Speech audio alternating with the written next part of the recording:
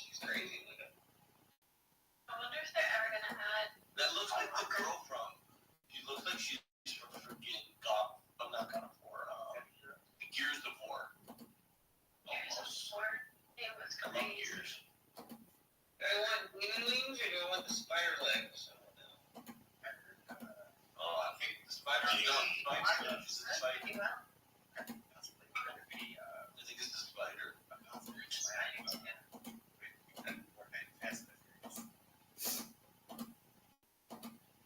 Well, Fortnite like most foods because it's gonna celebrate the ending of the franchise.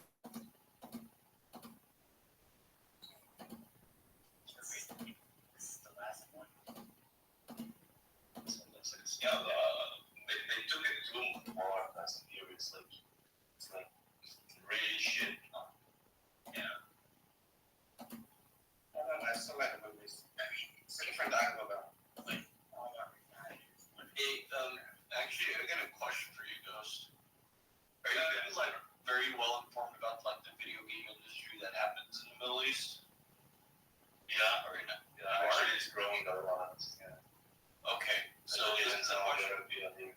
Go ahead. I want to know if this is real. So there's someone here in America that is trying to propose something that's happened in the Middle East. I'm trying to make sure if this is real or fake. So I don't know if you guys heard about it or not. Have you ever heard of Gamer World News? No, never. Gamer World News. Okay. Let me know this. What is it? Explain to me. Just nothing. It's just like news on video games and stuff like that. That's what she was doing. But she wanted to host a massive game tournament in Dubai. She's actually flying out there in like a month or two, supposedly. She's gonna sub the like an event like Like an esports event. Like an esports event. yeah, we have these sports events here, like Valorant, League of Legends, and like those things. But I think she wants to do Call of Duty or Fortnite. I think she's gonna do COD. Yeah, but true, they never did something like that. You know, it's always Fortnite, not Fortnite, something Valorant or League of Legends. Yeah, or she's gonna do PUBG. She might be doing PUBG. Maybe. I don't know. I need to read up on the details. PUBG would succeed in Egypt because there is a lot of like Egyptian players who set up play PUBG, but in the UAE, most people they play like Valorant and League of Legends. It's silver. Well, that matches with the spider because it matches the color. Pretty.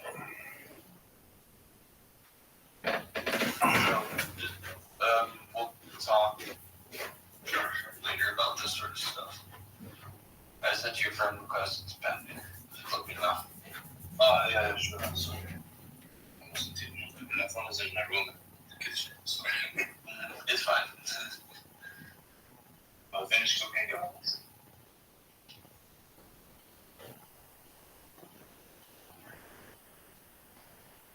Oh, those are way more. Are they still? They're still cool. Would you go to a Fortnite tournament, Am? Probably go to the day meetup. Or you would just play for money? Like you have to win to get the money? Only if I can stream it. There you go. No, they let you. I did that with Marshall when I was on this game. I think there was some treatment. Oh no, or it's not that like one big massive shooting group show. So we want to get down there.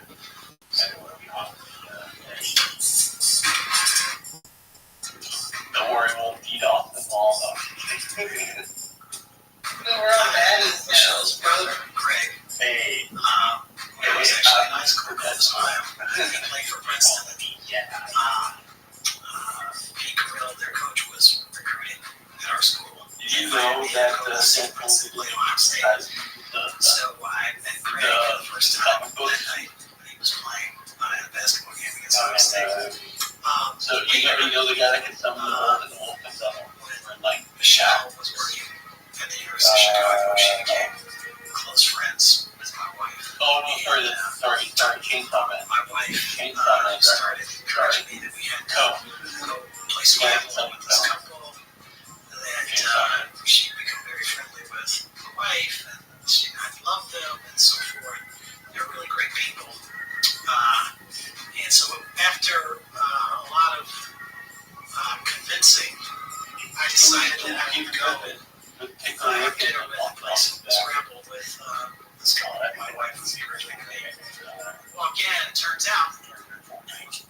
they have regular, but I don't know the evolution of those pixel records. All over the city. So not quite sure which court I met him on first, but we met playing basketball. Damn, you got kind of a striker, don't you, though? Uh-huh. Arachnophobia. Yeah.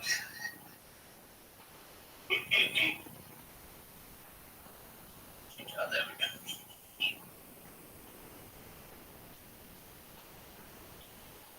Oh, male version, I think of that. Right. That would be right. Brendan needs to work on their jiggle physics. Yes, or an activity you work on their dribble physics. You know you can't play Stellar Blade. Don't actually. Actually, it might be actually really good game. It's like a Souls-like, but it's very. Where'd it go?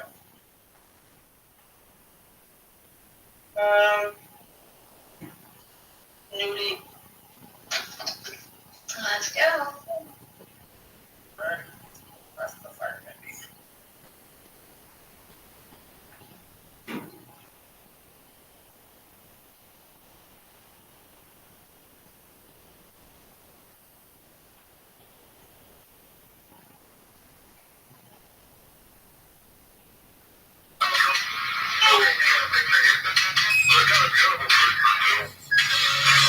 Issues with file transfers, you can have a number of communication glitches. Also, during in the zero gravity environment of space, It's very difficult to transmit even without fly, if you will. simultaneous communication.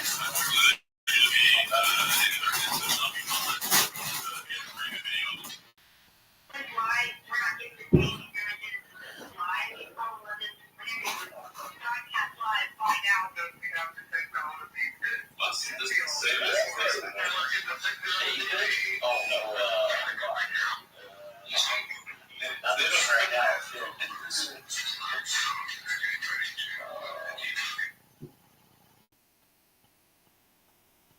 Because I've been to New York, I've been to Washington, Chicago, but I think Washington is my list so far of these three places.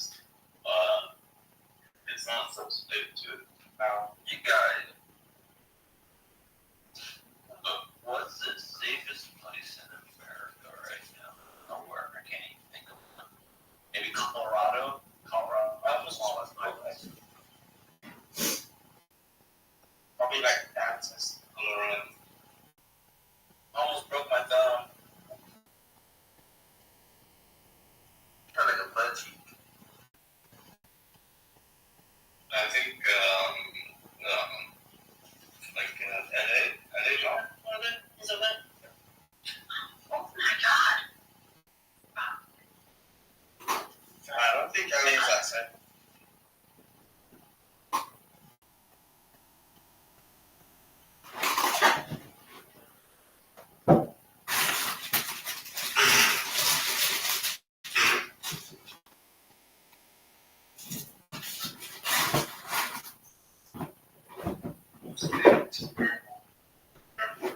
Let's say.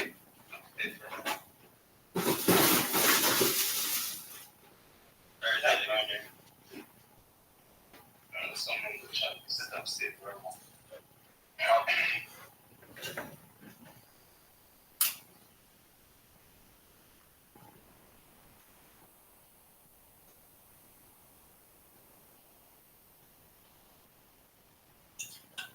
You think you're gonna get a win this game? Yeah.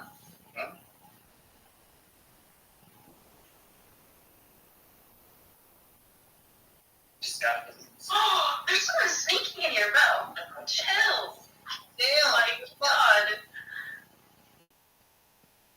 Well, I was getting shot at earlier. Right here. I'm sure now. You're sneaking.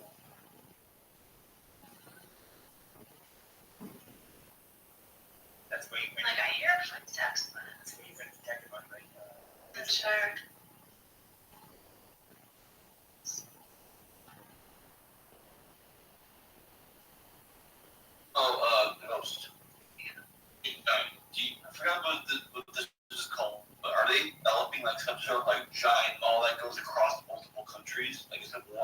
lot. You know what I'm talking about? Yeah, they are doing that between Abu Dhabi and Dubai because it's very near. Yeah. So and how many years is it going to take for that to be developed, you know?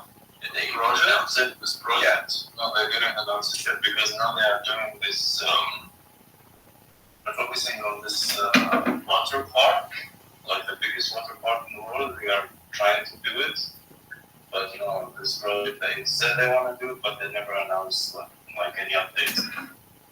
Gotcha. Because that area is going to be extremely difficult. And now they want to do water park, especially where they are. That's going to be a lot of water. Yeah. It might not be a smart idea. I mean, like here, even our beaches are so no problem. Right? So, So to make sure my bottle doesn't take that spot. Oh, I'm grabbing now? Yeah, switch up. My bad. Yeah. My bad. No worries. These are all the best sheets I can convert. It's all up to freshwater, so shouldn't be a problem. yeah, sure. But if you have straight to the train, Just listen. So what's going on? should it? We're lucky if we can flip off right from the train.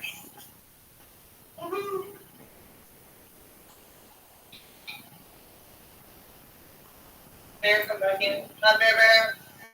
There's a lot of things in the pipeline. It's like ages. Train. When did that happen? Train. Like it's to do with updating stuff. Oh my god, I think like an old they for like a long. You ready? Supposedly season. I think they are east. I want this banana. Yeah, right okay.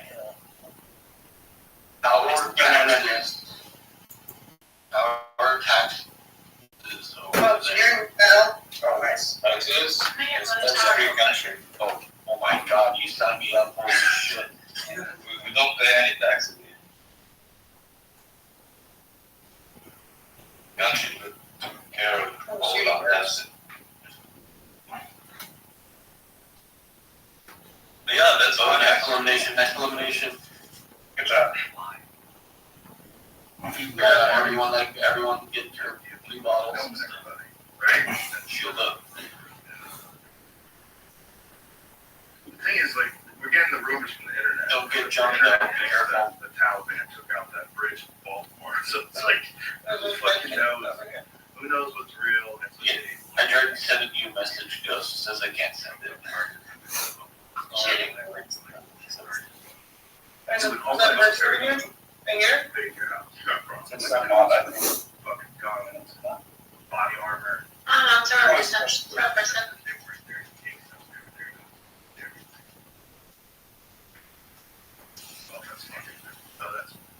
That's of course. There's layers upon layers. When you get into these fucking conspiracy theories, man, they never end. They never end. There's just layers upon layers upon layers. It is fucking hard. It's hard to know what's true.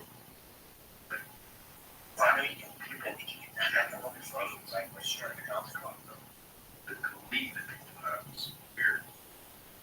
Because these too successful. Also, it's like there's always so much East Coast, West Coast shit that's still like in the zeitgeist. You know, like with Biggie and Tupac, and they were all hating at each other. They both got killed. There was a lot going on. And then there's people that thought that Puffy was involved, Suge Knight was involved. But Look at the thing on his screen. The orange mark. if he really was filming everybody, Oh, right I here? mean, he had a lot of people at the party, right? There's four. Luke from Two Live Crew. Yeah, he said he was leaving. Oh, there's- Yeah, when Luke from Two Live Crew is leaving early, I'm gonna die. you got a wild party. Ain't got it, you guys. What's happening is Drink. fucked up for Jump. Luke from Two Live Crew. Check, please. What There's about so you? many different stories. Yeah, you done right.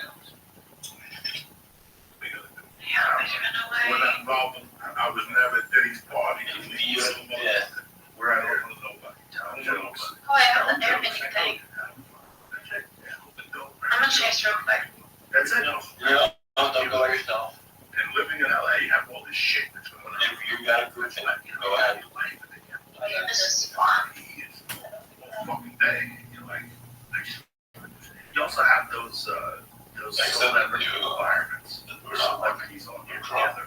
There's so many of them. You know, it's wild parties. And if you got a wild party, and That's how I can save you. it's on that wild party. And the messages all talk later. Yeah. Like you were. Row 6. You're like Jeffrey Epstein. Just to blow up that car. Crazy party. Grab the car. Okay. Just the drill. Download everything you need. Get fired up. Get those cameras rolling. Whatever. Oh my god. And then just the juice. Oh shit.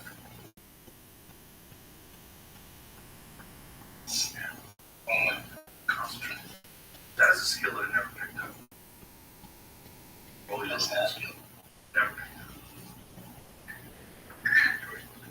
Yeah, no, I should have. I admire people that do it. When I see a person that can This is a lot of confusion. Beginning. Well, Oh. ah! These are my first winners. Oh, it's a jump leg. Oh no. Rolling. I should really been red though. That's nice. That's nice. So you got Charlie Murphy. Trying to use this you fucking. use that kind of ammo vortex? Lewis. Gomez. Yeah. Gomez rolls a hell of a blunt. He does it the real way. He doesn't just split and open it up, lick it. He takes the paper out, he makes, cuts it, like he'll unravel a cigar, and then take the tobacco paper and Oh, you use that one too. get it down.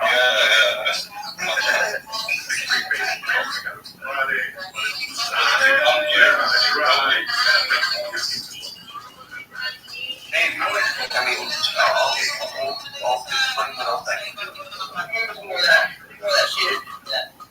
Yeah.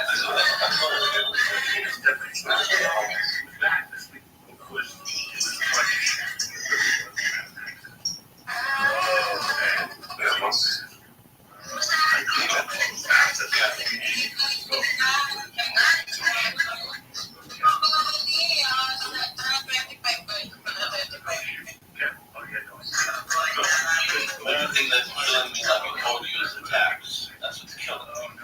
In America. Like once you make you forward medium standards, like I don't know how much percent. You know what I mean? Now they think Everyone up there and there. You gotta get up there It's quickly. okay, it's okay. I think they're getting off. I think they're not. You can take a crack and go up there.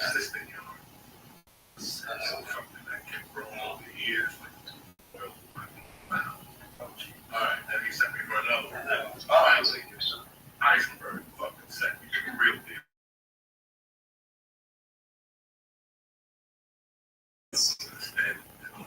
That's what I'm. It's Aspirin. Oh, airbending, fire bending.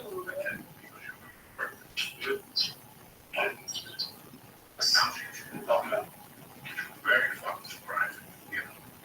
That's not being fake. How much What's your are favorite you? Oh, series? They do have a And what's your favorite series that they added to Fortnite so far? I really liked when they got Star Wars lightsabers, but They're so Are fun. they putting it back on May because it's May or BYU? I know, but they're doing it because of May the 4th BSU. Everyone is over there. Yeah, especially now. nice. The sushi gets smaller and smaller. It is all. It's fucking. It was too much. Now, like, the rules are done. Oh, they're so fun. And the guy came on over, super sweet guy, really nice guy. We can come in. It's a thing. I'm just thinking about that. Goes, yep. And, it was on the way. Yeah, it was, we went for 3 fucking days. Now, yeah, it's like an empire. You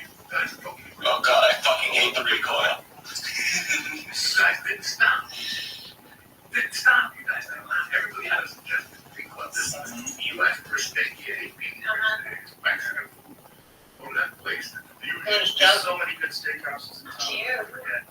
Yeah, it's just done. You go, Jake Harbor's right. Perry. Oh, sure. It's the same. 3-4. Over here. Yeah. That's I think you get to the roof. You can get to the roof and shoot below.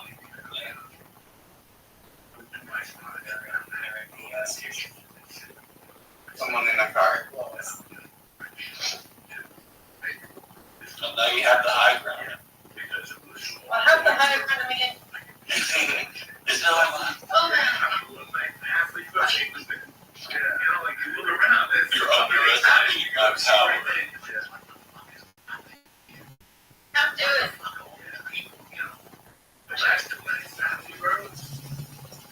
If you go home, you can't sleep. Yeah. No, It's a straight bullet. Couldn't sleep from every right. Fucking thank you. Coming on his head. It's a good stand-up, Steve. People would 8 o'clock show. Unless you're a fucking woman, you're thinking about that set. Yeah. Even when you're eating, you're trying And just to recall, Mark, because you're supposed to tap fire that gun. It worked. Instead of like holding it down. Better.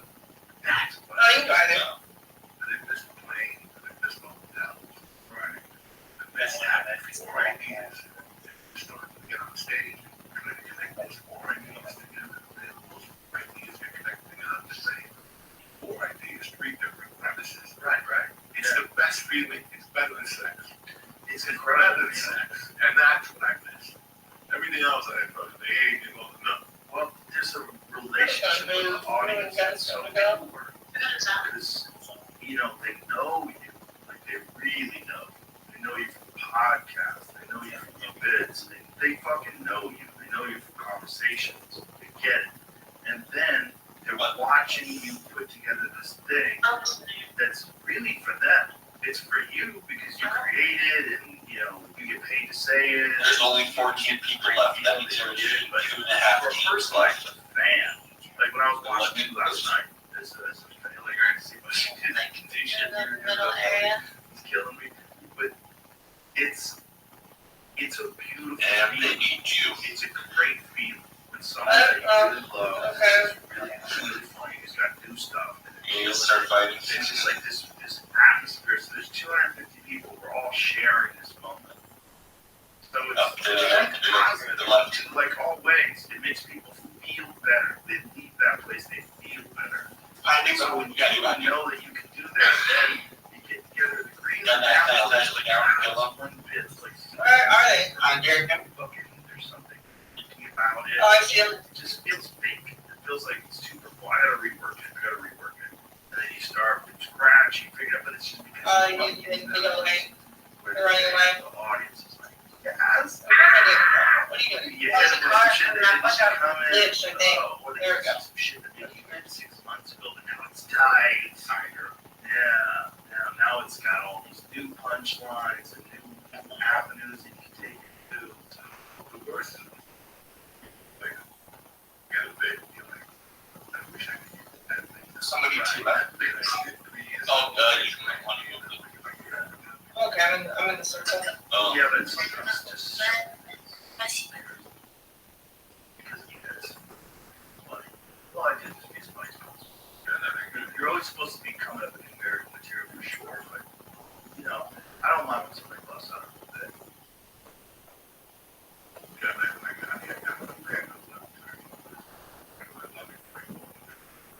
Need that shield. Someone in the middle of there. Yeah. 216 was. Looking back at things. Yeah, the whole town. The pandemic. the baby come back. A lot of these young people just Do you see that orange thing on this one? Which orange thing? The bar, the cart? Help? No. When Over there.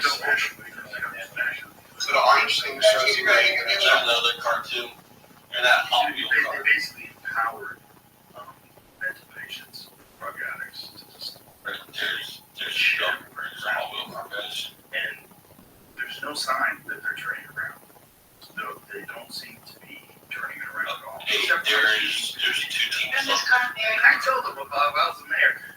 teaching cricket conduct.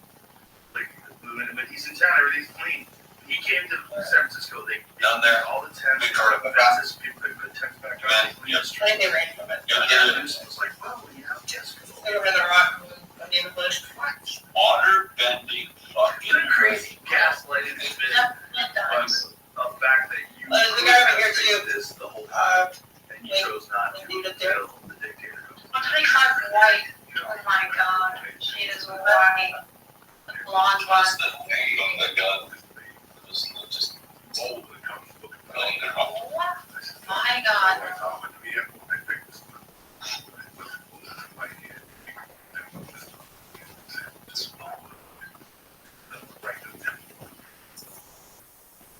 My one, you think you make it out? You think they say them? I still remember 1985, that place was walking birds. Yeah, with the ugliest tickets you've ever seen in your fucking life. I mean, they were in award-winning tickets. Soggy, Does someone get dark? with a milk bottom. Very good. Get it in. 24 ounces. So get dark. We do that shit. It was wild. It was wild. And the one was there's fucking miles. I was here requesting for the I've rest. seen that. Never had a stand-up scene like Boston. I know. It was a good stand-up scene. I'll pop it in. Robin Williams out of there. Who else? You're on a body? It's like, Oh, there's two. So, Just leave it there. Yeah. age, it's 3 against 1v1. You guys got it. downstairs. Couple funny guys. That's the comedy. The comedy fest is really was great. It did a lot of comedy stuff. I saw Right here. yeah. And be back there. One is that way. Like over there. That's swamp. And the judge is a comedian from San Francisco.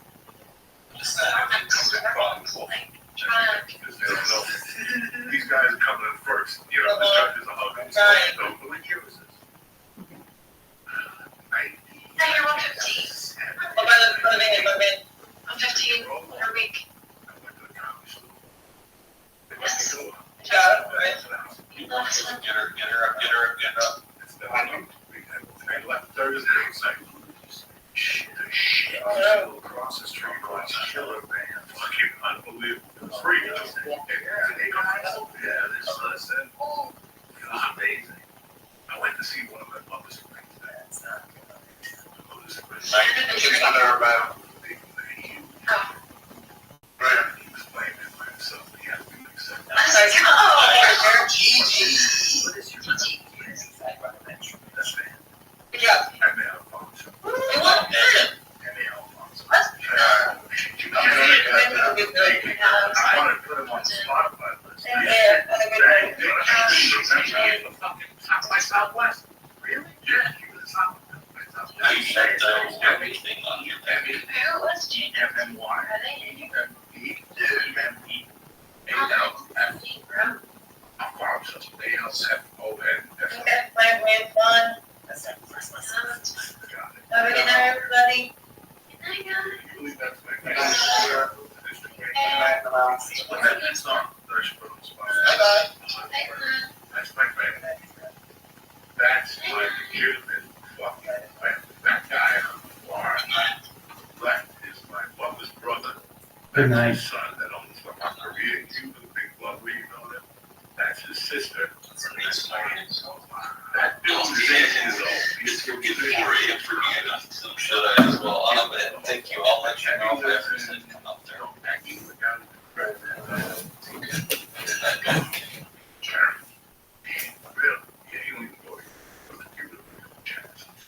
Is he allowed to go in and out?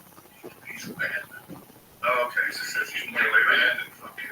Give me a, what song? Oh my God, let's keep your head up. And that you really like that time was when she's walking.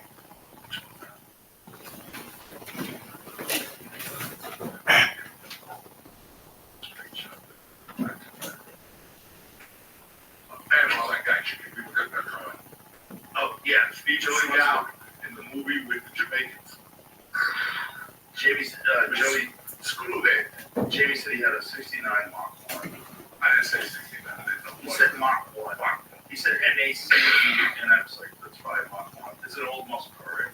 Yes.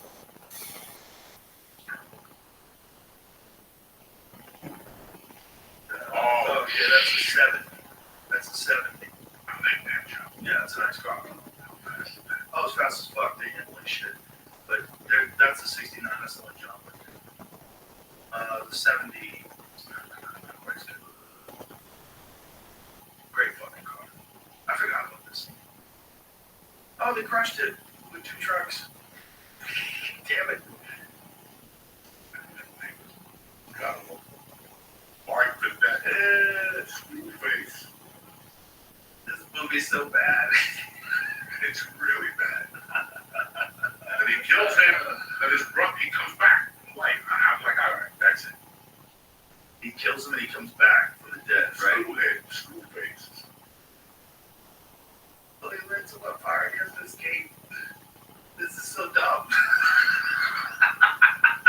This is Skinny Steven Seagal. These are at least more believable music movies. Until they went completely sideways. All right, he's gonna sneak out. He's gonna get out. The guy with the tractor never crushes him. Goddamn Tom Segura never stop sending me videos. Tom Segura sent me this video. Smushing somebody with a tractor, running the tractor right through him. I don't want to see that shit. I don't want to see it either, but Tom Segura thinks I do. Every day we freak each other out. I find more shit so that's the end of this now. By the way, he's here. I know right now. Wild murder and animal attacks and bombs exploding on people, terrorist attacks and riots, and it's like you can find everything on Instagram now. And these are accounts that I don't even follow. So they know my brain's a mess. So they're just sending me the most horrible shit. And I just get it all day long. I say, well, just the only, we can watch it, the only fucking thing that amazes me about Instagram, I don't know what's going on. But if you go to look, this section here, break it down for me. The explore section, there's the search. Not there. Yeah. I still can't put together these women. Are they hookers? Are they just showing their First of all, some of them, look at this one. Yeah, they got fake babies. They got fake babies. So they pull their tits out to breastfeed fake babies. So it's like a hack. So they did, what's that? They did bio. Yeah, you go in that bio, bam. And then there's it's probably an OnlyFans. Let's see, 18 plus. Yes, we are. And then Love Me. It's a different one. Oh, it's a dating. Oh, you're done. You're done. You have a virus on your computer right now. I need to blow up that computer. We'll take that computer to the range. Fill it full of lead. So they just broke you in. They get lonely, lost guys, and they see this girl breastfeeding a rubber baby, and they don't. I mean, this is how Andrew Tate made all his money. Coming in hot, bunch of titties, lots of titties. And they got the other girls that put the camera around and show their monkey and then show their face. And I can't figure out what the fuck that's about. I'm like, why are they doing this? Why they show their face, they flip it, they show their underwear monkey, and they flip back and they start talking to you. I'm like, why are they doing that? OnlyFans. Yeah, they're trying to get you to go to their website or OnlyFans or whatever that website was. It's just a bunch of girls that get hired, I'm sure. I'm guessing. But this is what I would imagine. They get hired by an agency or some company, and they put a fake name to them, and they say link in bio. You go to the link in the bio, and you go to some porn site, or you go to some dating site, or you go to some OnlyFans type site. And lost guys who don't have any money, and or they don't have anybody with them, they're sad. Give up all the cash. they get hundreds of thousands of dollars off these dopes. And the way Andrew Tate was doing it, he would have the girls sit in front of the keyboard, typing with their tits out, and then him and his friends would be over on the side. They would be typing all the shit. So they knew what the guy wanted to hear. So they would type all the things to the guy, and the guys would just donate money. And they were making millions. Yeah, it's crazy. But, it's one of those things where there's certain kind of scams where I think they should be legal. Like televangelists. like late night preachers, is so obvious, it should be legal. Like if they're getting you with that, I don't have a problem. I've never called for like the banning of televangelists. Like, you know, when they're like, God told me I need a private jet. There's no way I can do the Lord's duty flying commercial.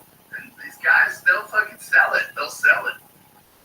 This one guy was telling people that if they're broke, they have no money. They just send whatever they can. Everything they have, God will bless them with 10 times more. He just kept saying that. So he was trying to get people that literally had nothing. And if you send me, the guy in the $5,000 suit with the big pinky ring, if you send me your money, whatever you have left, God will bless you 10 times more. I don't believe the banning of anybody who can take money out of your pocket. You know that? Because if you're that fucking stupid, it's like, who raised you? It gets to a certain level where I'm like, okay, like financial market stuff. Like when people are pulling stock schemes and pumping dumps and things like that, yeah, that's different. That's different. Then you're actually getting intelligent people, like Bernie Madoff. Right. You're actually getting intelligent people. That fucking around. Yeah, they just trusted you. I like when an African sends you a text message that says, fucking come bail me out. If you send me 500, you're going to inherit $80 million. Yeah. You know how many people get, every year 60 Minutes has a fucking expose Yes. about some African that's taking money from fucking people. They keep doing it. Speaking of which, I should probably bring this up. There's a lot of people that are getting emails from a scammer saying that they're being invited onto this podcast. Yes, they are. Yeah. A dear friend of mine keeps asking me, what the fuck is this about? Yeah. Hundreds of people. I don't know how many people have been contacted. And it's more than one account doing it. And I think it's some sort of a scam to get your Facebook information or some sort of information or credit card information or something. Don't do it. Don't do it. Don't do it. We will never ask you for anything like that. And if we contact you, it'll be obvious. It's obvious also that whoever the person is writing these things, at least the ones that have been sent to me, it seems like English is their second language. They don't seem to know exactly how to phrase things in a way that an American would phrase things. So it seemed a little obvious to me that it was shifty, obvious to a lot of other people, but a bunch of people sent it to me. Because I had one of them to show you that you can't raise it. He said to me yesterday. He was like, yeah, that's what they keep telling me about the text. Joe Rogan experience. He doesn't know. Yeah, it's just scammers. You know, they reach out to you through Instagram, or you know, they find out you follow me, or maybe I talk to like a podcast, or maybe something like that. And then they see, yeah, you know, the scammers out there, man. I mean, the Nigerians are the best at it. That's where it was offended. They're the best at it. They're the best. When did they first start email scamming people? Probably right after email got invented. When was the first Nigerian prince email scam? Because it's always like I have all this money, but I don't get it out. Get it out. You help me get it out. You get 10 million. I can't get mad at you for something. Right. You look at that, you giggle. Any of that stuff online, you have to look at. I don't press nothing online. If you send me a Facebook message and I click on something, I don't click. Good. I don't open it. That shit does happen. Mm-hmm. Next time I'm on the computer. Yeah, I hit a button that I should not fucking hit. Yeah, for you, I don't go into any of those things. Yeah. Even friends of mine that send me shit, busy. Yeah. You know, That's smart. Yeah.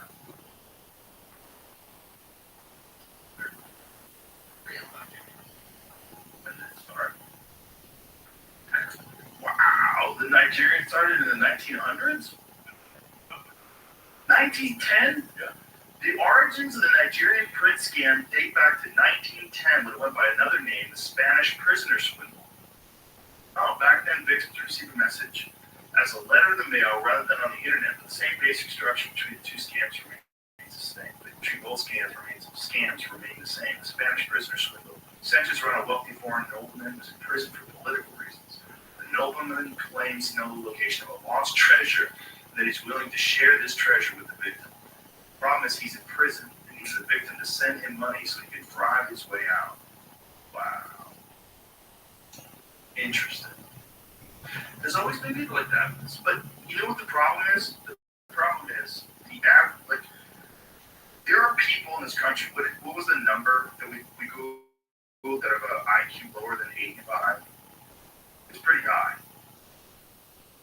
15%. So imagine 15% of people that can basically trick them. Get them to join cults.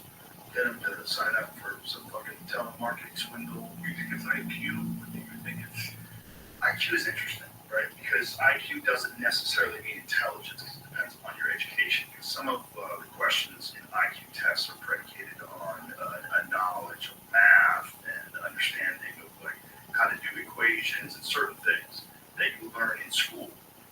But there's intelligence that is social intelligence, intelligence in terms of being able to see what the problems are in a certain choice you make, or what the benefits are of a different choice. There's people that are strategizers, and they're really good at like business. They're really good at figuring people out. They're really good at figuring themselves out. Stuff. There's an intelligence to that. So the problem with IQ, in my minds, I know a lot of people with very high IQs, but their life is a clumsy mess. So it's like it really is dependent upon what is the mental horsepower you have, and how are you applying that mental horsepower? Are you Gary Clark Jr. and applying that mental horsepower to music, and you're a genius, but you're a genius in music? Or are you Lex Friedman and you're making, artificial intelligence and working coding robots? Are you Elon Musk, you're making spaceships? Like, what are you doing with this intelligence? So IQ, there's limitations of it, but at least it's an indicator of how smart a person is. It's an indicator. It's not the only indicator. There's other factors that I think are much harder to they mean something.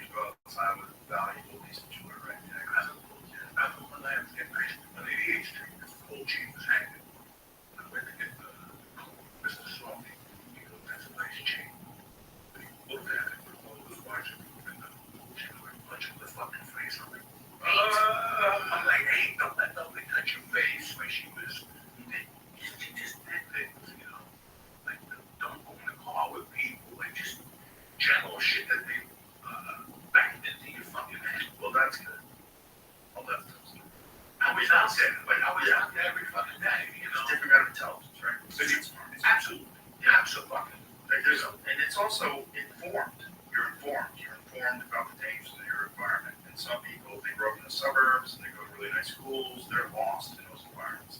They don't understand the rules. shouldn't. Listen, I didn't know this. I just somebody in my own neighborhood talking about something. We used to see a neighborhood in there. You can't drive. I'm like, why? She goes, we can't be where I went. The parents, they come up with cars. I go, what are you talking about? We walked those streets home. There was just 3 blocks apart from the neighborhood. She goes, now we walk. And they live right there. Yeah, it was not like across town. You gotta get those kids out. Yeah, they gotta get out of the house for Gotta get sure. them out. How many kids are just at home playing video games? Oh, it drives me fucking crazy when my daughter goes knocking on people's doors. I'm like, no, they're inside playing video games. You know, it's 70 fucking degrees out. Yeah, I just walked Mr. Softy's on his way. The fuck? Yeah, I got Mr. Softy's number in my neighborhood.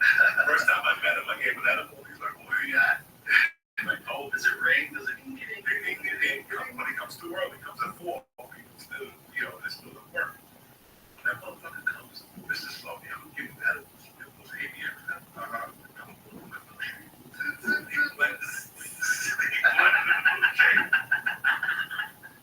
That's hilarious. So, you know, intelligence, yeah. I know a lot of people, but they make mistakes. Yeah, they make big decisions. You go, Yeah.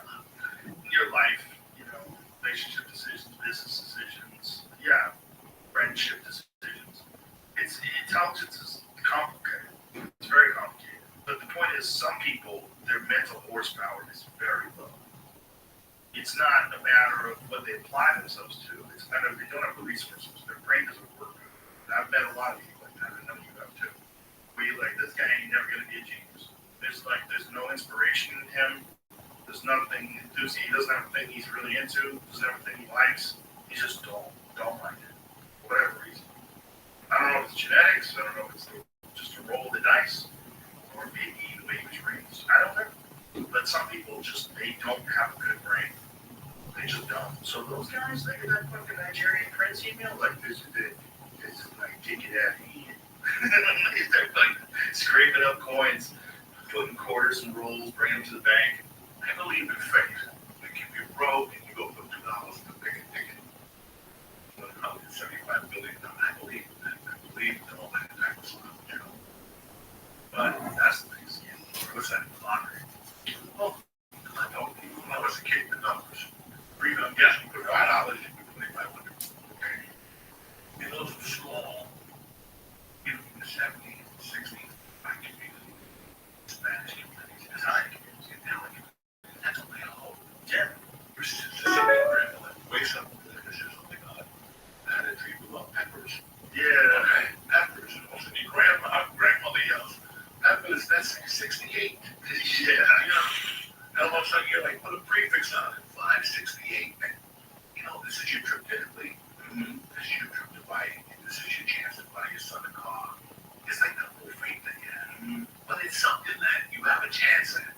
It's fun too. It's fun. You know, The problem is same thing as the problem with drinking, same thing, the problem with everything else, is that people lose their fucking minds. They can access that becomes it. I told you about my grandmother. what's the emotion? She went to jail. My grandmother went to jail for 6 months because she wouldn't rat out the people that gave out her numbers. Yeah. Yeah. We go to visit grandma. Where's grandma? Grandma's visiting Aunt Josie. She was with Aunt Josie for 6 months. It was ridiculous. Yeah, she was knitting for fucking guards in prison. We're rat. They just lived for a week. Okay, yeah, exactly. So those immigrants, those people in the trees, Yeah. I see that, but somebody just went away. With that little evangelist, whatever the fuck you say. Yeah. Look, I'm even like, I hate to say this in public, but I'm down on like fucking charity and shit. Well, They don't get the fucking money either unless you donate to St. Jude or something like that. You know, some guy driving a BMW. And the people I sent the money to, you know, and it's happened to us. We saw it, we gave money, and nothing happened. You know, you're the fuck guys. So now you just give it to them. have you ever seen those charts that show like what the money you give to charity, how much actually goes to the cause? How much of it is just overhead? It's ridiculous. It's like 90%. It's ridiculous. It's like 10% of the money goes to charity. It's a very inefficient thing. And then you have things where the people that are running it are making enormous salaries, And then like, look at the Black Lives Matter thing. Where the girls were buying $6 million houses. Like, what the fuck are you doing? The fuck are you doing? What are you doing? They're like, oh, we use this for events. It's just, that happens with so many charities and so many charitable organizations. And then there's charitable organizations like, there's foundations that are set up just as tax breaks. So there's like tax breaks involved if you have a foundation, it's a charitable foundation that works towards good causes, like maybe climate change or maybe, something along those lines, health, global health. And then you get involved in that. It's a nice way to avoid paying taxes. You move money around. You put money in the foundation. You kind of move it around. It's these guys that are involved in charitable organizations. The thought behind it is beautiful.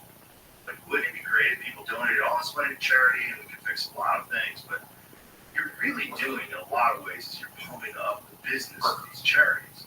And then they pump up their advertising revenue, they pump up their social media profile, their campaigns, their this, their that. And then they get co-opted. They get co-opted by companies, corporations, pharmaceutical companies, different mandates and narratives that they'd like to promote. Next thing you know, charitable organizations are a part of the propaganda machine. And it's all being funded by enormous amounts of money.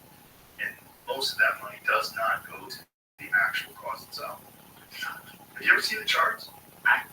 Pull up a chart of where the money goes. Try to find out where the money goes. If you see there's a good chart that shows like how much various Red Cross. I'm supposed to do nothing.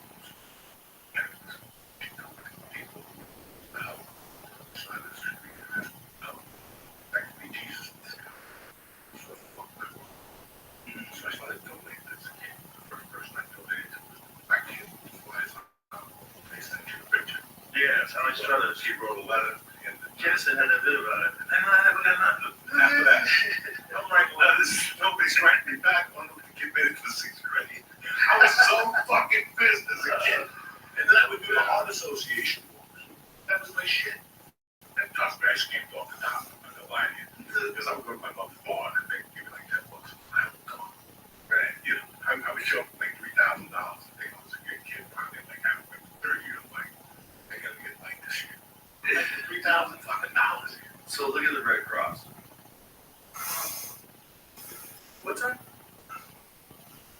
That wasn't too bad. Okay.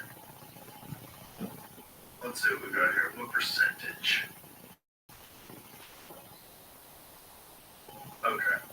So this shows you all the money that comes in and how much of it actually goes to programs and how much of it goes to administration and how much of it goes to fundraising. So Red Cross looks pretty fucking good. Red Cross shows it's like 90% of the money goes to programs. Only 3.5% goes to administrative and 6% goes to fundraising.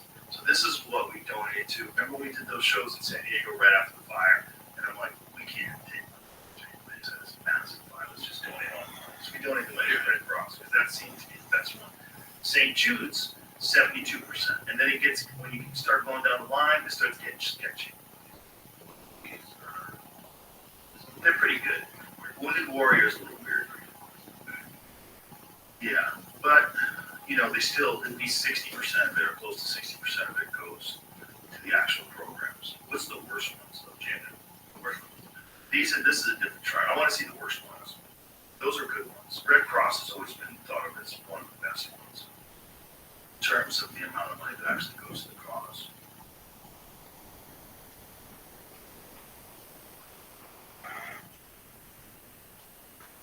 They have miracles. Wrong one. See that? That just shows what people are spending on.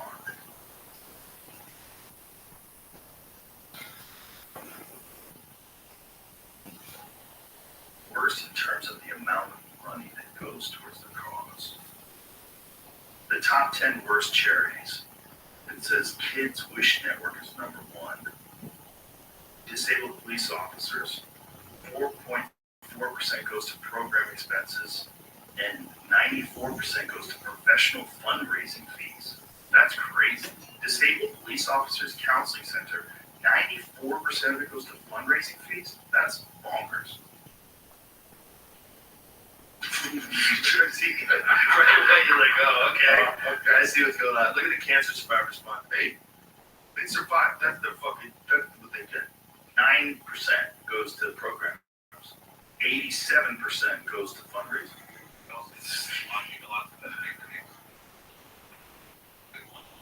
Mm-hmm. Probably are really good firefighters. Right, and they call themselves the Firefighters Charitable Foundation. Only 7% goes to the program. 85% goes to professional fundraising fees. What does that even mean? Professional fundraising fees, but a lot of them are like that. But you gotta also think, if you're gonna run a charity, you gotta pay people something. Kids Wish Network, look at this. They raised $127 million. They paid the solicitors $109 million. And they spent percentage on direct cash aid to the actual kids is 2.5%. 2.5%. Look at the Cancer Fund of America. Less than 1% went to the actual thing, direct cash aid.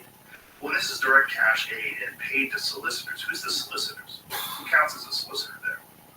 Does that mean paid to the organization? And then they only pay out that much to the people?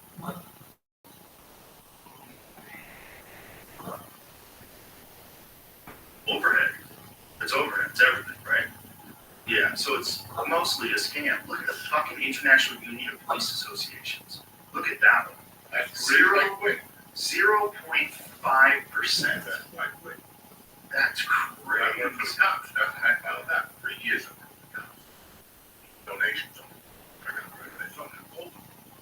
I went to Seattle and did that. And then in Seattle, I found out what the cops were getting. You give me $15, I'm giving you a stick. Actually, you give me a bowl and they know. Yeah. They donate. These guys are shooting up around. We get the bowls. It's like the thing in LA with the homeless. You know, Coleon Noir said we get to that. He told me they were getting like 6-figure salaries. Like, no way. Some of them are making $240 grand a year. Taking care of the homeless. That is not being taken care of. They're not doing anything about it.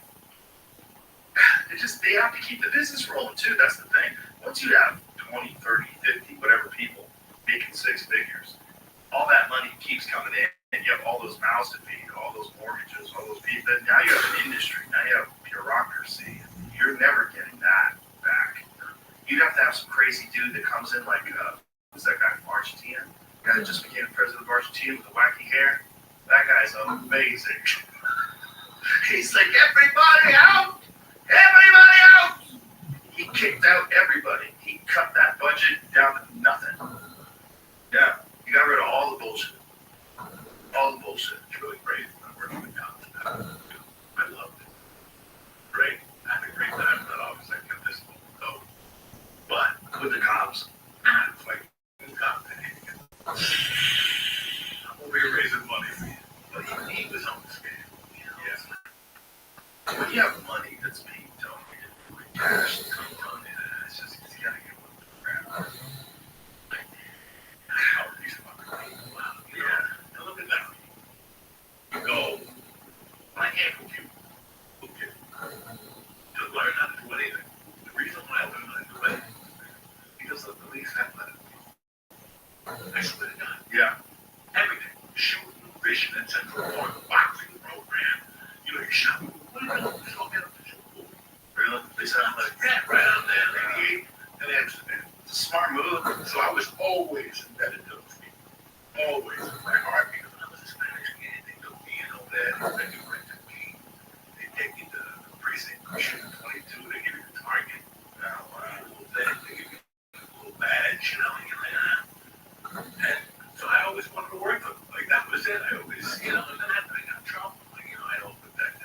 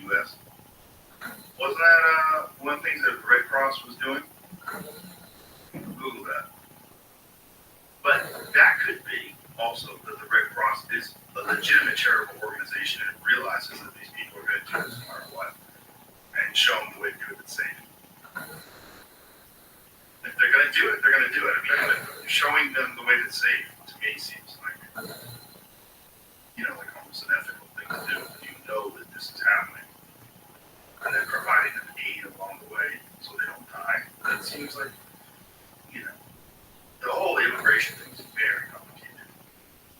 You came from immigrants, I came from immigrants, or my grandparents were immigrants. But it's just the way they're doing it, where anybody can get through, is so wild. So the Red Cross has provided maps to migrants traveling towards the U.S. border. What is the reasoning?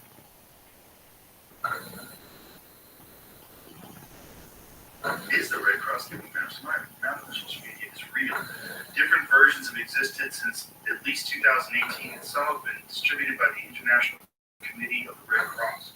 The ICRC is a consortium of Red Cross agencies, including the American Red Cross. The map is part of an informational safety pamphlet provided by aid organizations, including the National Red Cross Societies to migrants traveling to Central America.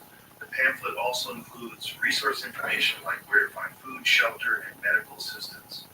While the map has been around since at least 2018, American Red Cross partnered with the Mexican Red Cross and others during the COVID-19 pandemic to promote these safety materials. Red Cross logos appeared across the top of the map. The American Red Cross logo was removed in 2022 after the COVID-19 partnership expired. The current pamphlet containing the map shows the current partners are the National Red Cross Societies of Mexico, Guatemala, Honduras, and El Salvador. It does not seek to encourage or discourage migration, but rather to contribute to mitigating the vulnerability factors of this population during the migratory route. That's what we're saying. I can live with that. That's not encouraging people to do it. Let's say they're doing it. Let's make it so at least they have like a safe way to do it. That's bad. It's a migrant situation. It's turned everything. New York City, Chicago, LA, everywhere. And you have tax money in New York City, $10,000 now. You need to go right. $10,000. Something along those lines, yeah. This is what I'm just saying. Look at the fucking vets, how they get treated. So I'm gonna send you this, Jamie. See what's going on in Paris? They were trying to kick these dudes out of the country. They started rioting at the airport. what are they trying to get at? Illegal immigrants. I'll show you. Jamie, I just sent it to you. Yeah, and they're like, no, we're not going. They're like, you have to go. Too many people. Like, no, fuck you. I'm not flying. And they started rioting there. They're trying to deport them. And they're like, we're here. This whole language is nothing. If they use this, I'm not saying that. How is it this? Give me the vibe.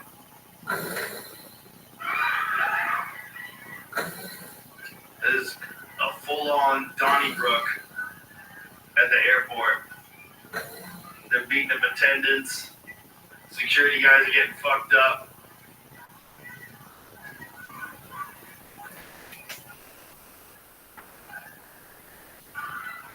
It's just wild shit, man. They got them over there too. They have a lot of migrants. Yeah, it's basically, it happened right after the pandemic in mass. It's just massive amounts of migrants in Europe, massive amounts of migrants here. It's almost like it's on purpose. If it's not on purpose, what a coincidence. But it just didn't seem like there just was migrants coming in. What I was telling you before, I told you last week. I saw the Mario open in my area, Washington County, not in 1979, but I saw it 5 years later. And then I saw there was this money about San Francisco. So this is the people that took off from Mario. 78. This is when Fidel kicked them out. Yes, he kicked them out here. Now, we didn't have records from these people. They didn't really know what they were about. They could just tell you that we're construction. They didn't know. So, this is that of 10 times. Right.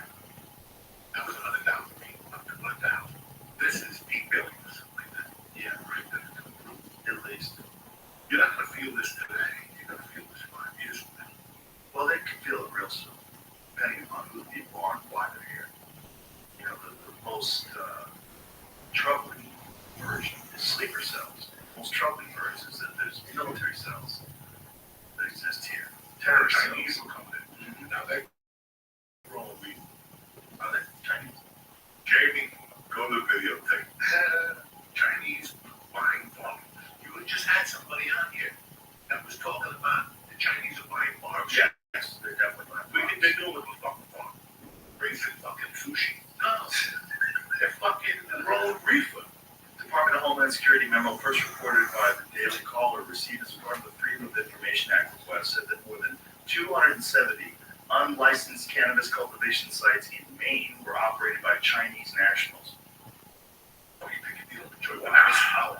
275 grow ops in Maine. And the weed is on fire up there in New Hampshire. Is it And they say that's the best weed right now, New Hampshire. real New Hampshire? Somewhere up there, New Hampshire, Maine, they say the weed is so fucking strong.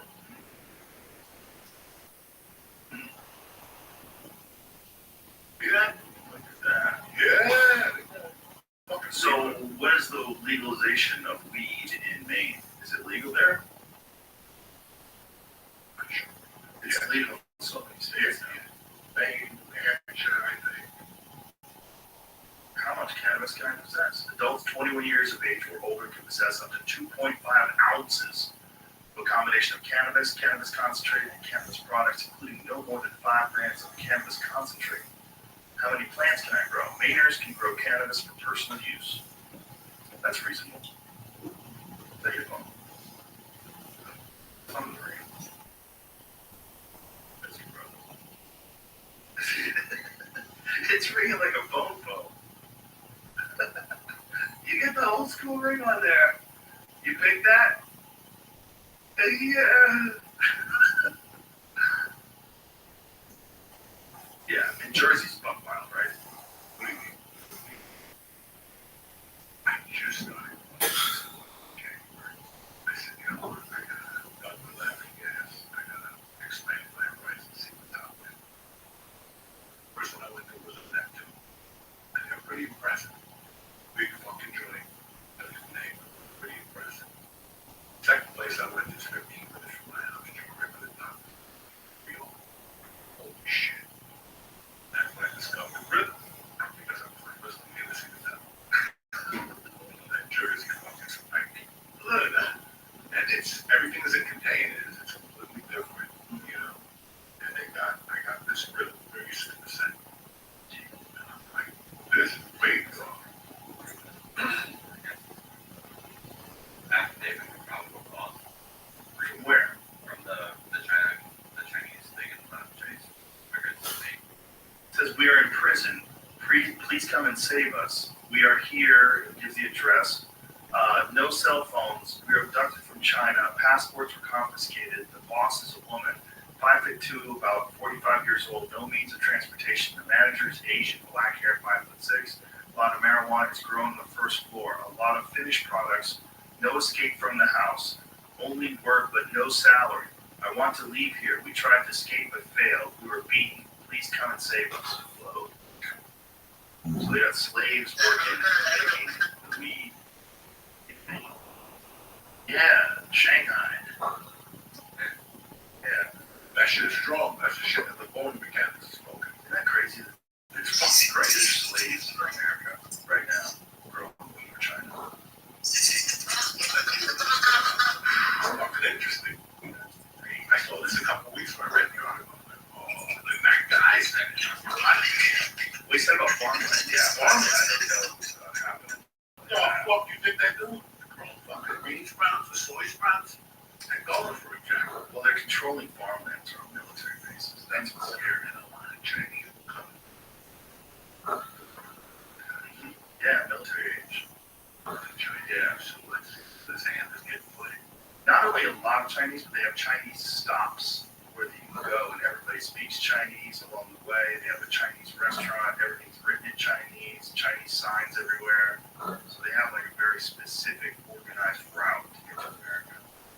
These guys are all young, fit guys coming to America. is going on here? We're just basically sitting ducks. Wait, yeah, we're sitting ducks. And there was a big warning today. Homeland Security is warning about terrorist attacks in America. That's what scares me about this fucking election too. I'm not saying that they would do this, but I definitely think they have in the past. Like, allowed things to happen just so they can tighten up on restrictions and laws and scare people more and get people to vote one way or another. Scary shit. The weirdest, right? The fucking weirdest. And never in your life could you ever imagine these being so bizarre as they are right now. Yeah. It was bizarre in 2007. It wasn't bizarre like now. This is insane. If you get the president, just everything. Everything. Rich can be.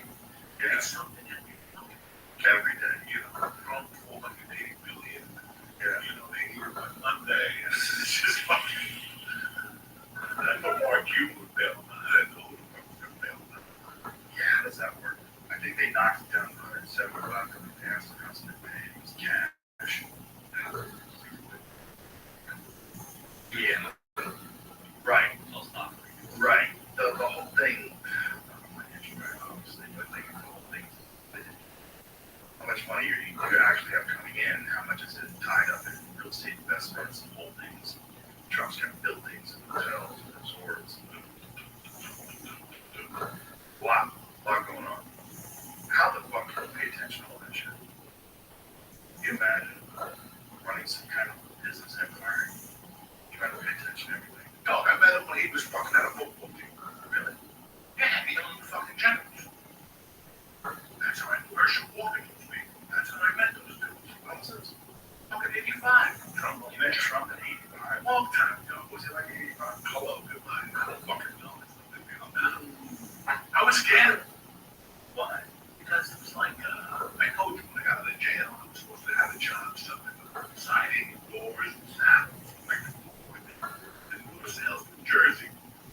I got out of prison. I go, how can I come take the job now? I can't. And what happened was Trump. I built something.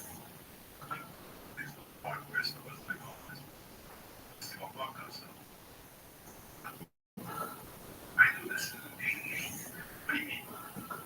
At that time, supposedly, he would build something. I think he called this restaurant in the middle of that fucking state. And he would go to people and say, I'm going to build this and that. Use your one, whatever. And since there's so much contractors, there's subcontractors and subcontractors, they stepped in, they were made that bill. Real? Yeah, this one on the line, you can look it up. This isn't something, you know. And that's all I remember from Trump. I met him in 85. And I fucking, that was my only thing with Trump. You know, you're from New York, you know, you're from Maine. Yeah, I remember hearing about this from you, actually. You were telling me that there was contractors, stiff small contractors, some contractors that go downhill. You know, go downhill. So now I gave you all the doors that I had for your project. I just wasn't building one house, one window. Give me everything on the arm. Yeah, you gave me the bottom. Maybe sometimes I get so excited in business and Trump. I got such a small place that I forget everything. You know, whatever the fuck happened. Yeah. So that's what happened. I don't know the whole story, but he mentioned Trump. That's all I remember. I would also imagine you making some big projects like that. A lot of people making decisions. Buildings. Yeah. Building. He's at GC. He takes bids for everything else, right? That's how it usually works. Is that what Trump does? That's a real estate developer. I don't know how it goes down, but there's a GC, a general contractor, and then it's windows, wiring, you know, all the different departments. You don't know what everybody's doing. Right. You have to make people do fucking building. Right. You know, when you build a ton, people come in every day. Yeah. You don't know. Right. You don't know. You're not a contractor, so you don't do it. All right. You know, whatever. This is all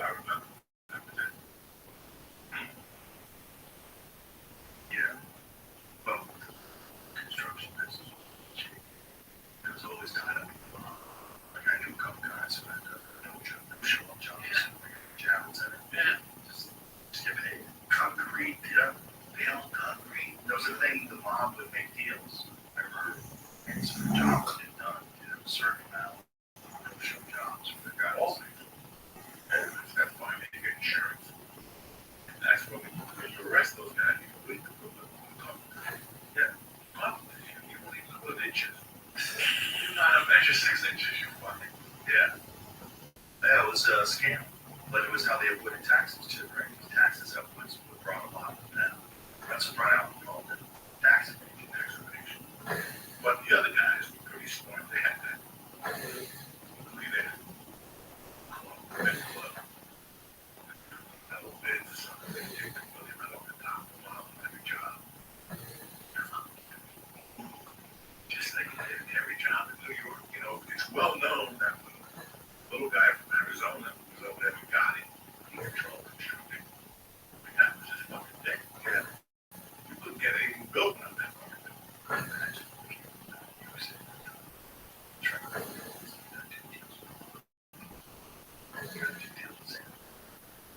Here's the deal. Like I remember in 80, 90, was roofing. The company was from Jersey, Rick Road. And I asked him, why can we go to this job? It's just different. Like, what do you mean? He goes, pick the dumpster. That dumpster they pick up every day and take off. Use another one. Colorado, it was $200. That same dumpster the girl was now every day. That's how inflated the price is. $1,800 difference. It's fucking crazy. That's the cost of the trucking. Well, it was always a corrupt town. Like, that's why it took the UFC forever to get into New York. Because, these people waiting for license. Yeah. I know people in Jersey waiting for licenses. I landed. I got a license. You gotta grease 80 fucking people. 80 people. You gotta know people. Pay. I know companies that are still waiting for licenses. They just thought they were gonna come up and buy New Jersey. From New York City. Look at New York City. They had a thing that would give them licenses only to people who went up. Remember that? New York, they wanted the ideal marijuana was an ex-convict who went to prison or got in trouble. Well, this is his second chance. Check it out. It's fucking insane. You can't get a license in New Jersey. That is kind of crazy, but they should do something for the poor fucks that went to jail. Nobody should have put in jail. No, it's ridiculous. No, it's a ridiculous thing to put people in jail for.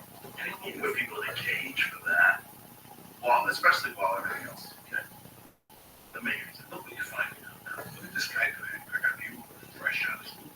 Doing this shit. The guy was cute. The second you were there, the guy's name was Antonio. He was cute. Got in the car, I was in the car convincing oil. What is that shit? Like the mechanics, like, oh, this is like, wow. And this is a guy that's been in this country for 10 years. He said to me,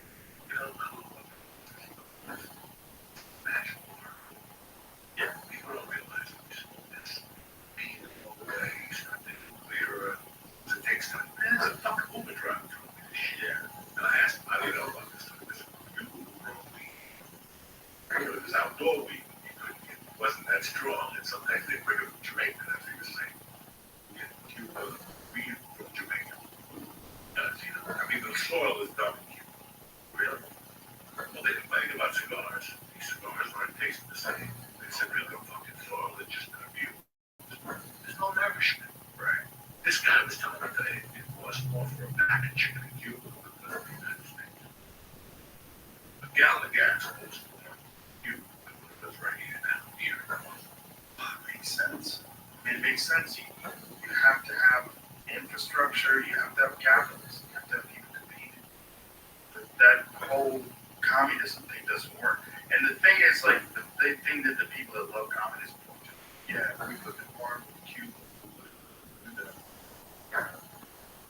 Still a dictatorship. Like, you get told what you're doing with your life. You don't want that. Nobody wants that. You might think that that is better because there's no rich people. If that's what you're thinking, you're missing everything, because that means everybody's poor. You don't want everybody to be poor. You want everybody to have a chance to be well off. That's what you have here. Now, some people, they get a bad roll of the dice, they get a bad hand of cards, they get a bad situation in life, they get a bad place that they live, and they're fucked. This is true. It's not fair. It's not fair in terms of equal opportunity. It's not.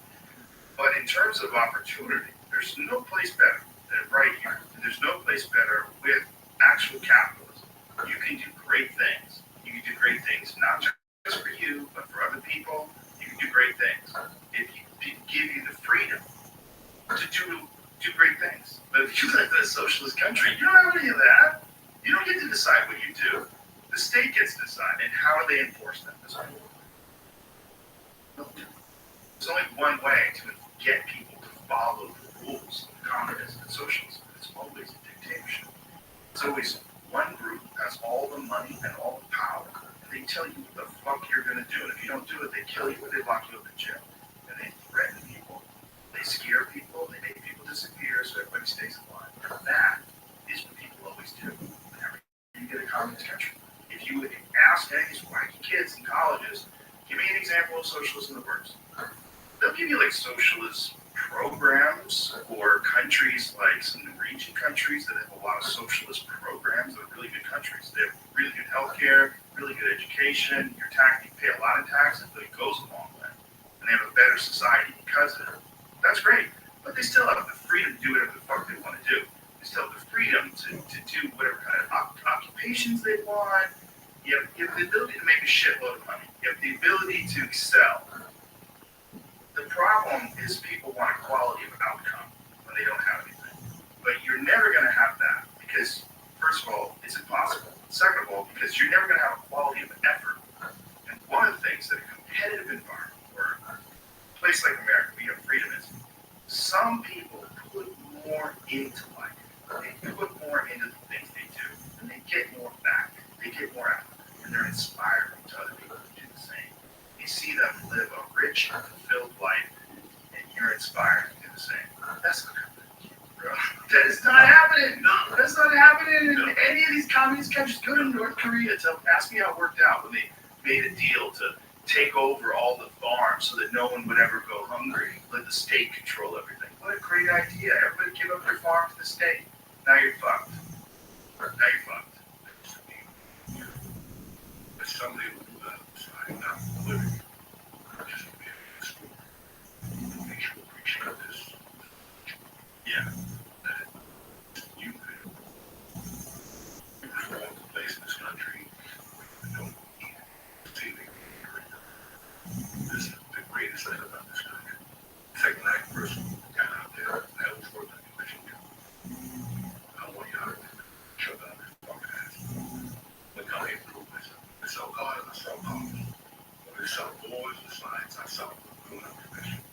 I want the most I can get with that fucking thing. Right. Most people don't. I did that at 19. I knew for me it was going to be commission. Yeah, and it's a dangerous choice. It's a dangerous choice, but it's based on you. Right.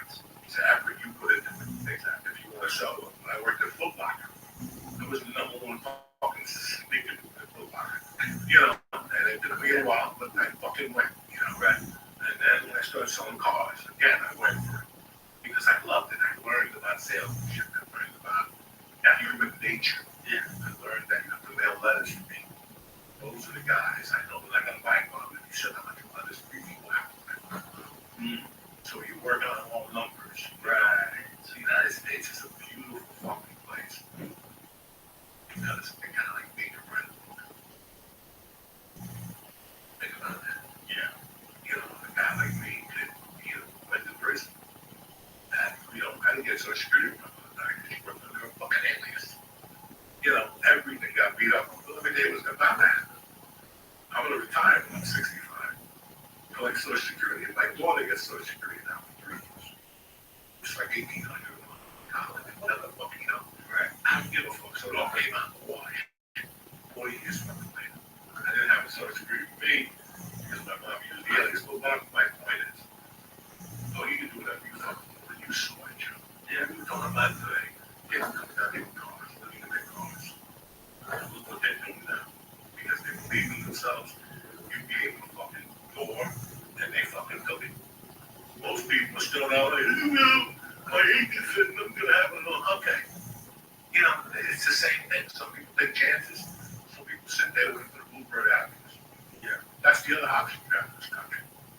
You actually sit waiting for the happiness. When I came out of prison, all I had to do was sign a piece of paper. I'm not disabled for land. Get a $1,300 check. And some people think that. People look at the doctor. Some people go 1,300 a month. Oh, that's me. Food stamps, that's me. I can still pay my bills. So, you know, it's fucking insane. So, it's the choices that you make. Any kind of person, that kind of money, even a small amount of money, that's what scares me about universal basic income. You know, people say if they gave everybody X amount of money, people could just pursue their dreams and they wouldn't have to worry about food. No, probably won't. No. But you, yeah, we take it for granted. Yeah. We get 10 checks in the mail for $1,000 a month. They cut us off. We don't know what the fuck happened. Right? I'd rather not get anything. But where are all these people that have COVID? Everybody fucking got checks in the mail. Now you can't get people to work. Right. Can't get people to work. You go to a place that's a great restaurant or something, and the first 3 people you face don't even know what the fuck they're at. Right. But they had hired. You know, you gave people money. They're not going to come back. They're going to build ways not to come back. People are living it up during COVID, dog. Living it up, unemployment, this, that. We still had to go out there and crack fucking stupid jokes outside, getting attacked by fucking spiders and shit, thinking there's a weapon in the fucking thing. It's serious. The first time I went outside with Rich Ross, I didn't know what the fuck that was.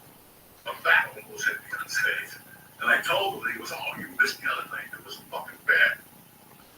What the fuck are you talking about? There's a bear in the I don't know what he was talking about. It's a bear, a boar. Well, there's a lot of something. That's right. Hey, you told me last time. But, you know, grab this fucking people, man. It's those get up done with 2 strikes. I had 2 strikes. My next strike is life. Right? They give you like 20 years if you have 3 strikes. When have you met a guy that's down on 2 strikes that did anything? You just give up. Yeah. They're gonna get me. I refuse. I know something like that. Even when the feds looked at me, 99 for that gun, I wasn't copping. I don't know what you're talking about. I don't know, man. I'm not doing it. This is the path I'm taking. I don't know what, and I never got in trouble against her. Nothing. You know, comedy became, need something to get you out of there. Yes. You know, I didn't just get stop doing comedy. No one just stops doing culture. They go to 8 rehabs. I saw something on the other side. I saw what my friends are doing. I saw what people are doing. But you hear about Roseanne in the Tonight Show. Were you there? No. Were you there when fucking Rodney blew up the garden? No. To see it is something completely different. You're at the store with guys working the door. And how much will we get? 25 a shit. She was making $20 on Sunday nights to work the dog and 25 to MC. That's not money. But you fall in love with what you're doing. Yeah. And you know there's a path. And there's a path. And when you start seeing other people rise, yeah, and you're stuck as a fucking addict. You're fucking stuck. You don't know when to stop. I was stuck as an addict, and I got to being stuck as a fat dude. Because there was a point when my elevator broke, I wouldn't leave the fucking house. I'm not walking those 3 flights of stairs. I was 450 pounds. I'm not doing it. You really that big? 418, 120. My wife was tying my shoelaces. You know how embarrassing that fucking is? Wow. How fucking embarrassing that is, looking back at it now. People come to visit you and Jack. That's bullshit life, man. Yeah. There's so much out there, Joe. There's so fucking. And now, that's what I'm trying to sell to my daughter. There's so much out there. Yeah. You know, people in New Jersey, all they know is Florida. I've never seen fucking people of Florida so much. I can't stand fucking Florida because they like it so much. You know, vacations of people in Jersey and 1 week in Atlantic City, they bust out the white shoes, and there's 1 week in Florida. That was not going to be me. Did you see that comment on TV? Which two? Yesterday, they were saying if someone breaks in your house in Florida, please shoot them. We prefer if you shoot them. That's what we got to do. Did you see that guy? Have you seen it, Jamie? I'll send it to you. I mean, he's getting a lot of heat today. Is he? He I don't know, not in Florida. I bet they're like, fuck yeah, God bless Florida. Yeah. Thank you. Yeah, that's the guy. Yeah.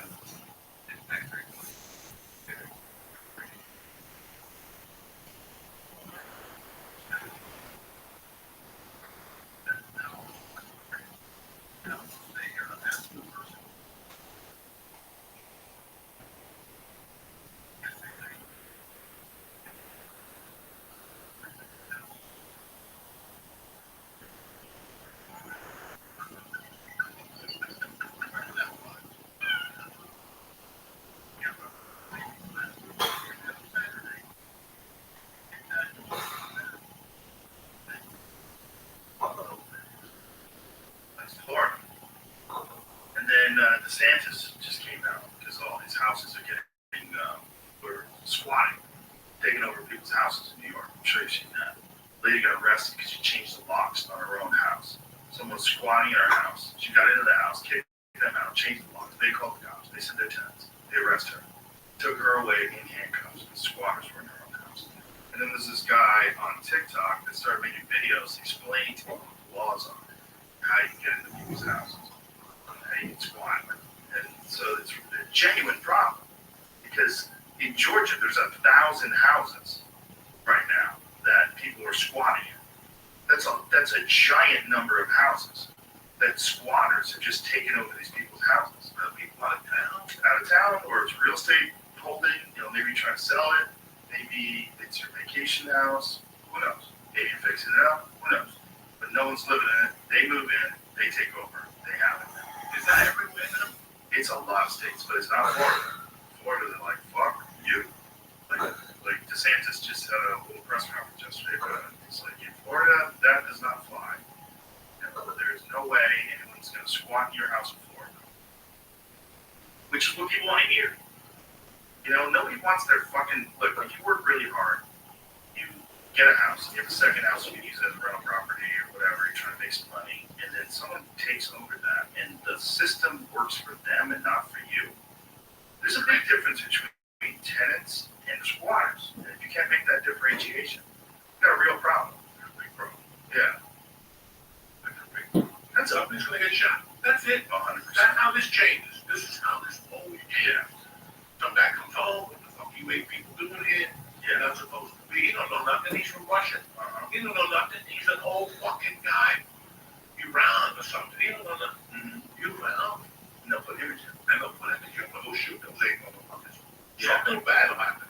But that's how it changes, Joe. The thing is, once people start going to jail for defending their own property, made a mess. You made a mess. Made a giant mess. And then the criminals are going to be aware of this, and they already are. They already are. They're 2 steps ahead. Yeah, they're 2 steps ahead. They know what the rules are, and they're going to get attorneys. They're going to work with. They're going to steal your house. Let me ask you this. You go on vacation with your wife. You live in come back to the nice side and say, I don't know how that works. you're going to go all 911. This is quality. You're going to go out. You're going to come. No. So we've been in Europe. Whatever. Yeah, but you're talking about it. Well, I think some people can't visit you, right? Because they get in the house and there's men in there. You see about that lady in New York City? She went to clean out her mom's place. There's squatters in there that killed her. Yeah, they just caught those guys, young guys. They just did the same thing. Figured out there was no one in there. They broke in, changed the locks, whatever. Fixed it. Stayed there. You know how this came. Yeah. It's always been a base example. Big example. There's people who are closing the place not to do that. Well, it seems like the only way to really change is the law. Which is, I don't understand why there's so many laws that have been around for so long that when you see common sense solutions like Ron DeSantis saying, no, you can't do that. Stop. That's not going to happen in Florida. That should be every state. They should say, no, you can't steal people's houses. That should be simple. That has nothing to do with being Democrat or Republican. It's like stealing property. Just like no one should be able to steal your car. No one should be able to steal your clothes. They shouldn't be able to steal your house. It seems that's logical. It has nothing to do with racism or xenophobia or white privilege or any of these dumb things they try to attach to this. It's just law and order. We have to have a set of laws that we all abide by if we're going to have a peaceful society where you don't create victims and you don't empower criminals.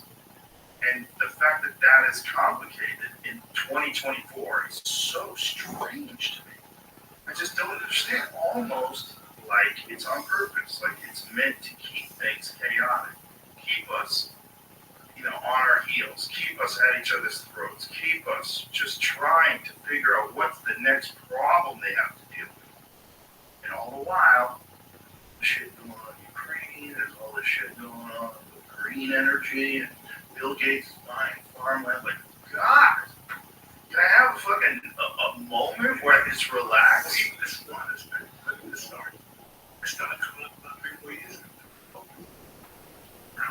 It was definitely around before, but I think it has ramped up considerably as things got more woke.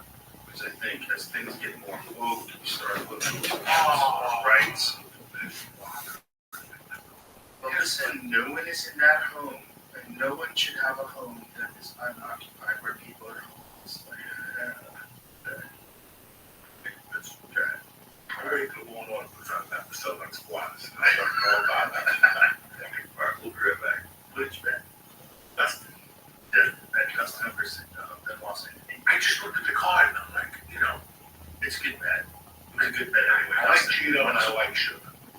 I couldn't pick one. And then all the hype around the guy, Dustin, I really respect this fucking soldier. I just did the chance to watch the fights. It's not like I've got all the fights, I just bet. I would have liked to see that fight with him not having snap.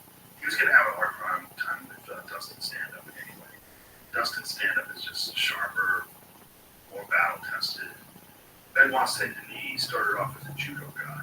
And he has very good stand-up, but there's levels. And I think Dustin's level is extremely high. His level stand-up is extremely high.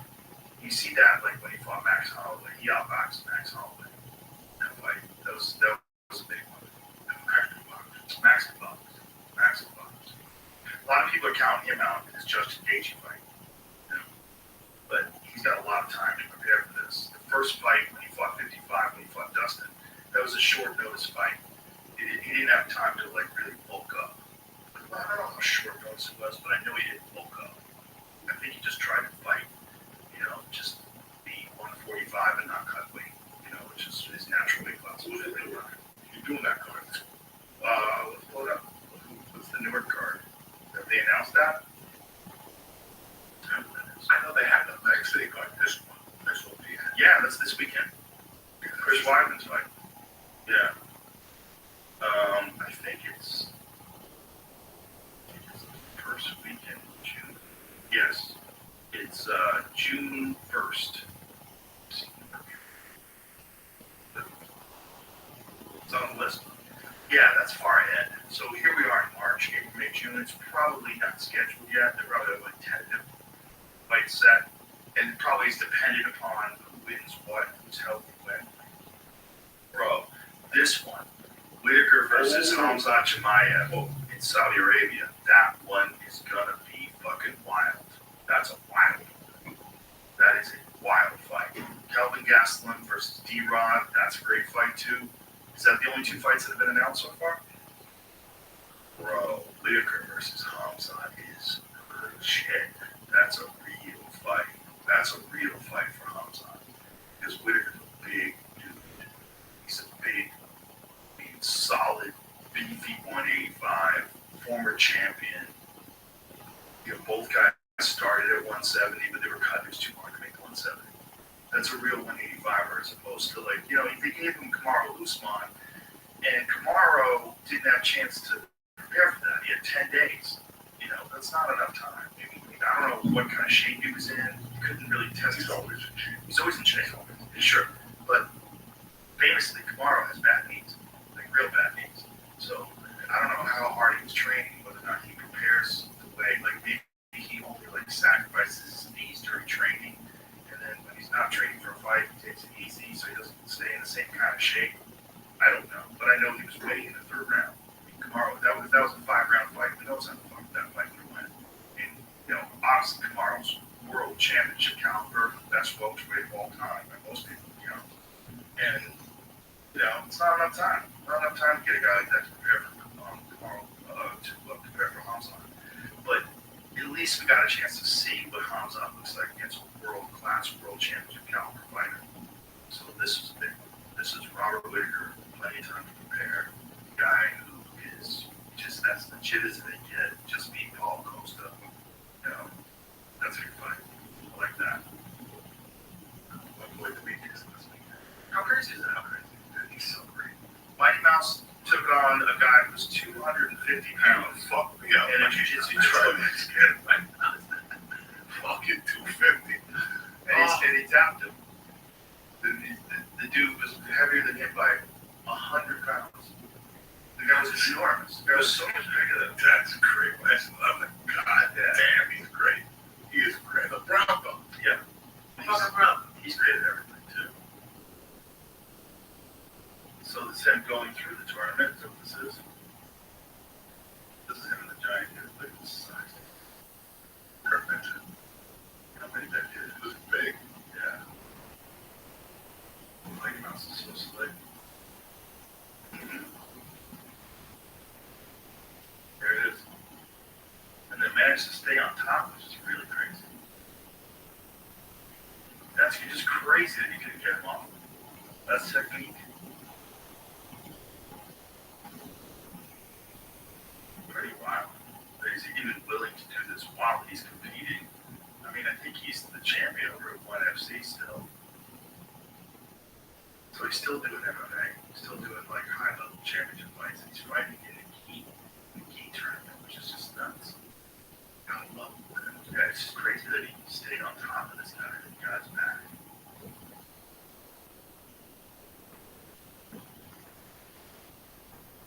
I don't think he tapped the guy. I feel like he tapped him. Yeah, here it is. That was some kind of a joke. He's got his collar. Tapped him. Look at that. That's crazy. No audience. Look at that. That's the thing about jiu-jitsu tournaments. No one's there. I mean, some of the best. Look how he rolled him, too. Pretty wild. Rolled him and held him. Looks like he's holding on to the collar and tapping him. Collar. Like a bowler. Yeah. Yeah. Amazing. He's probably the best ever in terms of, in terms of like just pure martial arts technique. I think the best expression of martial arts I've ever seen is like this. Hodge on you. Hodge Gracie? Yeah. No. He was looking at him. Okay. I didn't know because he was down here. Oh, 3 months ago, he was down. Which hands those for? Somewhere in my friend's school. You know, I'm sure I promised you. Yeah, Our fans. yeah, we'll put down before. I love watching. Jiu-jitsu is so much like comedy. So much, man. You know what? You're gonna have to again. And watching you the other night, it's second nature. You know what I'm saying? Like, it's just beautiful to see. You know, comedy is great. The 10-year mark is great. 20-year mark. Something happens. It really does. Everything clicks. It's like with this art, jiu-jitsu, you gotta get beat up for a year. And then the day you start to do the thing, you're like, oh shit, this ain't that bad, right? It's the same thing once you put it all together. And on David Tell special, it's a thing of beauty, man. Yeah, it's a thing of fucking beauty. That's a thing of beauty. My hands get marks away like that. I know that that's fucking beauty. Yes, years and years and years of work. I've always loved like what this here Black Keys last week. I love this. I love it. When I catch a live music, it makes my dick go.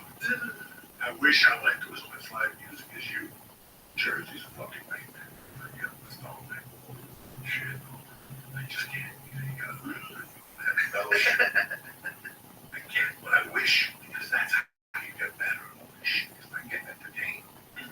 That's how you. That's a movie. That's getting creative. When you see fights, so when they hit acid, you saw Anderson kick that dude in the face and went right up to my brother wrote a joke. I'm like, this is fun. You know, it just inspires you. You know, that they're that good. You used to always talk about Anderson. I mean, look at you, pinpoint the shot, and he was accurate. That's a thing of art, man. And it is the art. What am I talking about? Yeah, it is hard. I swallowed like 2 days for that. I'm gonna blow a zip fart tonight in that fucking ring room. Yeah, you're gonna shit out those little Oh, tabs. Jesus, I keep swallowing. Yeah, don't swallow them back. What are you gonna do? Nothing, I don't think it's gonna hurt you. At this point, I used to swallow gum to go to dirty. Shit. They used to say that gum gets stuck inside your Yeah, body. That's I swallowed gum for fucking years. I think that's a total myth. And once you shit out, it, you're like, I'm not gonna stop now. Now I spit it out. Before I would always fucking swallow. Well, you see that thing that people are doing now? They make them swallow. They swallow a balloon to deal with their weight loss. You see that? No. Yeah, so they swallow this bag. It's like this little tiny thing. It's about that big. It's attached to a tube. They swallow the whole thing, and the tube's coming out of their mouth as they swallow it. So they have a glass of water to swallow it. It gets down in, and then once it's in their stomach, they pump it up. They fill this bag, and this bag takes up a lot of room in your stomach, so you get full much quicker. And so that's the thing that keeps me, overeating. They overeat. They can't stop themselves. They don't feel full. They want to feel full. And so this bag, you swallow this thing. Yeah. What are they inflated with? Is it water? So they go in, swallow it, take this tube. And I think when you've lost the weight that you want to lose, it can deflate it. Then, according to me, then you have a stretched out stomach that needs to get full.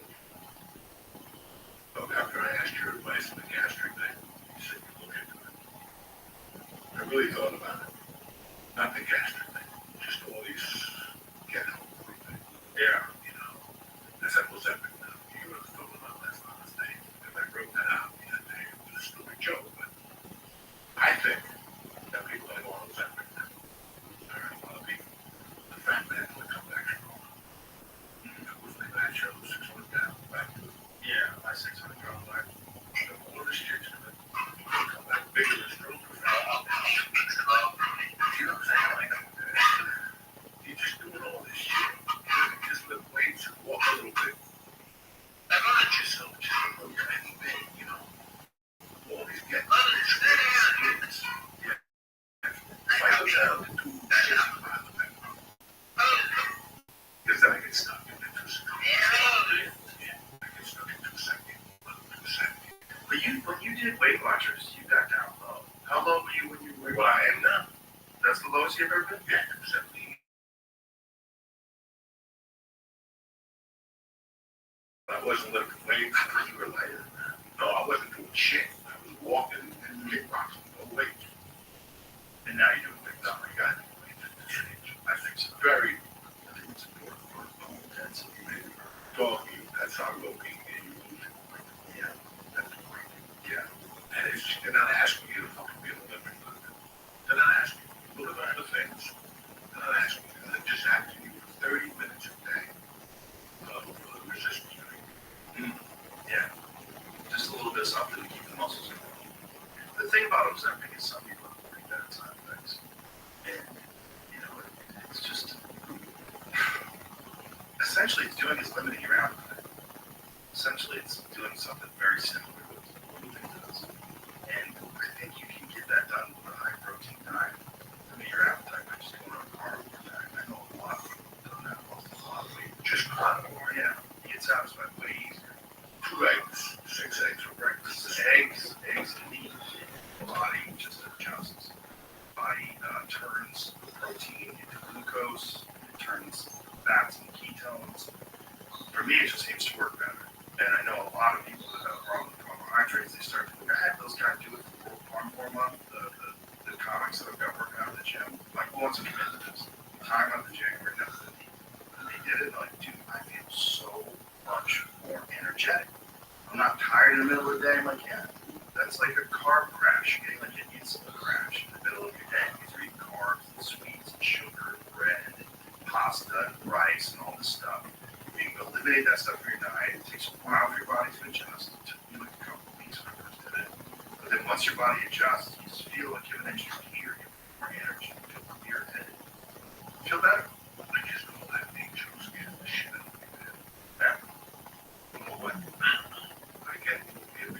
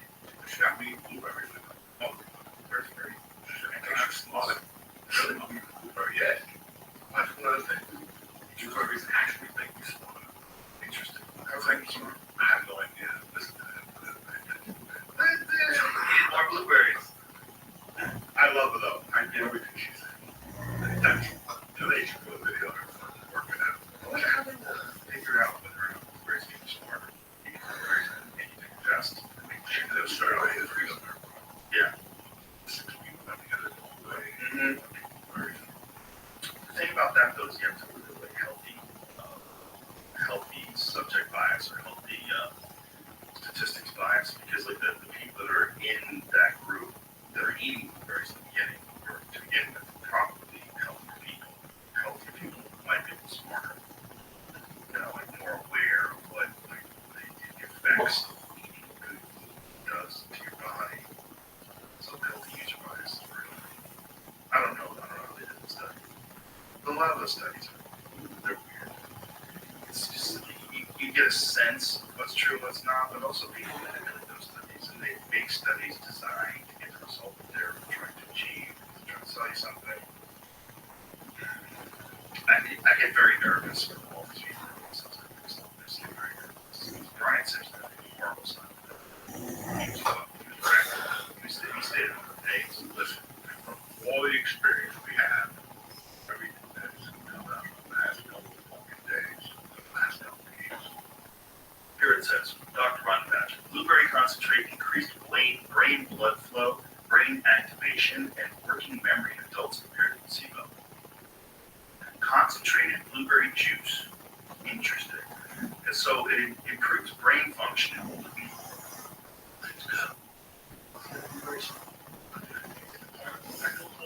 Yeah.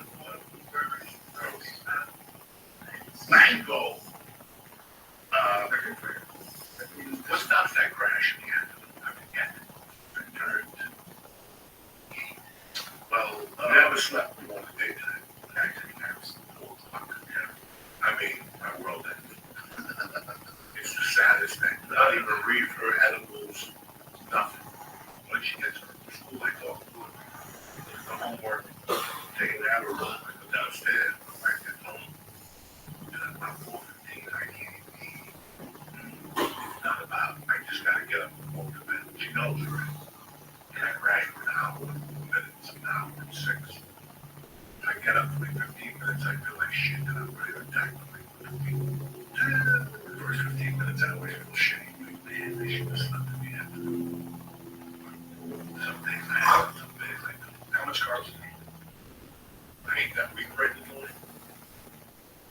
And I really wanted to try intermittent fasting. Yeah, I get busy. I gotta get nuts. Yeah, I don't eat dry. Like, I don't eat dry. Then I'm done. I get busy. it's ever that way at time. I mean, he was could shovel snow. Clear his driveway out. He got called to work and stuff.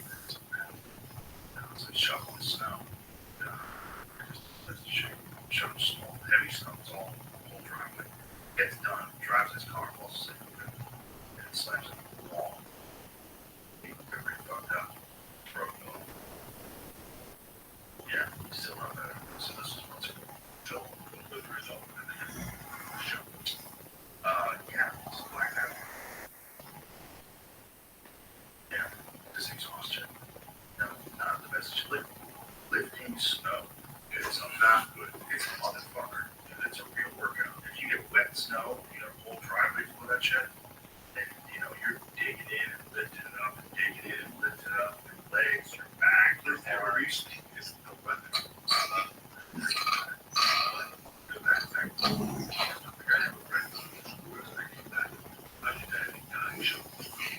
Well, it's a heart attack. It's exertion, right? If you're not in shape, shoveling snow is equivalent to doing like a hard CrossFit class. If you're not in shape, shoveling wet snow, no shit, is yeah. The snow was light. The snow in Jersey last time. I shoveled. That's what. Yeah. With that safety of the snow levels, 3 inches. They go out there and they get it. Get an 18-incher, Oh, yeah. and then it gets a little warmer, then it starts to melt, and then you basically got every shovelful is 45 pounds. Yeah, look, its heart rate's 118. Yeah, 1,200 calories in 90 minutes of shoveling snow. So look at that. Every single smartwatch on Earth should have snow shoveling. That's a workout time. I don't know soul in the Northeast that would disagree. It's fucking hard. So if you're out of shape and you burn off 1,000 calories like my boy Tommy, and then you get behind the wheel,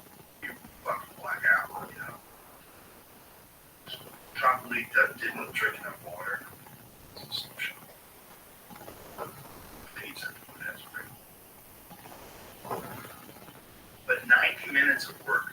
So say if you have to leave your house at 6:30, you got to be out there minimum 5 p.m. shoveling. You got to leave in an hour and a half. Here we go. So basically, you have to have very little clothes on because you're gonna sweat your dick off and be out there. Every fucking shovelful is probably 35, 45 pounds.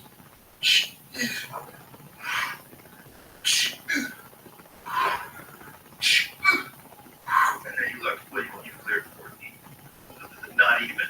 And then you got to get in there, get it off the concrete, and really scrape it down, otherwise it's going to melt and freeze again. And then your whole garage, all the way down your driveway, is going to be ice.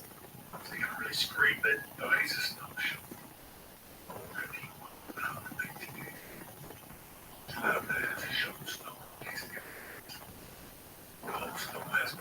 Every time you cross the gate, I don't believe it.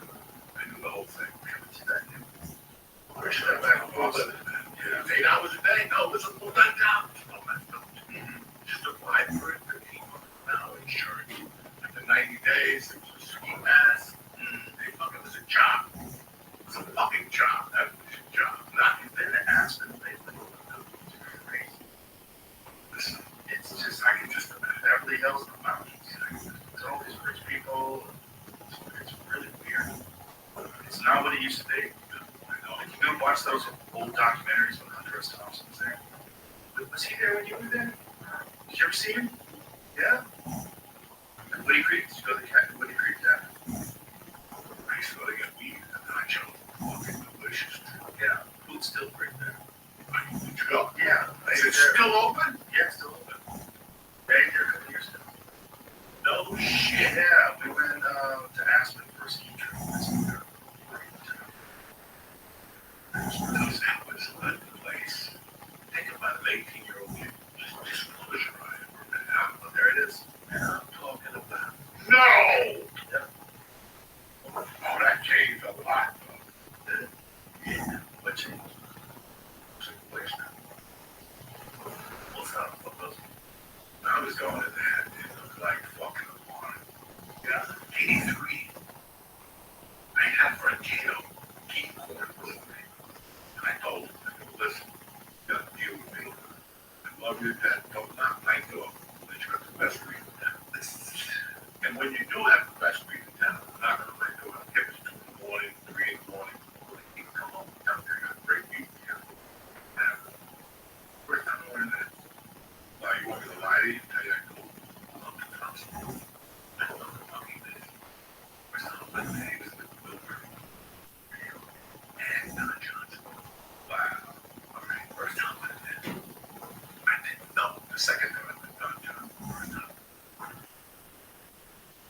I got my weed, I got the doctor, I the same word, I need to get mention that. And then on the way, I was telling you what the response was. And a year later, the first movie came out. First, that was played by Bill Murray, played. That was the Buffalo Road. Yeah, that's a good one. That's a good one. That's a good one. And then I went there a second time. I saw Don Johnson. And that was fucking fun. He was hot as shit on my device. And then I went in there another time. Another bitty dirt band.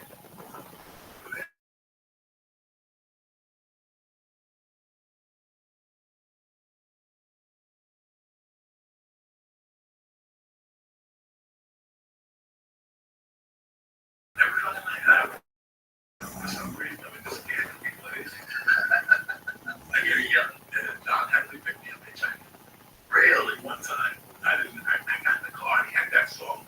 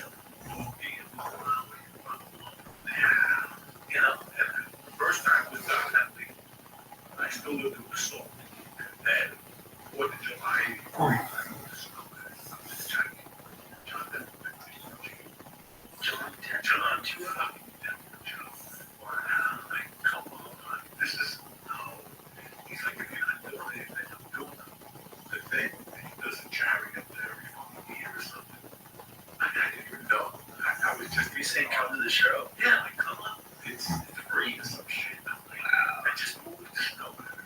I don't know why. And like a month later, I get kind of old snowmass. Snowmass Village, there's old snowmass. And I'm like, old snowmass. And I forgot it was from New York. We get hot dogs. And I didn't see no people. Purpose like nothing. Sandals on. Girl came up to the baby. Wow, maybe 2, 3, 4 with her brother. Brother, older than me. Basically, Sydney boy, he used to come into the video store. I was shit. That's when I asked my boy for an autograph. He told me no, but he had body odor. He smelled so fucking bad. He was doing the coke thing for like 4 fucking days. Oh no. That was a magical place for a kid of 18. It was just something different, man. And I did a movie with Adam Sandler and Don Johnson. Back. And I've never seen them. And after every scene, we had to go into this closet. And I was talking to him. I still remember you when you got chased down the industry. And he goes, you remember that? Miami Vice was hot as shit, like 86. I was an asshole. One night, we're like, Daddy Bugattis.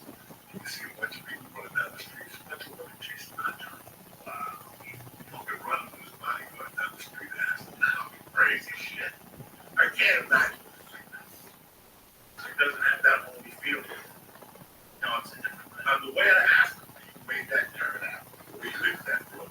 82. Used to be a fucking tire. It was like it snowed. Oh, you snowed past that. Okay, it was snowed the chicken. Like burning people's tremendous. Like I never smelled that before. Like all those things.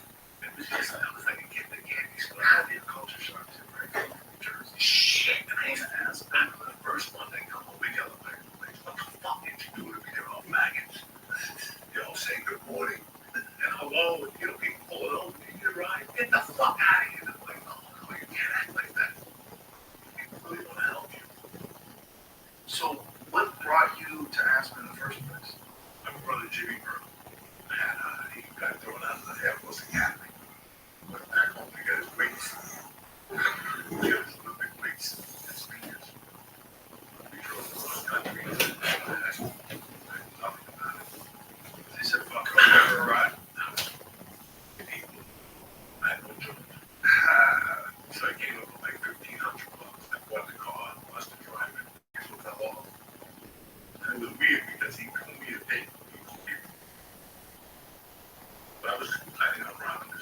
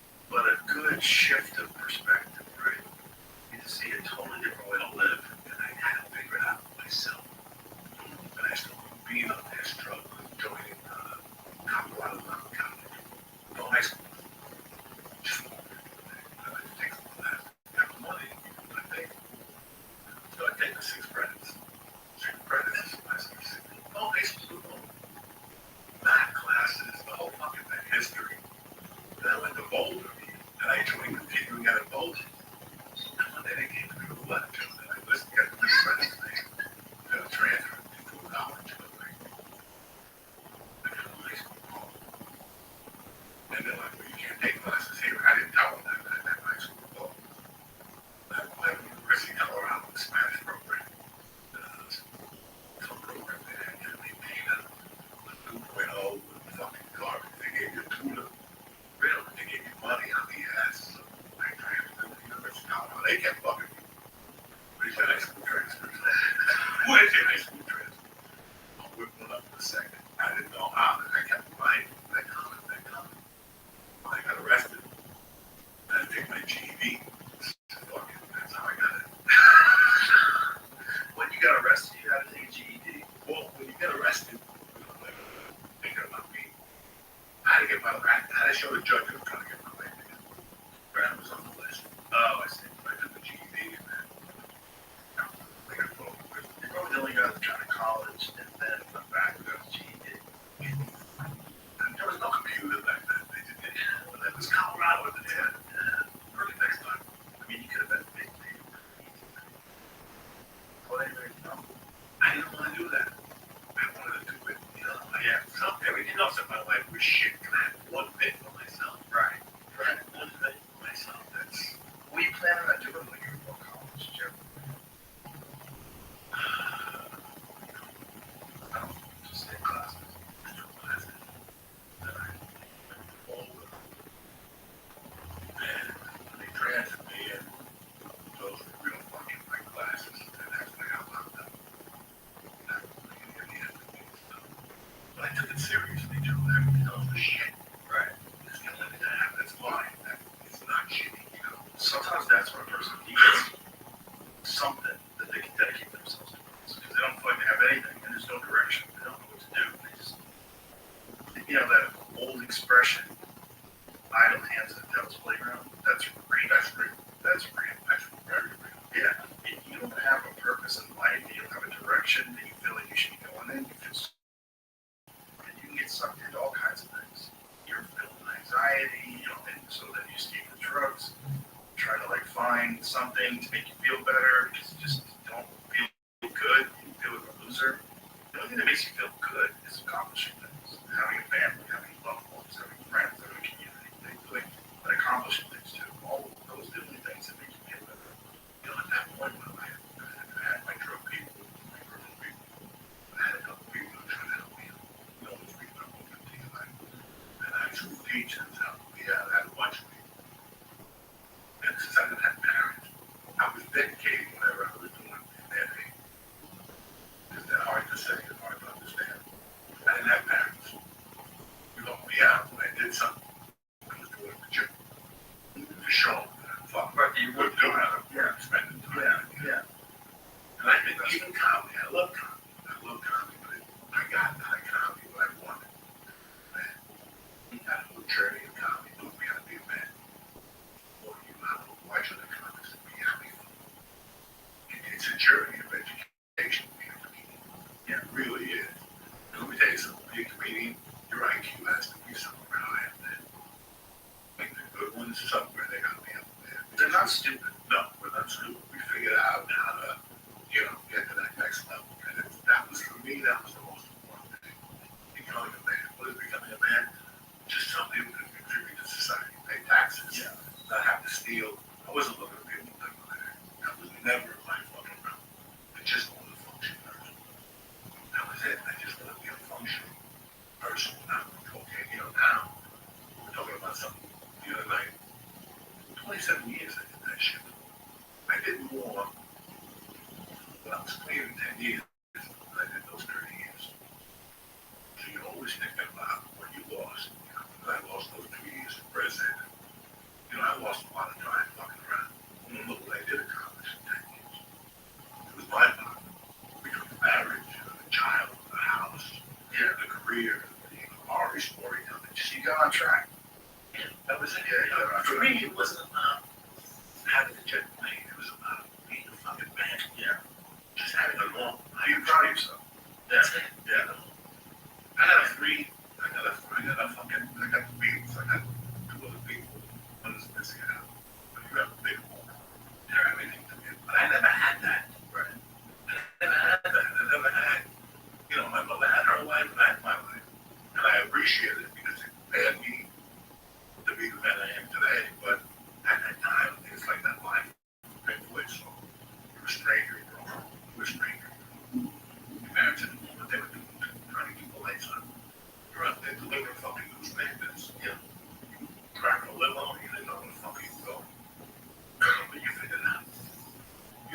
stand up here and smack your fucking ass. And that's what I think a lot of Americans are doing now. When I sit here, I go, I did this in 10 years, nothing. That's the thing that people are not considering. That you need challenges. Challenges. Don't you have a challenge? You want to do something? It's a challenge. Yeah. We challenge you. We're supposed to open up the mountains. Fucking put a chain on the lion's mouth and say, yeah, that's what makes us king. Yeah. There's no working towards something. Yeah, I think everybody wants something. There's no fucking way, Universal. How long do you get the same hand that I get? Handouts don't work too. Handouts do not work. They do not work. For certain people, they work. For certain, in a mass, they don't work. People buy stereos, concert tickets. That comes first. You got an episode of The Sopranos. The chick says my phone's about to get turned off. I got no food. Told me to get some money. And then she comes back. She put the shoes I got. Right. $600. They go, what happened to that? You got a little. That's everybody's money. That was my money. Yeah, especially when they don't have anything. But all of a sudden you have $1,200. Look at the fucking thing. Look at the credit card that this country's in right now. Did you see the credit card that all these foreign little countries think we don't have this money? No, what's the credit card debt? It's fucking insane right now. People are living off their fucking cards, Joe, since the pandemic. Now it's becoming second nature. It's just a card. I don't know if you're living card debt. You're never gonna get out of it. Unless a chunk comes into your life. Right. Not your little $4,000 tax return. I mean, a chunk, but you're never gonna get out of that fucking debt. I was a huge debt. Huge. Credit card? No. What's your debt? What that will not I owe it.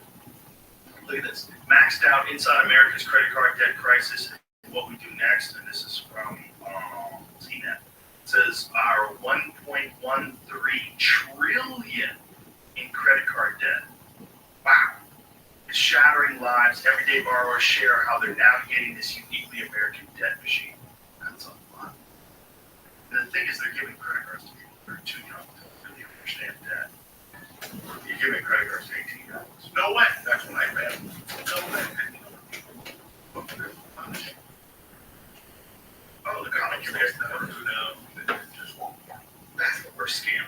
The worst scam is the education loans. It's the worst.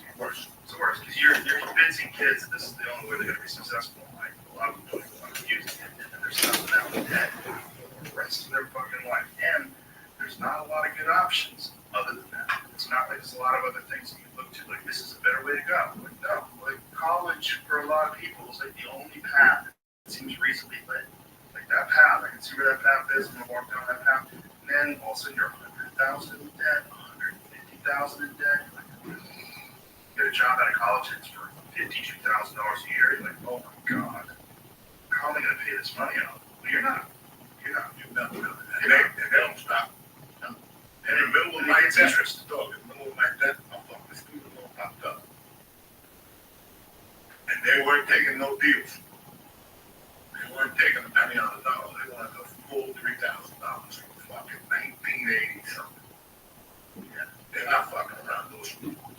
We have a friend who used to. Yeah. I decided not to get married. As much as he loved this fucking girl, broke up with her because of her debt. Yeah. He was if I married her, yeah, 15 grand a month or something. It was something crazy. It was something crazy, like her school. I can't marry into that. She has a kid in 3 years. That's on me. Right. But it's on you right away when you get married. And if she dies, you owe it. Yeah. It's one of those. It's on you. You didn't get married. And then who knows how much. What is the number? What is the number that she owed? Do you remember? Big. Hundreds. You know what I mean? And she's going to take your money and take little trips. Because once you get those little loans, you know. So yeah, okay, it's a credit card, but I'm already in debt. Yeah, they're offering me this. That's credit card to go to Europe. Yeah. Last, and had a fucking drum I already have, and then gotta find someone safe, rich guy to rescue. No, I have no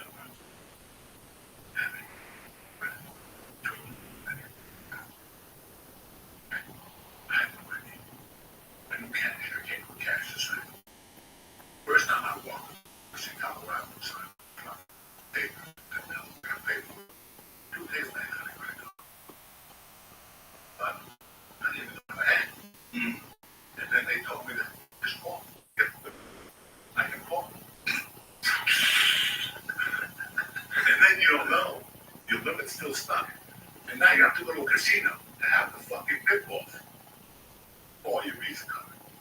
That's how they always got money. Just give me credit card to the pit boss.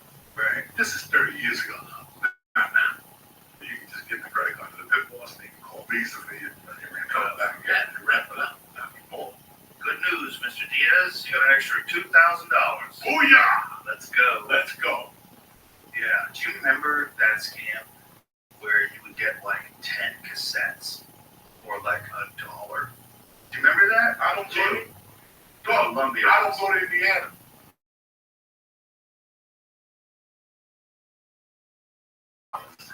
Are you stupid? I don't go to Indiana. That's Terre Haute, Indiana. Right? Look it up. I still remember where that motherfucker came from. I don't even go to Indiana. I don't even want to remember. And then you would have to buy a 3 albums. Yeah. Was it every month? 12 hot hits for a cool penny. I don't even think it was CDs back then. Look, it says cassettes or records. Wow. So how did they make money? Because everything was re-recorded. So they took Santana out and then put it on like a cheap cassette or something. Oh, really? Like it was something. So they re-recorded it? Oh, I thought it was. No, it was real. It was real music. No, it's the band. But it's something, there's a catch here. There's some catch. So you had to buy, whatever, 12 pots for a penny. You got to put the penny on the pavement and scratch pavement. Let's stop right there. AOL may have had the most prevalent mail-in magazine-based marketing campaign in the 90s, but a close second goes to both Columbia House, which is owned by Sony, and BMG, which was owned by RCA. It was a common sight in magazines of all shapes and sizes to see ads like the one above, which promoted extremely cheap collections of music in exchange for signing up for a membership, and even single-handedly helped some CDs become hits. Hootie and the Blowfish, for example, is said to have sold over 3 million copies of Crack Rear View through the service. Yeah. Wow. The thing with it is that you would sign up for credit card bill with Yeah. It was really hard to stop.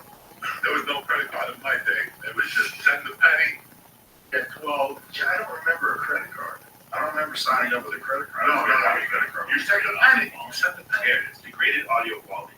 In '94, Stereophile magazine published a feature analyzing whether the quality of Columbia House or BMG CDs was actually much lower than one could find in a traditional record store. The belief, which hasn't been confirmed, was that the service was using lower quality master tapes, and on high quality equipment, one could tell the difference. But that said, it wasn't confirmed.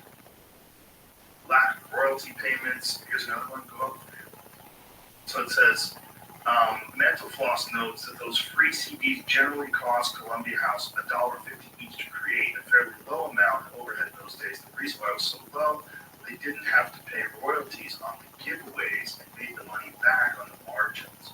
In other words, that Nirvana album you got for free from Columbia House netted Kurt Cobain a grand total of $0.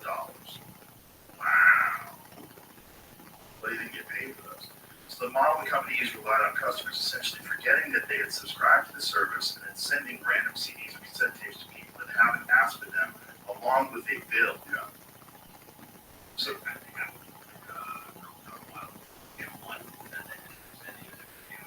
tell us more, Jimmy. What happened to you? I never paid for it, but I never getting a few free. High profits after the freebies run out. After you got these cassettes and discs shipped your way, the company charged high amounts to consumers, but they also kept most of the profits on the album sold. Mental Floss suggests that the company made as much as $7.50 on each album shipped. Wow. I wonder how much the bands got paid for those from Columbia House. Aggressive bill collection tactics. Consumer Affairs and Rip-Off Record each report pages on the service and its collection agency Trident Asset Management that go back for miles. If you haven't paid for those CDs you got back in the 90s, they're probably still looking to shake you down for your money, Joey. They do them in the 90s, I did in the 70s. A long time ago, you know what I'm saying? I still remember the album I got. You know the fucking first album I got from Columbia House was that Bye Bye Miss America. Don, whatever his name was. I forget that I got like her. Don McLean, Don's right. I still remember that one I bought like Santana Braxis. That was the song that would come out of the parties and everybody started singing. Yeah. Great fucking song. Great jam. Didn't Tyson Fury have the entire audience sing that after one of his fights? I think Tyson Fury sang that fucking song as a jam, an entire audience. And that would jump up and down. Which one? I feel. Right. They have the new commercial with a bunch of black people, Mexicans who go up, jumping up and down, and I'm like, black people, Mexicans will never jump up. Good songs? What's that guy? Which song? Drives me crazy. Too fast, I'm like, I'm gonna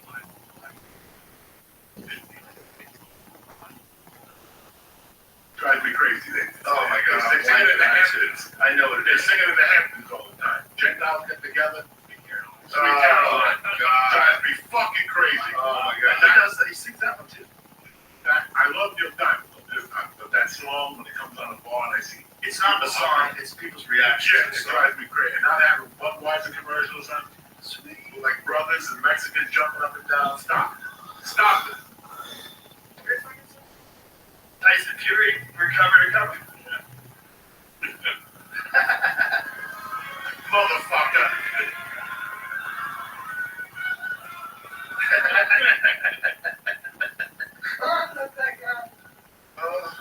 That's the way they end the boxing match. Oh my God. That's fucking great. Incredible. But he got the whole crowd sing along. They all stayed. Most people leave when the fight's over.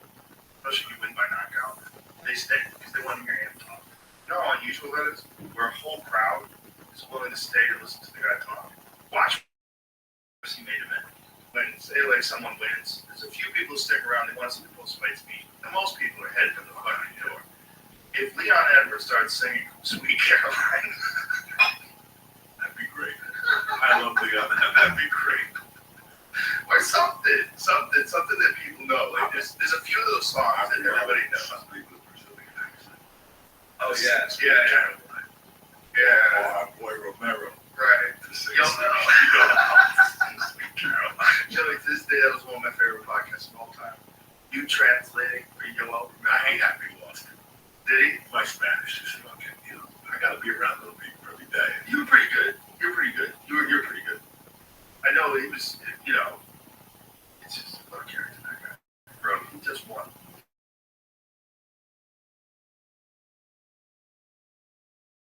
In the PFL versus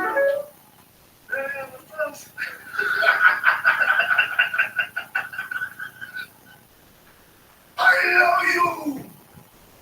He's the best, man. That guy. Imagine what would have happened if that guy got into MMA at 22.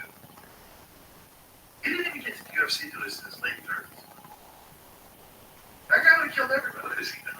He's 46, 47? Yeah, he just beat Thiago Silva. Thiago Silva's still legit. Still fucking super dangerous. Thiago Silva went to a split decision with John Jones. Yeah, that guy. Well, Romero's speaking. Make sure this is my name. I want to make sure. But it was a close fight. Okay. He's a good fighter. John took his knees. John destroyed that man's knees. What did John do? Well, John tore his pec muscle. Big one.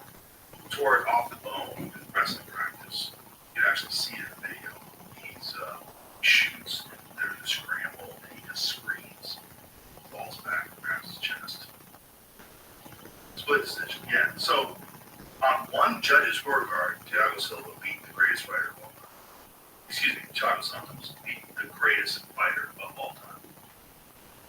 And then Yoel just beat him. I mean, I know it's been a slide since that. What was that, 2017? What year was that, Jake? 2016. It doesn't say the date on the way.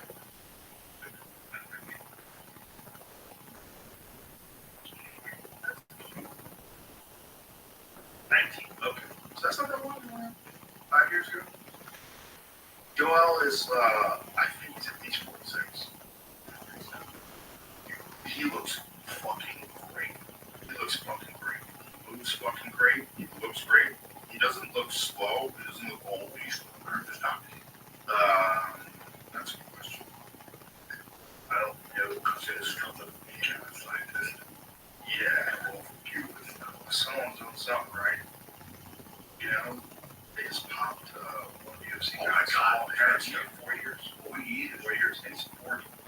So that's essentially a career ender. You know. What you're 40 doing in your fight, you're training every day, you're doing 2 a day, 3 a day, it's like just around your fucking testosterone. You know, your system is down, you're putting tax on your system that's very hard to do. Oh yeah, it's a big difference. You get a guy who's 22 years old and you put him through a fight camp, that's a guy who can recover. As long as he's doing the right things, he's eating right, he's sleeping right, he's hydrating right, you recover. You can get to the camp. It's hard shit. A real fight camp for MMA is one of the most difficult endeavors of all. You have to fight 5 rounds, 25 minutes of actual fighting, the championship level fight. And you're getting kicked and punched and wrestled, and you're getting taken down, trying to get back up. The exertion level is so insane. You watch like Cheeto versus Sugar Sean. At the end of that fight, even though Sugar Sean put on a clinic, he put on a clinic.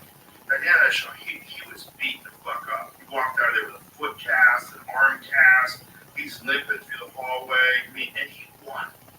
And then Cheeto's just busted up, man. His whole face is busted up.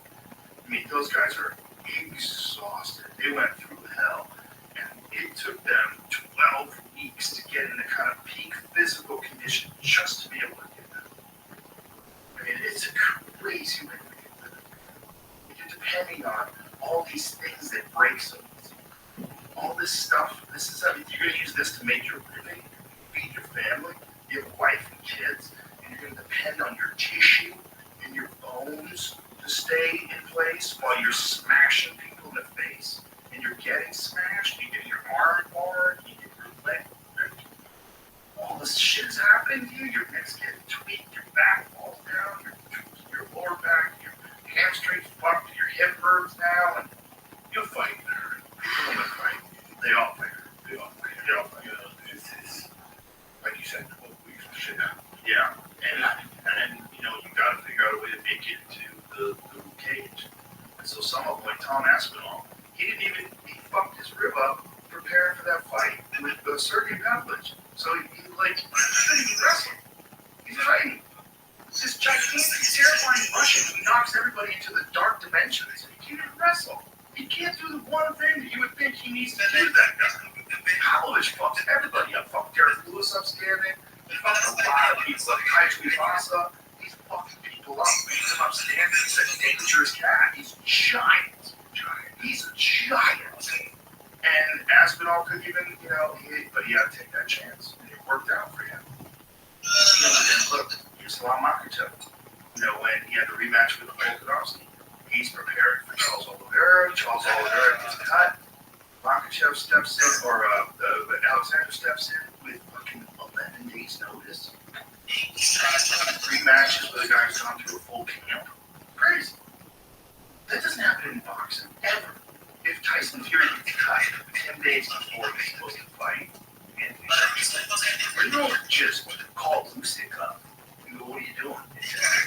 That never happens, ever. Especially at a championship level, not just championship level, but the 2 guys who are widely considered to be the very best pound fighters in the world. Number 1 and number 2, up until the Ilya Topuria fight. Number 1 and number 2, up until the second Makhachev fight.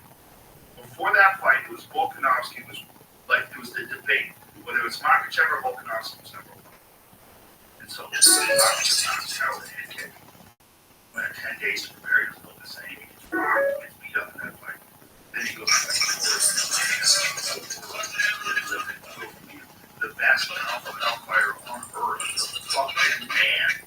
Just months later, you're not even the best in your division. The best guy in your division just knocked you unconscious. Now he has your belt. He's 10 years younger.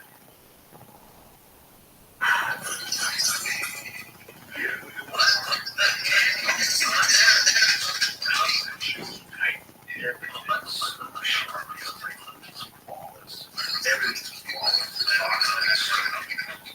He's so dangerous. Everything's dangerous. His submission is dangerous. His heart is dangerous. He fought this dude, Jai Herbert. He went up to 155 for that fight. So, 45 pounder.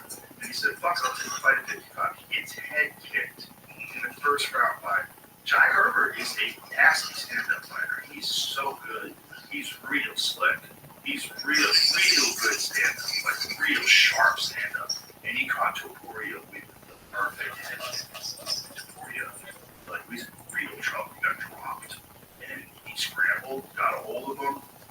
Next round, sent him into the dark lands. Blasted him against him. I mean, literally slept him, face planted him, and walk off KO. He's an animal. He's a real problem because he's intelligent, he's dedicated, he's driven. He's got that kind of confidence that those championship guys have. They know they're the best. He knew he was the best. He's literally fighting the best guy ever in that division.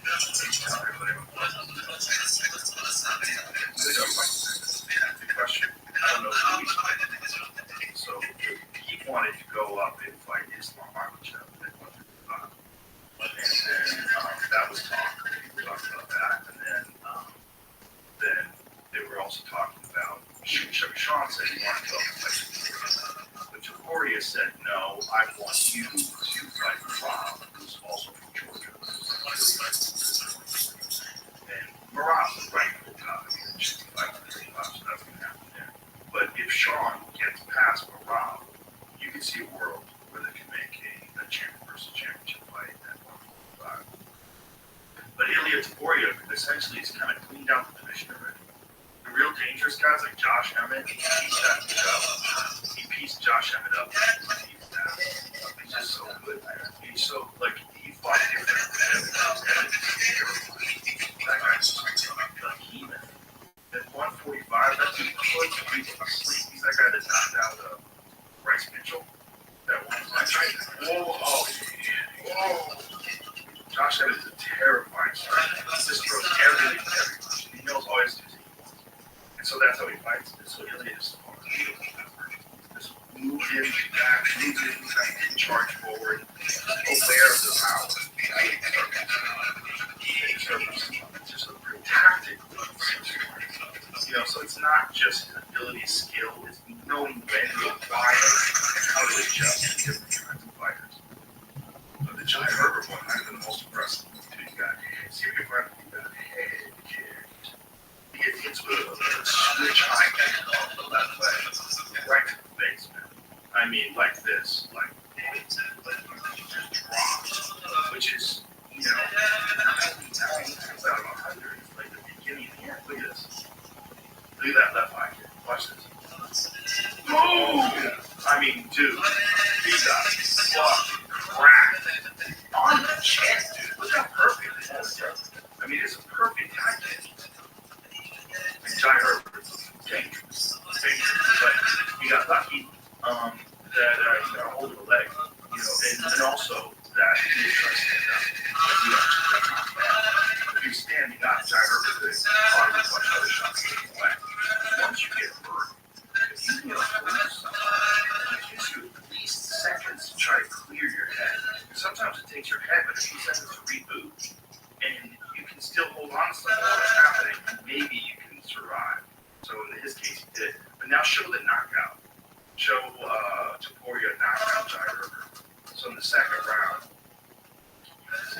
times this right here. And it's a good fight up until then, man. Jai Herbert is tall, like what this.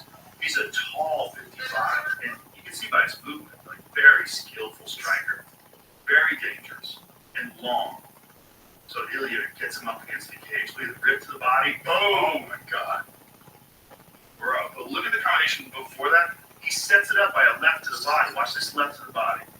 Punch it, boom, bang. Hard left hook to the body, right hand over the top. Boom, right to the liver, boom.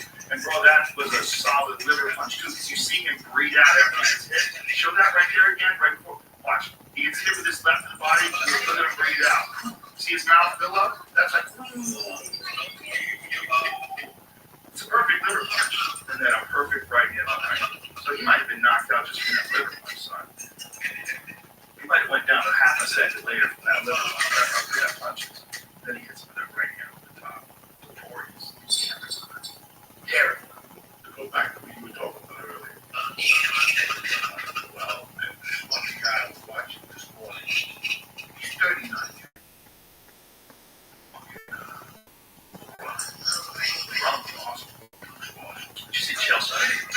ranting, screaming, he's on steroids. Everyone knows he's on steroids. Guy's dirty tonight.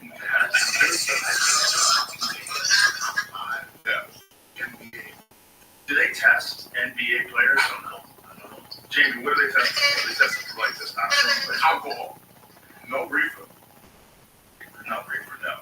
They can't. They will never leave. It's too good for pool. It's the same reason why it's so good for pool. It's got to be so good for basketball. Once you're in that zone, you just feel it. You feel things. Anything you're a reefer. Yes. What you that? You know, we have music. Yeah. Yeah. To be honest, here's the reason why. That's the reason I was dead with that drug. But I knew it was the sound of the last time. Isn't it crazy? Food tastes better, sex feels better, lifting weights, oh my God, riding a bike with reefer. No, I don't do reefer. No, jiu-jitsu? No, interesting. I don't feel fun in this guy. No, that jockey dude. No, went to the seminar. He was smoking. Jeff. Oh, yeah. He was Jeff Glover. Oh, yeah, he's hilarious. You know what that is.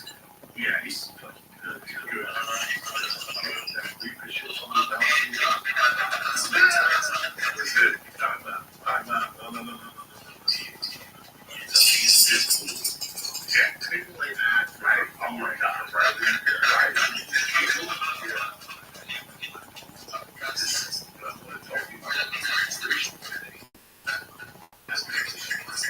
Well, LeBron spends a lot of money, so you're paying us for spending money on your cover, right? Everything. You have to. He's at the very top of this game, and he's worth $1 billion. No, he's at $1 billion property. He's at the top of his fucking game. I mean, and he looks like a superhero. I mean, LeBron looks like a superhero. You know, they're like, good Lord. Show a photo of him like his body. Is there any shirtless photos of LeBron? Let me take my pants off. You won't know.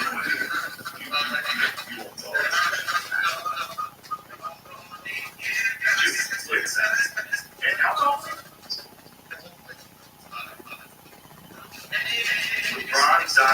LeBron James died for feels he eats like shit in the tree.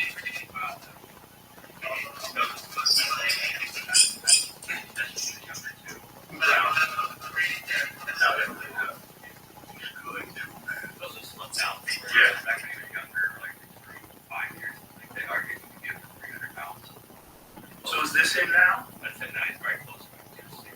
Okay, so he definitely looks slimmer in that picture than he did in the other picture where he was looking big. That was also right about me. Since he appears to have lost it. But yeah, see that he looks like he could be like a UFC Richard. You shred.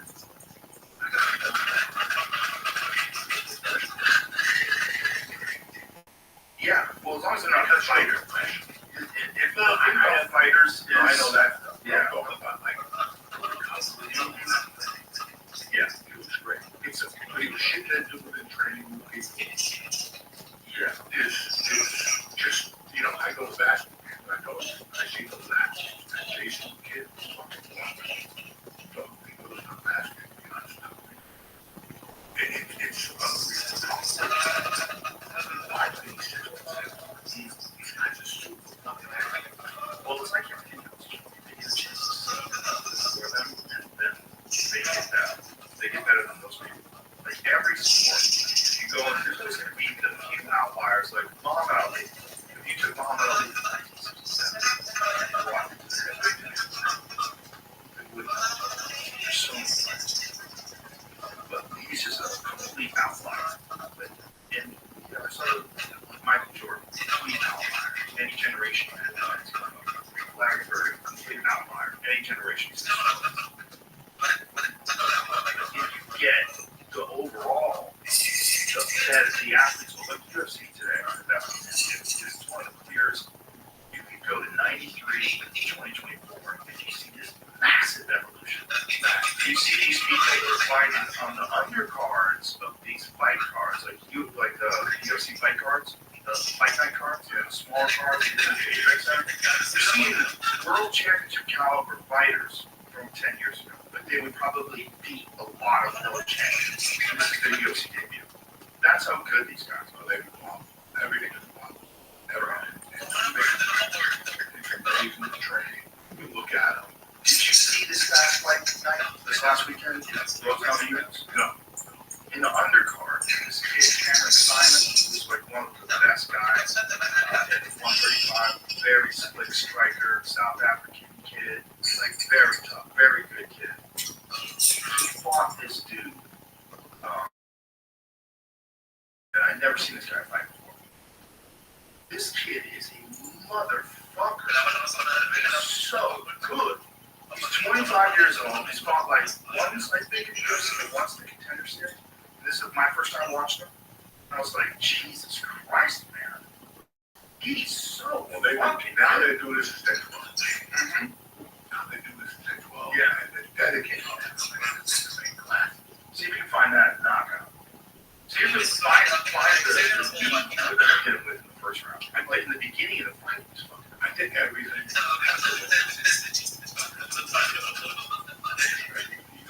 You get to the UFC, you have to give yourself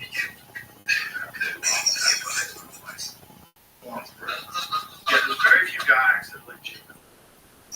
Jim Miller still fighting at a world-class level. Brandon Myers. Yeah. Oh, Brandon Myers is true. He just beat Chris Weidman. He looked fantastic. Fantastic. Yeah. Myers was like very young. Oh my God. Kicking the shit out of him. It just looked very good. Very good. Yeah. Brandon's young, man. That's the thing I really like about Brad. Brad was thrown to the lion's den in his early 20s. Brad Barnes. Well, I think he's only 33. He's been around forever. He fought Yoel back in the day. Yeah, he's fought a lot of people, man. Yeah. So those guys come from the dust. Jeopardy. Right. Yeah, Jim Miller's the most extreme example. He fought UFC 100, fought UFC 200, he's going to fight UFC 300. Like, what the fuck, dude? And he looked awesome.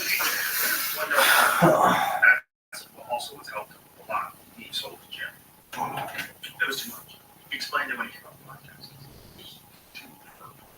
You're dealing with so many different things. So now that he can just like concentrate on just his camps, get ready, it's like, it's much better. He probably still teaches some classes. I think he enjoys teaching. I think running the gym was the real problem.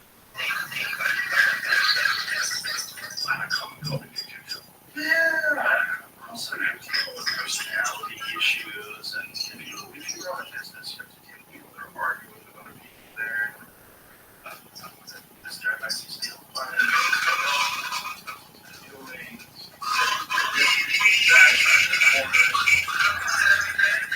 deal with this. That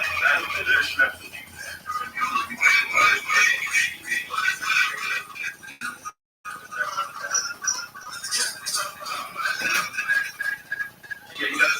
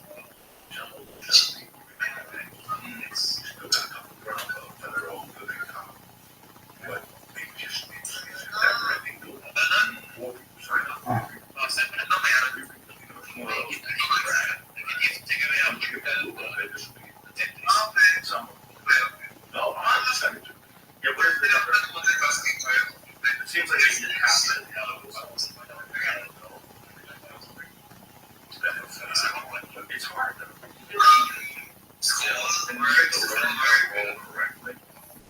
You gotta tap the board. You gotta tap to save your body. Too many people fight out of shit that you shouldn't fight out of. Learn how to not be in it. This is it. This is the dude. So Cameron Stein, first of all, a high level contender at the end of the fight. He's fucking holy shit. You gotta see like the stand up before that first round. It's some of the most impressive shit. He's just moves so good, man. And he's got high. Look at this. Flop that knee right there. Back up a little bit before that. This combination catching it. Look at the timing on this knee. Watch this. Boom. And if you hear it, it sounds like a baseball bat hitting a coconut. It's a perfectly timed knee. It's just so fucking devastating. It just looked like he's having fun in there. And this kid's 25 years old, right? So this kid, when you look at him, he's got this very interesting personality. You can hear him talking. Okay, you're looking at a future superstar. And he's got that level of tight left hook. There's a lot of kids out there now. There's so many people coming up right now. They're so high level. Like one fights into the UFC. Look at that, like, good lord, that's a world championship caliber fighter. Oh, it's the hardest. That's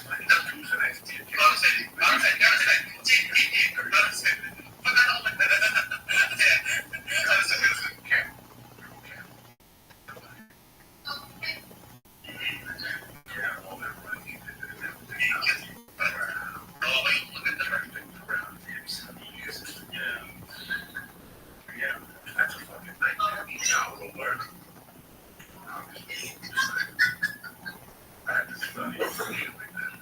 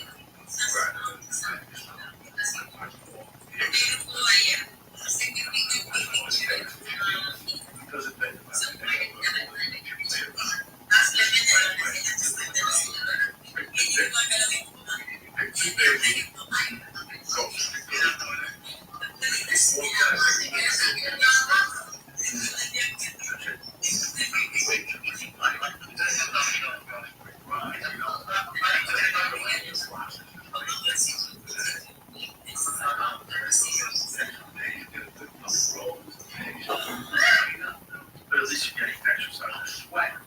You know, the only thing to do, you stay in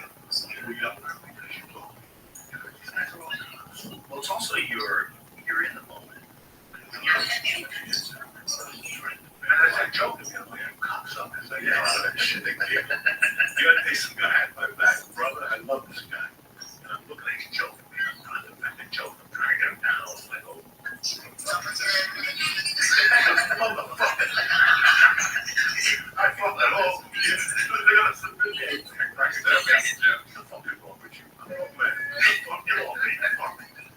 He's joking. That's hilarious. That's a little bunch of guys. It's a lot of older guys. That's great. That's great. That's all. Maybe back up night. That's what he had. There's a guy who looks just like that's they call when he comes in. He finally got a haircut, so you don't look all fucked up though. But I fuck around with him on Monday. He's great. He's a cheap little guy. You know, these little guys are fucking great. So yeah. It's social. A lot of dogs, you know. Fun thing to do. It's very fun. And it's also one of those things, while you're doing it, you can't think about anything else because it's so difficult to do. But I think those things you do for your brain.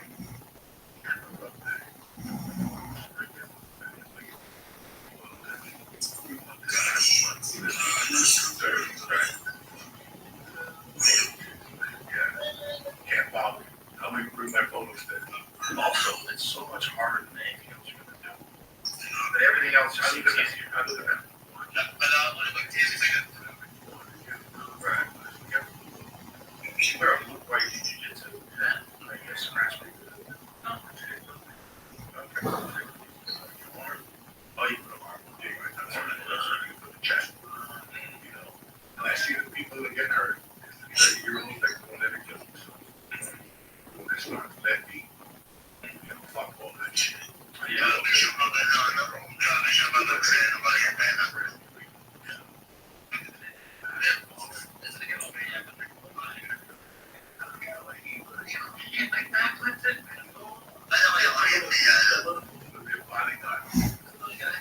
How much are you getting up? Twice. Yeah. Just to keep the dust off it. Right. I noticed that this leg. So just go down and take this. Right. I just made the shit right now. That's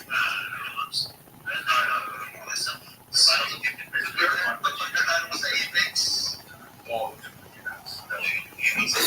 All the time. No, you're not. This is listening to the best thing in the country. This is going to go bad. It's all to see your agencies. That's crazy. This is going to be a fucking community. Those big cities are going to be forgotten about. Yeah, we do it down. Still bad, dominate the most around here. It's just exciting. It was never a scene like this here. Now the scene's here. So many great comics. Guys getting married too. Did you see Derek last night? Derek posted. You seen Hassan? Did you see Hassan? Bro, holy fuck, bro. You got a lot better. You got a lot better. He's confident, writes all the time, works hard. There's other core crew, workout crew, some of the cores. It's over there. Where you at? Right here. Chilling with that thing up. Chilling in what?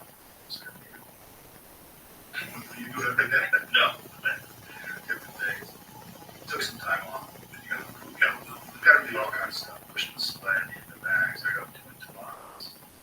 Intervals on the bag. Explain. Tabata intervals are 20 seconds work, 10 seconds rest. You know, cycle. So, in a row. It's like giving gloves.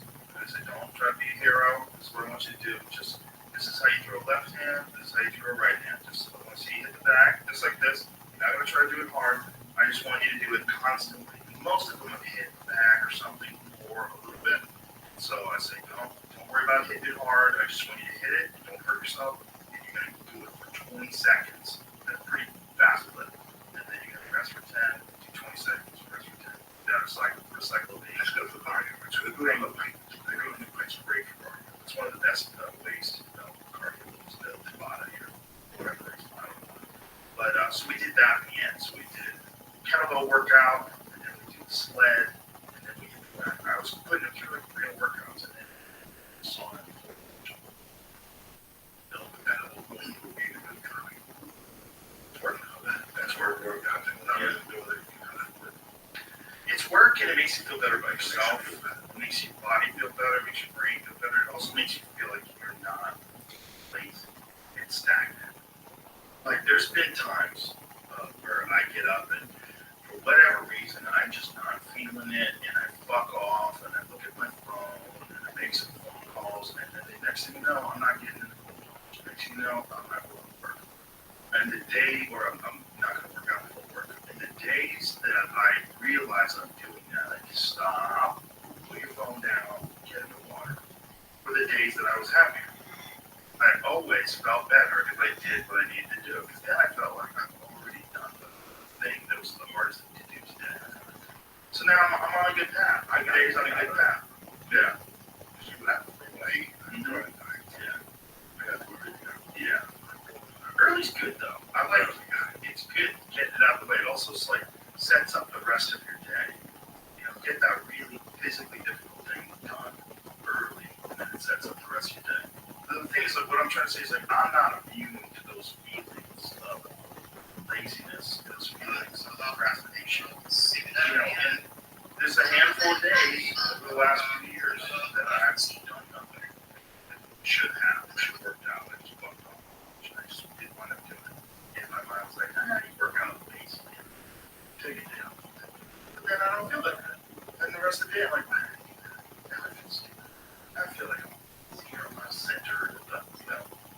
need, I mean, it's like, for my brain as much as for my body, I need to do silent stuff all day.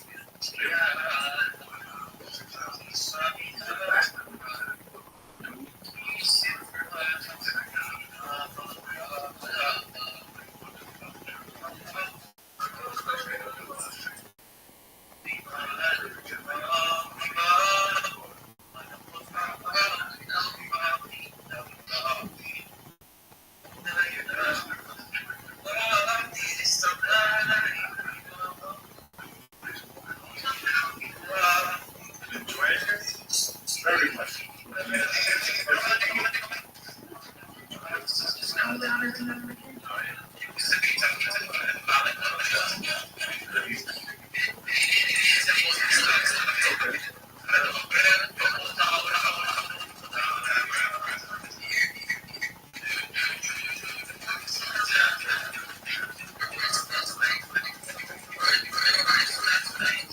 Yeah.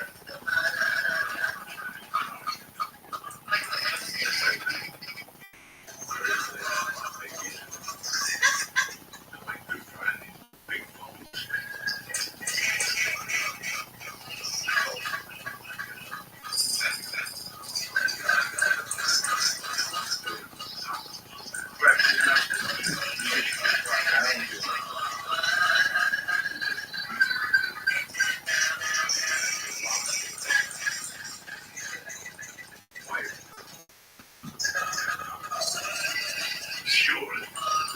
You took me out.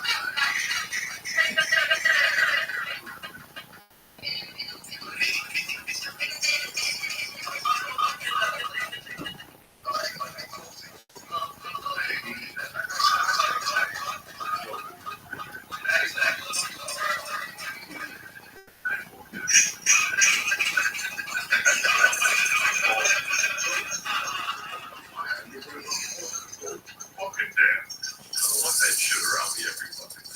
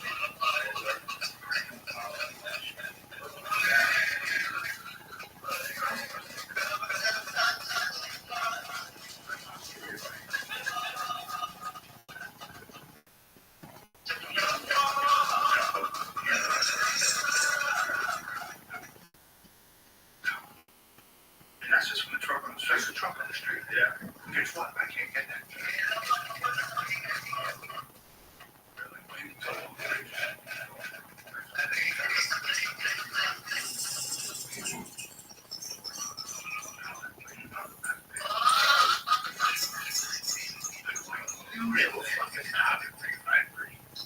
Powder green. Right. I'm a wedding fucking fool. Fucking tell. That's the only thing I missed about it. Back.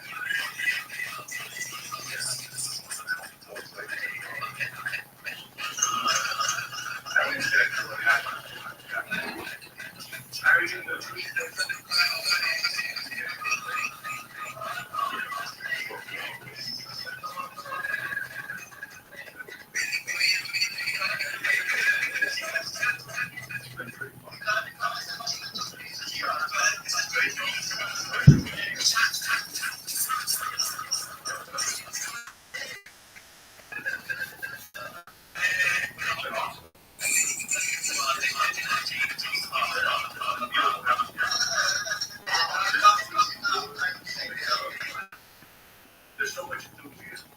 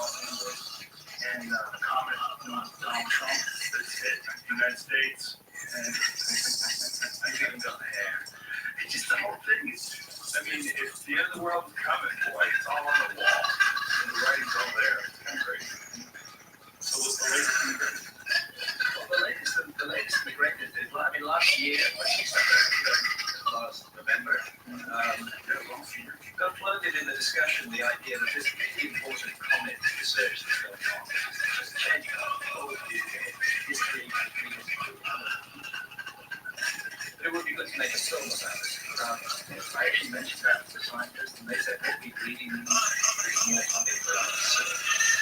So they, inspired by basically by Rothschild, they have put out a crowdfunding campaign, which is linked on my website. It's the Comet Research Group. So how can people find it really quickly? It's Indiegogo. Well, no, I have research. much bigger way. Just go to my website, grahamhancock.com. There's a revolving banner, which is the Comet Research Group. Click on that. grahamhancock.com, and then crowdfunding for research. And so what are they trying to put together? Well, they're wanting to. These guys have actually not had any official funding. This is a group of major, highly credentialed scientists last decade investigating the extraordinary story of massive serious that is the global cataclysm that wipes out the whole civilization from prehistory. So that's why it's of interest to me. They're not coming at it from that point of view. They're coming at it from rediscovering something that we've lost ourselves, something really important to understand the role of capitalism in the story of the earth.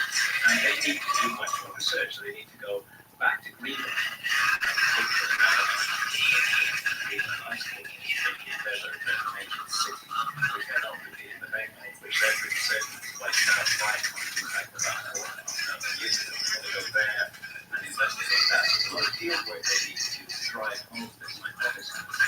And to, frankly, put down the opposition, because there's been so much opposition to this idea. People invested interest in other things. And that's why these guys have not got funding. So the only place they're going to get to do this for us is from the will happen. It's called the Comet Research Group. There's a banner on my site. All the links are to their crowdfunding to their website, which is called MAP. It is this very unusual thing, the fact that we know that comets and all sorts of various large objects have an impact on the Earth. We see the craters, we know they exist. It's so rarely done. It's so strange. If it wasn't for this article in the New York Times, I can't remember when the last time that even happened. And it's such a huge issue. It's a massive issue. Massive. Proton line is really given a great deal of thought to it. I think that's the point is that it has to be uncovered still. We were giving a little hint of February. Yeah. That's just a little came in about 50. It came in at a fairly low angle, blew up near the right in front of me, like this. Yeah, it flattened out. Just better. So it came in, I think it exploded 12 miles, about 20 kilometers. There was still enough to damage thousands of buildings and injure 1,500 people. The thing about that one is that they did it slightly larger, if it come in at a slightly steeper angle, a little bit higher velocity, you could have had thousands of fatalities rather than just injuries. And that would have been major by the community. That was, it's already forgotten. But you remember? Yes. We made it talk. We did. I think we can show the videos of it. You know, it's fascinating in Russia because so many of those trail cameras, dash cameras, because they have so much insurance fraud apparently over there, like slamming into each other all the time. So we're fortunate enough to have so many of those videos because it puts it on the record, whereas otherwise it would not be. I think you don't like to talk about cataclysms and catastrophes, and actually nor do I. Nobody wants a horrible cataclysm to occur. But this is the point, which is that the prospect of a comet or asteroid cataclysm is actually much higher than has been told to us up till now, and something can be done about it. It doesn't have to be the end. You don't have to, say, okay, it's all over, forget about it. Quite the contrary. This is just something that would be prudent and rational for the human species to do, amongst many other imprudent, irrational things that we focus on. Instead, we should be focusing on data. Well, at least just to heighten awareness and also the possibility that we've been nailed a bunch of times and we forgot about it. And this is the big thing that you've been dealing with your entire career. this skepticism about past civilizations. I mean, I got into it with Michael Shermer, who's a friend of mine. He's a very famous skeptic. I got into him with it yesterday because I posted that you were going to be on, and he started chirping something about civilizations 12,000 years ago, where's the evidence? I'm like, dude, you're saying this and you don't even know about Go Back to Heaven. So I sent him Go Back to Heaven literally like 5 hours later. He wrote something claiming that, well, that was made by hunter-gatherers. It was all just really to sort of suit his narrative. But he doesn't know that. No one knows that. Nobody knows that. They're so determined to keep the existing model. And when new evidence comes in which can't be explained by the existing model, they just try to explain away the new evidence and not think maybe it's time to change our view. This is the unfortunate thing. But cataclysm, global cataclysm, a massive event that happened 12,800 years ago, the dry ice impacts, which we're seeing a common impact on Atlantic. And this accounts for why we don't have a lot of evidence, hard evidence of a 12,000 plus year old civilization, because it went down back in that like that. I've been trying to advance evidence actually that complements what Graham is doing, and it really answers that question for sure. And it's a legitimate question. Where's the evidence? But I'm quite sure that Shermer is not really educated in the extreme events that have really taken place on this planet in the last 10 to 20,000 years. And what that would do to any kind of evidence, and maybe while we have some time here, Stan Rock takes to try to convey some sense of how extreme some of these changes have been, and how one would actually be quite shocked to find anything existing in the aftermath of these events. Well, Michael Sherman is a brilliant guy. I don't mean to shit on him, but what is disturbing to me is that his knee-jerk reaction to this without having any research at all in the subject, not knowing at all about Gobekli Tepe, which was discovered in what, the 90s? Yeah. I mean, so this is, to me, this is something that I've looked at because you guys in great depth. When I read your book, I was just completely enthralled with this idea of history having some sort of a rise and fall and civilization having these resets. So I've been absorbed in it for a long time. What's fascinating to me is people that consider themselves to be skeptical or he's a skeptic.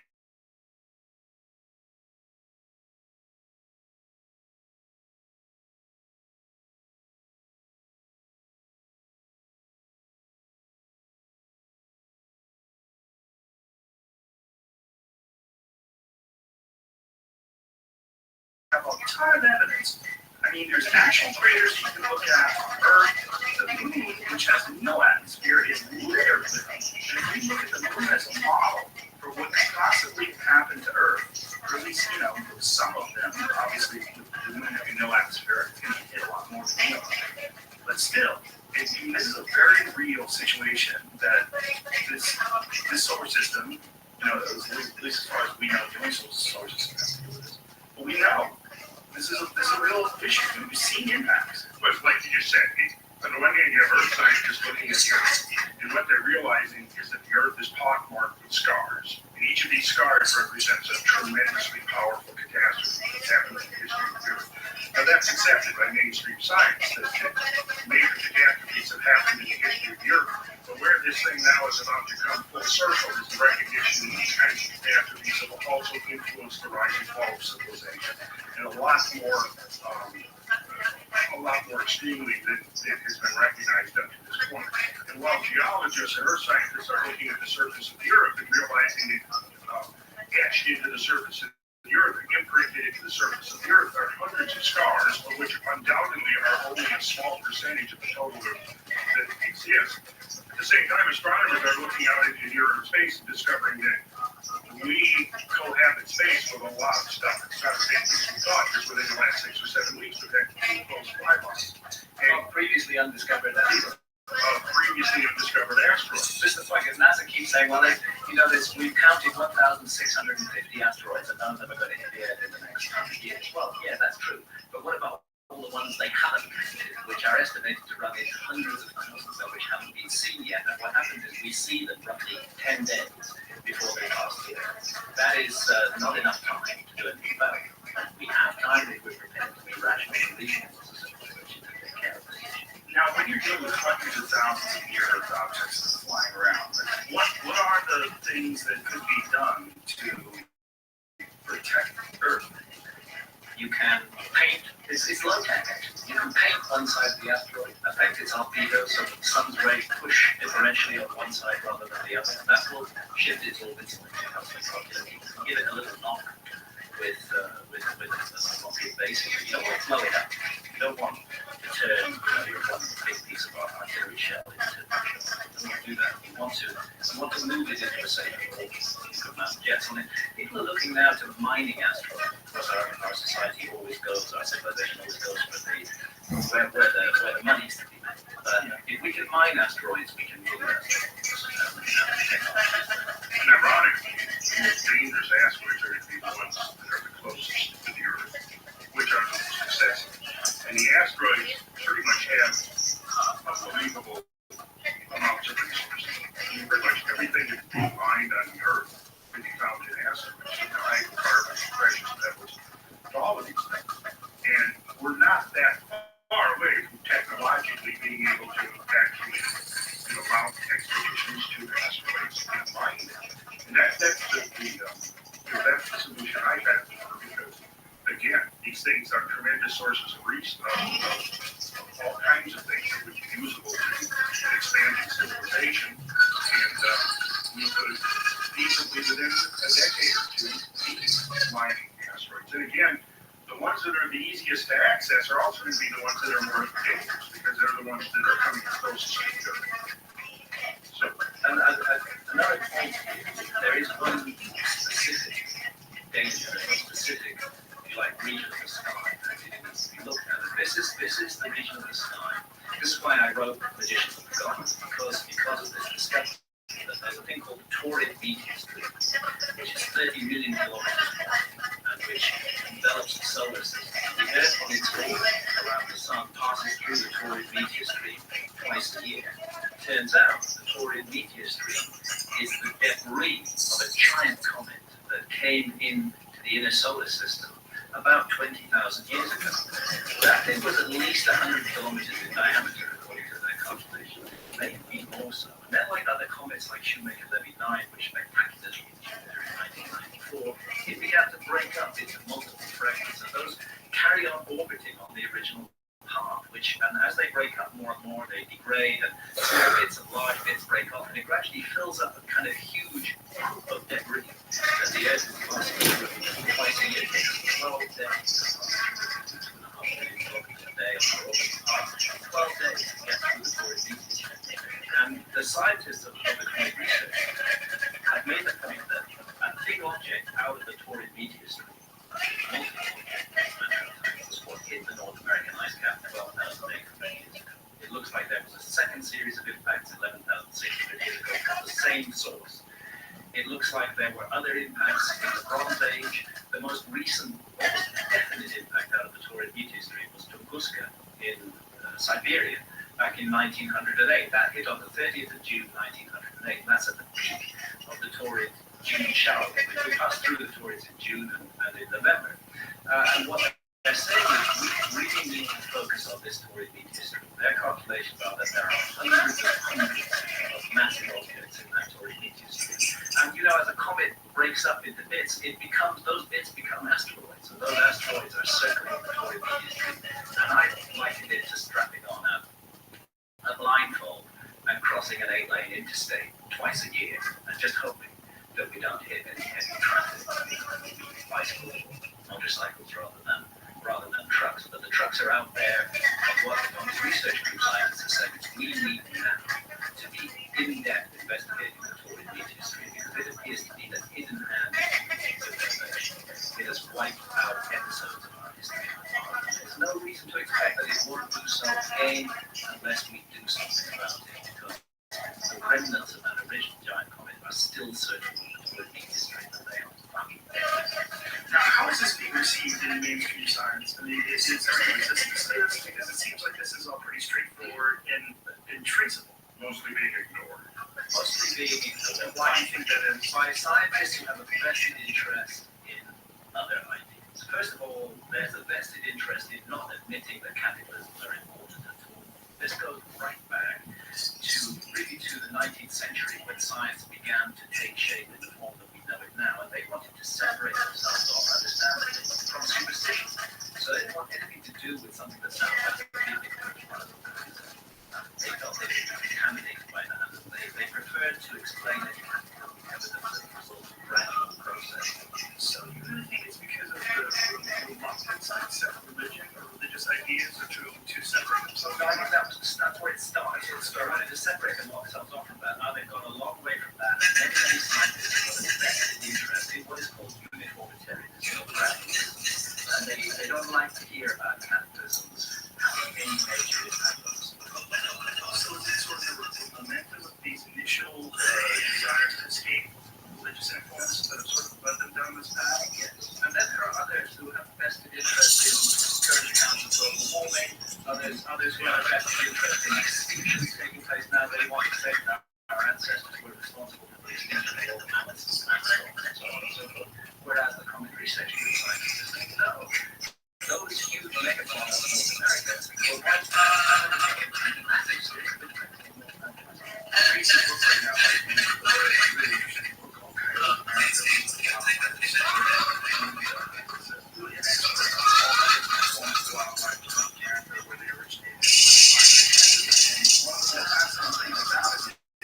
he's talking about these animals that went extinct 10,000 plus years ago, this mass extinction event, and never once does he bring up cataclysms, and there's all these different ideas. One of the big ones being battle apples, which is like really a very sort of a spear throwing device. You wiped out any mammoths and all these other animals. To me, it's a lunatic monster. It's a lunatic idea. Also, if you have any contact with hunter-gatherers today, you find that hunter-gatherer people don't overkill.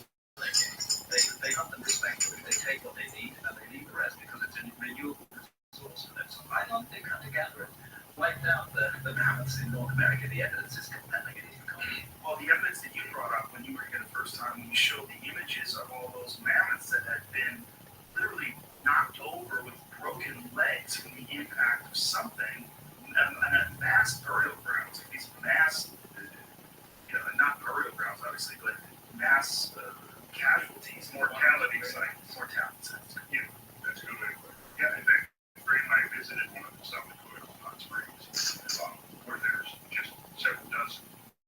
Nobody knows how many are actually there, but there's at least several dozen two species, woolly mammoths and humpback bears, and two. And while we were there, I was interested in the guy who was giving me a miraculous explanation. It fell for long periods of time. These mammoths wandered into a sinkhole. I asked the question, well, what studies have been done on the sedimentary matrix in which their remains are being found? Because as I'm looking at this sedimentary matrix, I'm seeing a massive deposit. In other words, a deposit that was instantaneous.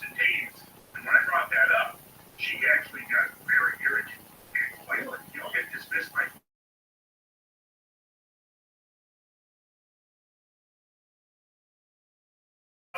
we've got it all worked out, and immediately went on with her there and but yet I had an article that was actually written by one of the original scientists who worked on the site, and his description was, well, it could have been that, but also as an alternative, it used the term float and float.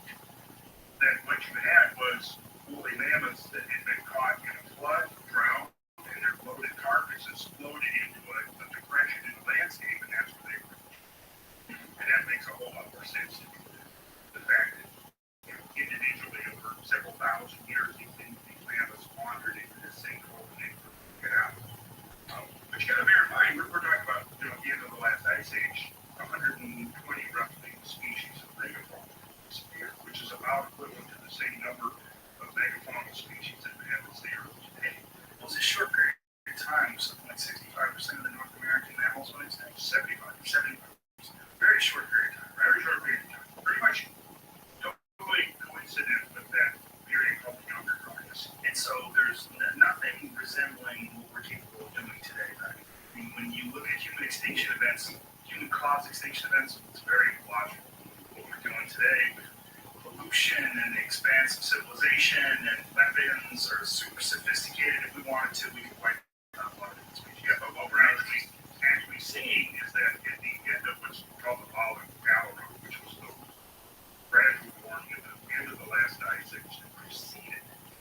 sudden catastrophic change in 12,800 was the Clovis culture that existed for 3 to 500 years, I think. Yes. So, but they suddenly were gone, right?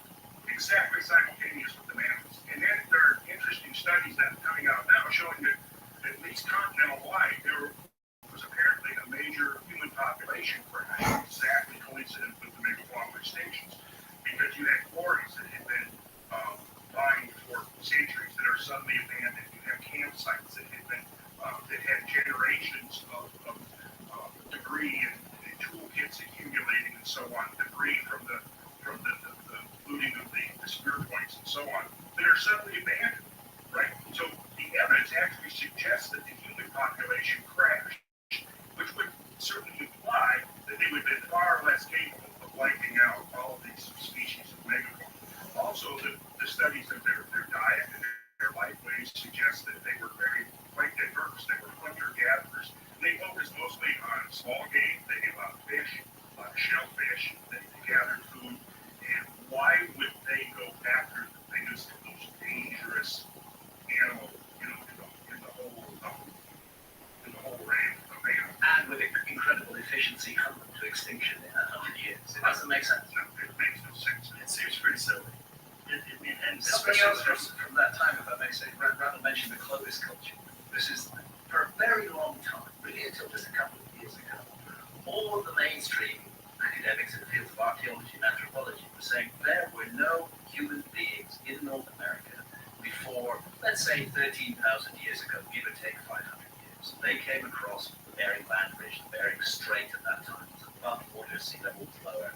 They entered the Americas, then they went in there before. Now, in the last 2 or 3 years, there's just been a whole raft of new scientific research, and no scientist today is prepared to defend the Clovis model anymore. It's accepted, of course, that there have been human beings in America for 50,000, 60,000 years, and there's weird genetic links. Like, for example, there's a trace that connects Aboriginal Australians with North Americans. They had a common ancestor. It's a very peculiar thing that's going on. And so what happens is that actually these scientific models, which constrain and restrict research for so long, do get overthrown. And that Clovis model is being overthrown. What the missing piece of the puzzle, I think, for everybody working in this field is the comment, what happened between 12,800 and 11,600 years ago, which changed everything.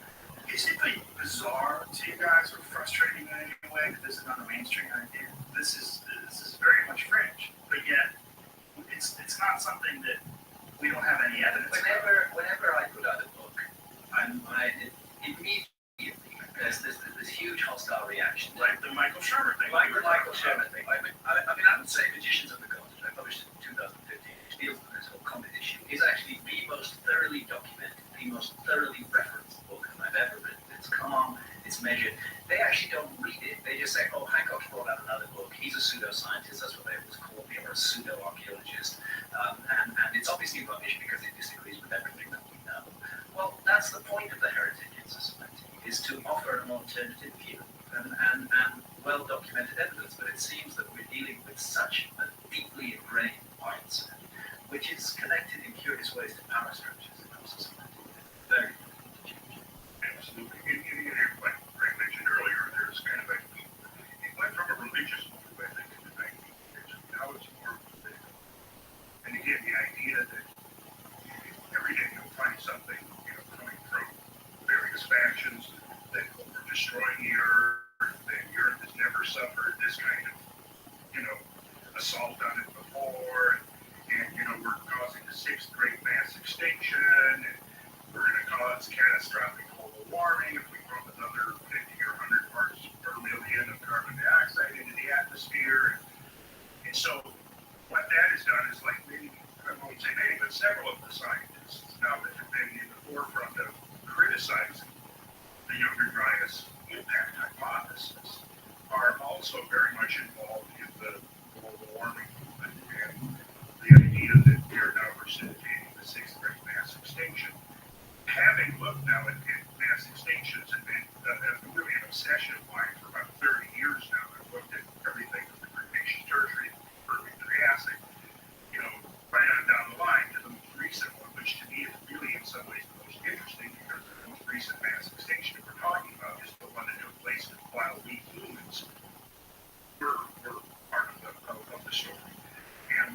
between 12,800 and 11,600 years ago. Younger dryas. Younger dryas, which is still an unexplained climate anomaly that happened. And I mentioned this, I think, in a previous broadcast, that what you had a spasm of extreme warming followed by rapid shifting into extreme cold, literally within a matter of a few years.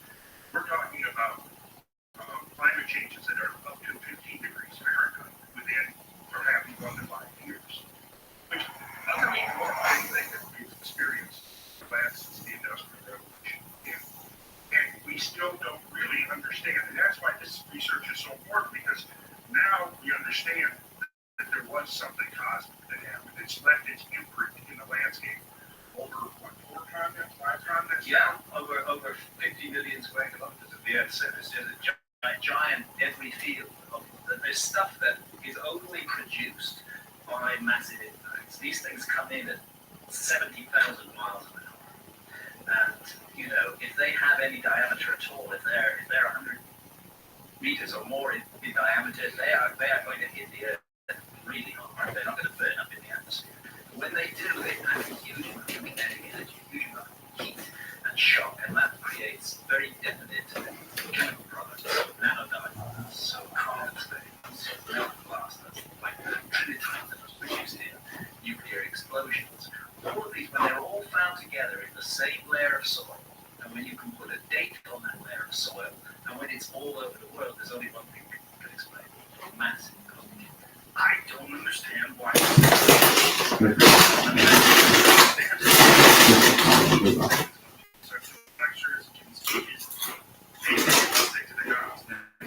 They want to somehow or another avoid anything It's a gauge. This is a gauge.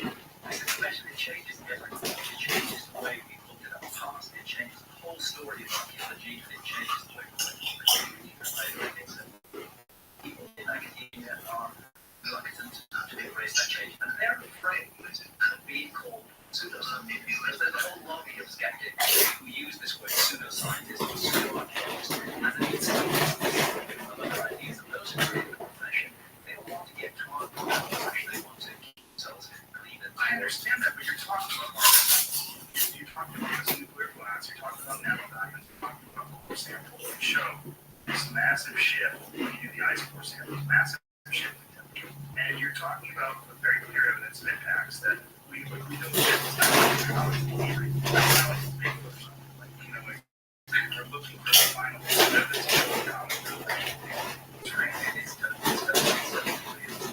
it's so those who are invested to accept it. Unfortunately, they have the ear of there are, by the way,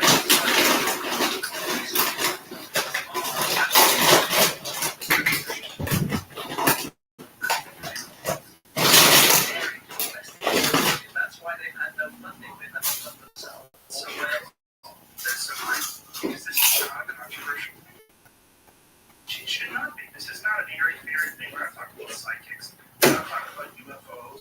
We're talking about something we know exists. So to bury your head in the sand over something like this seems to me vested interest. Right now, NASA is spending the equivalent of one attack helicopter a year on investigating the comet and asteroid page. $50 million.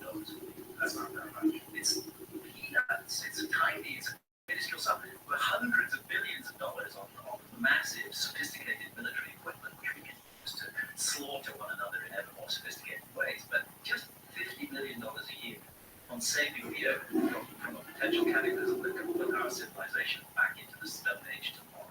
and I don't mean to keep harping on Michael Scherzer because I like Michael, but that he highlights this sort of natural inclination to find something that he has done no research on whatsoever. When I pointed out Gobekli Tepe, I sent him some articles from National Geographic. You were radio silent. I mean, He should know about it. it's astonishing the number of people that mock it. Yeah. If you're going to mock it, you should actually know when to mock it. And to say that Gobekli Tepe was created by hunter-gatherers as well, sorry, that's just a thing. That's not a fact. I mean, you have a sophisticated site with astronomical alignment with hundreds and hundreds of megalithic pillars weighing up to 20 tons each. The world's first perfectly aligned north-south building, which you can only do with astronomy. it's not enough to say, oh, they were just hunter-gatherers. They were something as stones from a half mile away. There's some serious sophistication. I mean, how big are these stones? Well, the biggest one actually still in the quarry. They left it because it had a fault in it. They clearly intended to move it 50 tons. You're looking at 20-foot high objects, and then it's the putting together of them. See, here's the problem. Hunter-gatherers societies are not the kinds of societies that produce large-scale fixed monuments. Why? Because they don't generate a surplus. You can't pay for somebody to become an architect of those times, somebody to become an astronomer. You're busy hunting and gathering, and that's what you do. Agriculture generates a surplus, and that is the problem at Göbekli Tepe, because there is no background. This site just appears out of nowhere amidst what appears to be a hunter-gatherer community, but what they're not considering is the possibility of looking at a technology transfer, that the survivors of a lost civilization who already had all that knowledge came to Göbekli Tepe and used that site as a center of initiation to teach the local hunter-gatherers how to do agriculture. And that's now taken as the beginnings of civilization. I would say it is the reinvention or remaking of civilization. So when we're looking back at Sumer and any artifacts we find in ancient Mesopotamia in that area, Iraq, those are the people that are sort of reinventing and relearning.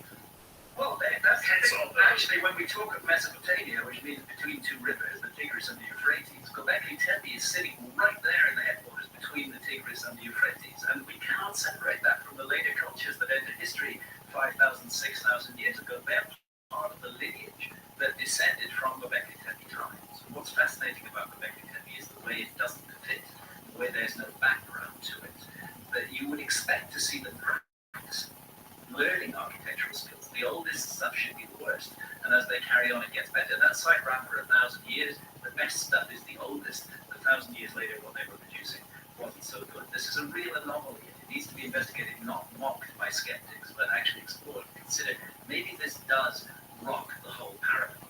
It's kind of ironic that in their desire to get away from the ancient myths and tales of the Bible, they've ignored those ancient myths and tales which all talk about cataclysms. Well, part of our modern psychology is to imagine that we are somehow so far advanced from our predecessors that we now represent the pinnacle of civilization, and anything that preceded us has to be looked upon almost as the workings of children. It requires a major psychological shift to admit or accept that our ancestors may have been far, far more sophisticated than we had imagined in our 19th century models, which basically still dominate thinking today. And, in Graham's book, he devotes several chapters to the story of one 20th century heretic, J. Harlan Prince. And his story, to me, kind of encapsulates the whole process of forcing his paradigm shift. And for years, he was out there exploring this evidence that there had been this tremendous flooding in Washington State. And all of his critics were dismissive without ever even going out and looking at the evidence firsthand in the field. But what he did was he stuck to his guns for 3 decades and continued to amass evidence to the point where they just couldn't dismiss it anymore. And finally, the group of them went out and began to explore the landscapes for themselves. And one of the leaders, I think you talked about it in your book, James, was sort of the leader of the skeptic faction that had set out, their sole purpose was to discredit and lay this whole flood heresy to rest once and for all. But he went out in the field, and he spent about 8 days in the field, where he's seeing this evidence for himself over and over again. And when you look at just one piece of it, you might be able to say, okay, there's all other explanations for that. But what happens is when you get multiple lines of evidence all converging, and there's no way to individually explain away each one of those things other than just say, oh, it's all coincidence. Well, James Galooly was honest enough so that after a week out there, they were at a place called the Moose Falls in southern Washington, which was one of these areas where these tremendous inland tsunamis swept across the land. And I actually just visited there about 8 weeks ago. I took them to the Moose Falls to show that right on the spot where James Galooly was standing, he finally had his epiphany. Have you ever images of that? You brought us.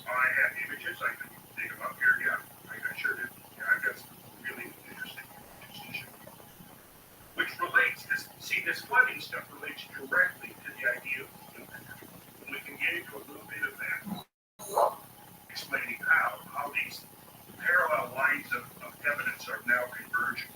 But the interesting thing about the movie was that in the descriptions of the trip, he wandered off by himself for a long time, away from the group, and was standing there looking at this massive cataract with 400-foot cliffs and this little tiny ribbon of water flowing over it and this huge canyon below it and these big boulders that he'd seen for a whole week. He'd been seeing this stuff. And it finally got to the point where it was undeniable, and he walked back to the group and the words out of his mouth verbatim were, "How could I have been so wrong?" And he finally admitted it. That was like a turning. And now, again, Graham describes this very effectively in the book, how, in a way, the flooding phenomenon was hijacked and then placed within this more gradualistic context. To avoid the fact that it was something so anomalous and such a departure from our modern experience that we had to look outside of our modern experience to find an explanation. What they wanted to do was find something within our modern experience, and this is the cornerstone of the uniformitarian approach, is that we look for a modern example and then we extrapolate backwards from that. And so what they did was they said, well, in the modern world, we have pro-glacial lakes that form in front of glaciers, and sometimes these pro-glacial lakes might be held in by an ice dam or another glacier.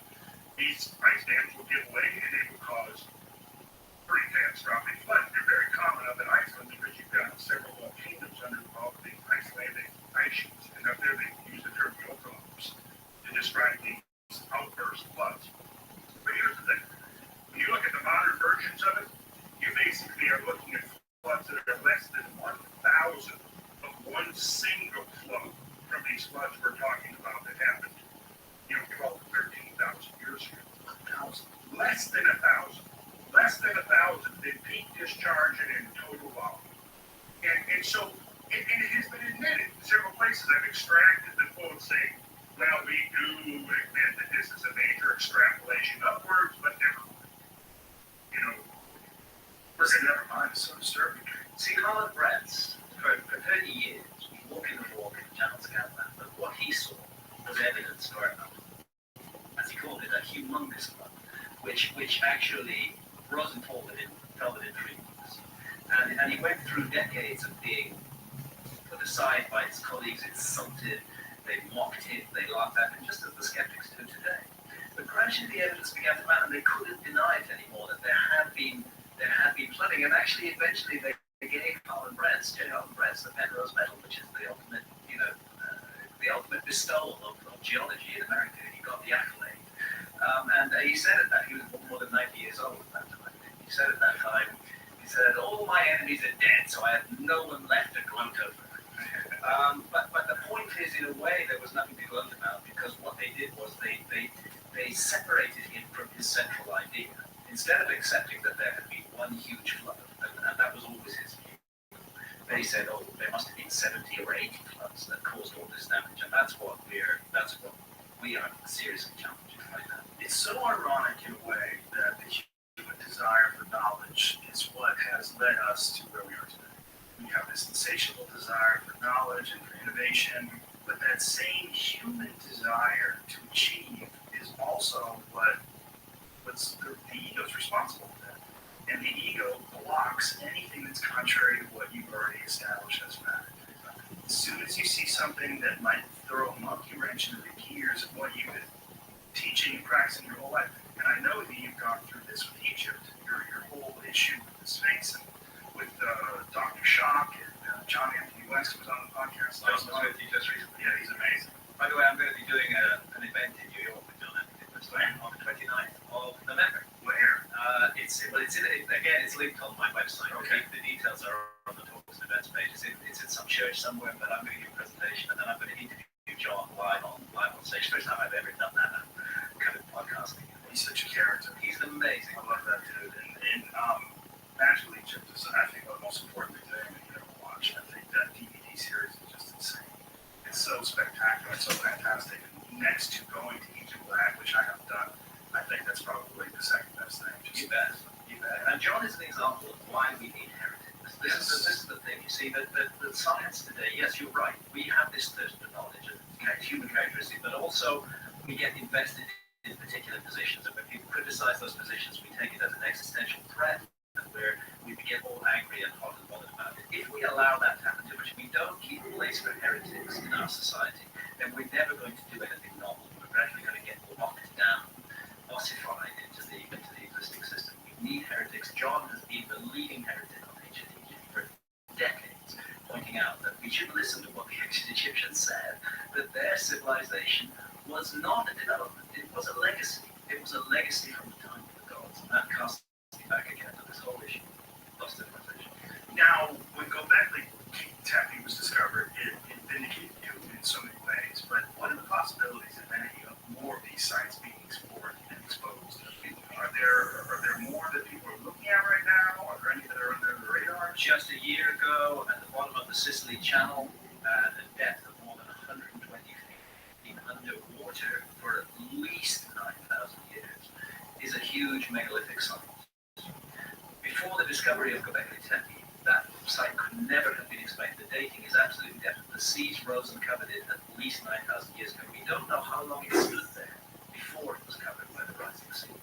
But there it sits underwater, and I think underwater discoveries, or I've had a part to play in this over the years, are one of the ways forward. We need to look at those areas because there was a 400-foot rise in sea level at the end of the ice age. You're looking at the amount of land that would be put together in, say, Europe and China, added together. That amount of land was swallowed by those rising seas. And archaeology has largely proceeded without taking account of those lost lands. I'm not saying they haven't looked at all, but they're primarily in marine archaeology interested in shipwrecks. Now, this megalithic site, is there images of this that we can look at? There are, yeah. I can probably find it. Monolith at the bottom of the Sicily Channel. Try that. Search on that. Pull that up, Gene. But so what does this look like? Has this been clearly established that this actually is the work of man? This is not some sort of a yardang or something? Of course, there's dispute, right? Of course, but the mainstream is not going to just accept this overnight. But again, it's mainstream scientists who found it. They're absolutely certain that they're dealing with a man-made site. There are holes drilled through these megaliths. One of them is very, very large. There's a series of other megaliths around about. It's not a natural. So here we're looking at some of it right now. Yeah, so there's that big megalith broken into two parts right there. Oh wow. And this we can say, like often with archaeological sites, the problem is dating them. You know, for example, there are incredible megalithic temples all over the island of Malta, not far away from this place. Incredible megalithic temples. But they can't date the stone directly. They have to date organic material associated with the stone, and that can give them misleadingly young dates. In the case of a site that's been covered by sea level rise, there can be no argument. Nobody went down there and built that 9,000 years prior. It had to be built before the sea rose, and that puts a minimum age on it of 9,000. What are the best images that we can look at? Because right now we're just seeing rocks. It's very difficult because I'm looking at something very two-dimensional. I'm afraid that's all you're going to see. Those are the best images of it that exist. But that's in Yonaguni. That's not in the Sicily Channel. So, what are the biggest pieces down there? Is it this right here? Is this right here? Yeah, that big thing there, 30 feet long. And is it what leads you to believe that this is man-made? The scientists who worked on it, the fact that there are holes drilled through the stone, the fact that you can go to neighboring areas like Armenia and find really very ancient megalithic sites where they have exactly the same kind of holes drilled through the stone. And the holes seem to have been used for astronomical sightings. Now this site's a mess, it's been knocked over by the sea, it's fallen down, but we're seeing the same thing, big megaliths with holes drilled through. And you're also dealing with 9,000 plus years of erosion and all of that. And the ocean is a difficult place to work. You know? It's not easy, visibility can be bad, you're dealing with currents and all kinds of problems. This is bringing James Cameron and these crazy little submarine rigging James Cameron. Well, I spent 7 years scuba diving all around the world.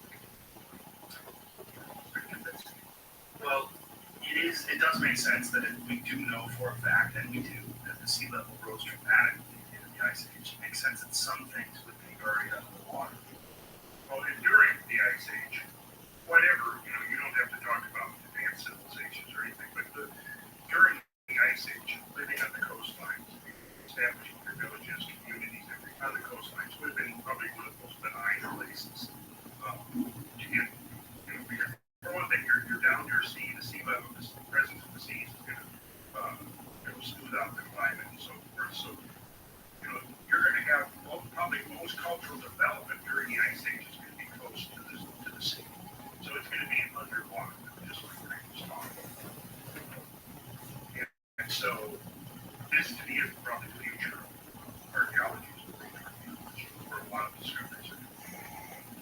think that particular thing, I mean, there's a lot of megalithic structures around the world that if you set that thing up, like this, of citing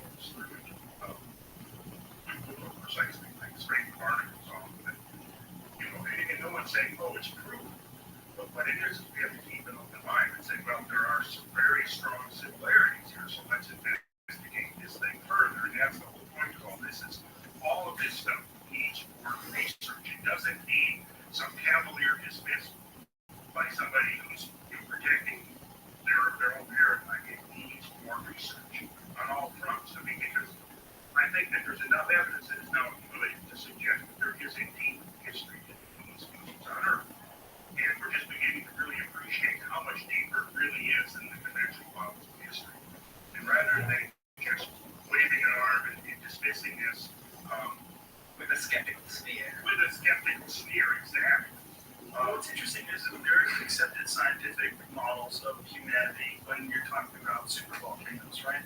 Like the supervolcano of 60, 70,000 years ago. October. Yeah, I mean, they pretty much accept that wiped out the vast majority of human beings on Earth. And why is the supervolcano hypothesis so easily accepted, but yet the asteroidal impact, both of them are real events, both of them are historically documented. In fact, we've never watched a supervolcano take over the world, but we've seen asteroids hit other planets. We've actually watched Jupiter leak that you were talking about before. With bombarding Jupiter, unbelievable. Bigger impact on the planet Earth itself. Yeah. So, yeah, and actually more than 20 impacts. Each one of them would have wiped out all life on Earth. So it's a strange. Another thing too, we were talking about underwater structures, but let's also consider the possibility, and again, John Anthony Westbrook, let's also consider the possibility that we have misidentified a number of structures that are standing in plain view, like the Great Sphinx. Egyptology, read any Egyptological text, any encyclopedia, actually, they will tell you that thing was put there by a specific pharaoh Khafre on the 4th dynasty, around about 2,500 BC. That is not a fact. That is an opinion. But it's presented as a fact. There is not a single inscription that relates the Sphinx to that pharaoh, not a contemporary inscription, not dating from 2,500 BC. In fact, there's nothing at all. It's just the assumption, because it's close to a pyramid, which they assume the same pharaoh built, again on the absence of evidence, that the Sphinx must be built by them. But John Anthony West was the first to see that actually when we look at the Sphinx, we're looking at a highly eroded stone object. And that erosion is very odd, and that's why he brought Professor Robert Shaw, Professor of Geology from Boston University, to Giza in 1992 to look at the Sphinx and say what actually caused this weathering on the Sphinx. And shockingly, what caused it was exposure to a very long period of heavy rainfall. And no such rains have fallen in Egypt in the last 5,000 years, but they did. During the Younger Dryas, we had a prolonged rainfall from this comet. I mean, that ice cap was pulverized. A massive amount of ice water was thrown up into the upper atmosphere. Prolonged rainfall, which could have been the cause of erosions. Now, what has occurred new? What discoveries have been discovered in the last year? What is new that we can look at? In terms of archaeology, there's not much new. Göbekli Tepe at the moment is in deep freeze. It's right 30 miles from the Syrian border. There's been massive unrest in Shadiora, which is the main town. Archaeology is very difficult to carry on. It's basically just frozen. Where they just sort of stopped. They've just kind of stopped. In fact, there's a major number of these sites absolutely stunning. Again, I'm convinced that site is nuanced. It is, yes, there is a Roman temple there, but they put that temple there because the site was sacred long before, and there's this incredible U-shaped megalithic wall which surrounds Baalbek, which does not appear to have any connection to the Roman structure at all.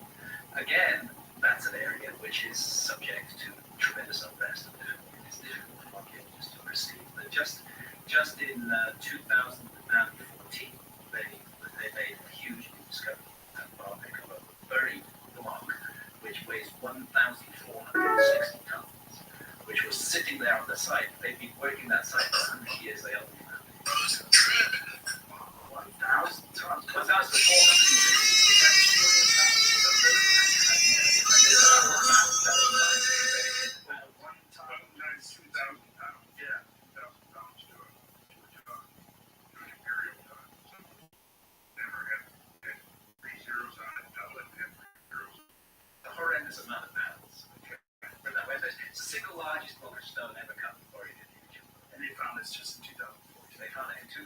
interesting now, there's another big one right beside it, which has been in plain view for about the last 100 years.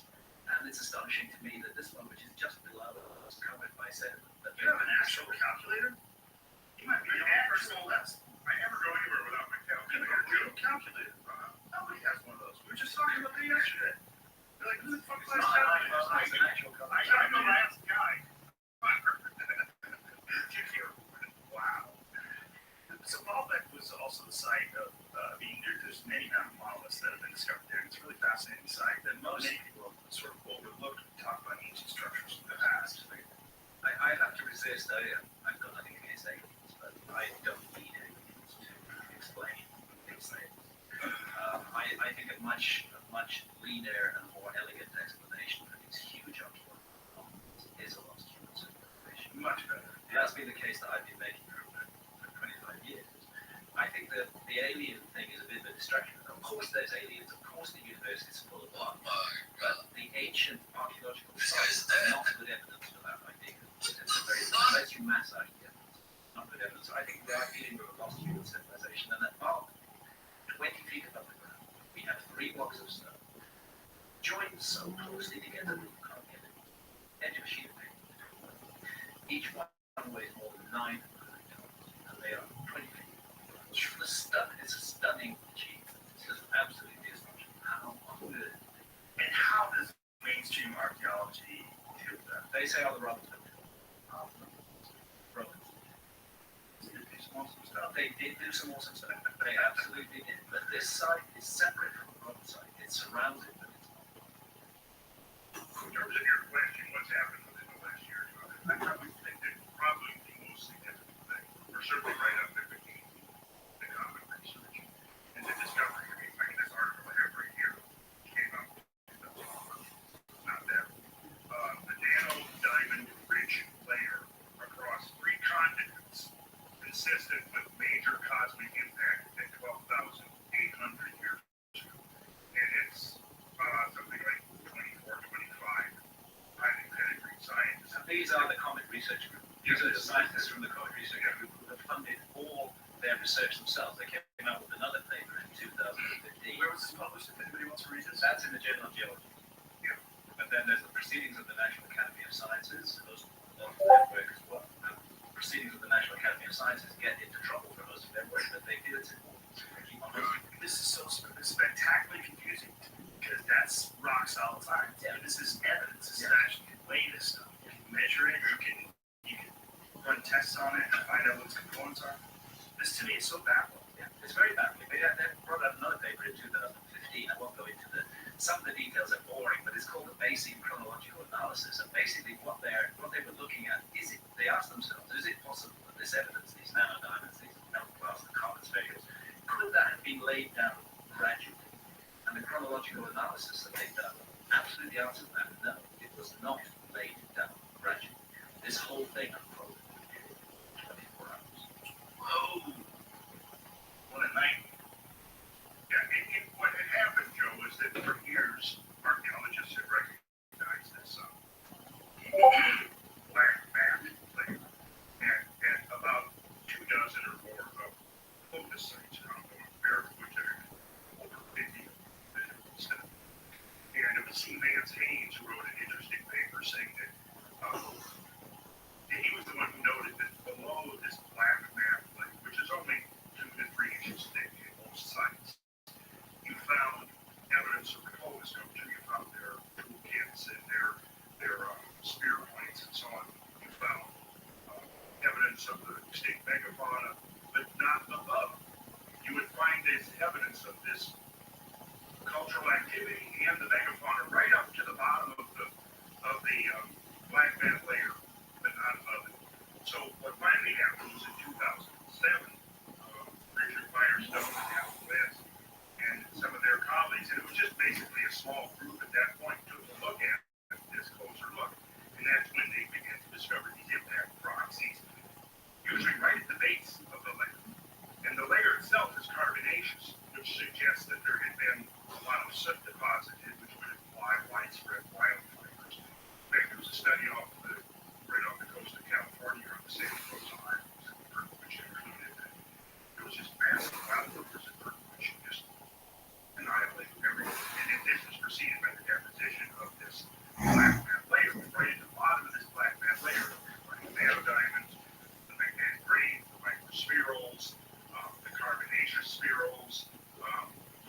streams, you find these impact rockets, and they're not all the same at all the sites.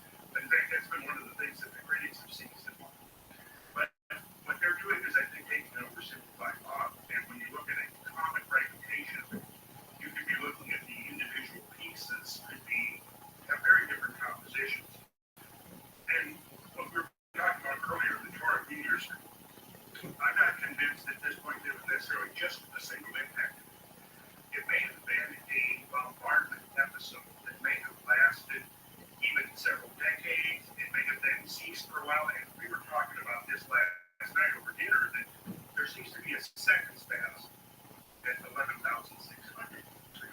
It's also associated with a massive rise in sea level. They call there's two meltwater spikes, meltwater spike 1A and meltwater spike 1B. I'm quite convinced that these meltwater spikes that have been documented by marine geologists and oceanographers are correlated with these melting events of the ice sheet that I've been looking at in terms of their geomorphic consequences. Because some of these events, I mean, the only way I can describe some of these meltwater events is that the only modern analog to this would be a tsunami.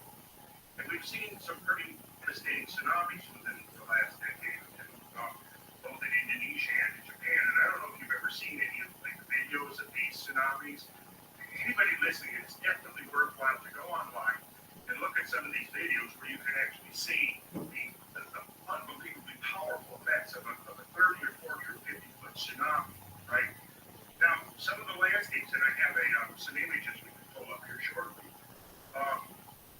are places in Montana, Idaho, Washington, where you literally had a tsunami sweeping over the land. It was over 1,000 feet deep. And that tsunami came off the ice cap. That's not an oceanic tsunami. That's right. It's a freshwater tsunami. It's meltwater coming off this catastrophic melting of the ice sheet. And I traced the sources of some of these meltwater. I made two trips up into the plateau country, British Columbia, looking for the source of this meltwater. Because in the visual models of this flood, that goes back to Harlan Brents, and basically what they've done is they said initially there could have been no flood because Harlan Brents didn't provide a source for the water. They said, the critics said, well, you're saying that all this evidence in the landscape is evidence of the flood, but what was the source of the flood? And he didn't have a source. So the critics then said, well, you don't have a source for the flood water, therefore the flood didn't take place. Then as research evolved, you had independent evidence accumulating in western Montana by J.T. Pardee, who was with the U.S. Geological Survey. And he was investigating evidence that the mountain valleys of western Montana had been filled up with an enormous volume of water. And this volume of water seemed to be exactly the same time as Brent's floods. And he then assumed that this was a giant lake. And because you can see it, and I think we have some images, I think Jamie has some images of the offshore. On the mountainside, you see shorelines etched, 1,000 feet above the valley floor. And what he then decided was that based upon a 19th century interpretation by T.C. Chamberlain, that there had been an ice dam, he said, well, there must have been an ice dam west of here somewhere, in the Clark Fork Valley. A giant lake backed up, burst through the ice dam, and then this is what would have caused Harlan Brents floods. So now the geological community is shifting because, number one, the evidence is overwhelming and they can't deny it anymore. But what they're doing is looking for a gradualist or uniformitarian explanation. So they immediately latched onto this. There was a giant pro-glacial or in front of a glacial lake in western Montana. Well, you're talking about somewhere between 520 and 550 cubic miles of water. That's a lot of water, right? Normally, when you have a large lake, you have a huge catchment basin that is feeding lots of streams and rivers that are feeding into that lake. When you look at any of the big lakes around North America, you have the lake, and then you have this big old catchment basin, and all of that's feeding it. In Lake Missoula, the whole lake fills almost the whole catchment basin. It's like, to me, what they did was they said, okay, we're just going to push the source of the water from here over to here, but let's not go into the question of where did the water come from that's filling these mountain valleys of western Montana. And this is what I spent a couple of weeks in following these valleys up into British Columbia, and there's spectacular evidence.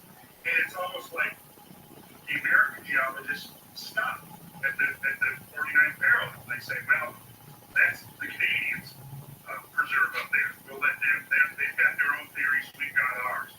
Interestingly, the Canadians are saying that we think that the water for these floods came from up here, but they don't like that because you see, one of the leading geologists who was saying that these floods came from Canada is John Shaw, who basically came up with this idea that drumlins, which are these inverted boat-hull-shaped landforms that are found by hundreds of thousands in regions where glaciers were, that they were formed not by the glaciers grinding over the landscape, but they were actually formed by massive subglacial flows of water.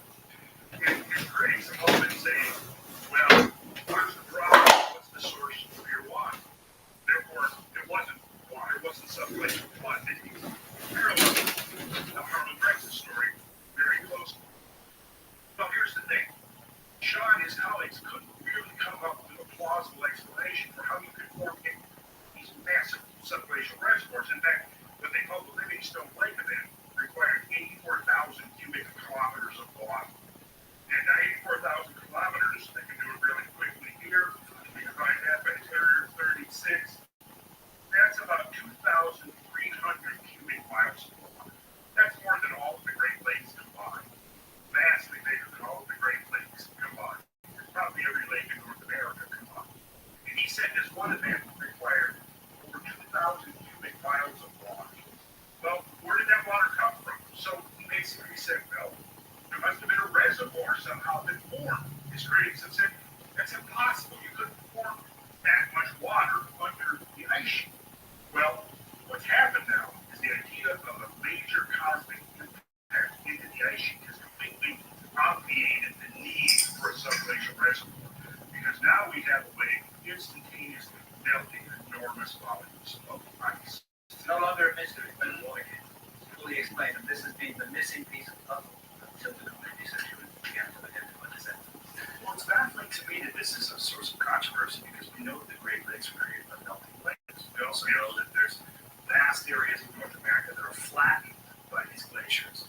You know, a buddy of mine, my friend Doug, lives in Casanova, Wisconsin, which is what's called the driftless area where the glaciers didn't go through. I just was there in May.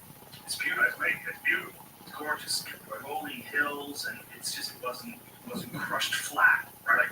Like other parts of North America, right? So we know that those glaciers melted and they created the Great Lakes. I mean, the Great Lakes were from glaciers. We know that. Right? That's an established fact. So why is all this confusing? I just don't understand why they wouldn't just add that to it. They're just going to accept that the glaciers somehow or another in the last 10,000 years, the glaciers just decided to stop smashing North America flat and melt and create these great inland oceans of fresh water. Bizarre. It's very bizarre. Ultimately, a lot of ideology is involved in this. There's this desire, not also in the modern world. There's a desire not to panic the public, not to say things that are going to cause panic. And with Donald Trump being president, I think people are ready now. I think people are ready for panic. I think so. But serious, anybody debate you on this? Either one of you on this? Well, I tried to, but not specifically on this. I tried to do a debate with Zaki Hawass, who's the guy who runs the Giza Pyramids, and total. I mean, very crazy event. There's a video of it online. There's a video of it online. The debate lasts 30 seconds? It's something like that. Yeah. And then later on, when he finally agreed to come back into the room because he was so angry with being walked out, when he finally came back into the room, he was asked a question about Göbekli Tepe, and just like your skeptic, he didn't know anything about Göbekli Tepe. Or he claimed not to know about it. This is supposed to be the world's most famous Egyptologist, and he knew nothing about this incredible site in a neighboring country. But one point to make, the Rafa was talking about the second event, 11,600 years ago. We're dealing with an episode calendar. Which begins 12,800 years ago and ends 11,600 years ago. Both episodes accompanied by massive floods. And the 11,600 years ago date, I may have mentioned this last year, it's in Magicians of the Gods. What's interesting about that is the exact date that Plato gives us for the destruction of the lost civilization of Atlantis. Plato, that's the only source we have for Atlantis. It comes to us, many people think it's all over the place, but it's not. Atlantis comes to us from Greek philosopher Plato, who lived around 340 BC. And he got the story through his family line, from his ancestor Solon, who had visited Egypt in 600 BC. And there Solon was told of a great civilization that existed on Earth that was the progenitor civilization of Egypt, but that was destroyed, a terrible cataclysm. And he asked that a cataclysm involving a gigantic flood, and Atlantis was submerged beneath the waves and was never seen again. And so Solon said to the priests, when did this happen? And they said, 9,000 years ago. That was in 600 BC, so that's 9,600 BC, that's 11,600 years ago. That's not what it was one day. How could they know?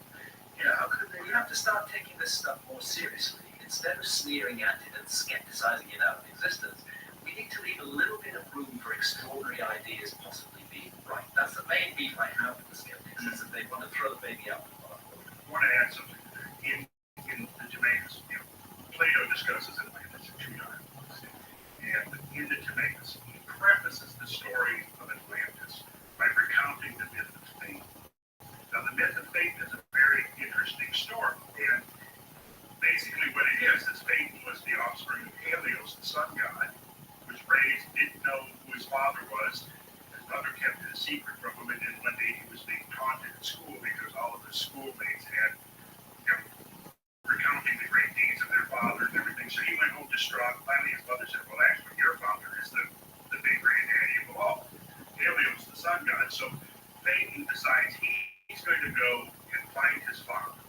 And he eventually does, and he goes to some celestial realm where his father is located. And the way it is with the Greek gods, they have unlimited powers, except they also have certain restrictions. For example, if a god makes a promise, she cannot go back on it, right? So when Helios sees Phaeton, his lost son, he's so overjoyed, he says, I'm so happy to see you, I will grant you any boon you want. Phaeton says, I want to drive the chariot of the sun. I want to drive your chariot. And Helios says, well, I meant anything you want, except that. So it goes back and forth and back and forth. Finally, Phaeton convinces his father, let me do it. His father says, look, you've got to hang on to those reins tight because those steeds are away from you. He gets in there, and the gates of the sun open. It describes, in the myth, you can go, you can read Enid Hamilton or Wolffish or any of the great retellings of the Greek myths, and they'll describe it in there. It goes through the signs of the zodiac, and then all of a sudden it careens off and heads down to Earth. And then it describes this whole litany of catastrophes, this setting the Earth on fire. And finally, Jupiter and the besieging of Poseidon is afraid that the oceans are going to boil away. And Zeus to mount his Mount Olympus and hurl his thunderbolt, which knocks Phaeton from the sky. He falls to Earth and falls into the river Eridanus, which is a metaphor for the Milky Way. And his sisters, the Heliades, then weep over the death of their brother, and their tears fall to Earth and cause the great flood. Plato then, after referencing that myth, he then says, now this has the form of a myth, but what it really represents is a declination or a declining of the bodies in space orbiting around the Earth and an eventual falling to Earth of one of those bodies and a conflagration of all things triggered by the fall of that body. It's intriguing that he mentions the zodiac because the Taurine meteor stream is so cold because it appears to come at us from the direction of the constellation of Taurus, the zodiac constellation. That's where those shooting stars, amongst which are some very large objects that have hit us in the past and can hit us again in the future. That's where they come from. They come from that area. Active illusion, it appears that they're not actually coming from Taurus. It looks like that. They come from that area. They come from that area of the sky. And so anybody in ancient times who was witnessing it, and according to the Victor Klug and William Napier and those guys who are the British neo-catastrophists that have been doing all of this work for decades on the Tauric meteor shower, have concluded that, in times past, it was an extremely active shower.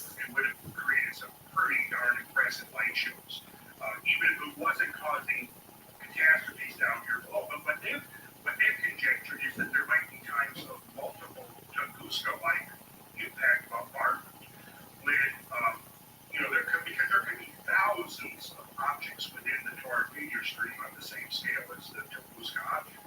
And that, if you go and you read the accounts, the eyewitness accounts, over and over again, people are saying things like, well, it looked like it was being disgorged from the sun.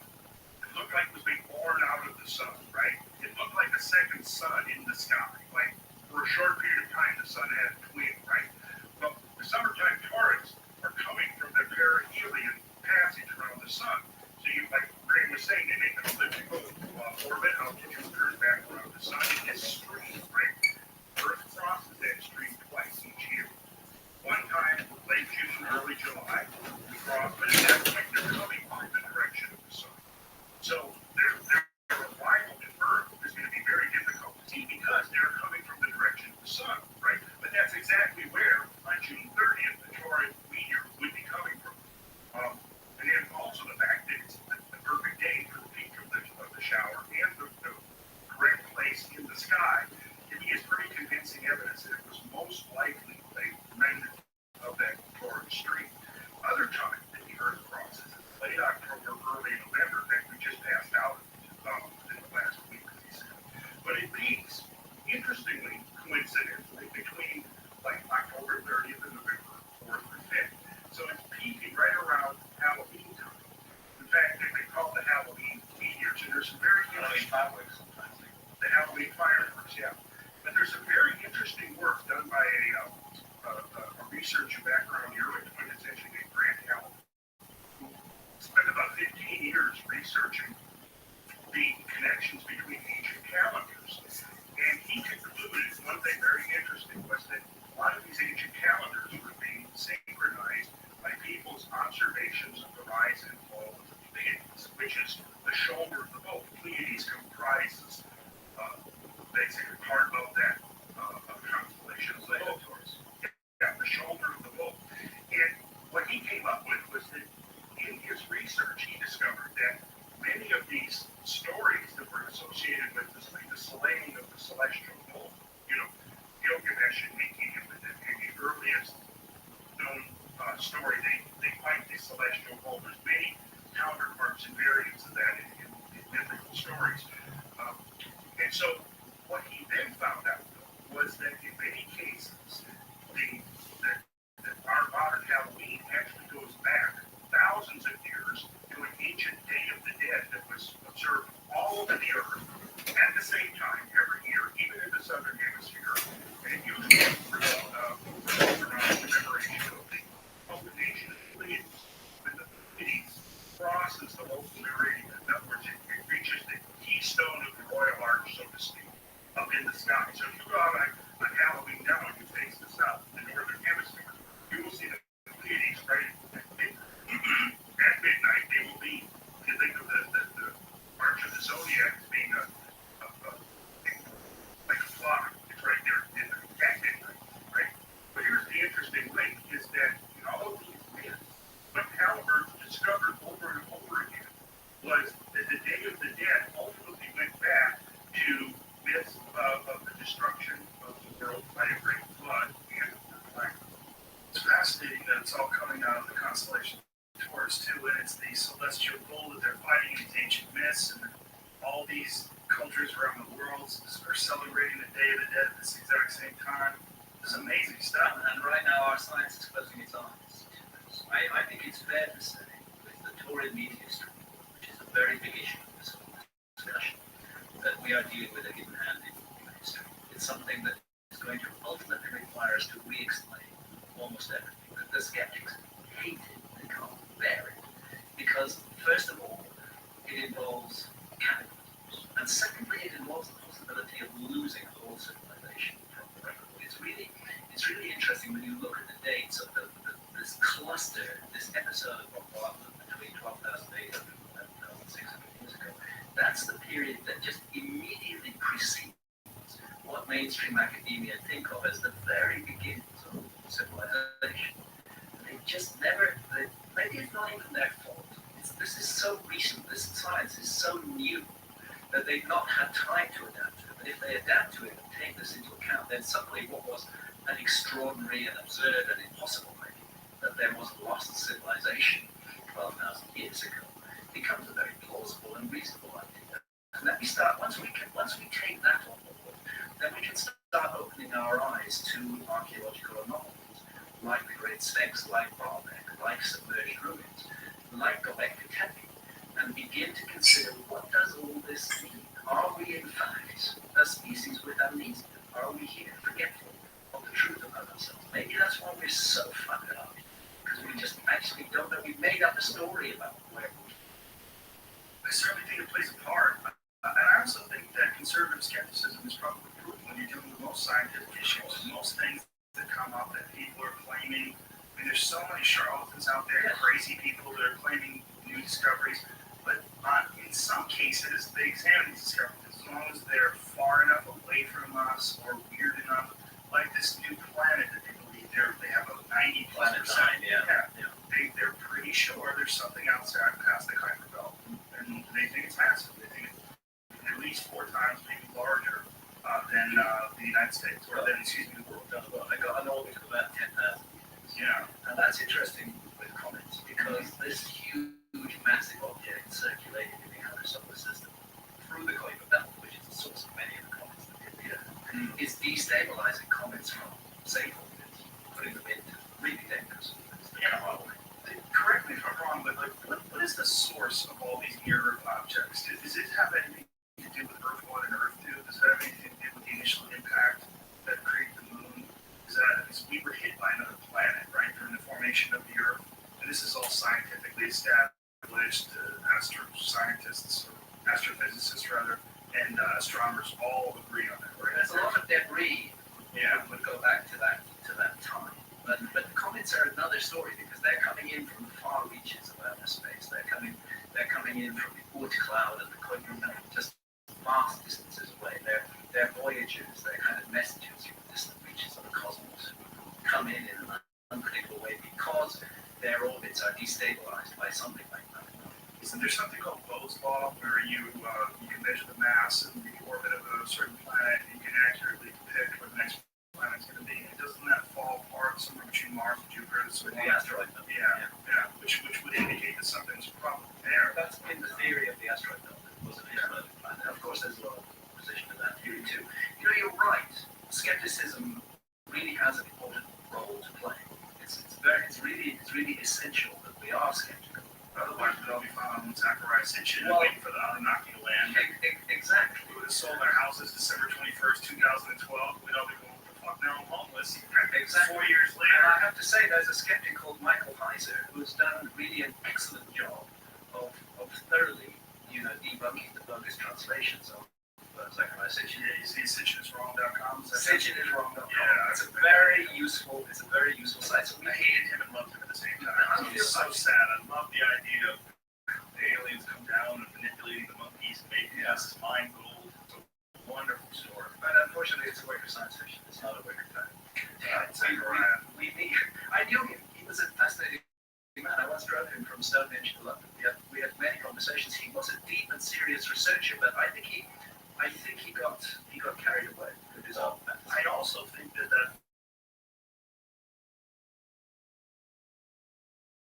I followed him pretty closely as well. I read The 12th Planet, and I got really into his research. And this is in my early pot smoking days. When I first started smoking pot, I was all in. Yeah. And then as I got wiser, and then as I got, maybe not wiser, just I started recognizing objectively why these things are so attractive. I mean, the fantastical is more attractive than the practical. And so something else. Again, I don't want to put Sitchin down, and I'm here also to say that Sitchin did a lot of really good work. He's a clever guy. He did a lot of very, very, very thorough research. I just lost my track. Actually, it's looking too much there. Where was I going? Well, we were talking about all the difference between the fantastical and the practical. That there's this inclination to accept things that are fun. That's what I was going to say. Is that when you start talking about the Anunnaki, those from heaven to earth came, these fantastic creatures from. Thank you. You brought my memory up here. I remember what I heard to say. What's interesting? It's going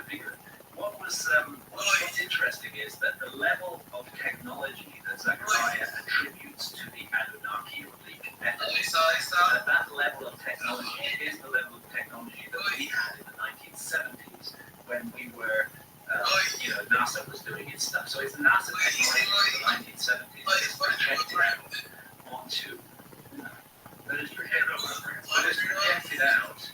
projected out onto his theory of the past. Now, it seems to be very unlikely that the Nephilim or the Anunnaki would have had for 400,000 years, which is what he's saying, the same technology that NASA had in the 1970s. It's much more likely that he's projecting that onto the data rather than that it's actually inherent. There was also some interesting ideas that he had that turned out to be ideas that scientists have also proposed about preserving our atmosphere by levitating, by suspending reflective particles in our atmosphere. And that is something that the Anunnaki in his books were going to use gold for, because gold has such unique properties, which is why they use gold to plate things. Because you can take a little tiny piece of gold, you can plate this entire table. Gold's a really spectacular piece of, it's just, there's nothing like it, right? Absolutely. No, there's a lot of really good material in situ, but unfortunately the translations of the texts are not translations. So they misrepresent the text. Often what he did was he took a 19th century translation and he massaged it so that it would fit his argument. And that's a pity. So we need skeptics and they help us to sift out the wheat from the chaff. But occasionally what the skeptics do with this drive to criticize anything that's not mainstream, occasionally what they do is they let go of the really good, which deserves investigation and which the human species could benefit from. And that's my feeling is with this innate species, we've developed all this science. Why are we so ready to let go of wonderful ideas? Well, it's also fascinating to me that because of what Sitchin has been sort of criticized for, people now ignore the stuff that's absolutely undeniable, like the actual stone tablets themselves, the clay tablets, where you can see the depictions of the solar system. Somehow or another, these people from 6,000 plus years ago have a detailed map of the solar system. That's a clear idea. With the size in like a relatively correct order, in the planets in the right place. Like they somehow or another knew that Jupiter was bigger than Mars. They knew these things in some weird way, and we don't know why, we don't know how. Also, the caduceus representing the double helix of the DNA, that's a really fascinating concept too, that the caduceus is used for medicine, that's used to, he had some really interesting points that Brian did. So it's kind of too bad there was so much crazy involved in that. I think what any of us should do when we're exploring the deep in mysteries is to go to a lot of different sources. Don't just stick with the mainstream. Don't just stick with it. But try to bring it all together. And in a way, that's what I'm trying to do in my books, except the skeptics still hate them. Yeah, it's just so hard because it's so fun to go with the crazy story. Like the alien story is so compelling. It's so fun. I mean, if we found some sort of evidence of aliens, it would be so utterly spectacular. Even if it was a simple alien. Like I've always said this, that we found like a jellyfish on the moon, we'd freak out. But there's really complex, bizarre things at the bottom of our ocean that we've never discovered because they're just not in the correct location for us to be excited. And then the other issue, we're getting slightly off our blood topic here, but the other issue of entities, the encounters with entities, anybody who's smoked DMT will know that, as I have, as you have, that will know that you do encounter entities in the DMT state, and they do communicate with us. And there's a lot of parallels with the ETs or the aliens, as they're described in modern UFO abduction accounts. And Rick Strassman, have you ever had him on the show? Rick got sick. He was supposed to be here a couple of times. We're trying to reschedule it now, but he had some pretty serious health issues. We had a date scheduled out, but I love that guy. I got a chance to sit down with him a couple of times and talk to him. And of course, you presented the opinion. Yeah, he's brilliant. And he's so important to me because I remember when I did it, I was so confused. I mean, to me, it was like my first DMT experience changed everything I thought of the world. And I immediately didn't give a shit about it. Like, it was almost instantaneous. Like, before that, I was like, Roswell, they got the shit, man. It's in a hangar. But what I encountered doing DMT was so spectacularly pedestrian concept of something that looks like a person that has a bigger head and large eyes And higher tech. Yeah. It was weird and cool to me. It was real. It was nothing. I mean, literally not 1 millionth as interesting as what you absolutely can count when you do the MT. That's the aliens. So that's the aliens. And unto the alien realm, filled with alien intelligence, it's a community. Of course, again, the skeptics say, oh, it's all just made up in your brain, but we don't know that. And that is open to the possibility that we are dealing with areas of reality that are not normally accessible to our senses, that become accessible to our senses by retuning the receiving wavelength of the brain, which is what he suggests DMT does. And I think that's very plausible. And at the very least, those who are interested in UFOs and aliens should be also investigating this line of inquiry. Can we use changes in consciousness to understand the majestic complexity of the universe in which we live? And I think the answer is definitely yes. And many of Rick's volunteers, I paraphrase, but they came back with reports that the entities who encountered them said, we are so glad you discovered this technology. Now we can communicate with you much better. You know, it's fascinating. So there's a technology for encountering other entities. And against that, this mechanistic, simplistic alien need that's going around there, they're like us, but they came from higher tech. By comparison. It is though by comparison. I'm interested in the book is amazing. It's called DMT and Spirit Molecule. And he has a new book that he's putting out about DMT and the Spirit and the Solar Prophecy. Yeah, and he's just really his experience. He's really at first, I think it's approved by the government. Right. So he did everything above ground. He was he did because it was government approved. His remit was that he had to find some therapeutic benefit, and he couldn't actually. But that's not the point. I'm sure actually there are therapeutic benefits, but that's not the point. The point is here is a tool for investigating the mystery of consciousness and the mysterious nature of reality. If we get 5 or 6 volunteers who haven't compared notes, all coming back who met entities who said, we're so happy you found this technology. Yeah. It's hard to explain that. That's just to reduce it. Not only that, we talk about things that are that's just like talking about the conscious human chemical. How many is nuts? There's thousands of different plants. How many different plants can you begin to huge very pathetic ones like peas. Well, that's not like okay, that's what I was going to say. The Australian tree is actually illegal. Isn't that the Jerusalem, the professors from the University of Jerusalem, I believe? Jenny Shannon. They were talking about they believe the story of the burning bush and so that is Mimosa with the DMT, Syrian green with diagnostics. In other words, it's ayahuasca, but a Middle Eastern alternative doing the same thing. Isn't it possible in some way that the idea of the burning bush is dry or extracting very possible? Right? Is it talking about the burning bush God? It just so happens that this bush is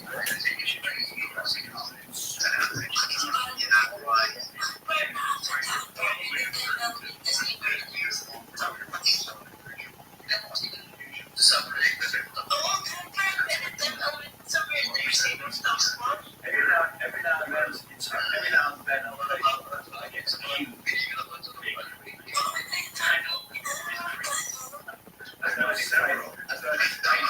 I know lots of Freemasons. I've spoken in the Sonic lodges, but I'm an author. I went to a wedding that my friend Duncan Trussell was performing at. And there's 2 Satanists like 2003 and to this day, one of them or Stanton whatever his name is. And his son got married. So Satanist.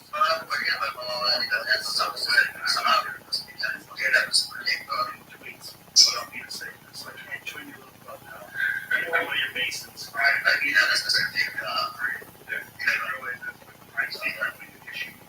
Oh my God, you're in. So you did it. You seem really initiated somebody. Can you do that? I sort of. You could get it in one, right? You know. Oh, of course. They even use your outfits. I met a couple of Masons. They're very cool. Most Masons don't really understand the core of this symbolism that they're sitting.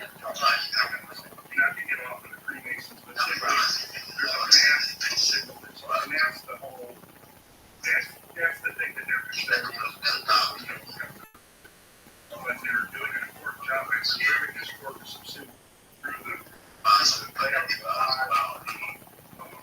the meaning of your promoted in life, purely after. And then you have the Sonic climate test, right about that. It's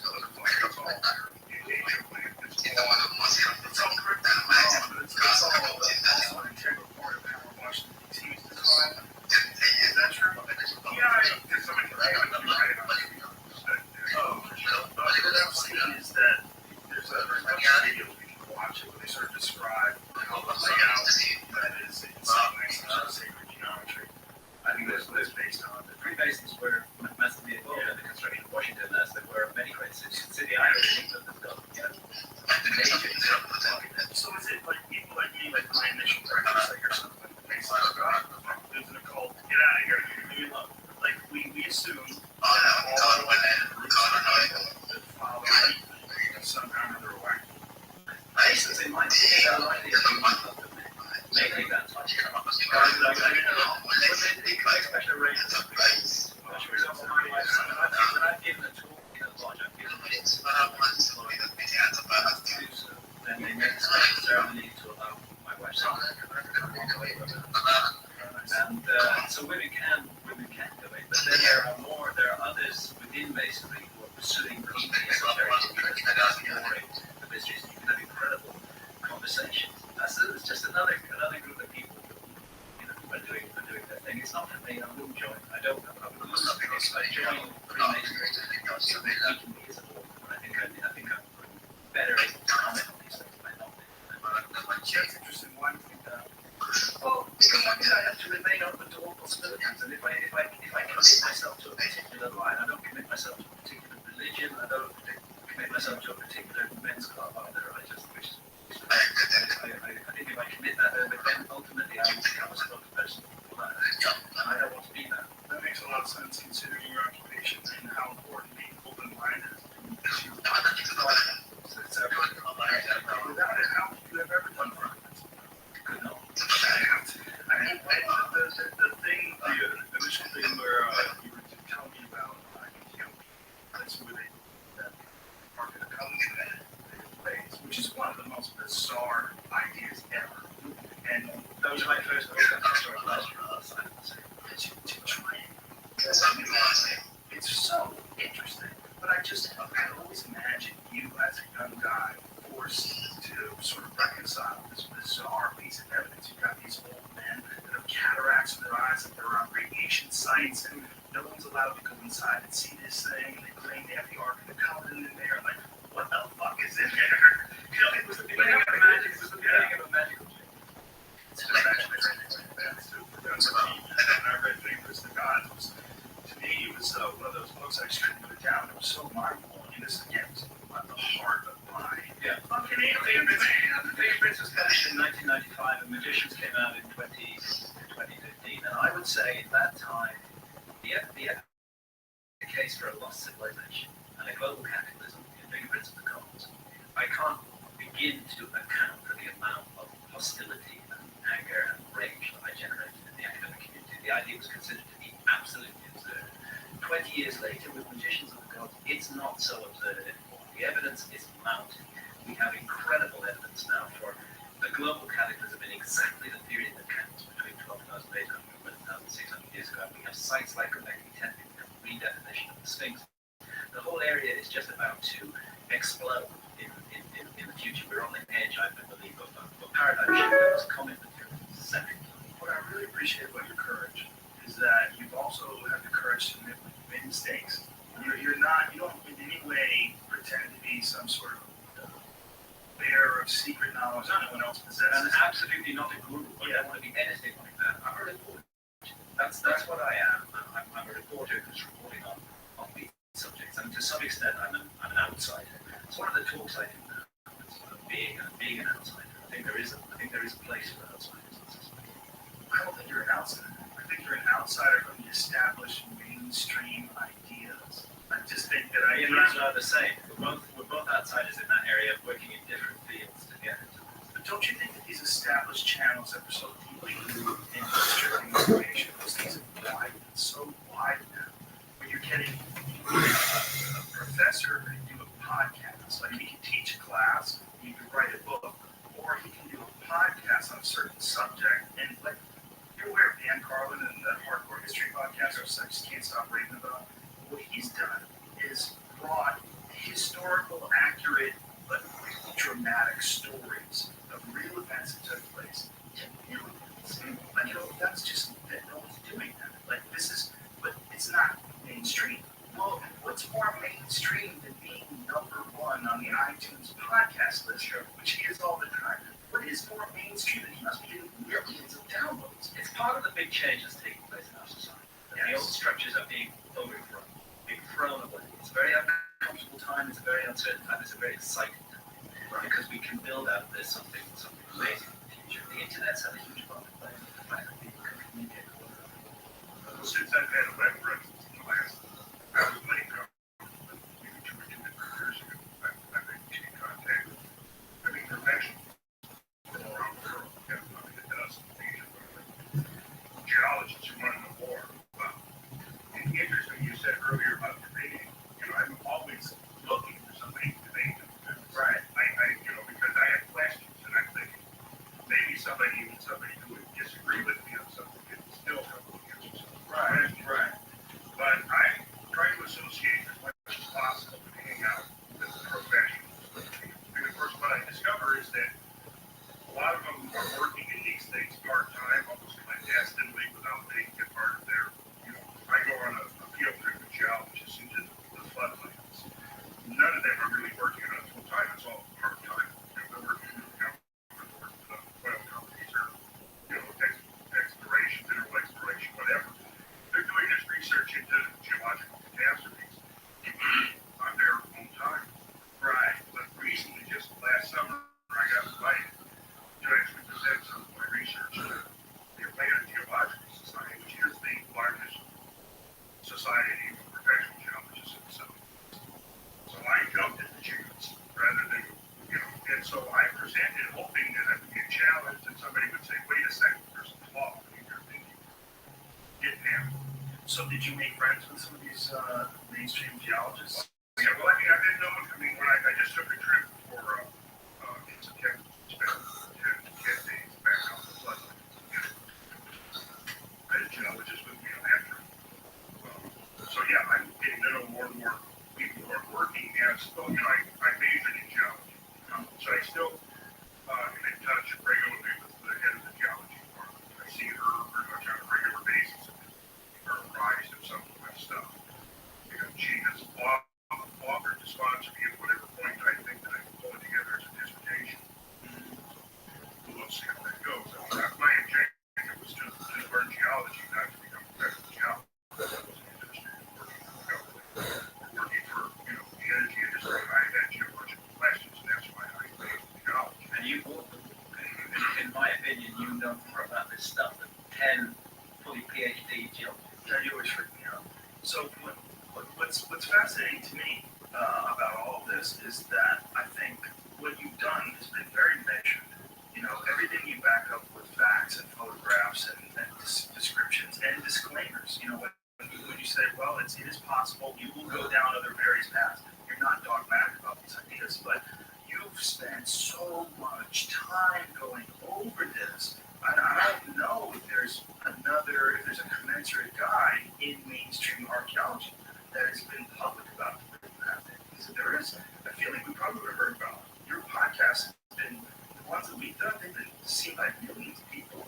They've been listened to by millions of people. I mean, the information is getting out there. And making a real difference. You're always going to have the guys, like I think Michael Shermer is very important about this. For that knee-jerk reaction to do something, to mock something or put down something that's not mainstream. Like one of his tweets, he said, you know what archaeology with evidence is? And he wrote archaeology. Like, why would you even tweet that? That doesn't even make any sense. Like, that's someone who's not paying attention to your work. That makes it all you do is focus on evidence. I'm reminded of the Shakespearean line, he thinks the lady don't protest too much. Why does he need to say that it's got evidence? It's like Fox News saying fair and balanced. He's tweeting at you with this. Yeah. Meanwhile, your entire book is based on photographic evidence and all the other various pieces of evidence. I mean, your documents, details about examining all these pieces These are things that you've invented. These are actual real sites that you can look at. I'm drawing inferences from them that they don't like. That's the thing. Well, Robert Schock and guys like him are so important. Guys who have the courage, who's a Boston University professor, absolutely has the courage to look at the stones and say, this is the product of water erosion. Kudos to Robert Schock as a geologist, as a career academic geologist who's taken that risk and put himself out there and followed the evidence. Another one is Danny Norman in Indonesia, who's been responsible for the investigation of this extraordinary site of Penang. Their work has been stopped since 2014. Again, he's a highly credentialed geologist. He's Indonesia's leading expert in megathruster earthquakes. Bringing his geological expertise to that. So things are changing. We are finding academics who are willing to engage, willing to discuss. I got into a very interesting email correspondence with a guy called Daniel Lohman at Malmö from the German Archaeological Institute. He was an architect and an archaeologist, and he was very simple. He answered my questions. We went into it. We had quite a long debate. That's very refreshing. That kind of thing wasn't happening. Yeah, that is very refreshing. Now, what about those pyramids in Boston? Is that what is the deal with that? Are those things? I've been there. I know Samus Magic. Personally, Samus the guy who's promoted the site. I like Sam very much. I must say, when I'm in his aura, I'm extremely convinced. But when I look rationally at the so-called pyramids, I don't think they're pyramids. I think they're hills. I did spend, with Sam showing me around, I did spend 3 days in Bosnia looking at the so-called pyramid of Islam, pyramid, and so on and so forth. I do see that a tourist industry is built up around this, and it's a fabulously beautiful, intriguing site. Massive, beautiful, mountainous place, but they are hills. They are not pyramids. The impression is given that there are tunnels, passageways inside the pyramids. That's not true. The passageways are about 2.5 kilometers away. They're very low tech. I just don't see it. And for that reason, I did not cover the Bosnian pyramids and magicians of the gods. I'm not going to say they're not pyramids. I'm not going to write a book saying that they're wrong.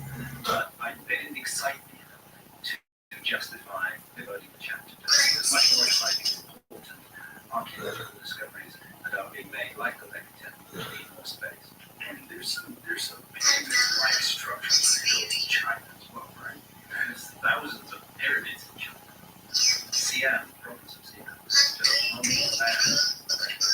aircraft you see here.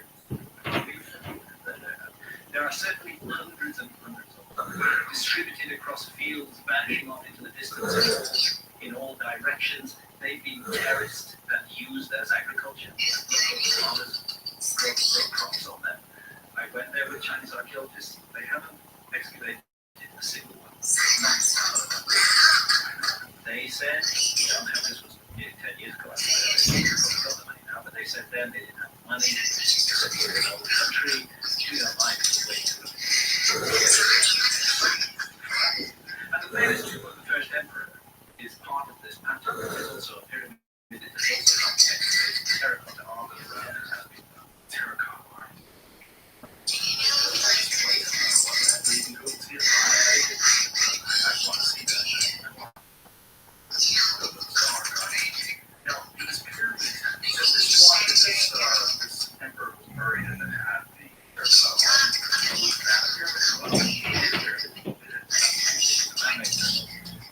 terracotta army was buried around its edges, not so the army was there to protect him. Yeah, to protect his soul into the afterlife seems to be the idea. And then there's a mythology that within the city lake of Mercury, that there are mechanical devices in there which fire arrows at you as you go in.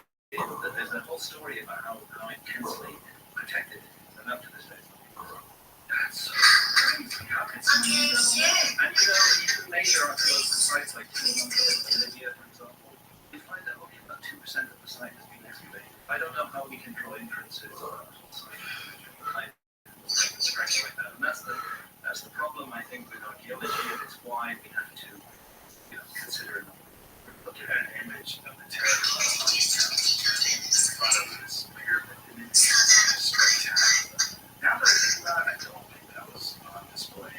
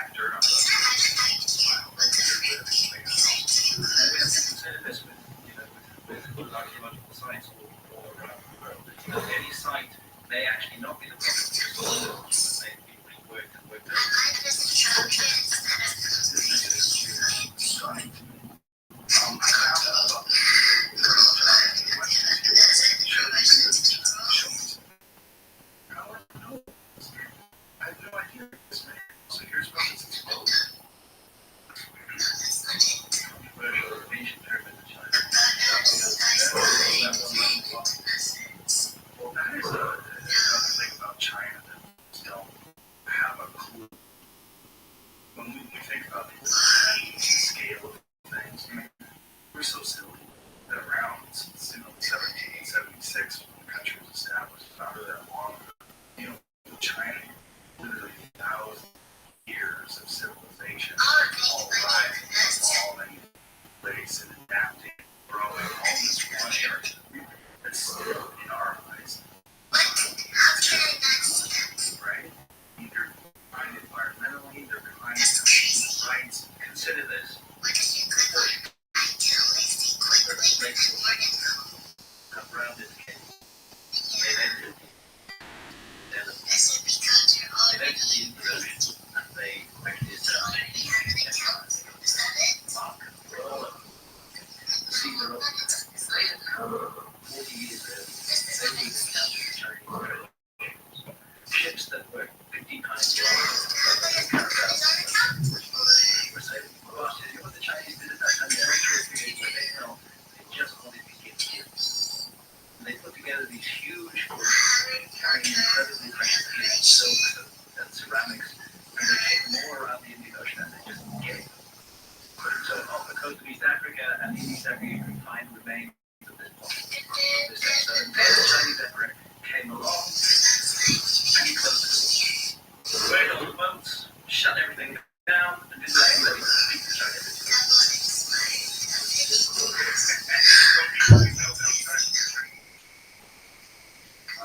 They were afraid that they were their ancient cultures. Once again, there might have been maybe a law of earth that the ancient culture was contact with imaginary cultures from other places. Desired the current situation. Human, we have to say it's some kind of human approach. Yeah, for sure. I'd love to see some. The drums.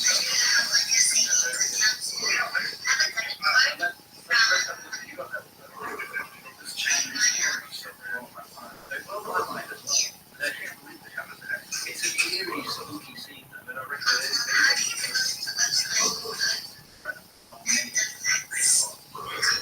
and how unexpected. But again, my general. Here.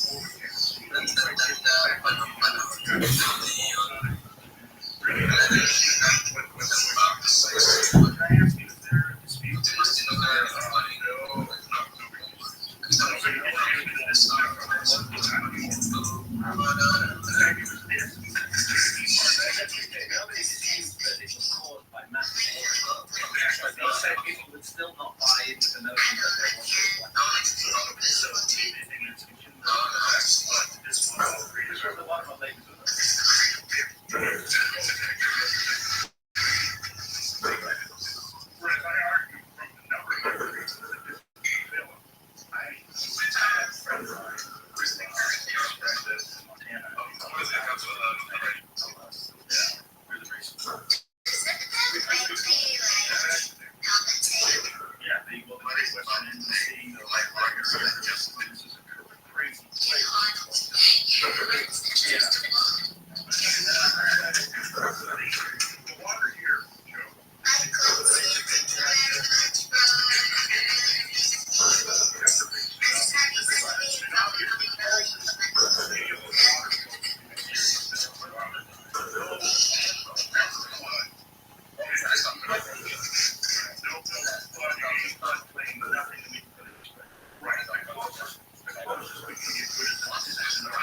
But even here, you got to picture the tsunamis that we've experienced in the last decade. In Indonesia, Japan, when they make landfall, the tsunamis roughly,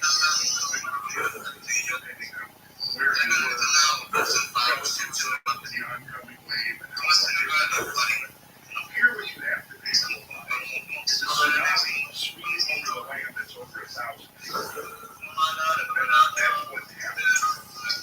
And we know that because you can trace the high water marks on the hills are clearly the high water marks are clearly etched in. So we now know, based upon the study of the ripples in the water, you're moving on down. Still in this state, rushing in a great storm of fresh water melting. It's moving down over this land.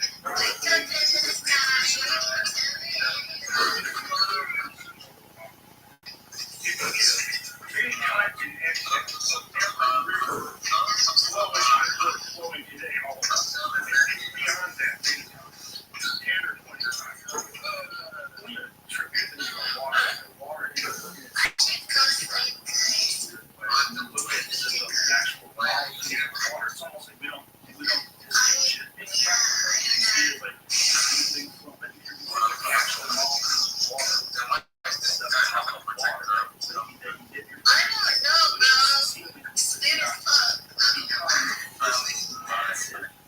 of change that massive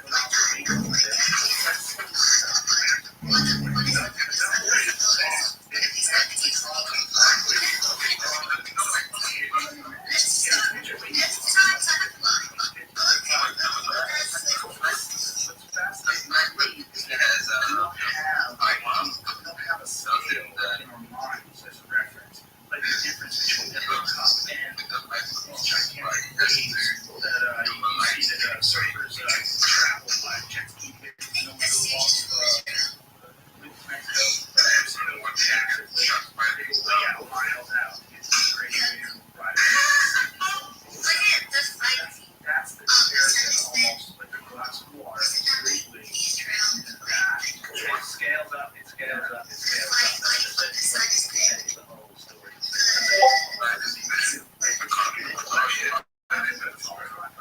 One of these here, there's 3 orders of magnitude larger than American. In other words, over 1,000 times in terms of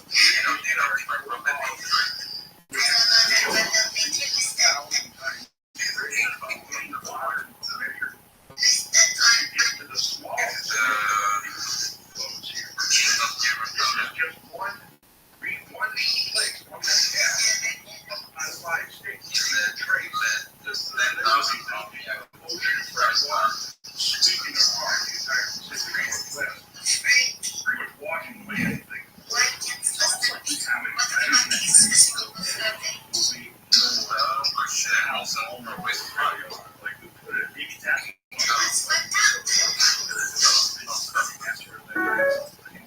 or even to pay attention to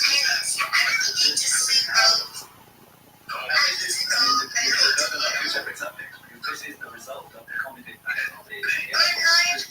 This is why the research in this field is so vital. Yeah, that's here. Those. It's great. That's a beach. Yeah, but the beach.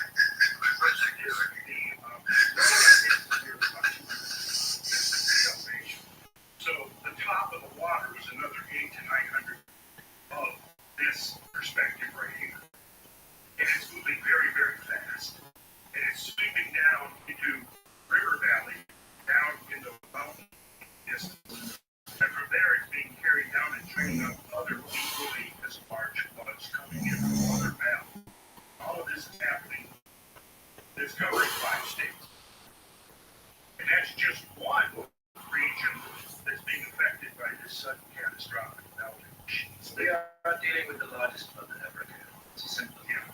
This is insane. I mean, it's insane to look at. And it happened here in North America, and it happened 12,800 years ago, and its story has yet to be fully told. Is it impossible for something larger before, like 55 million years ago, hit the Yucatan? Like, but what kind of an impact did that have? Well, actually, because if it happened 12,000 years ago, we wouldn't. None of us would be here. Yeah, that'd be a wrap, right? Yeah, that was a single large object, about 6 miles wide. That was a much more devastating impact than the impacts of 12,800 years ago. But nevertheless, those impacts of 12,800 years ago were really, really bad. And they did stuff like this. And anything that was in the way of this, of these massive flows of water, would be rubbed completely from the story. Here's the thing that the Michael Shermers do. When you understand the extent of this, the scale of this phenomenon, and the severity, the inconceivable severity of this, the aftermath of an event like this, what would remain of a city, a village, a refrigerator? No, not a goddamn thing. Nothing. Nothing would exist in the aftermath. And most things wouldn't exist. I mean, you find like an old refrigerator or a car up on a box in someone's backyard in the South, and it's in the 1970s, and the rock has got the frame, the Nature's going to eat it up. nature's eating it up just a couple of decades. Right? What's it going to do like in a couple of thousand years? We should not be surprised about how little we know. Also, a comfort game for our kids. We've got this all worked out. We understand it. This is what we teach in schools. This is what our friends in the media report. This is the facts, not the facts. We know nothing. There's been so much lost, so many missing pieces of the puzzle that we're desperately trying to stitch together. And it's important that we actually do get some clarity on events like this, because we still live on this planet, and we have kids, and we have a future, and we want to hopefully Well, the big boys comes our way. Well, that's right. But again, I come down to this, which is that we are not dealing with gloom and doom at the end of the world. We're dealing with a problem that humanity should be confronting. We should not be sticking our heads in the sand. We should be confronting this problem, and that's why I support the work of the Company Research, because they are the only people right now who are confronting this problem, really getting to grips with it. We should all confront them. We should absolutely all support them and confront them. If something like this can happen once, what really makes sense is how many stories of floods there are in ancient times, and how many parallels there are, And how many there are from North America? Dozens and dozens. Yeah, it was the Indian artist who spent 30 years or so pre-Civil War, I think, maybe a decade after the Civil War, painting Indians of different tribes. And he wrote a book called Last Rambles Among the North American Indians. Very, very interesting book. But what really is interesting to me, when I read the book years ago, was his final conclusion in the book. He says, after all of these different customs and traditions that have been handed down among these tribes, they all have one thing in common. They all have a memory or a story of the gigantic coal destroyer. And he this is included tribes down in Central America that he visited. I believe the Americans are the repository, the Native American people who have been subjected to so much destruction over the years. They, in their mythology, their traditions, their memories, they keep more of this than almost anyone else. It's really tragic what has happened with the Americans from the time of the Spanish conquest. The deliberate destruction of knowledge, the terrible, horrendous abuse of the Native American people. So they are our wisdom keepers. They are the people who pass down the oral tradition and remember the past. So not only do we have cataclysms wiping the human memory, but we ourselves actively get involved in the human memory and wipe it. We rub it out. The burning of the Maya codices by the Spanish Armada, thousands and thousands. God knows what was in those documents. We might have had a whole other story about ourselves if we could have had access to those. But instead, we're this destructive, cannibalistic species that just goes and just smashes everything to bits. It's a weird impulse that human beings have. Is when they move into an area to take over, one thing they like to destroy their icons, destroy what's going on with ISIS and these ancient Buddhist structures. It's 1,000-plus-year-old beautiful sculptures, and just they're blowing them up. Praise God what they're doing. It's really very bizarre. It's a very bizarre information to have. And so it's almost like we don't want people to know. It's this bizarre, almost human instinct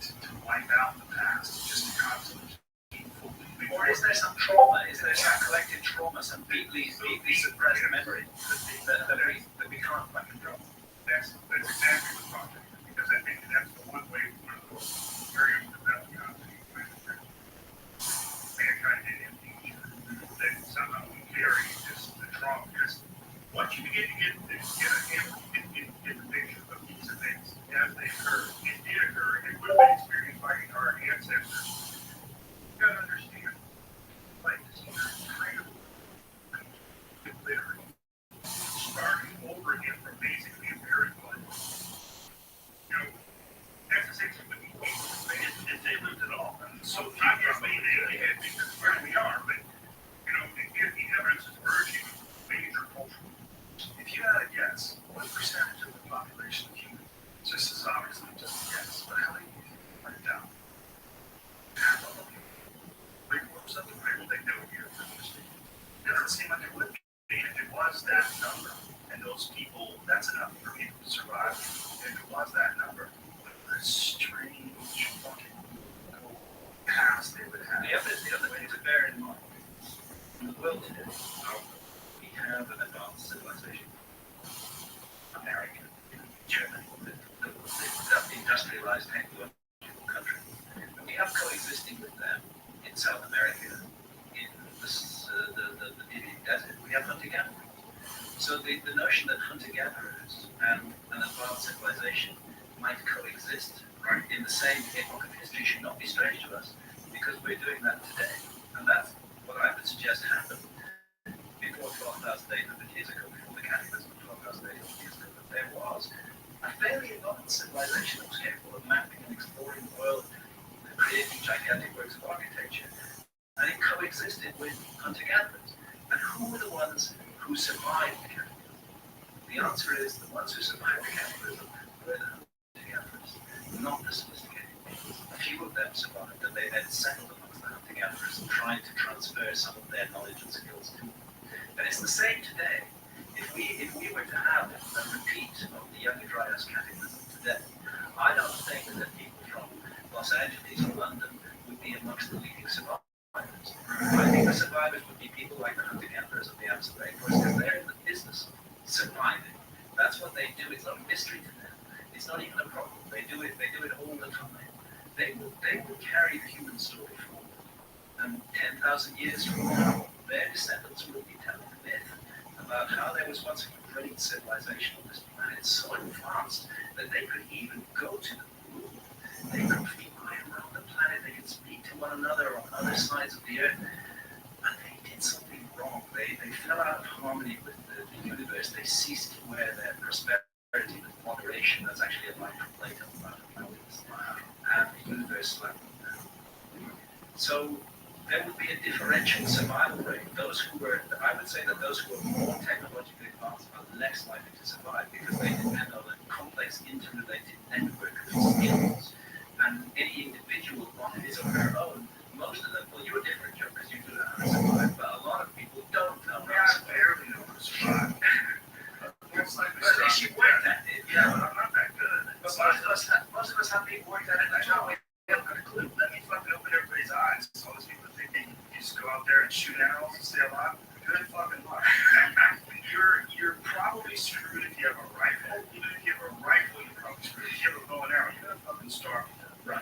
It's extremely difficult. Yes. To get close. You know? And yet hunter-gatherers for thousands and thousands of years have succeeded in doing that, like the Bushmen of the Kalahari. If there was less humans and more animals. Right. I think that's also part of the problem. Okay. So we're dealing with this. One of the terrible things we've done is taking these giant swaths of land and made them entirely inhabitable for wildlife, like cities. Like how many people grow food in the city? What is the percentage? Even 1/10 of 1% of people in the city grow their own food. It's probably not even that. So you have these massive, essentially deserts where no wildlife exists, other than predatory species like coyotes, ravens, and things like that. And then you go out from there, and then you have these vast farmlands. The only benefit of the vast farmlands is the amount of deer that exists now is greatly more than Columbus did. But it's because they've almost become an agricultural animal. It's almost like they're almost a domesticated animal. They're a free, wild, domesticated animal. I mean, I have a friend who has a farm in Iowa, and we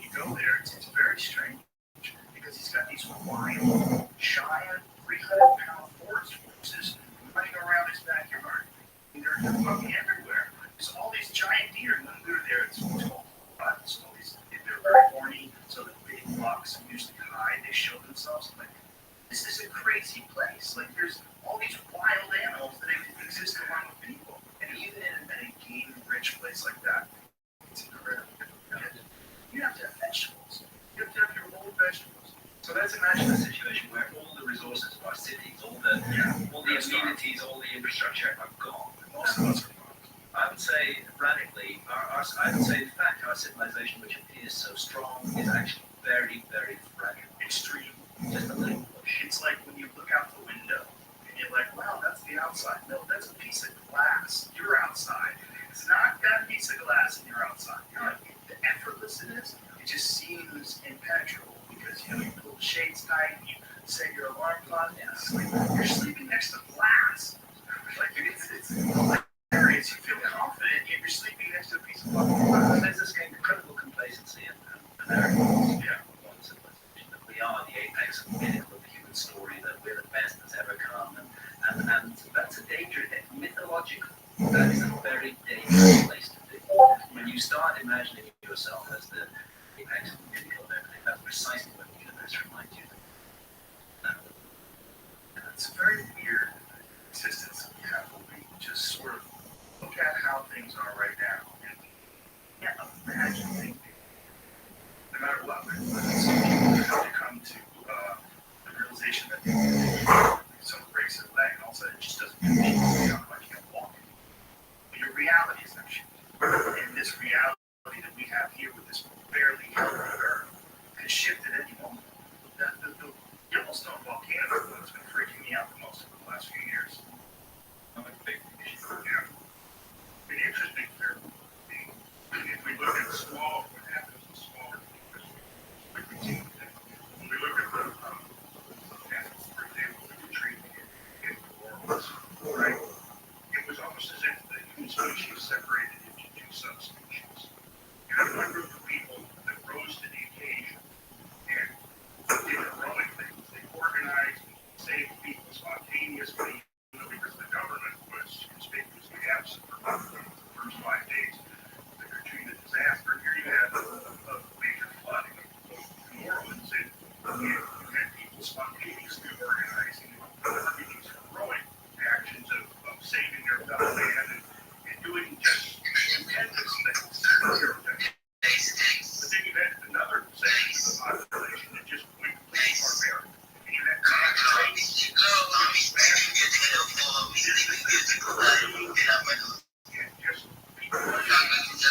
people unrestrained. So,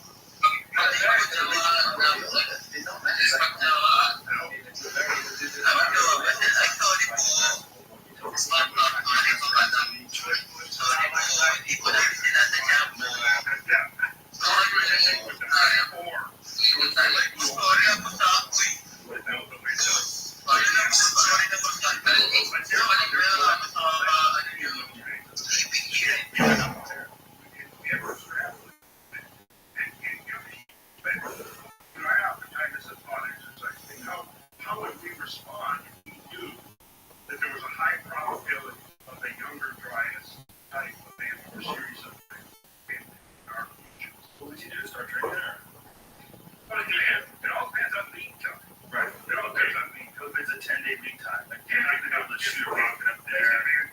Fire up that Uber again unless they just go hard to the end. Yeah. In 10 days. But during here, what we're doing, And we can do some the real scary thing is, there's two scary things. One, if you survive. You know, if you really did survive and everybody else was jacked, all of a sudden you're dealing with some Mad Max type reality where people are starving to death and they're very desperate and they become almost like animals. That's entirely inside the realm of possible. But that's what we learned from Katrina. Or the other terrifying possibility is that you leave the future of civilization up to those other people. Is that they survive and they have kids and their kids survive, and somehow or another, somewhere along the line, we get better and better at understanding our place here, which is what I think has happened. And all it would take is one. I mean, this is, as much as people complain complaining right now as much as there's riots in the streets because of where the protests in the street. Some riots, apparently.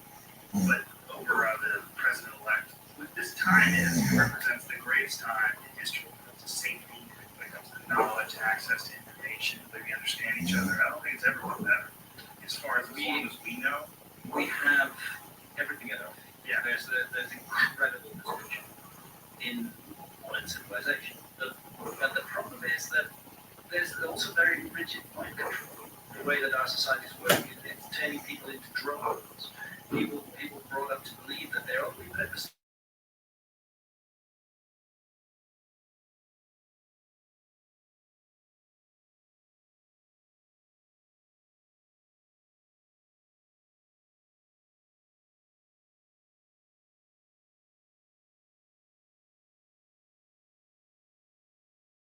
clear mind that if a lot is being hidden from them, that's not democracy. Democracy is in fact invested in mind control, most unfortunately. Well, I wonder how long it's going to take for the rigid mindsets that are in place right now, this idea of this resistance to change that we're talking about when it comes to the science, when it comes to the acceptance of this asteroid impact here. And I think that exists in politics, I think it exists in religion, I think it exists socially, the way we approach relationships and friendships. All of it is evolving in front of our eyes. I was watching a movie last night, not another teenage movie, so it was called, and I was live tweeting it. So I smoke pot, right? And sometimes I just like to have the TV on and not listen to it. Sometimes I like to see something just right. So that last night I chose to do it that way, and I just got so enamored in this weird movie from 2001. The movie felt like a time machine. It's like I was watching this culture that does not exist anymore. It's one of those teenager movies where like in college and they're drinking and there's a lot of naked women and really racist, sexist humor, and it's really crude and goofy and stupid. This is so bizarre because this doesn't exist anymore. This kind of film, like this is like Al Jolson with blackface on or something. And in a way, it's like a cultural time machine. You get to go and for a brief moment see like this comedy in 2001, which seems so recent, but it's such in that film is evidence of this weird cultural change, or such a weird, massive cultural change that's happening as far as the way we're allowed to joke around about things and just racist shit, that's like racist and sexist shit, and violence, like men punching women in the face and shit, like that you just can't really do in a comedy today. And that's what we're focused on. And what is it going to be like if we get a bullet, getting hit by a rock, blowing ourselves up, Yellowstone blowing up in our face, and we can keep going? I think we're on a great path. Regardless of what I think about the president-elect. I think we're on a great path. It's a hazardous path. It's a path where the future is not at all certain. But humanity is at one of those moments, one of those crossroads where you kind of stand on the edge of an abyss and you don't quite know what lies ahead. And we can take a really great path out of this, or we can take a really horrible path. And I think the key issue is that we do actually have a choice. It doesn't have to be that way. I see a lot of positive out there in the world. I do think people are waking up. I think they are questioning all the structures. They're refusing to put up with the bullshit any longer. More and more people are doing that. It's happening in the realm of politics. It's happening in the realm of dealing with the big corporations. It's happening in the realm of investigating the past. We're just not going to be told what to think anymore. That's encouraging. But then on the other side, there are huge efforts being put precisely into making people think in certain ways, whether it's the advertising industry, whether it's political messages. And so we have to be aware of that. And it could go down the drone path. I mean, like the beehive path, which would be why even bother to be human if your society is turning you into a cricket drone and a beehive-like existence. Or it could then go down an extension of consciousness, a realization of the incredible beauty potential. I understand going. That's where it's going. I'm optimistic. I'm very optimistic. That's beautiful.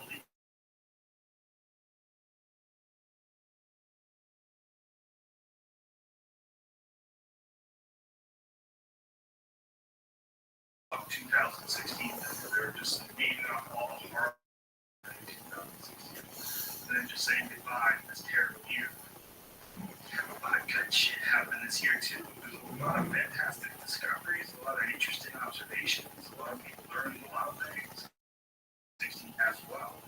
And I think that quite a number of American states have made cannabis legal. yes, that's I think It's a huge development. it's also a big it's gonna be a big factor in our cultural evolution. It really will. Well, it was a big factor. In the 60s, it was a huge factor. In effect, what happened as a very developed conservative society, you had an outside show. It stirred up everything in art and music, fashion, and eating.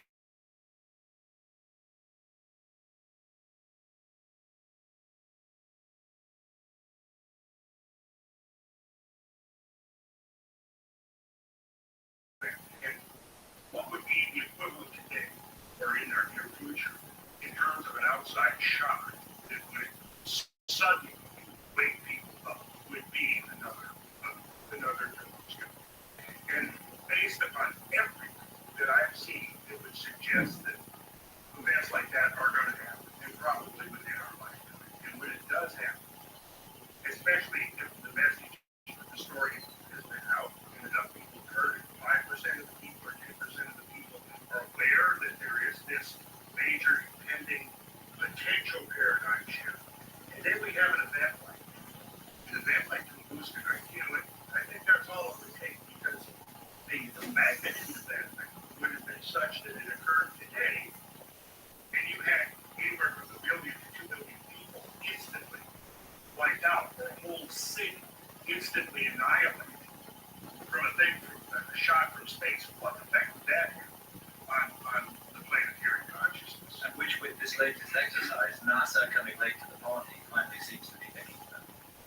What happened in LA is hit by, a 350-foot diameter. Right, and that's the thing is because when the probability for a Tunguska type event first laid out in the 50s and 60s and into the 70s was pretty much determined that it was like something that would happen once a millennium, once every couple of millenniums. Then it sort of got contracted to once every few centuries.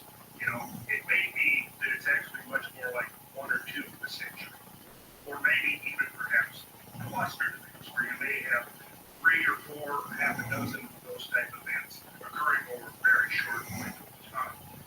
But an event like that happens, not one that would cause the extinction of civilization, but an event like that could wipe out 1,000 square miles of landscape completely in an instant would have a major effect, I think, on the people of this planet.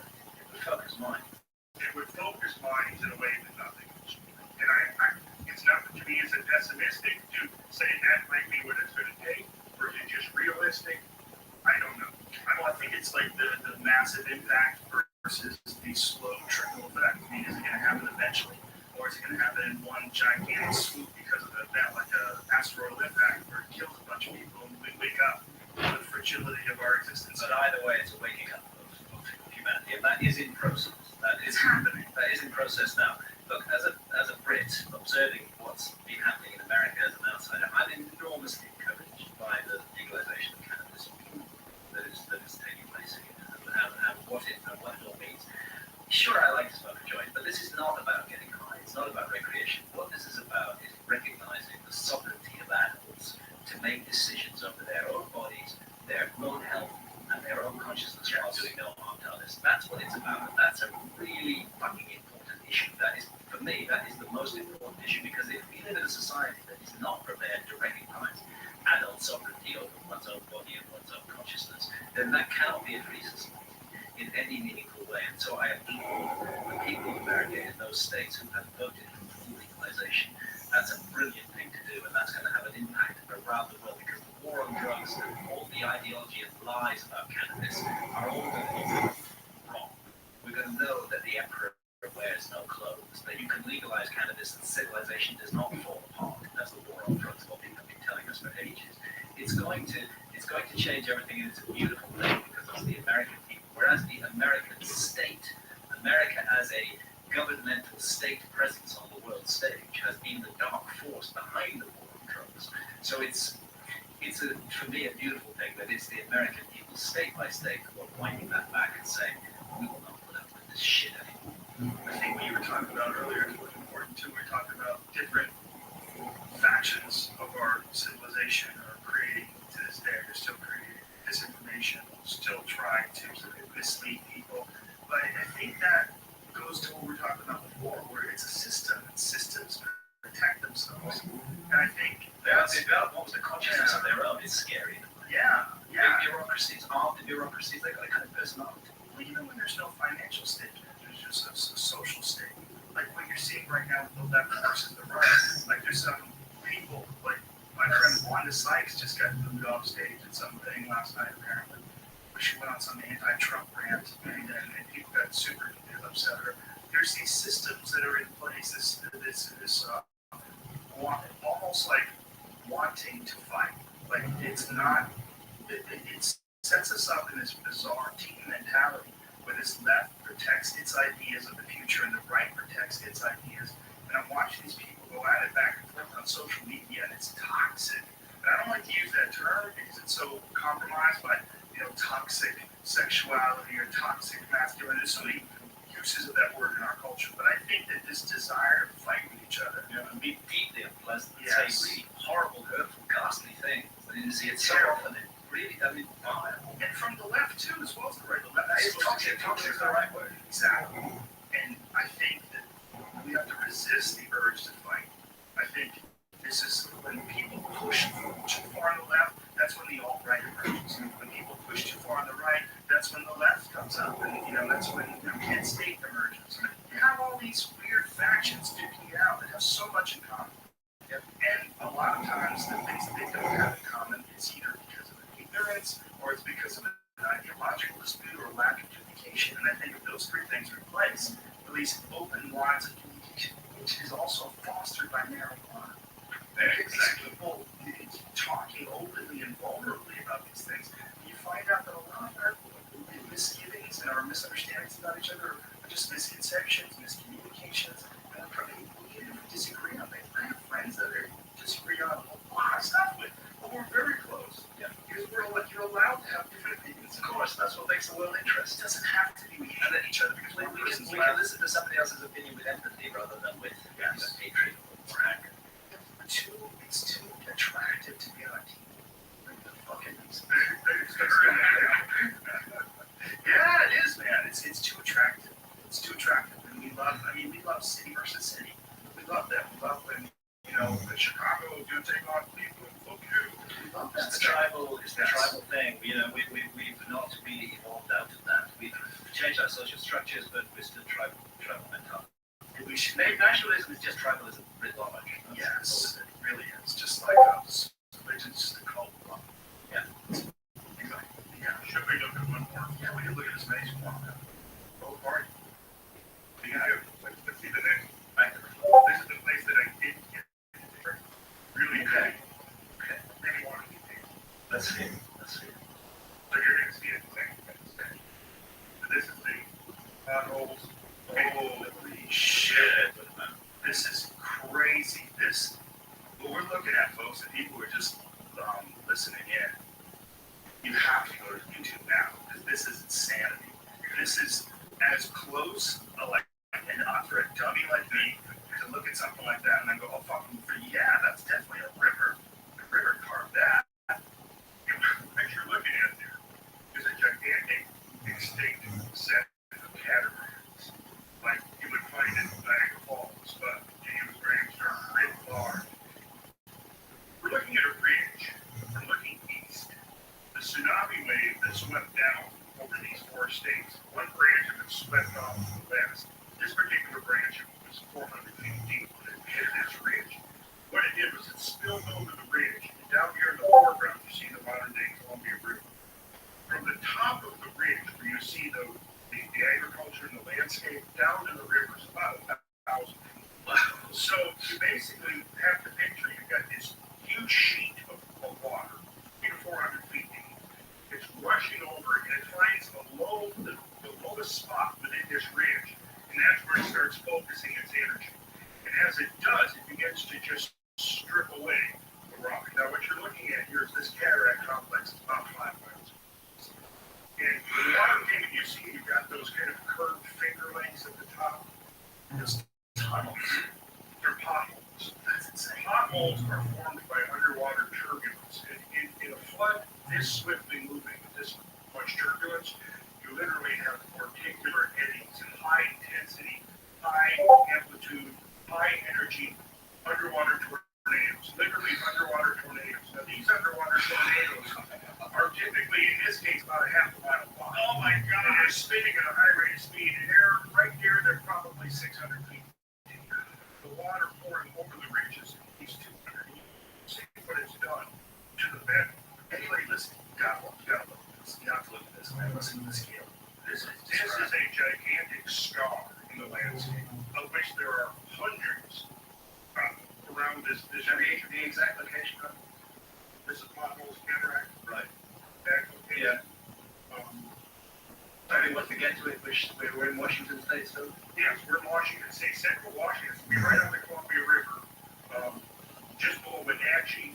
Okay, where we saw that huge erratic, Yes, giant 18,000 ton boulder brought there, enchained in an iceberg floating on the flood, an iceberg the size of an oil tanker, carrying an 18,000 ton boulder, carried on the flood, ground 700 feet up the valley side, rests there as the floodwaters recede, the ice melts away, and the boulder is left sitting there. We're going to look at a picture of that boulder in a second. What do the people back in this part of the country, what do they think about this? Well, they're only just catching on to what they're sitting on top of. The first time I went out here in 98, there was the Ice Age Floods Institute, and I went to their only location, which was in the Better Business Bureau in Moses Lake, Washington, and they had one room in the back of this Better Business Bureau, Chamber of Commerce, and there was two elderly ladies in there who were basically the overseers of the group. Now there's about 2 dozen chapters, and every year there's several guided field trips led by geologists who are studying this in their off time. And I've been on a number of these just to participate and get the access to the geologists in order to take their brains. But this is very close to Wenatchee, Washington. So if anybody's wanting to find us on Google Earth, this is a Google Earth image. Now what we're going to do, before we do the Google Earth image, I was going to explain that you've got those, see those lakes, those meandering lakes up there. What you got to picture is you've got a sheet of water now. And as it's coming over this ridge, it's beginning to selectively erode into fault lines and cracks within the bedrock. You picture that?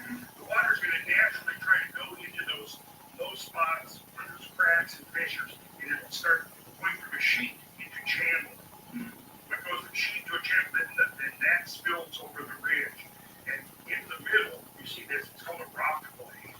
See that the rock blade is that that's it right there, separating the two alcoves. If the flooding continued for another few days, that rock blade would have been gone. You would have had a single alcove up there. Now, in the next, as this proceeds, what we're going to do is we're going to go down. We're going to be right at the head of the rock blade. Right there, yeah, right there. We're standing right there. So now you're going to get to see as the drone is about to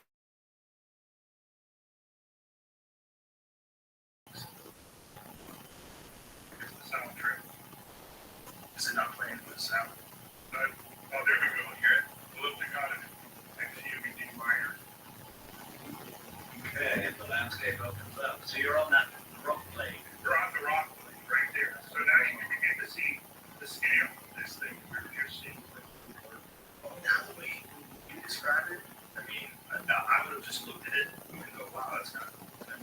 I would have never thought, oh, that was obviously created by water.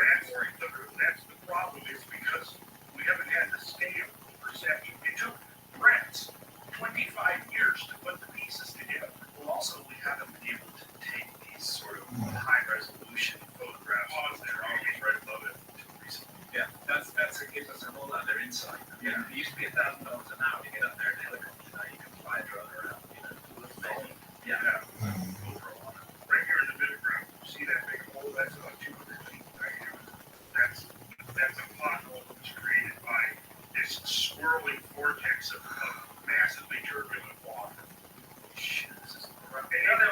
the evidence is all over the landscape, staring us in the eyes, and it's only in the recent years that it's starting to make sense.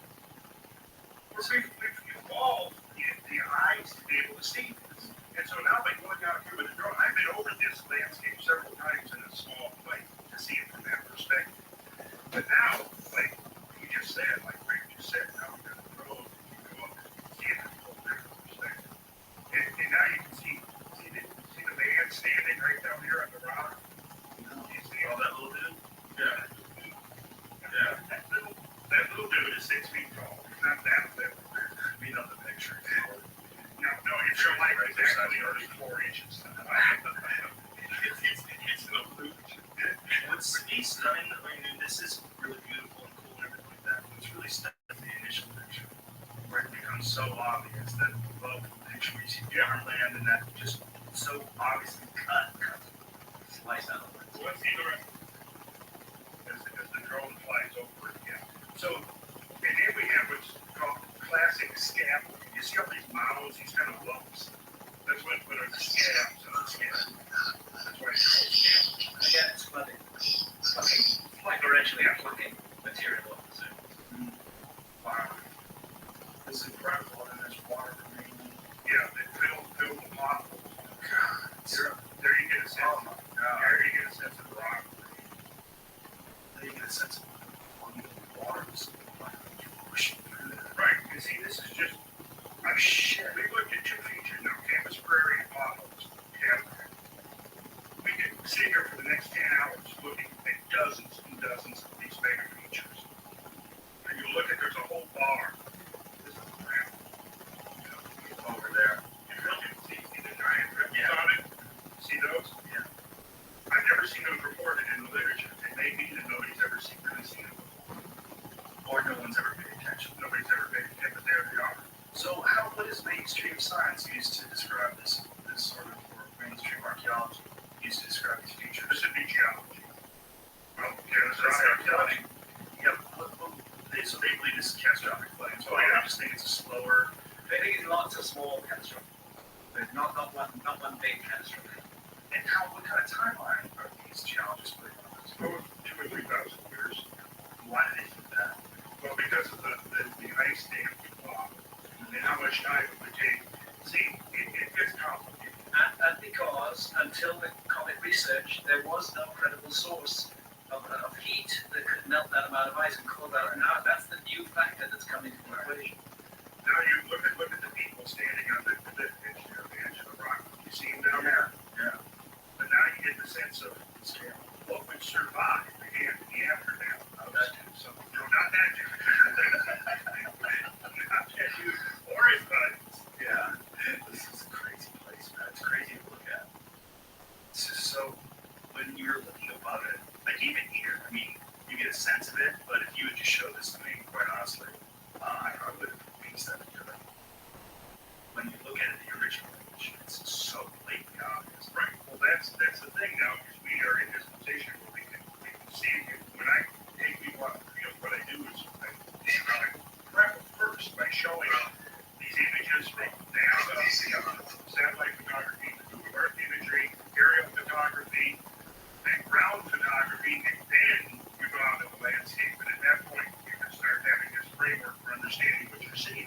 Otherwise, you just don't. And the scale of it is too fast. It's amazing.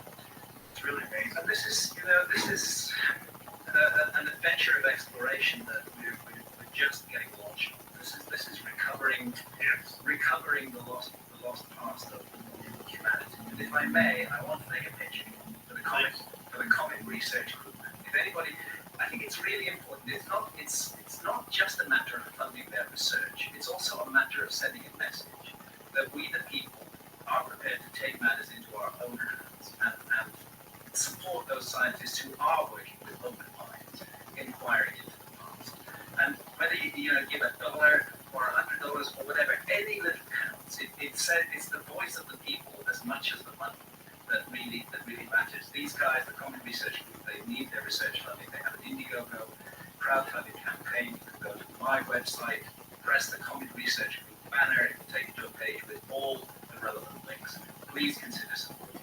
It's valid, it's worthwhile, it's worthy work, and it has the potential to change story of our past and our future. And it's a story that would be incredibly exciting to be a part of.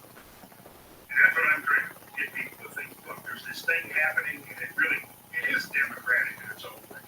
And you don't have to be some specialist or a particular authority in some branch of academically approved science to begin to appreciate and understand this. It just takes me getting out into the field and seeing this kind of stuff firsthand, getting into the discussion and the debate, and spending more time on this because it's such an interesting story. And that's what the scientists at the Common Research Group are offering, that the people who contribute will participate in certain ways. That's awesome. We're all, I was going to say, we're all human beings. We're a part of this planet. We are pedestrians walking along we're being carried by this planet. And all this stuff is our right. It's your right to understand what the history of this crazy rock has gone through. Absolutely. This is amazing. Yes, amazing stuff. And the perspective to understand this is like this. For 12,000 years, this story has been written into the landscape of the earth. And only now are we able to step back and get to see the in tandem with ever greater detail. And what's emerging is really, it's a really wild tale, but the evidence is there to support it completely. And this is the story I've told to musicians of the government. This is recovering this lost memory. It really is wild. And our time here on this planet has been confusing for so many reasons. And one of the big ones is not understanding how we got here. And that's one of the reasons why your book, I think, is so important to me, is give you this new perspective of how this sort of civilization emerged. Another problem I think we deal with all the time is light pollution. I think light pollution, I never see this stuff. I think it's really a perspective blocker in a big way. No, it absolutely is. Randall and I were having a discussion earlier about how ancient cultures related to the cosmos. As above, so below. They felt themselves connected with the cosmos. They made their monuments in alignment with key celestial bodies. They did it very carefully. There was a sense of bringing down the enchantment of the heavens onto Earth. In modern societies, we can't even see the stars. In the middle of a big city, the stars are gone. The light pollution just blots them out. You never think they're there. You forget, actually, that you're part of a majestic cosmos, and that everything about it is mystery. We are immersed in mystery from the moment we're born to the moment we die, and yet our society is telling us, oh, it's all very prosaic. No, it's just about production. Everything's all explained. You don't really need to worry yourself about it too much. There's some authority somewhere has it all figured out. No one has it all figured out. It's not possible. I think everybody owes it to themselves to go out into the desert in the middle of when you know there's a stretch where the moon's not going to be out and there's going to be clear skies, especially if you live in Southern California, you can get out into the desert pretty easy. Just get out away from all the cities and just look up. It'll freak you out. It'll freak you out because it's one of those things that you can't really take for granted. Because most of the time the sky is just a dark, black, featureless thing. A couple of white dots that aren't really that compelling. When you get out there and you see the actual Milky Way itself, you go, oh, holy shit. Well, see, now we could have, every year there's probably a dozen high altitude events that could have been witnessed by ancient peoples that we are completely oblivious to because of our urban existence, because of light pollution, because nobody's really looking at the sky. But these high altitude events would be essentially equivalent to like Hiroshima-sized bombs going off 20 miles up. Just outside, especially like the daytime. If you're not looking right up there, you're not going to see it. And at night, if you're living in a city, if you're inside the light pollution, by the time it happens, it's over. But if you're out in a completely wilderness area, you've got visual access to the stars, and you're aware of that, and you're constantly aware of the presence of the sky, you're going to see much more of that kind of thing happen. Then, if the cosmos decides to get a little bit more active, which it apparently does from time to time, suddenly the sky is now becomes a major factor in your existence, your tribal existence, your cultural existence.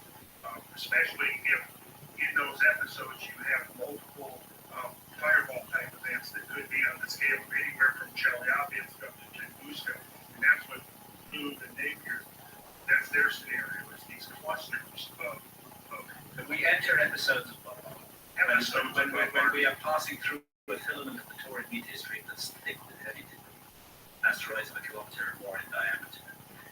When we enter those filaments, we are entering a period of episodic when human civilization is at risk. And according to their calculations, we are entering in the next 30 years. Jesus. And that's why we need to pay attention to this, because 30 years is enough time to do something about it. If we apply the resources of our civilization to this, we can solve it. Let's look at a couple more pictures, because I like to get pictures right. People are too busy making new phones. They don't have time to fix the asteroid thing. Exactly. Well, projects images and holograms. That's my contention, and it's going to take. Well, but then again, the serious commercial talk of mining asteroids. That is the way into this. That if they can see an economic return for this, then maybe they'll do the good thing actually for the human race. Would this have to be a manned expedition like Bruce Willis in that asteroid movie? Not necessarily. What's the image that we'll show? Well, Jamie, why don't you go to the folder of when we open the folder of awesomeness? The folder of awesomeness. Yeah, just let's start with 1007. What we gonna look at here? Well, we're gonna look at some NASA stuff, and then we'll look at a couple of Google Earth things, and then we will look at some couple of U.S. Geological Survey things, and then we'll look at some photographs. Let's do it. Let's do it. We got. Well, okay.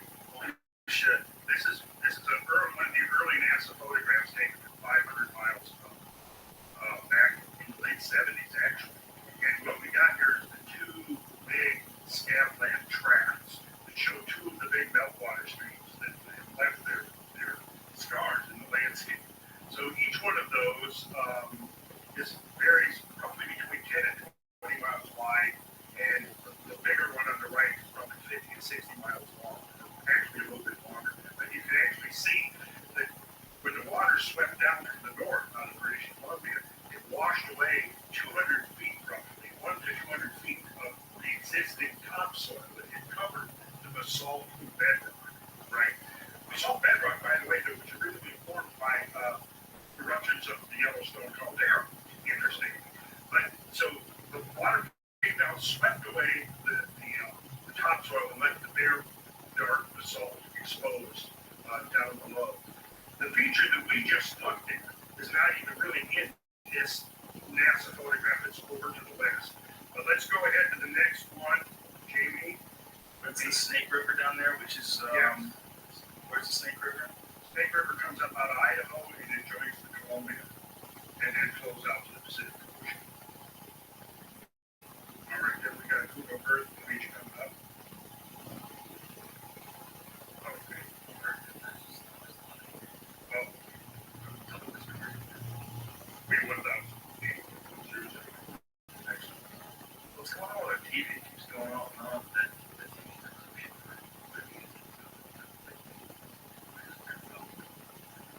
Okay.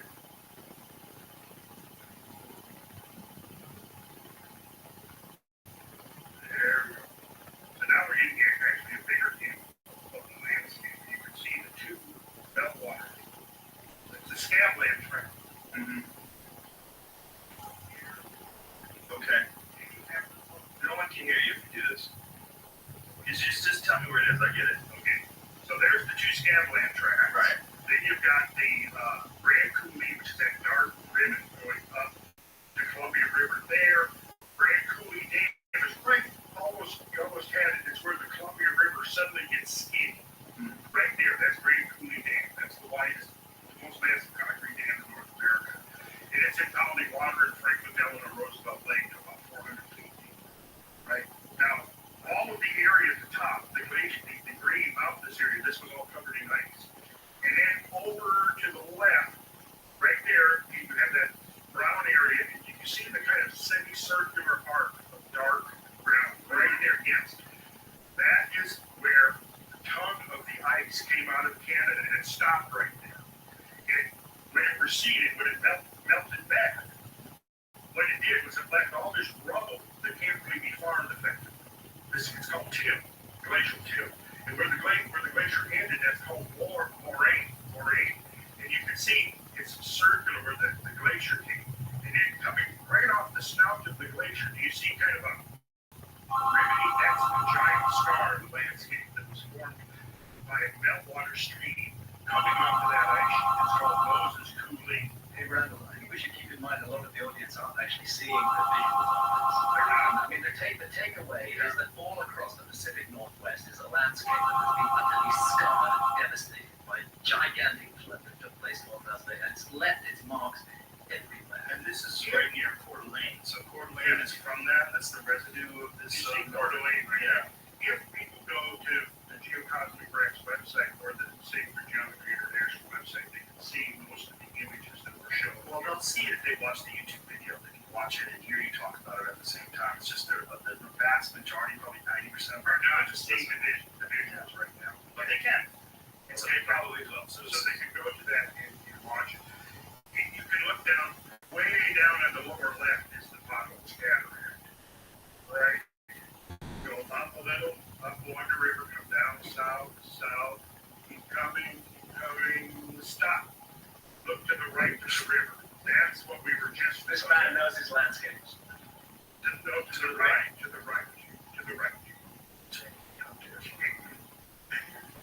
Yeah, this whole area. So we get it. This whole area has been absolutely unequivocally, undeniably. You see this, Jim, and you realize the scale of what we just looked at, and now you're seeing that within this whole landscape. Yeah, that was essentially inundated.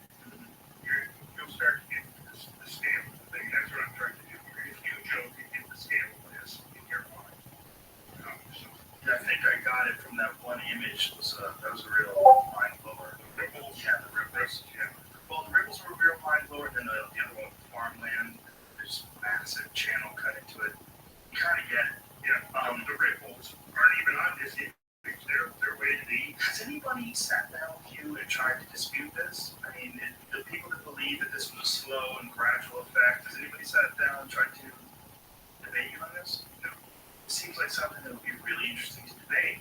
I mean, I would love to see someone who's a geologist that, that I'm sure there's someone out there that is listening to this that may have a dispute with it. And there is. I'm sure. But I would love to see them talk to you about it and go over all the various things. The nuclear glass that they find, all of it. Right. Here's the thing, Joe. At this point, nobody is connecting the work of the common research group with the flood effects that we're looking for. Except us. Yeah, that's crazy. Most people are like, that's crazy. How's it possible? Because it's the missing link. It's such an obvious connection that it really merits exploration. You guys shit out of me. What if you guys didn't exist? What if you guys were never born? What if you never wrote that book? What if you never been freaking out about this shit your whole life? How would I know about this? How many times in the human story has this happened? Yes. Where stuff has just not been explored. That sounds crazy to someone like Michael Shermer, who's a skeptical person. Well, I'd say to Michael Shermer, come on, man, let's go spend a week out in that landscape. Well, he does want to debate you. He wants to sit down and debate you. Okay. Can we set that up? We can set that up. I would love it. That sounds like yes, it would be a good time. In my mind, there's really no argument with this evidence. I mean, it's too overwhelming. And the question really comes down to, at this point, nobody disputes that there were catastrophic floods. The question is, what was the mechanism? How many were there? How long did it take? Was it a bunch of catastrophic but smaller floods? Or was it back to Brent's original one of one giant flood? And I think the truth actually lies somewhere between. And the geology gets complicated, but I'm writing it up. So I will explain in detail what my thoughts are after having crisscrossed thousands of miles of this landscape repeated and basically absorbed every piece of scientific literature ever written on it. I've evolved some ideas about what could have happened here and how it happened. Well, I was a grown adult, and I found out that North America, most of it was by, what was it, 10, 12,000 years ago, it was covered by a mile-high sheet of ice. I was a grown adult. North America, roughly north of Minneapolis. Yeah, and that's common knowledge, right? I mean, everybody knew that. Anybody who's actually studied the history of it, but it never made it to my dopey head until I was a grown adult. Then I went, wait a minute. What? The idea in my mind that this whole thing was covered just 12,000 years ago, that seems so incredibly recent. And by the way, that ice was more like 2 months. consider the weight of those ice masses pressing down. I mean, anything that was there before the ice came down would have been ground to powder, and then as the ice cap melts, everything below it is washed away from it. It's like an eraser for the world. That's a great phrase, an eraser for the world. And that is the thing that so many of the skeptics haven't factored into their thinking when you're going, well, where's the evidence? Yeah. The evidence that you've got to understand is that we have to rethink the possibility of evidence once we know that there have been these erasers of the world that have transpired. And not just once, but I mean, what we're looking at here is probably the most severe events in the last 5 million. I have reason for using that number, 5 million. What's the reason? Well, the reason is it's based upon the severity of the mass extinction. We have to go back 5 million years to find an extinction event of an equivalent level. That's what occurred in the underground. It's funny because what I would call a knee-jerk skeptical person would always say that extraordinary claims require extraordinary evidence. Is there anything more extraordinary than that image of those farmlands, that giant swath cut in the land That is the extraordinary evidence. That is it, yes. That's pretty extraordinary. And then the core samples that show this massive fluctuation of temperature. Yeah, and then we look at, That coincides. It coincides. Yes, it's all there. It obviously all leads, even to someone like me, leads to an event. And this cataclysmic episode immediately precedes the time when we've been told that civilization began. Yeah. That's the other point, which is really important. We have this huge punctuation mark, and then civilization suddenly starts to evolve. No, it was there before. This is a reinvention. Those hunter-gatherers, like those people who watch one of those shows where they survive in Alaska. You watch those shows? Yes. The shows are great, like Life Below Zero, crazy assholes. Yeah. Those people would make it. Those people would make it, and they would breed, and they would carry on. Yeah. What is that? What does it say? Oh, you can just say it. I don't want to interrupt you, Joe. No worries. Look at this. Wow. Okay, so that's me. I'm looking at this after what you told me.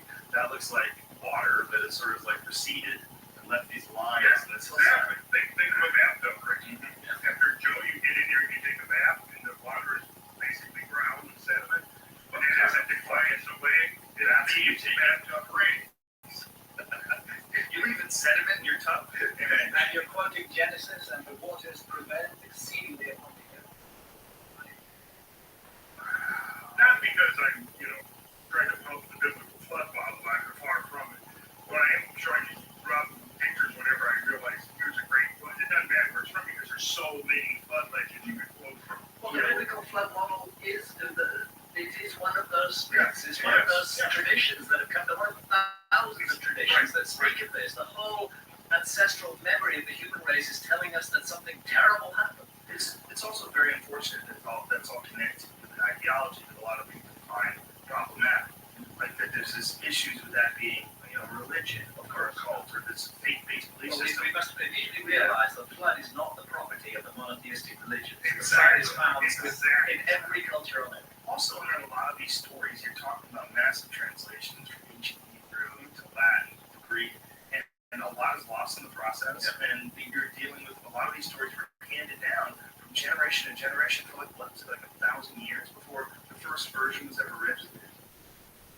So all of that, that is unbelievably fascinating. Go to 1004. 1014. And we'll see it on the rapid map. Out of here. Whoa. Now that you know, it's crazy. It looks like something just walked, like you had a sand castle or some flat sand set up, and a wave came in and cut through it and then pulled back. The wave came from the north and it swept down over the landscape, basically carved and plucked and quarried and gouged and gashed that landscape.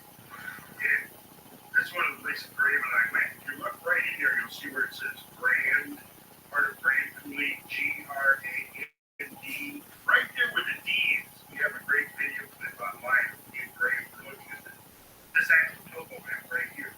And in surveying the cataract around us. You'll also notice that there's a rock play. Just like similar to the one that we just saw in the drone. See the rock play? You recognize the alcoves now? Yeah. And if we go to the next one, we have Earth image of 1015. This feature.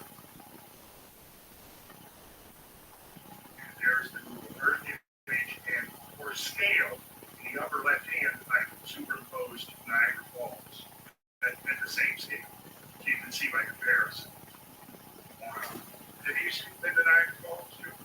Yeah, I went when I was a little kid, but I honestly don't remember. I think I went.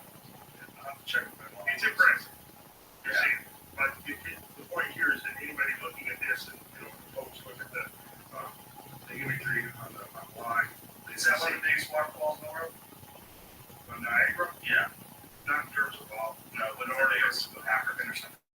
Yeah, or South America, maybe Victoria Falls. As you know, the highest or the greatest volume is about 200,000, between 150 and 200,000 cubic feet per second, going over those falls, depending on the flow of the river. But the flow that came through here was about 350 million cubic feet per second.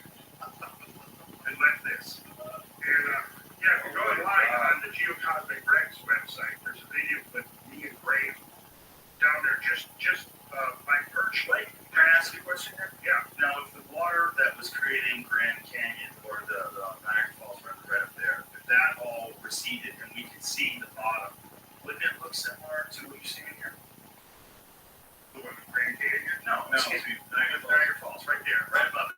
Right there. Yes, it would, but on a smaller scale. On a smaller scale. But like on a smaller scale, like some of the smaller features that you see right there, right? Yeah, and that's the thing. We're saying already it's fractal. The interesting thing about water erosion and sedimentation is that scale can vary. So you can look at features coming up in the pictures here. I've got an example of scale and variance where you see the small version and the large version, and it's exactly the same thing. That's why if you go to any geology texts, they've always got something in the photographs, like a rock pick or a person standing here. Otherwise, it's hard to get a sense of the scale of what you're looking at. Right? So my question though was that if that's the case, if you could drain Niagara Falls and it would have a similar feature set to what we're seeing on the ground there, well, we know that Niagara Falls has been doing that for a long, long time. 12,000 years of working at the river at Niagara Falls. Right. Here you're looking at a moment in time that unfolded in a few weeks. Right, but how do we know that? Well, for one thing, the scale, because because in other words, how long would it take Niagara to carve something on this scale? If it's taken Niagara 10,000 years, say, to carve that, how long would it take the equivalent flow to carve this? But it would Niagara look like it drained it, though. What would it look like any of these things? Well, for one thing, it's not basalt bedrock, so you're not going to see quite the same type of erosion. Because really, what you got to consider is that all different rock types erode differently. Right. Also, what happens is you have regimes of flow. So that what you have in Niagara today is a lower flow regime, which doesn't have anywhere near the type of turbulence or erosive potential as when you get water moving at 50 or 60 miles an hour. One reason we definitely know that this is the case is because we see the association with the giant current ripples. We see the boulders that have been plucked and quarried, and some of them are 40 and 50 feet in diameter. See, and we'll look at some of those coming up in the next picture. Do you have that image that you were talking about before of that one gigantic boulder that was carried on? Yes, it's coming up. If we move quickly through here, so go to 1017, and that would be from the ground view, again with Niagara Falls superposed for scale. The Horseshoe Falls, the Canadian Falls, superimposed for scale. Now, basically, that cataract at Horseshoe Falls is about 120 feet in height. The cliff wall of this giant cataract is about 400 feet high. And then you see the beginning of the blade rock out there. And the full extent of the thing actually goes all the way to the horizon. But we can't see that beyond there. But this erosion goes all the way to the horizon. And that cut into stone. That cut into basalt, hard columnar basalt. That was extruded basically with the eruption of the Yellowstone caldera. 15 million years ago. But they covered up by a couple hundred feet of lost topsoil, and then that was exposed when the floods came. Go to the next 1018. You'll see an example of some of the debris that is left behind by the floodwaters, and they finally ceased. There's the stuff that you're looking at. Now, the bigger stuff there is 30 and 40 feet. Those would be like 4-story buildings down there. So those are just washed away by this gigantic river. That's just this massive, gigantic river moving 50, 60 miles an hour, sweeps through there once and tears the bedrock And then when the spigots finally get turned off, the water starts subsiding, and this stuff that's being carried in there just gets black in the wake, just like you're going to see any modern smaller flood is going to leave material in its wake. The difference is this material is piles of boulders the size of houses, gravel bars 200 and 300 feet thick, and 3 miles long, and they're all in this. So, see, here's the answer to your question is, this is how Brad finally did it, was by showing that it was the full suite of evidence taken integrally that created a picture that was undeniable to the skeptics. It was overwhelming because it was every piece fit together too perfectly. And there was no other explanation other than gigantic hydraulic.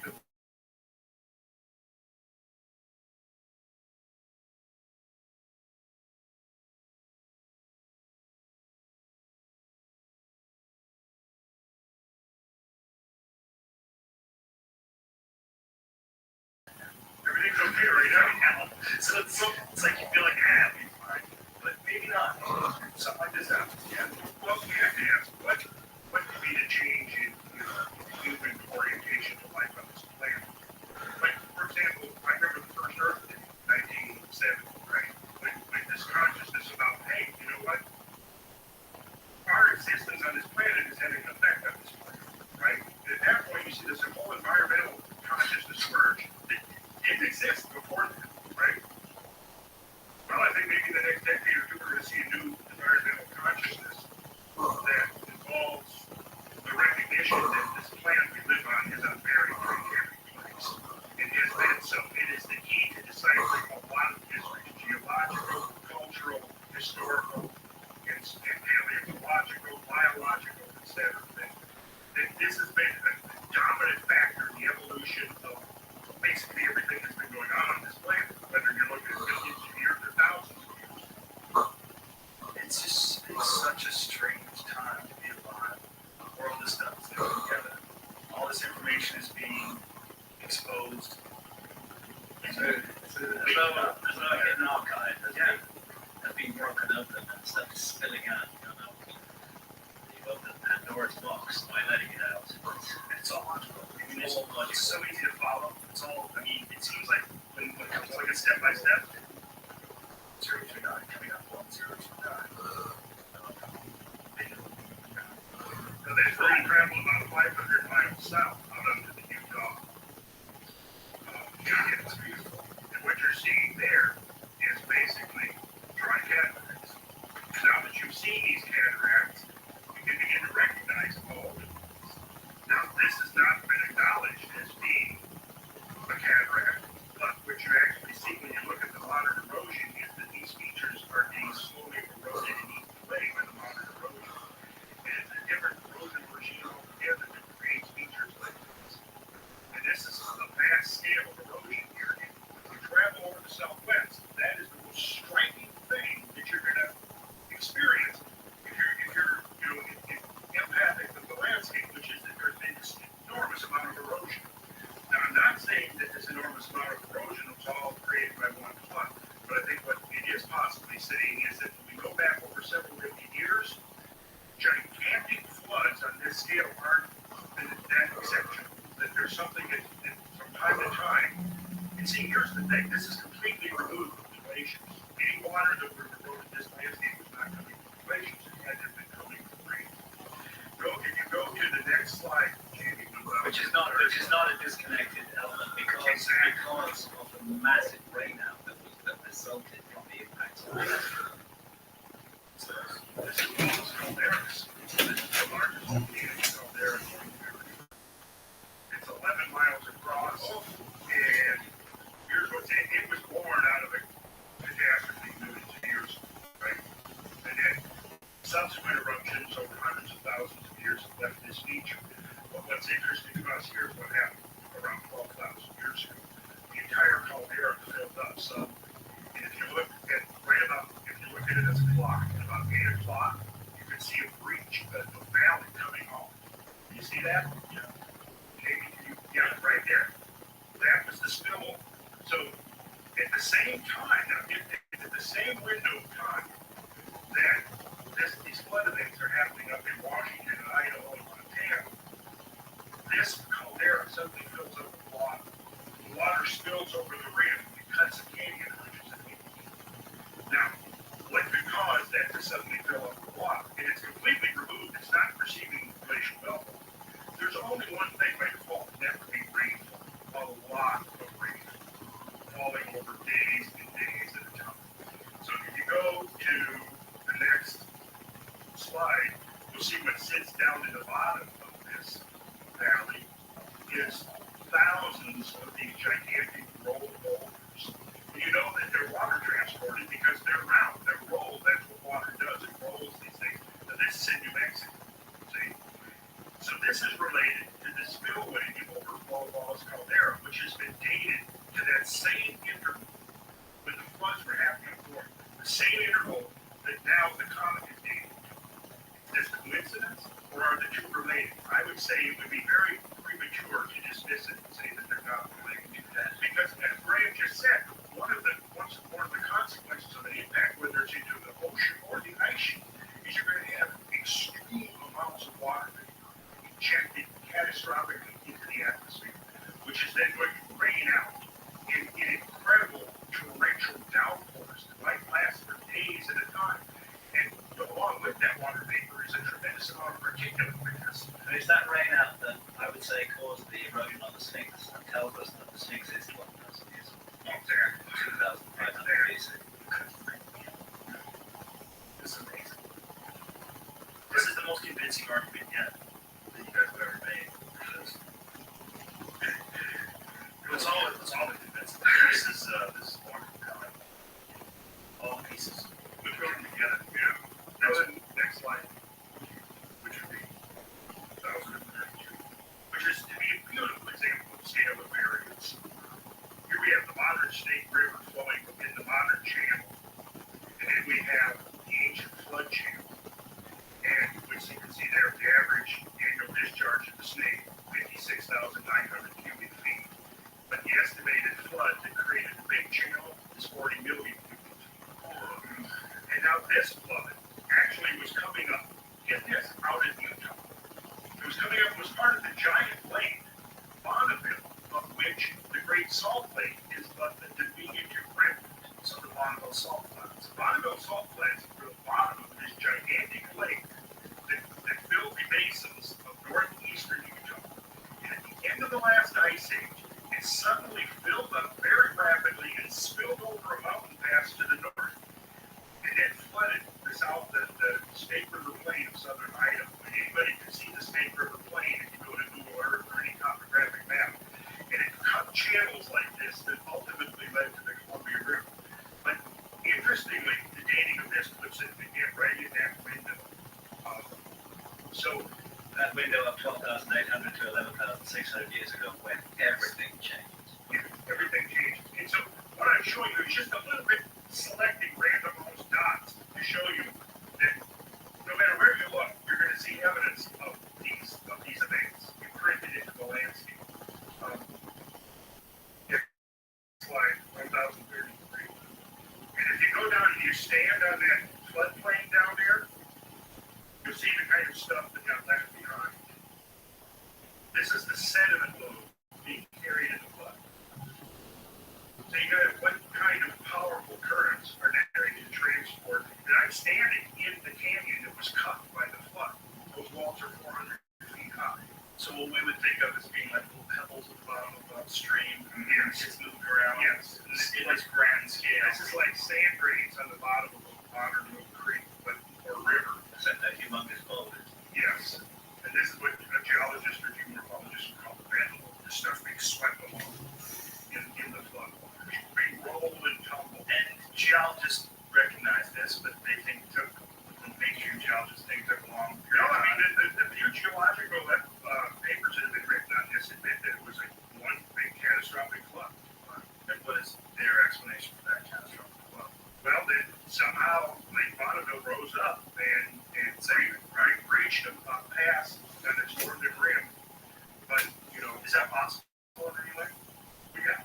If you have enough rainfall for a long over a period of time, days or weeks, the whole body of water could raise by 300 feet roughly. But you would need something like the comet did that to provide you with a source for that rain. Right, because otherwise there's no other explanation for that. Right.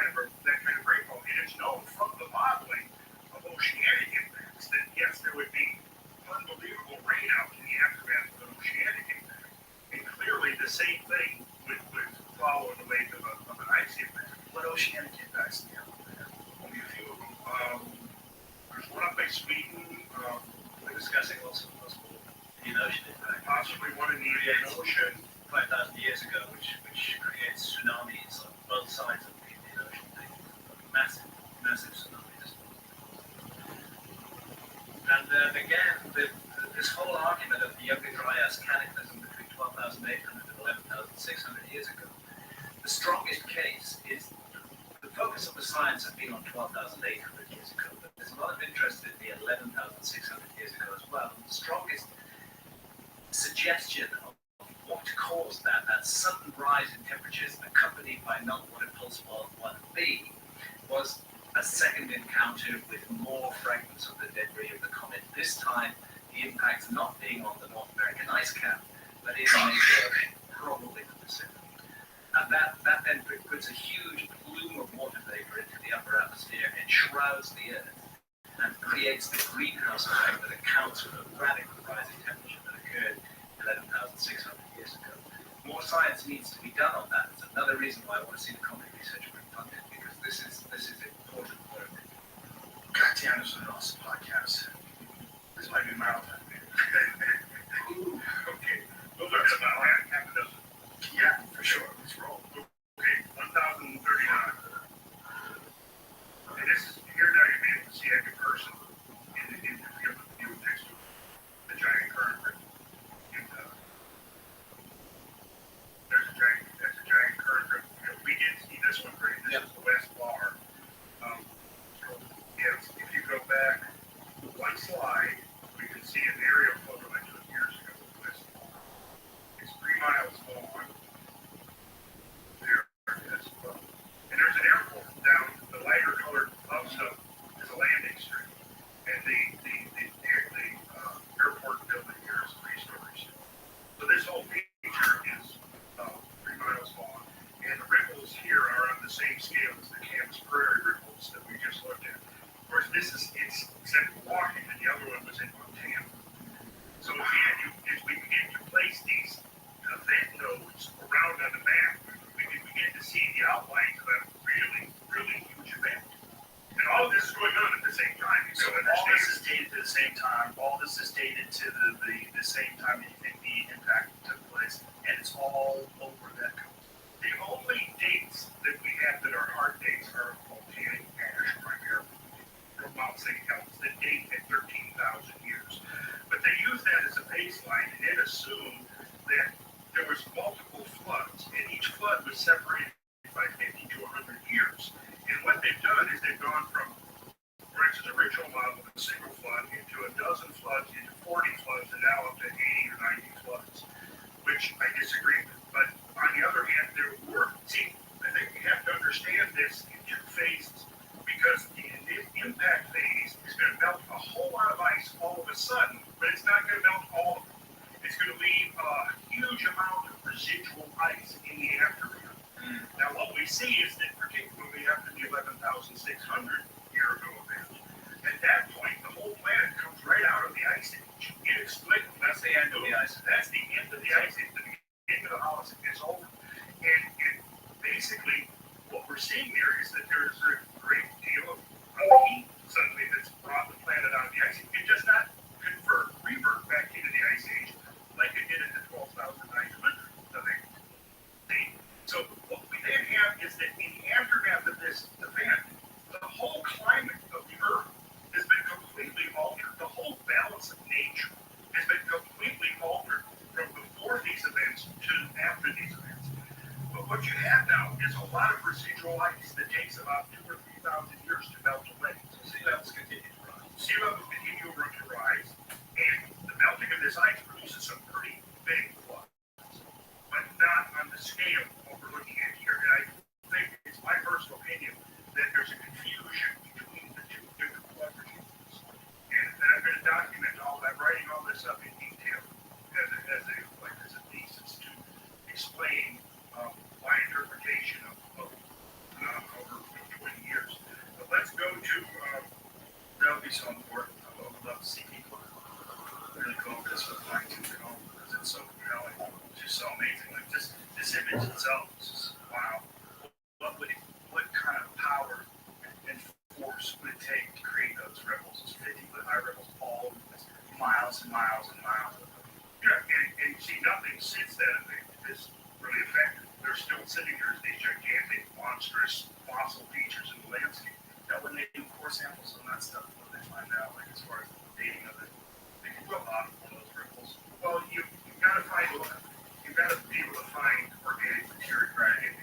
And to the extent that there's organic material, it basically all dates are the end of the ice age. The problem is when you have a flood like this coming through, it's sweeping up everything in its path, including forests and animals. So if you've got a bone in here or a piece of wood, that doesn't necessarily mean when the flood happened. Right. It's not a nice layers of sediment. It's a jumbled mess out of it. Chaotic mess. It's not like you can just go dig into the side of that hill at that same level and find something that's organic and absolutely did to that, because that's all stone. Right. It's boulders. If you saw a cross section of one of those ripples, it's just a jumbled, chaotic mess of everything, from finest sand itself up to boulders the size of cars and even houses. Stuff just, that's so crazy. Go to 1041 and you'll see an interesting artist rendition by Edward Rial, who did all the illustrations for the burn books. And he did a version for an geology text. Guy's name is skipping me right now, but I thought it was an interesting image because it basically shows an event on the scale of what we're talking about. And what's interesting here is you see that the torrents are carrying icebergs, and in this one iceberg in the foreground, I call it Graham's Rock. I've got a lot. I officially Because it's carrying a gigantic. yeah, when Graham and I were walking with it, Yeah, because I went and climbed that. it's no longer the Menage your back. It's the Graham around. I'm on it. Okay, so we got the Graham Randy coming up in about 3 images. So let's go to the next one, 1042.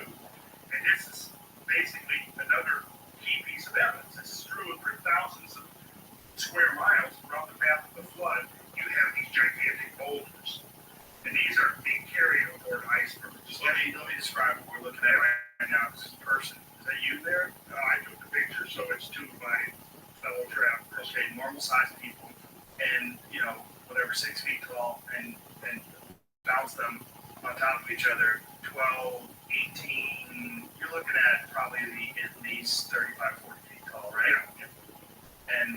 And wider than it is tall. Oh yeah, 60 feet wide. That's insane. And that was carried by water. It was carried on icebergs in the water. Oh my And God. there are So this flood is not just water. It's a huge, thousands of icebergs. It's forests ripped up by their roots. It's a jumbling mass of powerful, erosive flood. Amazing. Thousands of megafauna are done down. In fact, there have been a lot of reality of the Willamette Valley. Okay, let's go to the next image. Here we go. This is like out in the middle of the prairie. You got thousands of these things. I'll tell you what, I'm a chicken. I wouldn't stand right there. I think that thing's gonna roll on top of you. That would be a wrap stop. Yeah. This is known as Jaeger rock. That thing's huge. Is that you underneath there? No, that's one of my guys took the pictures. Tell them stand there. Yeah, I said stand there. Then I had the other guys go around the back. Push on it. This thing is kind of hanging off the side of that hill, the way some of those Hollywood Hills houses are. They're on stilts. See that rounded mass of stuff that it's sitting in is called berg cloud. And you see these icebergs are not clean icebergs. They're filled with gravel and debris. So when a berg has been carried in the flood, and the flood waters subside, the bergs get stranded in the land. They then melt. And if there's no boulder, there's just a mound. If there's no gigantic boulder, there's just a mound. But if there is the gigantic boulder being carried aboard the iceberg, it will be sitting in a berg mound like you see right now. That's amazing. So that white line that we see is where the iceberg was when it deposited that thing, and it just melted from there. No, that's actually a bedding plate between 2 different kinds of basalt. Oh, okay. So the mound itself below it is what you're saying is the berg mound? That's the berg mound. And the boulder, the big boulder, was the cargo sitting on top of the iceberg. Okay, so the berg is not just water, it's water with a bunch of there are all kinds of other shit in it as well. Yeah. So when it melts, that's what these will have. Okay, in the next image we have the Hancock Red. Are you up there? Well, that's me on top of that. 18,000 ton over there. Which yeah, I was. I do that from time to time. But it's an amazing experience to stand there and to think what transported this. Well, we know it was transported in an iceberg. It was dumped there on the side of that party. And it's just the thought of thousands of these things plowing along at 60 or 70 miles an hour, carried on a gigantic flood. How do we have anything left? You know? No wonder we forgot. Here's the thing. I mean, what we're doing here is we're looking where these flooded things are preserved the most spectacular. And the reason is because you had a very steep gradient from the ice sheet elevation to the Pacific Ocean. But like Graham and I, we traveled across the continental divide and traveled from the Rocky Mountains to the Twin Cities, which is on the Mississippi River. And all the way across, we were crossing huge meltwater coulees. We crossed the Missouri River Valley, which is an underfed stream, just very similar to the snake, where modern Missouri is just a little ribbon of river occupying this massive meltwater channel, of which there were hundreds across the plain. Then when we got to Minneapolis, we went up and we visited the largest known pond. Amazing point. Again, you're looking on the scale of giants. This is beyond imagination. And only this flood explanation makes sense of it. Go to 1054, KB. And you'll see, there we go. I'm down inside the pothole, one of the potholes open up the grave. So that's a pothole carved into stone by world. I did. Yeah. There's some rocks in them, and the rocks are the erosive agent that's coming out of the pothole. Just think like a massive hydraulic drill. Just picking up, coarse rock and then just drilling, literally drilling holes 50, 60, 80 feet deep. Again, it doesn't go to YouTube. Please, if you're listening to this, just go. Just you gotta fast forward this. This is insane. This image is insane. Just thinking of watching rocks spin around and drilling in the ground. And you're talking about over a short period of time. Yeah.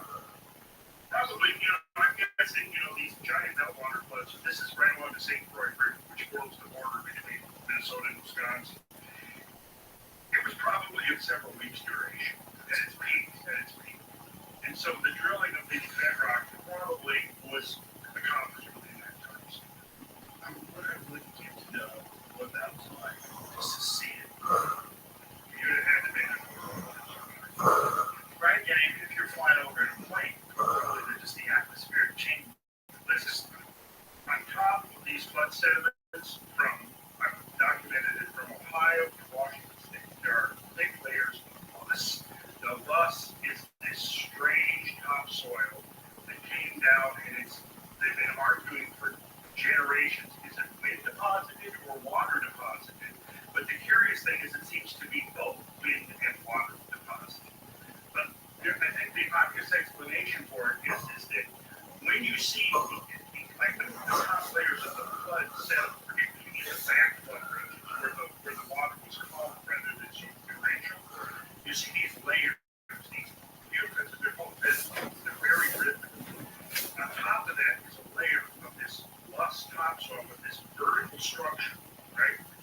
Well, to me, and again, without getting into the technical background, I think the logical explanation, likely explanation, is that at the tail end of the final flood flows, what you're seeing is a rainfall of flood. And this rainfall of flood came down in effect. Many ancient traditions. Yes. Black shiftless rain, money falling from the sky, darkness, time of darkness. It's all described in the myth. Myths are the memory banks of humanity. We should not call them myths, we should call them humanity. Yeah, exactly. And again, this muddy rainfall perfectly fits the whole area. And again, with the mythology, it's right there. When we think of these tsunamis, we think of water that you can see. But we're most likely dealing with the entire air around you, filled with torrential downpour and solid matter. Yes. Yeah, everything's flying through the air. Incredible winds. Yes. So it's both wind and water and just full-on chaos, super hurricane. It's nature gone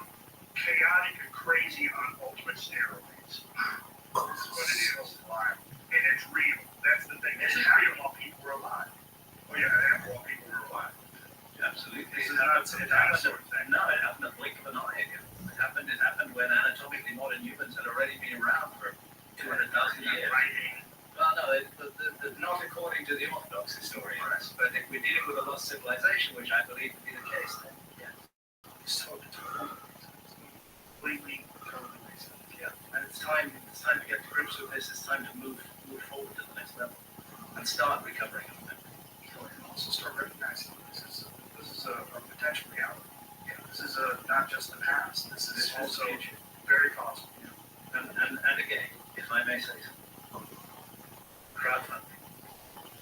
It's the opportunity for people to give their voice. Can you show that page? This is the crowdfunding page for the Comet Research Group. And it's on, there it is. So if you go to grahamhancock.com and click on the Comet Research Group banner, then you'll get taken immediately to the crowdfunding page. Please support it. Whatever you can give, it'll make all the difference. It sends a message that we care about alternative heretical research.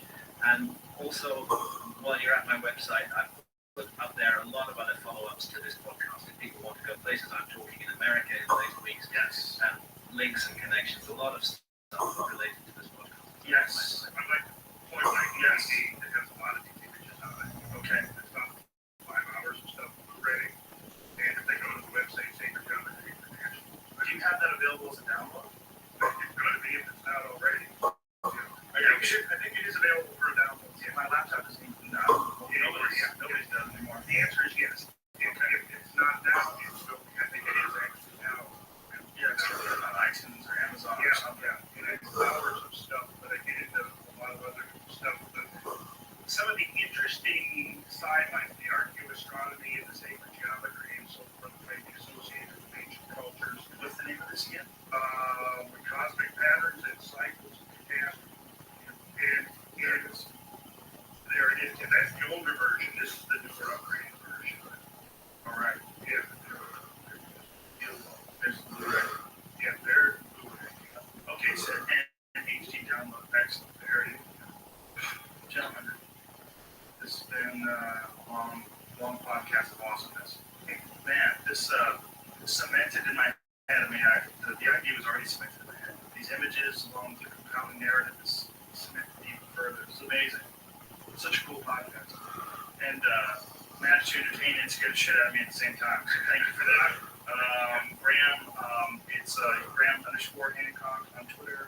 Yeah, Graham _Hancock. Yeah, they made it really difficult to reach me on Twitter.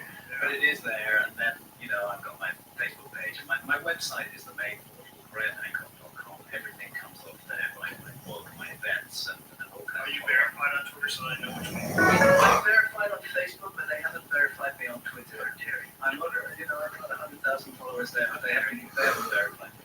And, I am the. Graham, how much do you pay attention to social media at all? From time to time, I'll immerse myself into it for a few days or as much as I can take, and I have backed off for a while. Well, you're going to get a flood of questions about this one because this was awesome. Really, thank you so much. I'm so thankful and honored to know you guys. To me, this is, the ultimate thing for me on this podcast is to be able to have people on that are talking about things that I find absolutely captivating. You guys, I think what you're doing is so important. You're playing a huge role, Joe, in opening people's minds to unthinkable thoughts all around the world, stuff that people have been told they are not allowed to think about. Your show is opening doors that have never helped. Stumbled into it. I would like to get you out in the field. I would like to get out in the field. I would like to get you out in the field. I want to see that stuff. Yeah, that's what I want to watch this tape. Let's set something up and make a video. I want to go there. I want to see that. Let's do it. That looks crazy. This is Young Jamie, you in? Jamie's in. All right. Thank you so much, everybody. See you soon.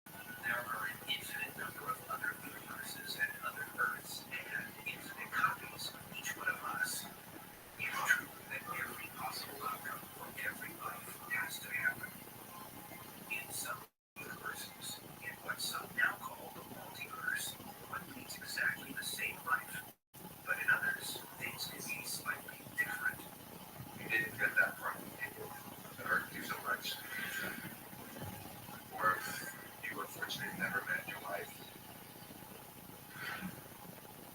Anything that is physically possible actually does occur in some other parallel universe.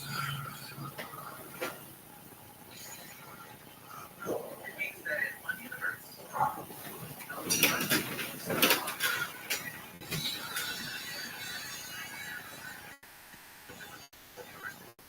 George W. Bush is baseball commissioner. or perhaps we don't exist at all in some of these universes. And if the universe is infinite, there really are all these level 1 universes in the infinite multiverse.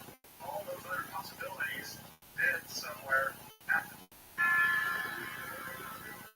Technically, there are a couple of ways mathematically for the universe to be truly infinite. But essentially, it must be shown to be flat. The universe seems to be perfectly flat. This means either the universe is flat, or it's curved so slightly that we can see.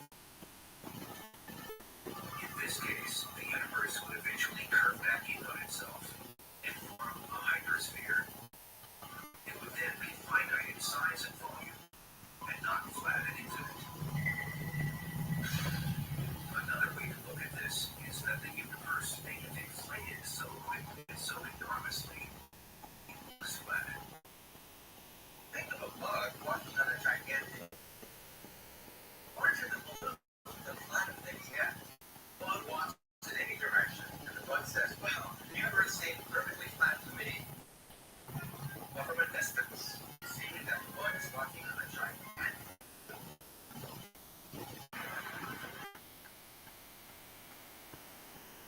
But now an amazing new tool, it's a microwave anisotropy probe, or WMAP, is changing everything.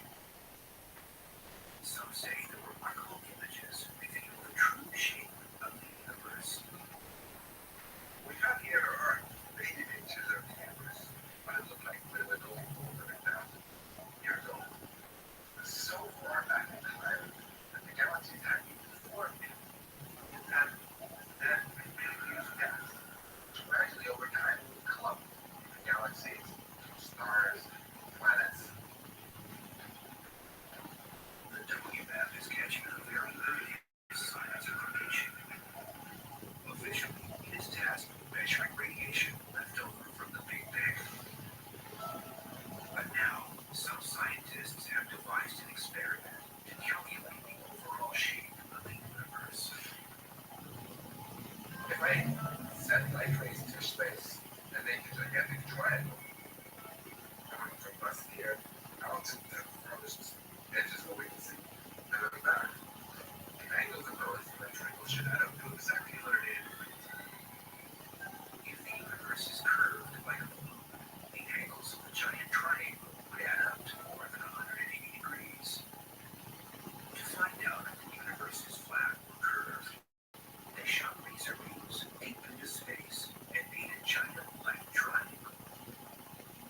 Now we can tell that the measurement is in, and the answer is it works beautifully. Angles add up to exactly 180 degrees. The universe is flat. The WMAP seems to show that the universe is flat. For some, however, the jury is still out on the flat universe question. I tend to think the universe is in fact a soap bubble of some sort, but it is bent so slightly that we can't see it. Some experts say that there are other, even more mind-boggling kinds of parallel universes out there. A little too tight parallel universe made up of giant cosmic soap bubbles that float in hyperspace. Each independent bubble has within it an entire universe. The question is, do we all really live in a giant cosmic bubble?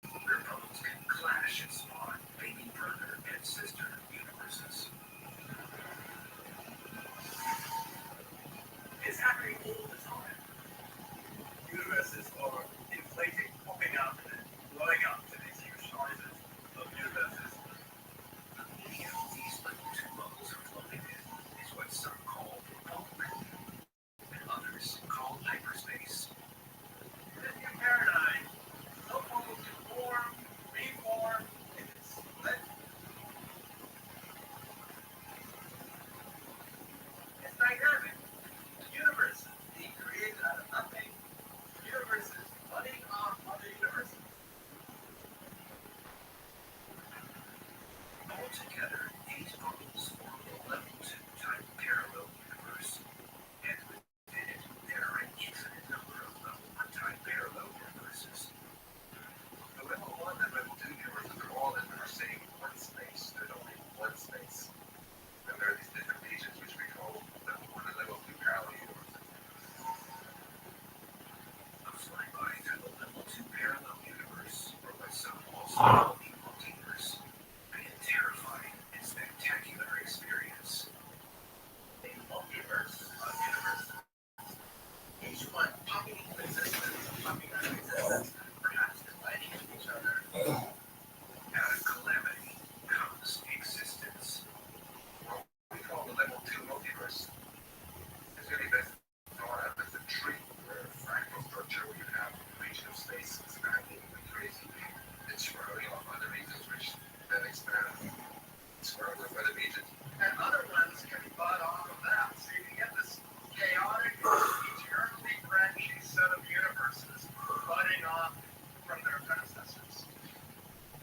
An infinite set of universes in this multiverse. The big term for this monumental process is bubble nucleation. The bubble nucleation is the geek speak phrase for the process where you have this inflated material, and then the little piece of it stops inflating. And one of the bubble shaped region we expand around will also stop inflating. And then you create in this bubble a nice, calm region of space where it will eventually form galaxies, stars, planets, and even people like us. So we are children of the sun. First time in human history, children of a bubble are bearing out and seeing on the horizon parallel universes. German physicists believe they are now on the brink of uncovering ultimate mysteries of the universe. Why look for these parallel universes that we can't find? Because they hold the secret of secrets. They hold the secret of the origin of everything there is. For the first time, we can imagine where our universe itself came from. Perhaps when our universe popped into existence, colliding with another parallel universe, perhaps colliding with universe, these are the stuff of modern research theory, reading exact physics or medicine. But there is a problem. For decades, scientists have been searching for one cohesive theory of everything. Until you got Einstein's theory of general relativity, which explains how gravity works over large scales. Quantum physics, the science of the tiniest matter. Together, these two great theories explain everything humanity knows so far about the cosmos. But like a cartoon cat and mouse, They're at war with one another.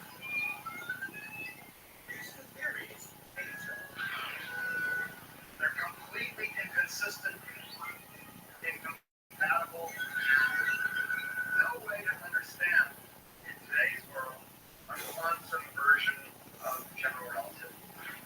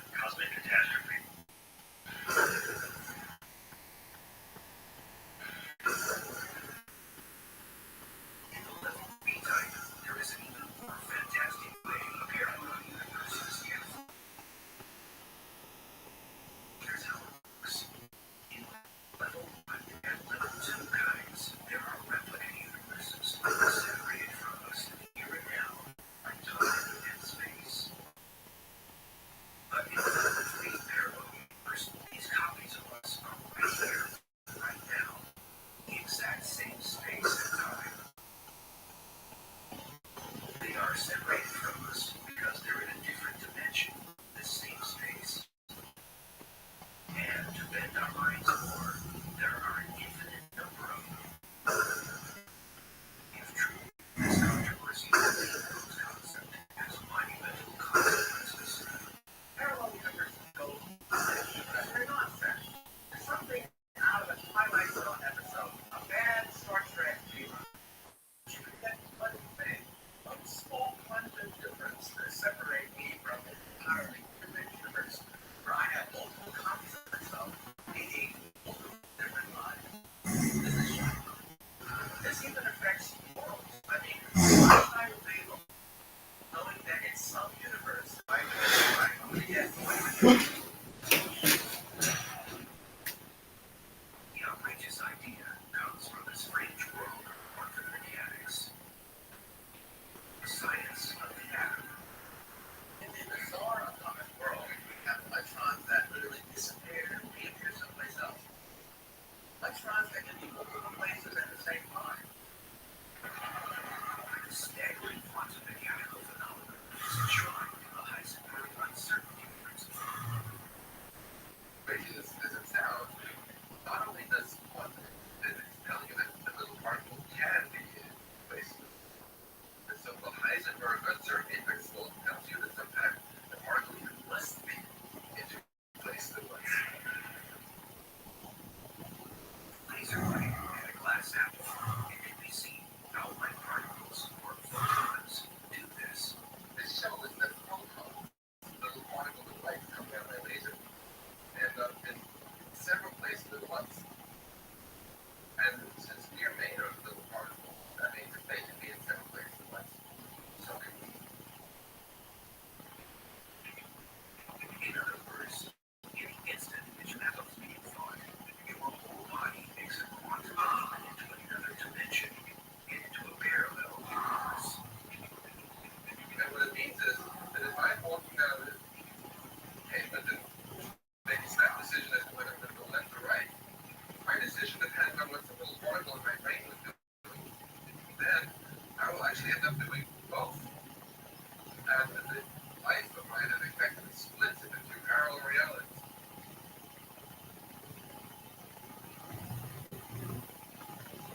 In a level 3 type parallel universe, even a cat has many more than 9 lives. The trouble is, in some of these worlds, the cat could be dead. And at the same time, in other parallel universes, the same cat can be alive and kicking. But how? How can you have a dead cat and live cat simultaneously because the universe splits in half? In one universe, we have a dead cat. In the other universe, we have a live cat. And instantly.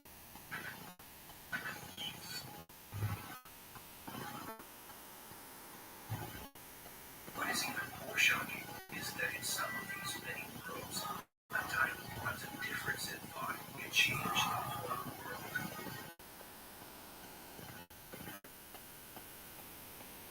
It's like the butterfly that flaps its wing and makes the hurricane. Tiny microscopic events change the course of history. But every historical event actually happened in every possible way. Some branch of this ever-splitting many worlds here. In what the Nazis won World War II, In which case, I'm now speaking German. And there's a swastika behind me. in another world, none of the horror ever happened. One universe, there's no World War II. And 50 or so million people have to die. Like the endless rolls of the dice, all possible numbers and all possible kinds of universes and outcomes will eventually turn up and occur in one of these many worlds. In fact, all I would choose to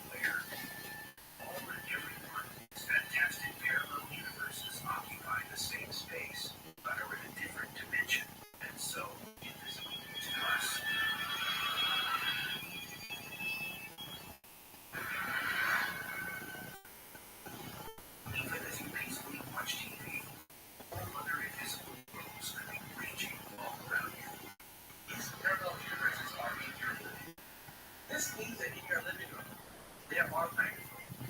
You can't hear them.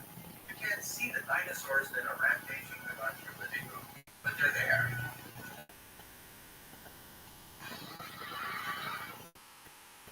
The quantum principle creates many versions of each person and also create entire universes.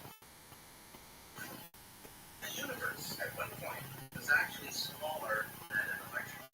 If that's true, and if electrons are described by being many places at the same time in parallel states, this means that the universe also exists in parallel states, and inevitably get parallel universes. There's no choice. But that's not all. Scientists recently have shocked the world again and claimed that there could be one more kind of parallel universe. These levels over time are created either by quantum fluctuations or by brains clashing. What is created is radically different. In this type of parallel universe, all the rules around know. It could be, in fact, that the mathematics and physics describing reality differs from what we're used to in our universe. If the laws of physics are different in a level 4 parallel universe, space could just consist of gas and particles. Galaxies, stars, and planets not have formed, and life as we know it would not exist. To show that any type of parallel universe, level 1, 2, 3, or 4, truly exists, experts must find the evidence. Be they big, tiny, or invisible, scientists must find physical indications of the extra dimensions supposedly connect us to these other worlds.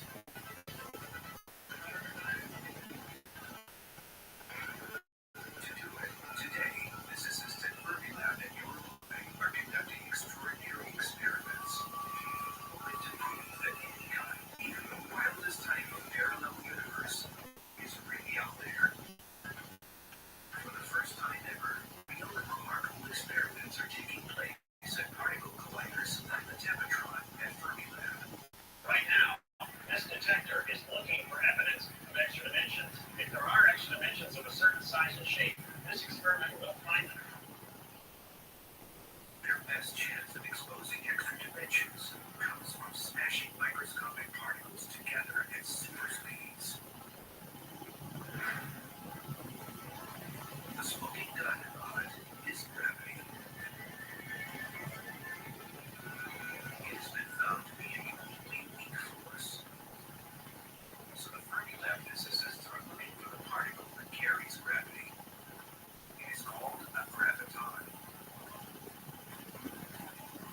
It's the particle that carries gravity, which we think knows about all of the extra dimensions of space. So we think gravitons, if you can produce them at high energies, should actually move off into the extra dimensions. But finding a graviton, or at least a sign of one, is a huge challenge. It's tricky and complicated because you're looking for nothing. You're looking for something that has disappeared. It's very, very rare that we get millions out of work. So we literally have to collide millions of times in order to find very rare events where we make something else. Here's an extra. The Tevatron collider shoots next to protons and antiprotons at terrific speeds, just short of the speed of light. A long, super force space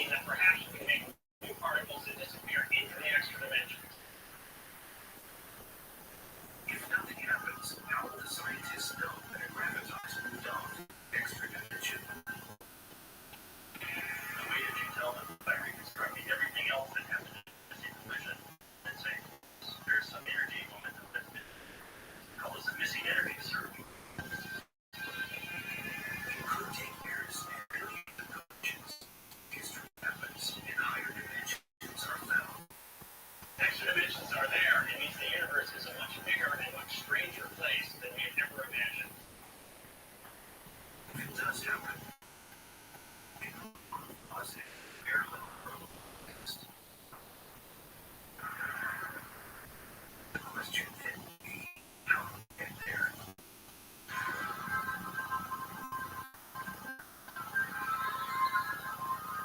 Faced with extinction of some future in humankind, parallel universe.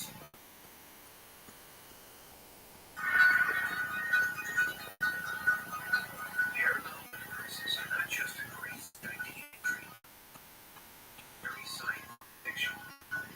If people prove to exist,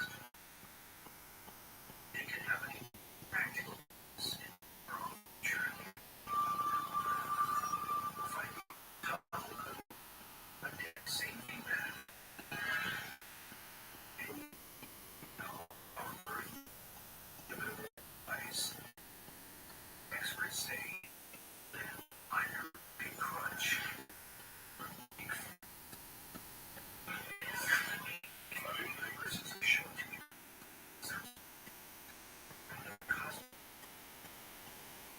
future generation passage from game to another could be the moment. Question is, can we find a way to get there? One way of theoretically going from our universe to another is to go through what's called a wormhole, a bridge connecting universes. Kind of like getting on a train or a subway, like in the subway system in the city. In this tunnel, different place. Think of two sheets of paper that are stacked parallel to each other. But then think of a gateway, a shortcut, a portal, connecting these two universes. This extreme idea was proposed back in 1935 by Albert Einstein and his student Nathan Rosen. Throughout two conjoined black holes theoretically allow someone, like a passenger on a subway train, quickly travel to another space and time.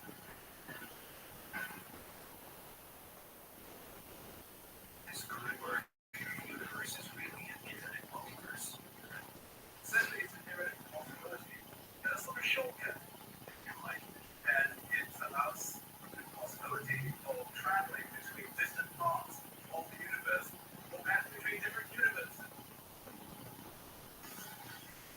There are all sorts of problems in trying to traverse it, but one challenge above all seems insurmountable. When Einstein introduced wormhole into his equations, he didn't think that anyone could ever walk through one of these things. Because after all, you die in the process. Impossible as it may sound, experts think there may be a way to travel through a wormhole and live to tell about it. In principle, you can go right through to another parallel universe. If you go through again, you wind up on yet another parallel universe. And if you go again and again and again, you wind up on repeated parallel universes. It's like going into an elevator and hitting the up button. Each floor looks like a universe. Once again, however, there is a major drawback. One problem is you don't know where you're going to wind up. You don't wind up in the middle of a star, wind up in the middle of a planet. It may ultimately prove impossible for individuals to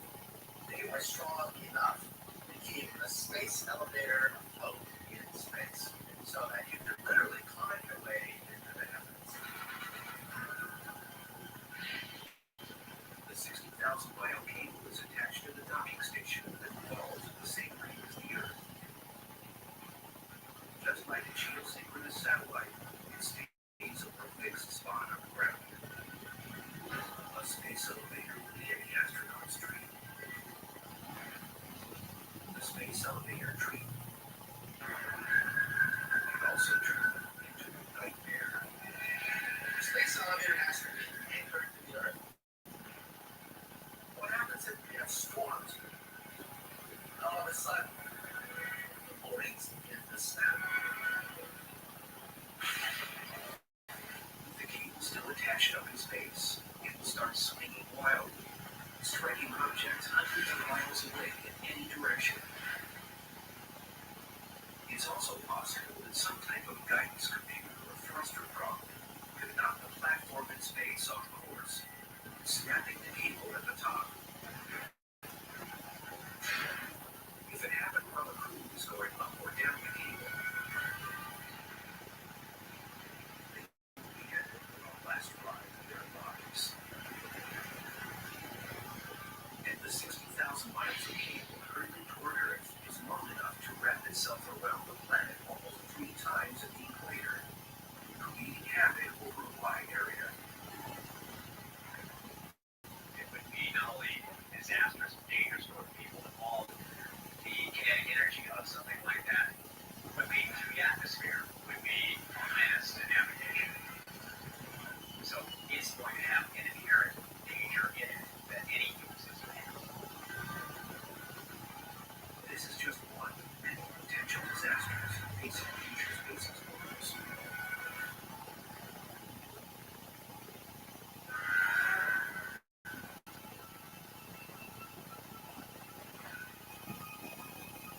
Living in space will also involve great dangers.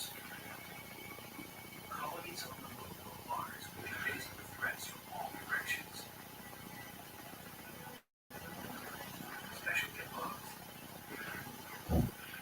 The sudden spikes of radiation will capture and detonate.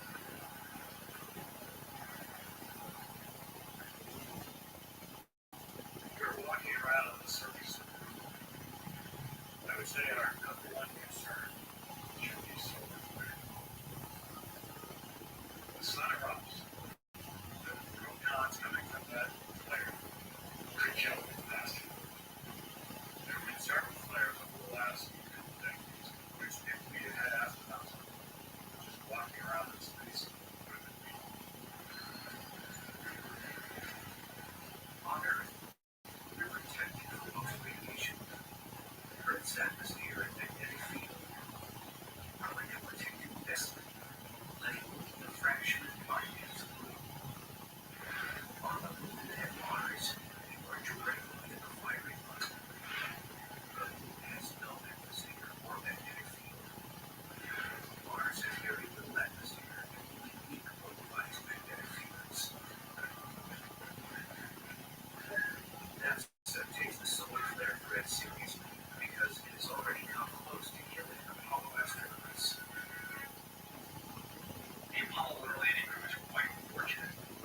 In 1972, in August, there was a major solar flare. There was what they call the Great Solar Storm that happened to just take place in between the Apollo 16 mission in April and the Apollo 17 mission in December of that year. Had that occurred while there was a crew on the surface of the moon, they would have been dead. The effects will be similar to certain people who died in Hiroshima and Nagasaki, those who were not killed in the initial blast, but were overwhelmed by the extreme radiation dosage within several seconds. An astronaut caught in that situation will have little time to react. A flood of deadly particles penetrates the body, killing all of the astronaut's cells in a few brief moments. So it's no surprise that space colonists will need to be constantly on alert. We're going to need weather reports, but they're going to be space weather reports. We're going to need satellites monitoring the sun, giving us advanced warning of flares. Light from the sun takes only 8 minutes to reach them. Coming behind it would be the particles, the lethal radiation. You'd have minutes, half an hour, that sort of time frame before you wanted to really be in a shelter. Such a storm might last for a couple days. One option for protection is living underground. An open and arid terrain. The moon and Mars are still active bodies where natural disasters like those seen on Earth can strike.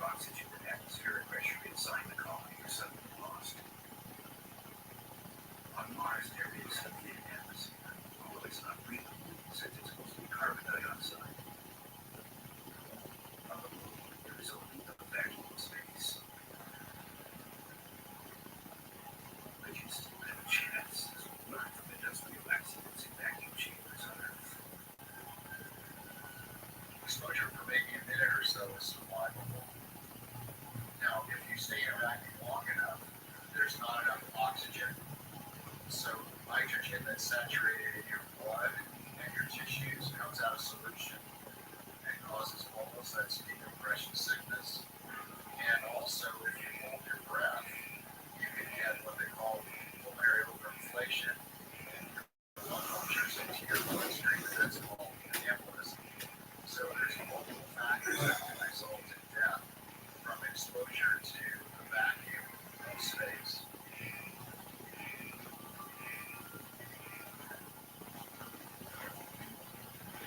Here's the temperature extremes. Temperatures on the moon go from a high of about 230 degrees Fahrenheit down to around 290 below. Mars can get just as cold. Although we could get lucky and have an atmosphere, going outside without a spacesuit is still very bad because another thing about ground space colonists will have to be on the lookout for.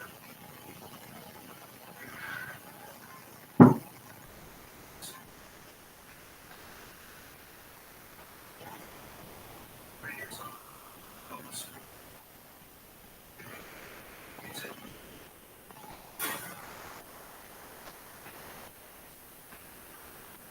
relatively comfortable out here underneath these layers of protection.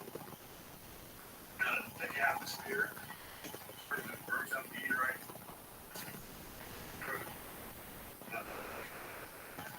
Atmosphere, very exposed, very spacious buildings. But Mars, there's a thin atmosphere. It's not a here. It's thin, exposed to space.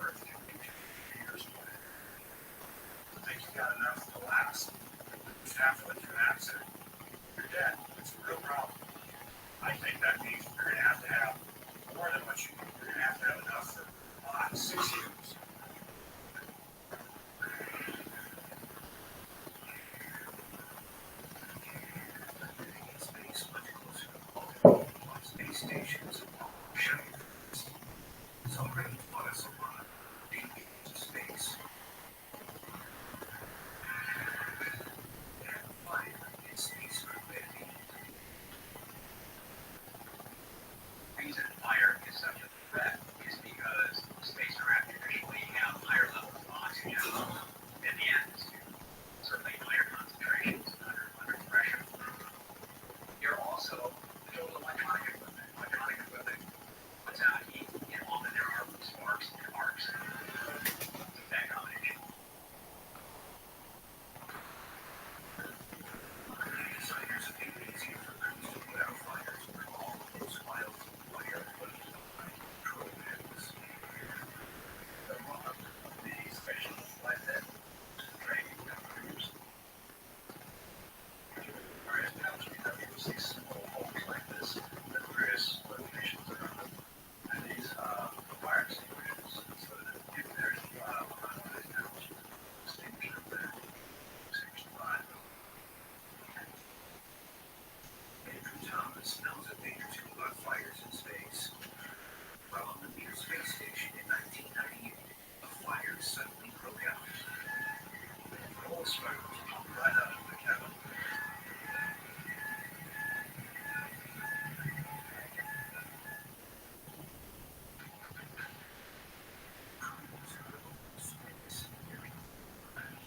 Desperate, taking my atmosphere inside. Out here, fire is breaks loose. In 1998, NASA astronaut Andrew Thomas is on board the Mir space station, 2 Russian cosmonauts. Suddenly, a fire breaks out. Ironically, the fire starts by heat is known as an air scrubber. Filters designed to remove exhaled carbon dioxide and other toxins from the space crew's environment. All smoke was pumped right out of the cabin, and so all of a sudden, the cabin in one part of the space station just became a big wall of smoke.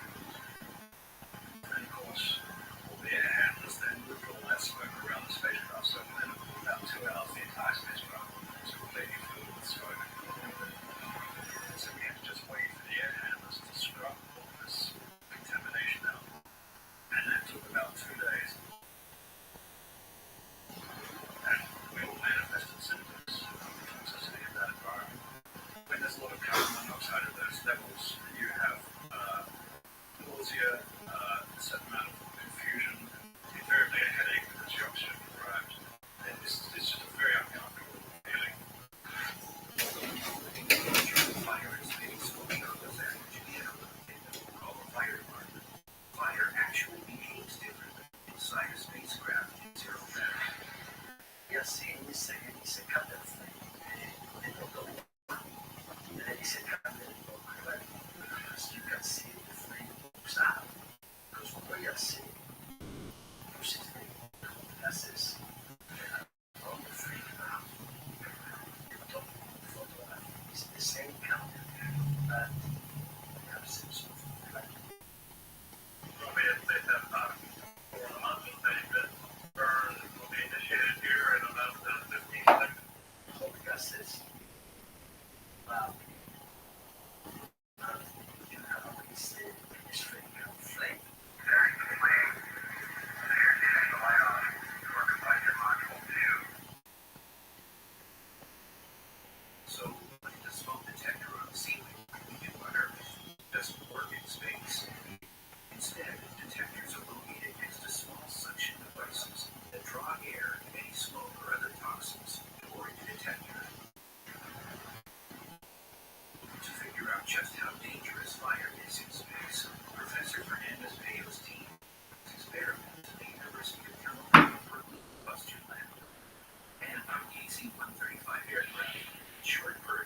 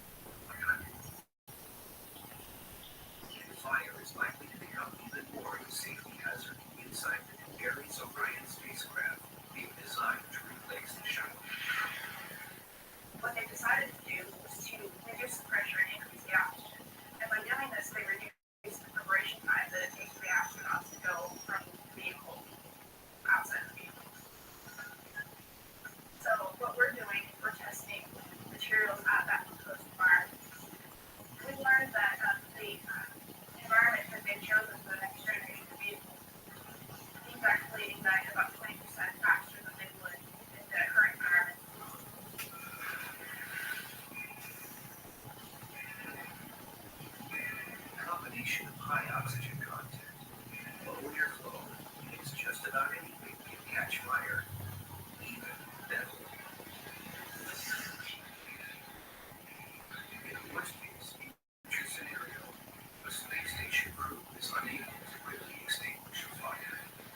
It grows too fast to seal off in a separate module. If they put on emergency oxygen masks, the flames will likely kill them. And if they're somehow able to survive the flames, the filtering system is completely overlooked. They are left to die in a toxic stew of smoke inhalation. The best chance of survival in an out-of-control fire is to abandon ship and return in a re-entry capsule once available. That was the key to the survival of the crew of Apollo 13. April 11th, 1970, the three-man crew launches into space. 2 days later, on their way to the moon, an oxygen tank suddenly explodes.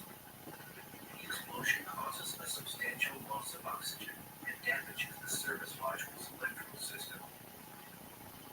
The crew is forced to live in the cramped lunar capsule. Apollo 13 is the classic case of a failure that doesn't kill you. It happened at the right time. It happened when they were on their way to the moon. So they could use the lunar module as a lifeboat and get back to Earth. Had the same problem occurred after the lunar landing, when Bumble, Swigert, and Hayes wanted to get back to Earth, there would have been nothing they could do. They would have been dead.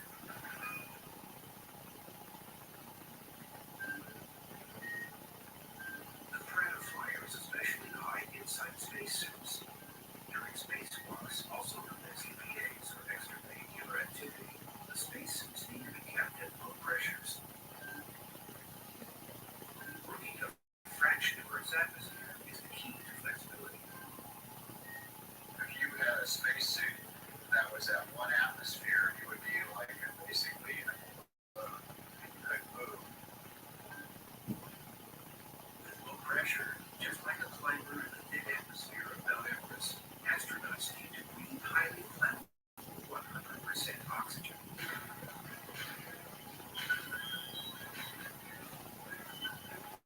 This is an arm from the spacesuit. It was burned up in a fire in 1980 at Johnson Space Center. Just doing some checkout tests, pressurizing the system with 2 different oxygen sources.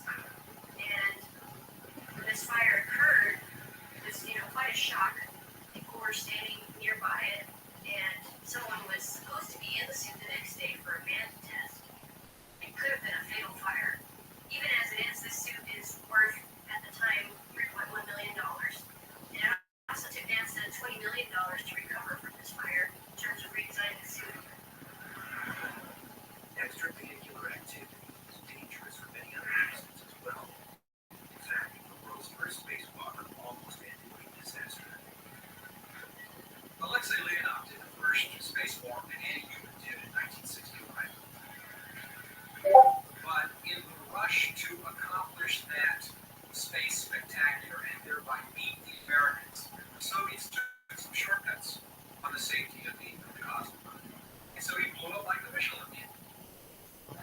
The suit became rigid, couldn't handle pressure differences between the atmosphere inside and the vacuum in space. Problem is you've got a spacecraft in the Soyuz capsule that you fly that's very small, and the hatch for it is even smaller. Ultimately, his response was to let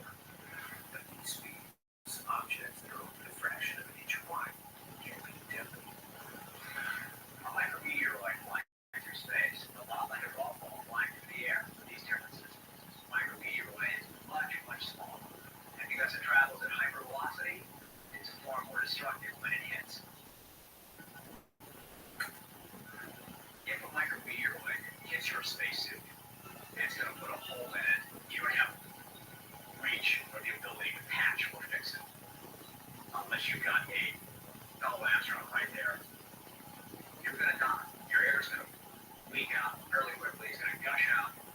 Your blood's going to boil. That's going to be it. And what causes blood to boil? Well, space, blood has magnetic properties. It's all about the sudden lack of atmospheric pressure. The idea that blood boils is really a misnomer. Liquid in your body goes from a liquid state to a gaseous state. There have been many tales about what happens to an unprotected person in outer space. Here's the real story. As the vacuum of space fills the spacewalker's meat suit, liquid parts of the tongue and eyes begin to bubble, along with all of the saliva and germs, fluids, and blood. As the blood turns to gas, oxygen no longer travels to the brain or anywhere else. The brain shuts down in about 15 seconds, leaving the victim unconscious.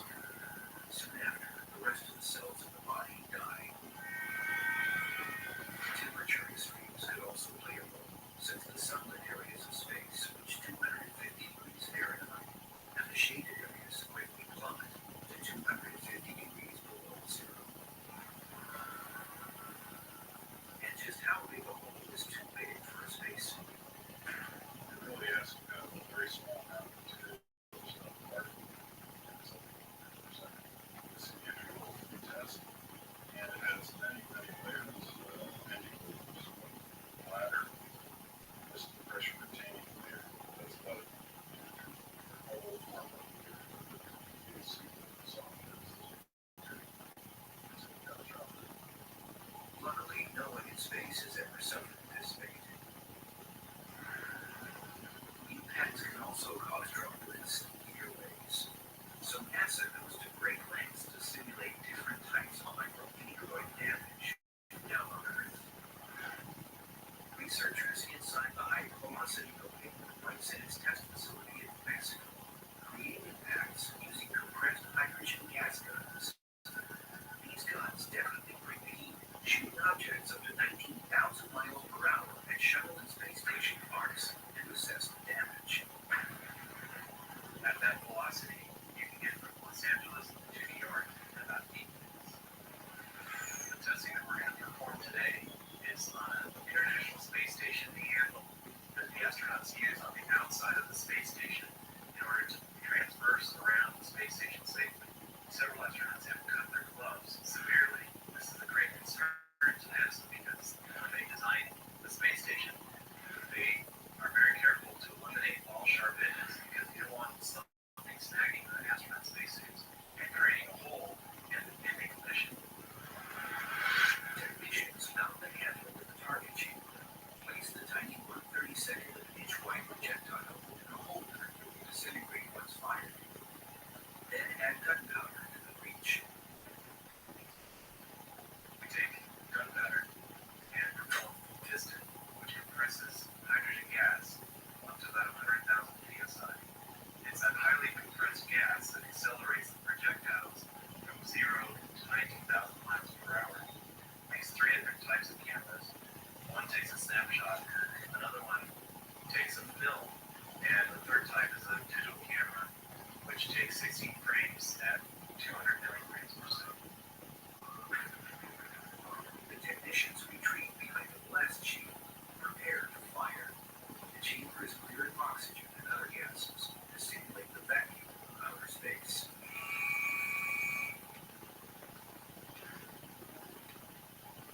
Now, the moment of truth.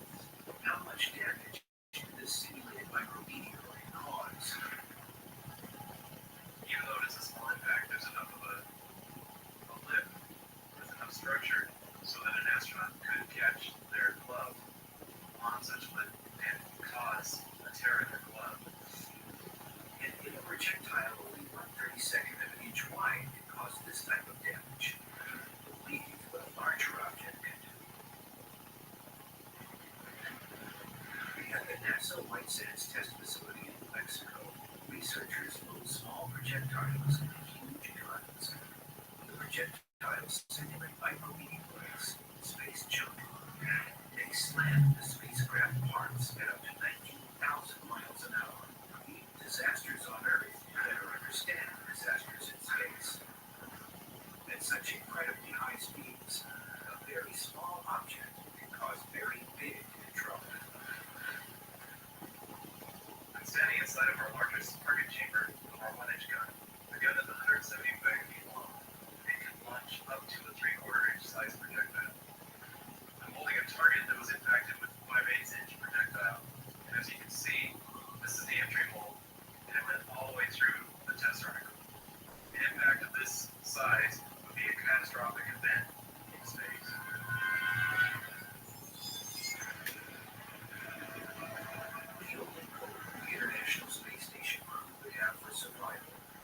on emergency breathing masks and enter the reentry capsule. An object less than an inch wide could force them to abandon this multi-billion-dollar facility. That type of scenario is the reason why crews are constantly adding extra layers of protection to the outside of the space station. For another type of space collision, we have only ourselves to blame. In 1997, a Russian cosmonaut had trouble guiding an unmanned cargo craft to its docking point near a space station. Now, we know in aviation that 70% of the accidents are human-related, so it wouldn't surprise you to think that humans have also a big role in accidents and mishaps in space. The mere collision actually was because the crew member complained that he wasn't trained enough to do a rendezvous, and the ground control team said, well, you have to do it anyway. The hit occurred, it caused a leak in the cabin pressure, so now he started to lose cabin pressure. And then the space station started to tumble because it was like pool balls. One hits another, it causes it to move. So even a minor thing, just the control of the rendezvous docking could have almost catastrophic consequence.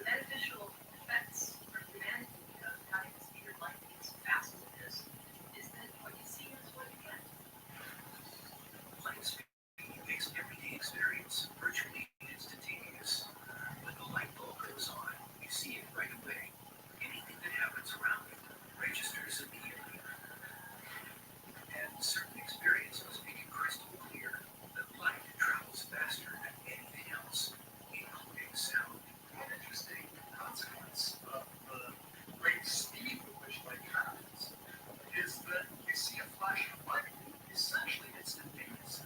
But you hear the thunder only later on. But light speed has its limits when stacked up to a place as large as the universe. We think that the speed of light is unimaginably fast on a cubic scale. However, in astronomical terms, it's actually kind of funky. And so it's ironic that when the Apollo spacecraft blasted into space, traveling at what seemed an amazing 25,000 miles per hour, the speed of light proved frustratingly slow when it came time to talk to astronauts 236,000 miles away on the lunar surface. So when the astronauts were on the moon and people asked Mars from hey, what's it like up there? Several seconds went by between the question and Neil Armstrong's answer.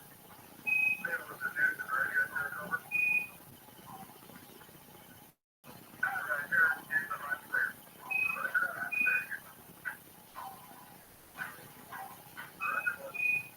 And those several seconds were not because he was thinking about the answer, but rather because it took 1.3 seconds for the signal traveling at the speed of light to reach from mission control. And another 1.3 seconds for his reply using radio waves to come back. And that's 2.6 seconds without even thinking. Okay. The 1.3 seconds it takes light to travel from the Earth to the Moon is pocket change compared to other celestial bodies. Light from the Sun, for instance, takes more than 8 minutes to get to the Earth. And the sun were to disappear right now.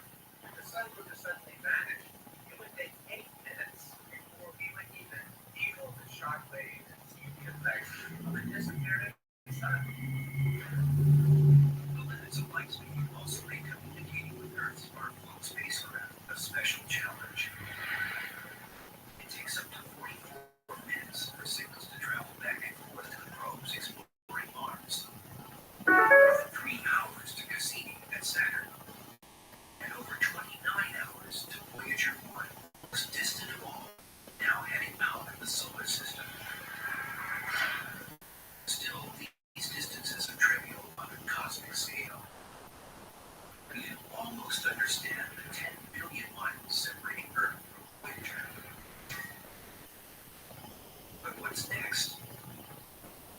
The nearest star is a red dwarf named Proxima Centauri, nearly 25 trillion miles away. That's 25 followed by 12 zeros. I often ask the question, how can you as astronomer comprehend these vast distances of the universe? And the answer is, I can't. The brain really doesn't wrap itself around numbers that big. And usually I actually write out how many zeros there are in kilometers from here to the galaxy, just to see how huge that number is. But in reality, of course, as astronomers, we would be spending all day writing zeros, so we came up with a better unit of units. And that's what light year is. A light year is approximately 6 trillion miles. It's the distance that light travels in 1 year. Using light years to describe distances opens up another dimension of light speed's character. Think of Sirius, the brightest star in the sky, is 8.6 light years away. That means we see it not as it is today, but as it was 8.6 years ago. We see the bright star Vega as it was 25 years ago, and the red supergiant Betelgeuse as it was 500 years ago. It's wonderful gift of nature that because it takes time to travel, we're able to move back in time. Further out we look into this, further back in time we would have no idea what our cosmic was if the speed of light traveled instantaneously. Laura Tamley is curator of the historic Griffith Observatory in Los Angeles.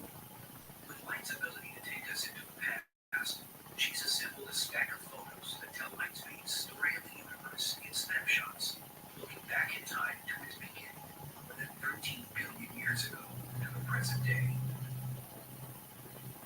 I'm putting together a scrapbook of the history of the family of galaxies that shows all the galaxies.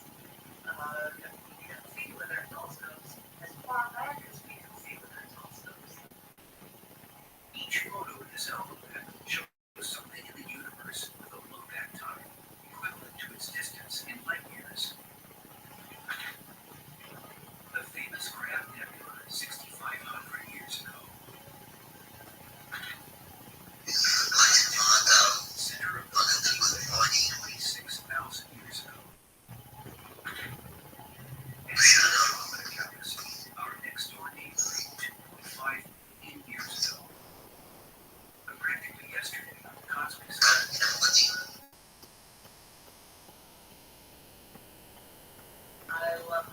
answer. 90% of almost common galaxies. Common, yes, but intriguing first. We're fighting on the way to right through the other. And there's a lot of drama in putting down galaxies all. And so this one would be also drama. Incidentally, places in shot of your picture is to illusion, but the galaxies have been very liberating astrophysics.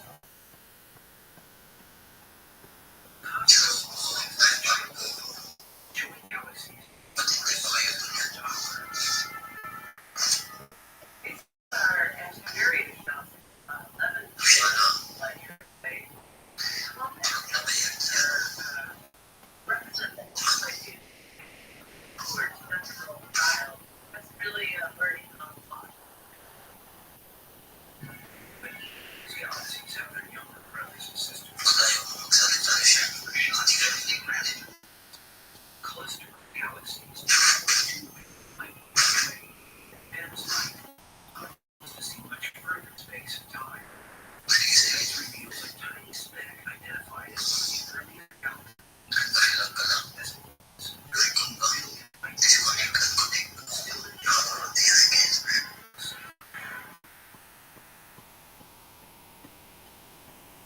Galaxies, when they were babies, really don't have a lot of features. They're kind of blobs. They don't really have a lot of structure.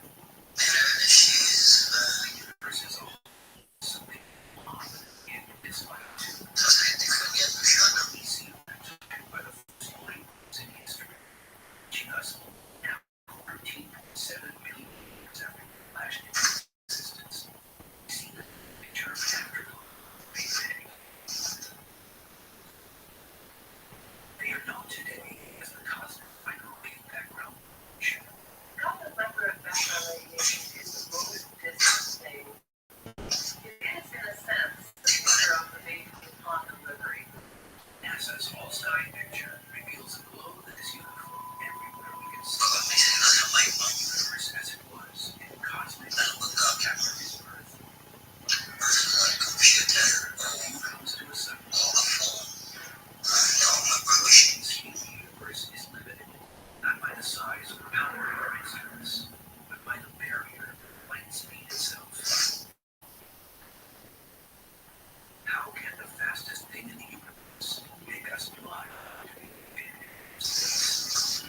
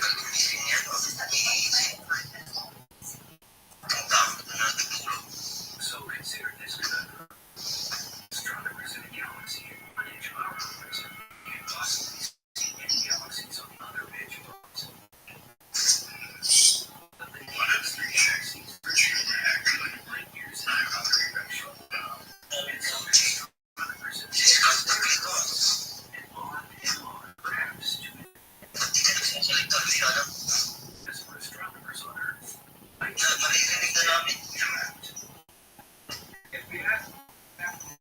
Ang tumawag, tara, private tayo, masyado, usap tayo. Tara. Nandun tayo sa baba, sinano. Uy, naririnig kita. So much to see inside our horizon. Breathtaking shines, the whole space telescopes. Rinig ka. It's a massively very sky, many times small. Yan. Huwag na yan. Thousand galaxies. So much light has been speeding.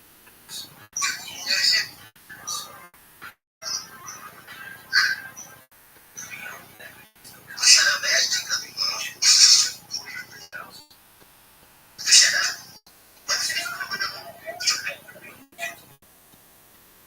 Representing distribution of matter so its temperature varies from 1,000. Nothing that you experience is any close to this kind of things and right. Universe should be looking in this direction. See with him. Entirely different concentration matter, temperatures, but it's extremely. Therefore, we have a puzzle. Puzzle has its roots in versus birth. If everything flew apart from the beginning, why should I? Never mind this study that we go back. Peace.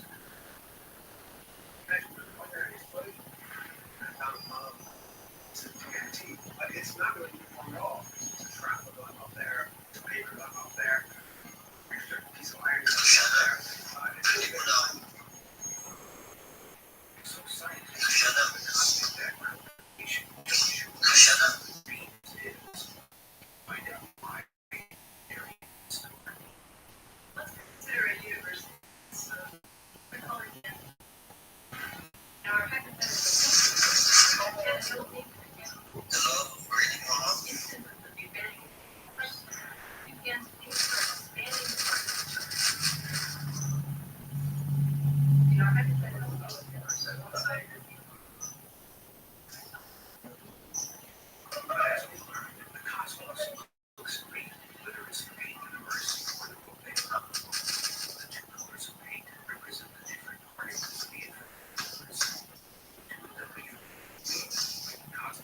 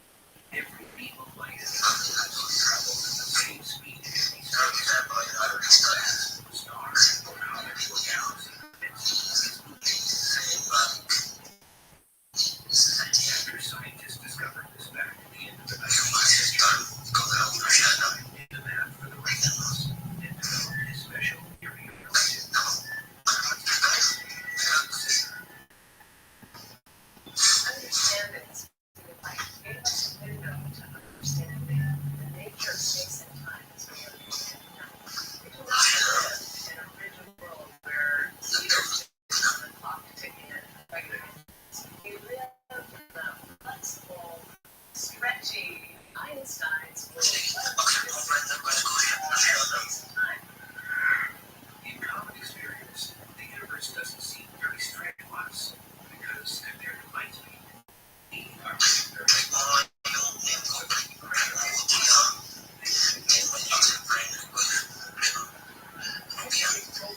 Closer to the speed of light, all sorts of strange, marvelous stories take place. When we say that the universe condenses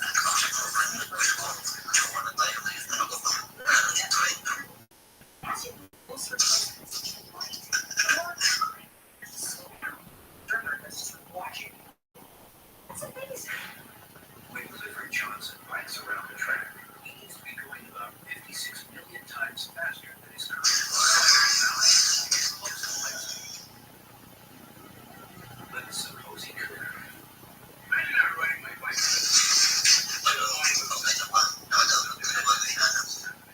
My clock's running slow compared to the cameraman on the ground filming. If I do that for a while, I'm going to age much more slowly than the cameraman who's on the ground. So that when I come back from the trip, come back and talk to the cameraman, it's actually much older. If this sounds like magic instead of science, there is proof. It's something that many of us experience every day. A great example is and the fact that clocks that are moving relative to you run more slowly than is the GPS. The global positioning system lets us track our cars.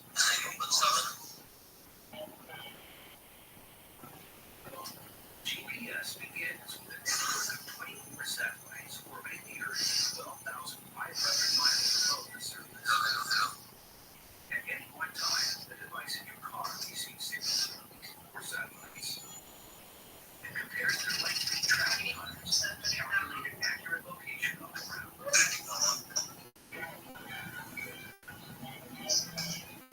The whole thing depends on super accurate clocks.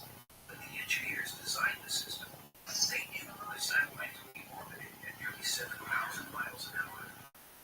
The speed is enough to slow down their clocks by a tiny fraction of a second. Engineers have factored all the relativistic time differences into the system, which gives it impressive precision. If the clocks and the satellites are running at a different rate than the clocks in the Earth, don't take that into account. You'll get the wrong answer for where your car is.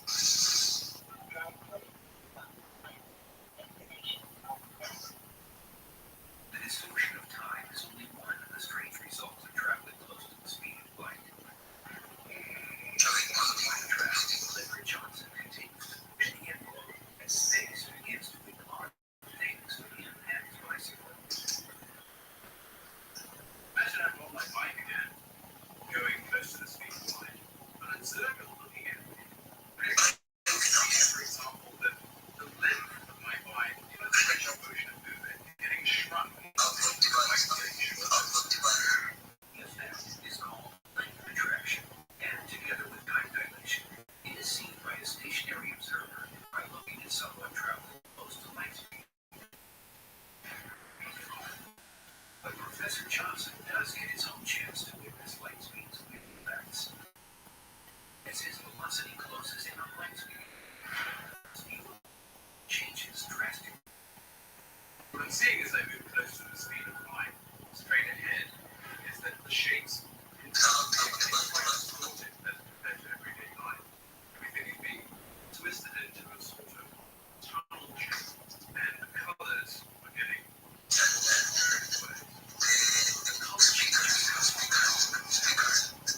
Shape distortion is a phenomenon known as aberration. distortion is somewhat similar to what you would see if you were driving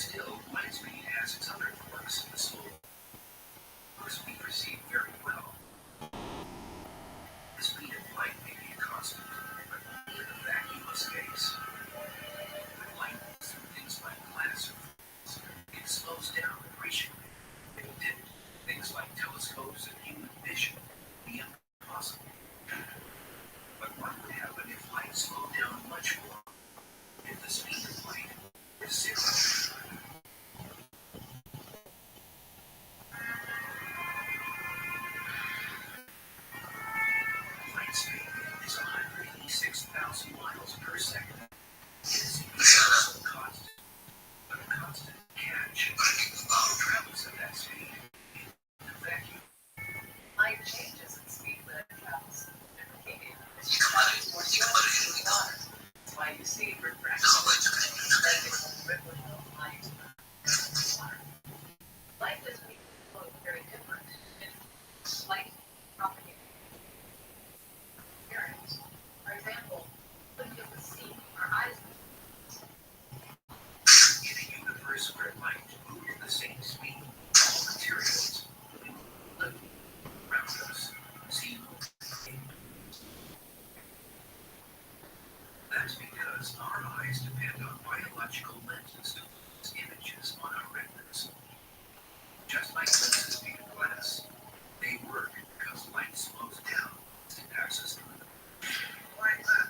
Because light is absorbed by the atom of glass, and they remain later. But there's a delay factor. Light hits an atom, yeah, vibrates, and then sends the light back into off. But there's a delay factor. The delay factor also causes light to bend when it hits glass shaped into a lens. Bend in just the right way, light can be focused, collected, and magnified. Astronomers studying the universe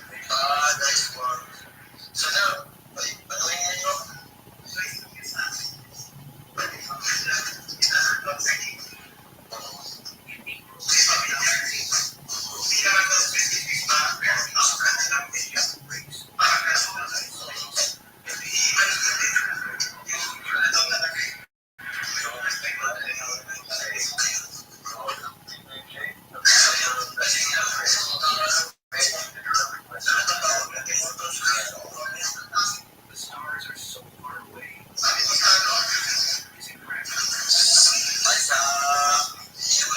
But that's not Einstein's theory of relativity tells us that a spaceship's mass approaches infinity is years the speed of light. So as you try to get faster and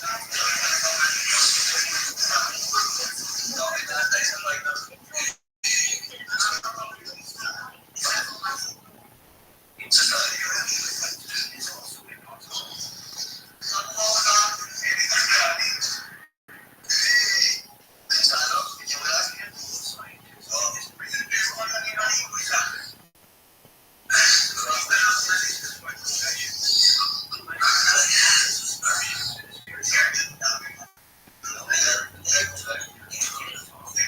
Science fiction.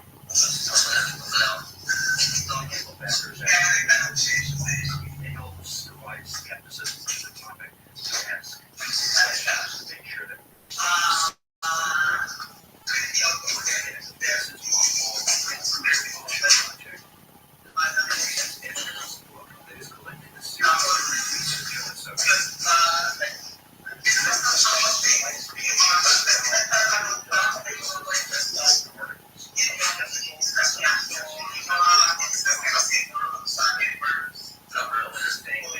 So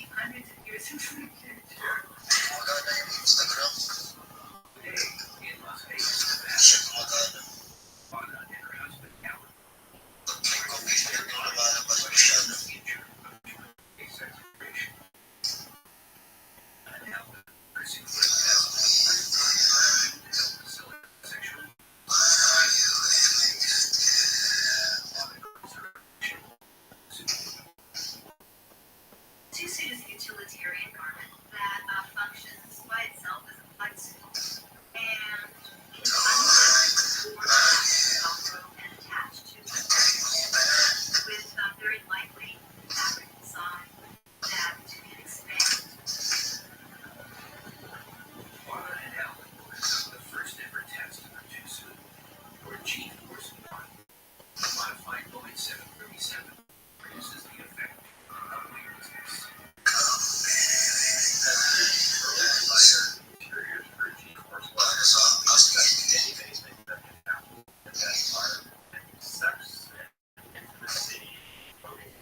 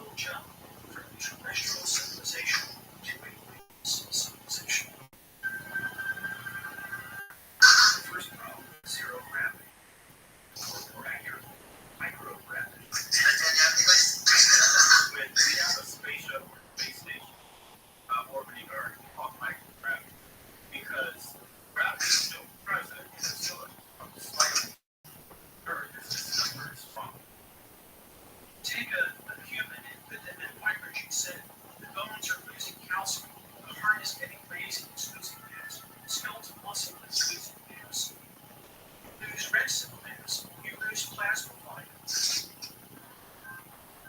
Second problem is high energy radiation.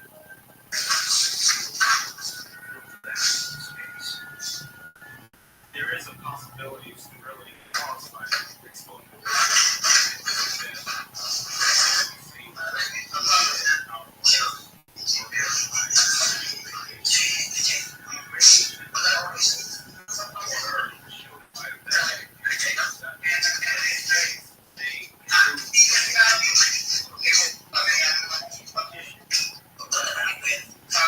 Kill the cell.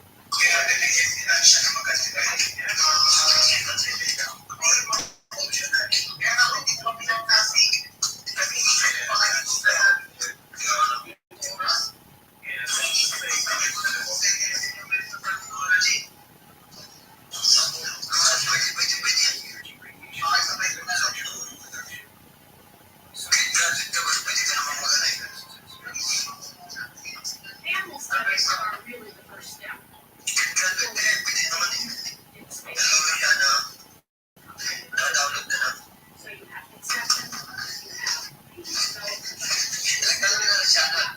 inverted systems, you have all these things are in common between small animals and humans. First animal to successfully make in space is the Badaka fish.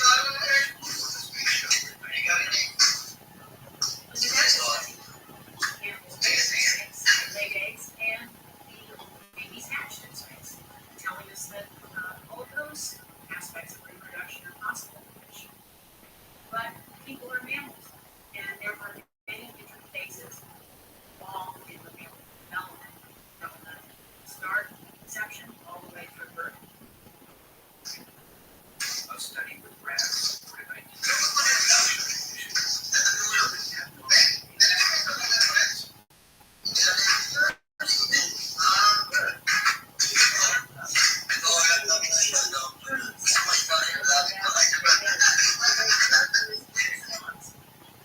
Rats. We think that rearing them in microgravity caused that sensory system to be understimulated by gravity, and hence it developed differently in space. Other experiments have shown even more severe effects. Studies have shown that male rats floated in space. When you made them to non-float the female rats after their flight, the offspring exhibits a lot of growth retardation.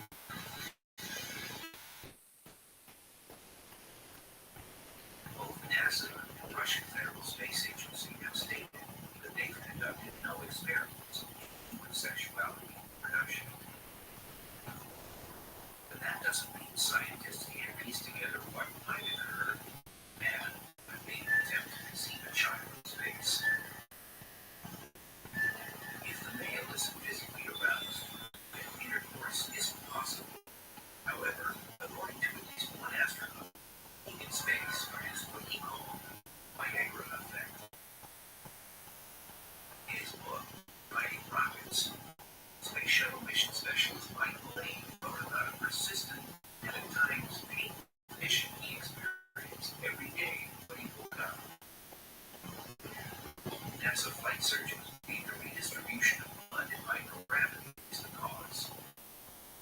The fluid shift may make it easier for men to have sex in space. So that may be an interesting thing that we'll have to investigate.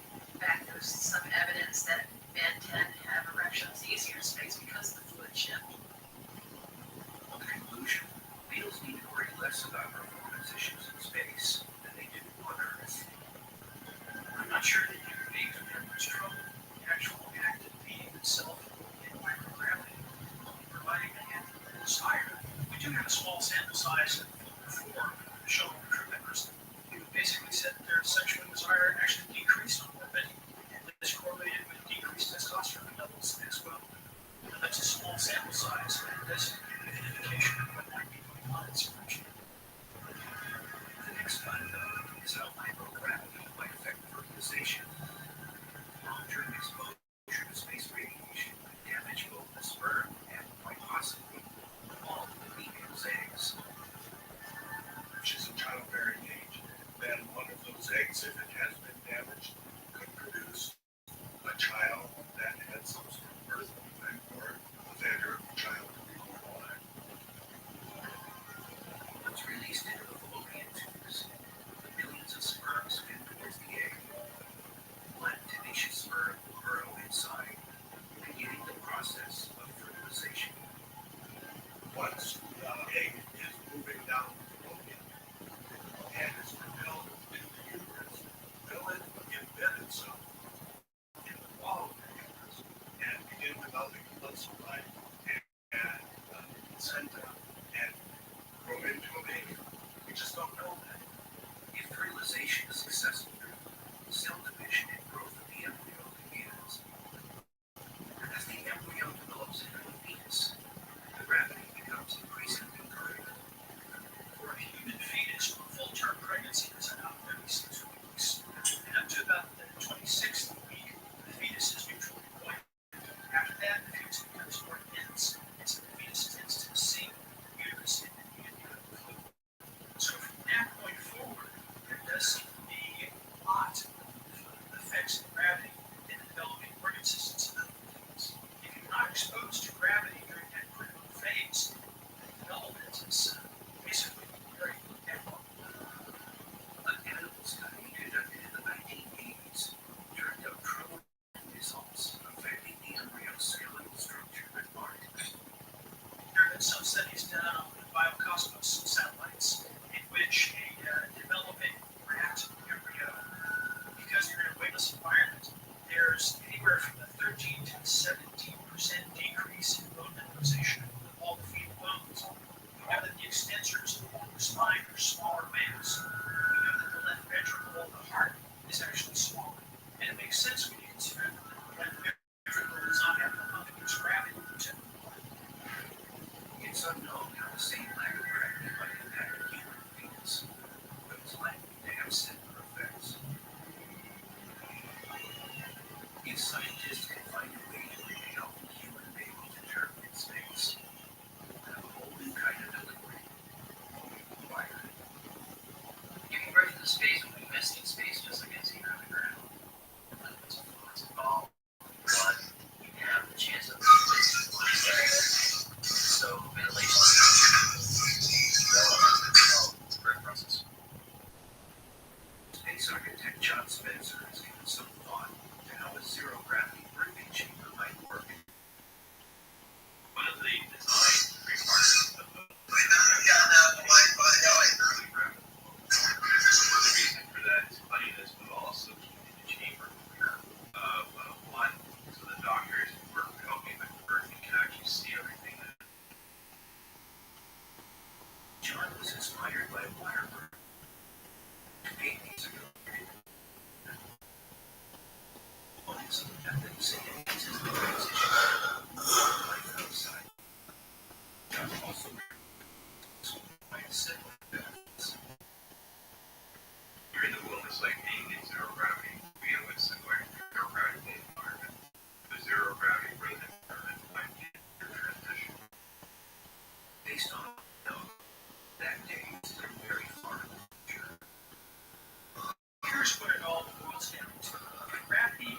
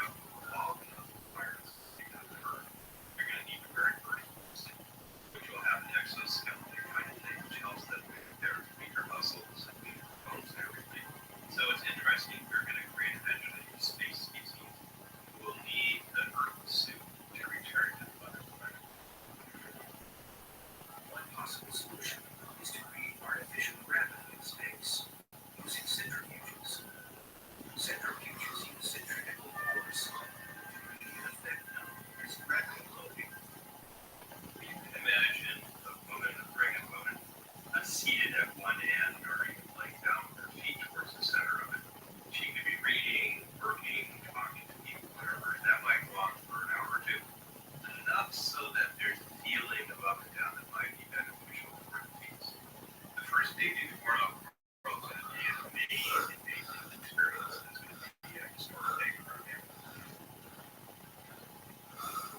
Scientists think it's only a matter of time. I think eventually we will be reproducing in space. We just need to figure out how to do it right. What better opportunity to figure out how to do it right than NASA's planned 3-year mission to Mars?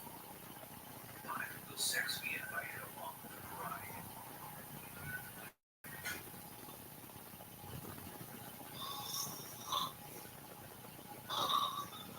$65 billion years ago, another species dominated the planet as humans do today. Dinosaurs were pre-life life forms on Earth for over 150 million years. All it took was one single very bad afternoon and to the night picture forever and ever.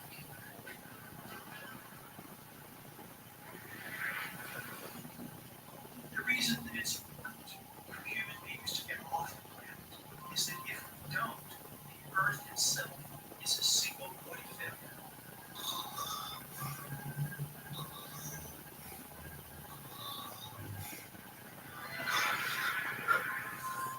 If you don't have a vacuum, you don't have an alternate pathway.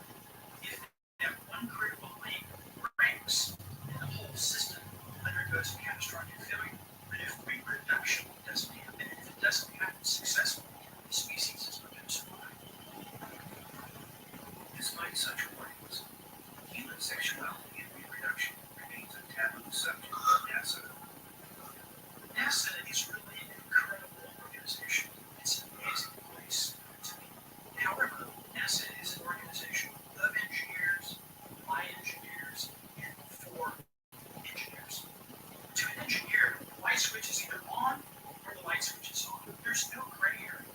And the life sciences, there are only two absolutes, life and death, and everything else is a shade of gray.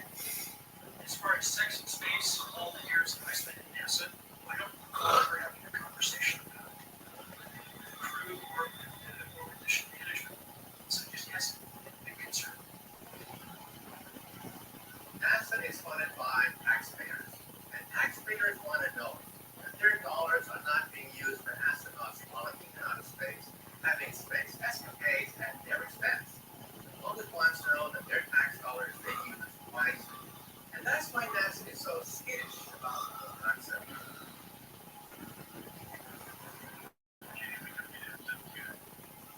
NASA currently has plans to return humans to the moon by the year 2020.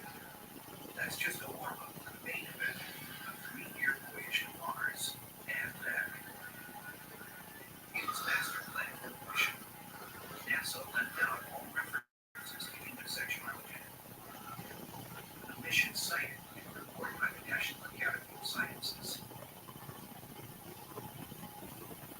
As far as sexuality in space, that's an area that hasn't been researched at all. Psychologists and psychiatrists have come to conclude that humans need to be connected in order for function. We need to be psychologically connected, we need to be emotionally connected, and we also need to have some physical connected. So intimacy at all these different levels is very important. The problem with long-duration space cruise is that the model today has been one that precludes any sort of intimacy. Some experts believe that astronauts should be expected to sublimate their needs and desires for the sake of the mission. That's unrealistic. It's not going to happen. It would lead to very dysfunctional individuals if they were able to maintain that kind of separateness. So, in order for a team to be functional,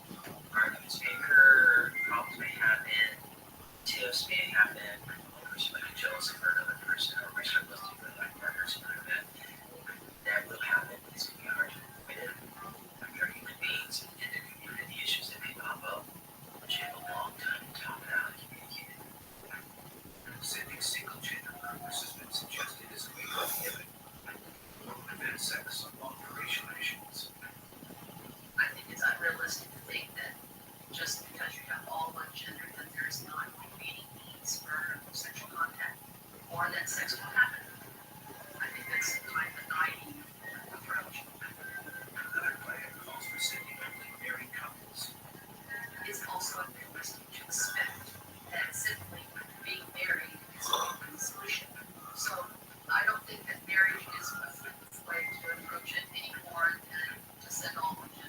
I think that what we need to do is to select individuals who are emotionally mature, who are comfortable in their sexuality, and then you give them training to deal with issues as they come up, and then you simply have to trust them to do the job. Cheryl's idea is to have the crew first live together for 9 months in a location that mirrors the isolated environment of Mars.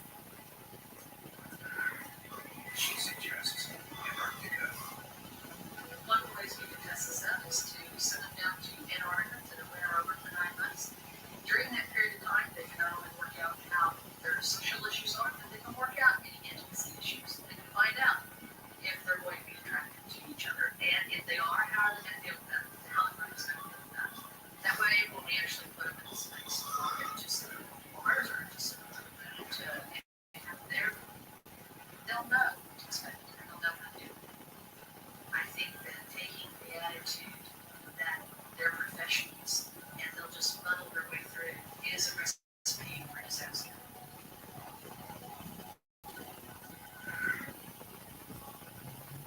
Despite NASA's denials, there is no avoiding the subject. Some say sex has already occurred on the U.S. space flight. Some believe it's unrealistic to think that out of the hundreds of adventurous risk-takers rocketed into space, that at least 2 of them didn't engage in some cosmic conflict. I wouldn't be surprised if sex has already happened in space. I mean, we had a very comfortable NASA shuttle, and you put it on Earth, but you try in space. Very troubled and questioned are astronauts Jan Davis and Mark Lee. In 1992, Davis and Lee blasted off for a 7-day mission aboard the spaceship Endeavour. NASA has no official policy banning sex in space.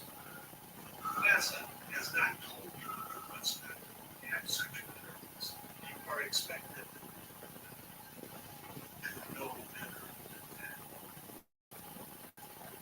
But they do have a policy against sending married couples into space. Davis and Lee met during mission training, fell in love, and wed just before liftoff. Because it would have been too disruptive to replace on a current mission, NASA made an exception. Could the rest of the crew have allowed them some private time? It is possible that crew members secretly did help the married couple do something with parenthood. It's highly doubtful, just considering the conservative nature of the astronauts, the conservative nature of NASA, to allow for such a thing to take place. I wouldn't say that I would hope that they form regulations, but I could say that I hope that they utilize the opportunity to consummate the union in an environment and situation and mission that truly celebrated the beginning of the Couple did. Options for privacy were limited. Crew area of the spaceship rises just over 2,200 cubic feet. The same area is an average-sized living room. In terms of the space shuttle orbiter, the best place to have sex is here, leading out into the Earth. It's big enough for 2 people. If there's any place on board the shuttle, that's where it might happen. Today's International Space Station is far bigger than the space shuttle. 12,600 cubic feet, spread over 15 modules. I'm very familiar with the interiors of the current International Space Station. And the more intimate areas of the space station are actually questionable. They're more personalized, for example. And that's proven basically happened in Russia. Mark Davis and Jan Lee were died.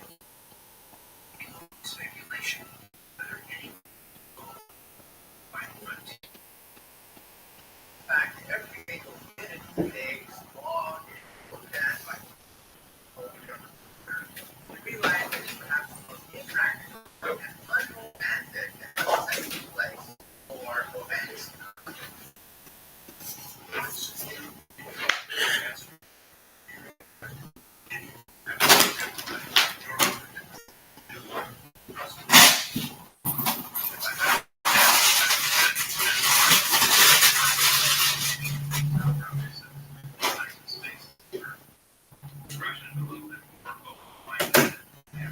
into space, outside secrets of fiction, quicker, and why not?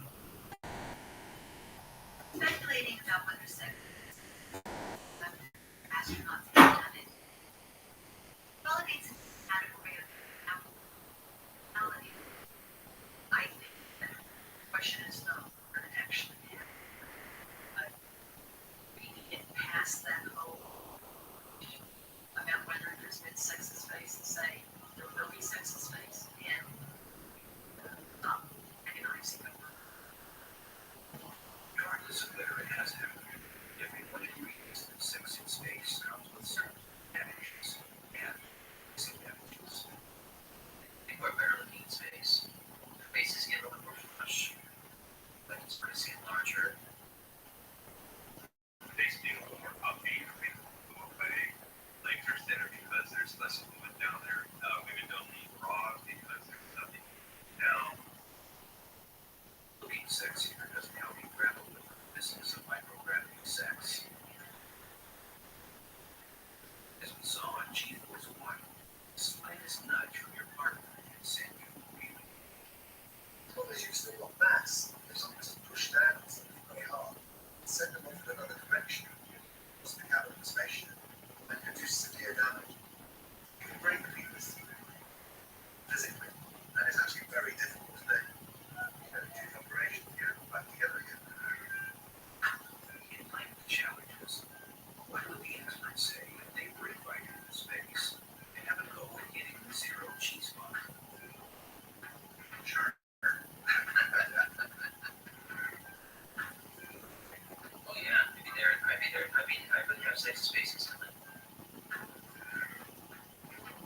I'm a scientist, and as a scientist, we like to observe, we like to study from a distance, but we don't like to partake. We don't like to interfere with the subject we are studying. Yeah, my wife said I don't have sex in space. I really don't know. It's something I really not thought about. I thought more about giving birth in space, actually. We've seen mother on this concept of how to accomplish sexual intimacy in microgravity. Another method, supposedly once tested in tanks NASA uses to train astronauts, is called the dolphin technique. Dolphins sometimes have a hard time coupling together. The third one that can press them together actually makes it easier for the coupling process to happen. That may well happen in zero gravity also. You might want to have a third person to help facilitate you or keeps you in the middle of a zero gravity environment. The only problem is, no one bothered to tell dolphins about the pre-dolphin technique. Marine biologists say it's not true. One thing everyone does agree upon is that one or more mating partners needs to be restrained. What you're going to have is some chemicals and perhaps glandules, similar, made out of our pigment material, similar to chemicals you have to assist you in that.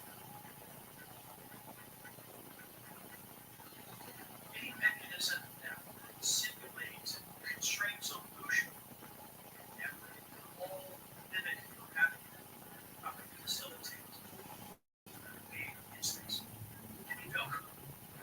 And one of the parties could wrap legs around something and be able to secure hinders for itself with their knees. I think that human ingenuity will give us answers that we can't hypothetically guess at.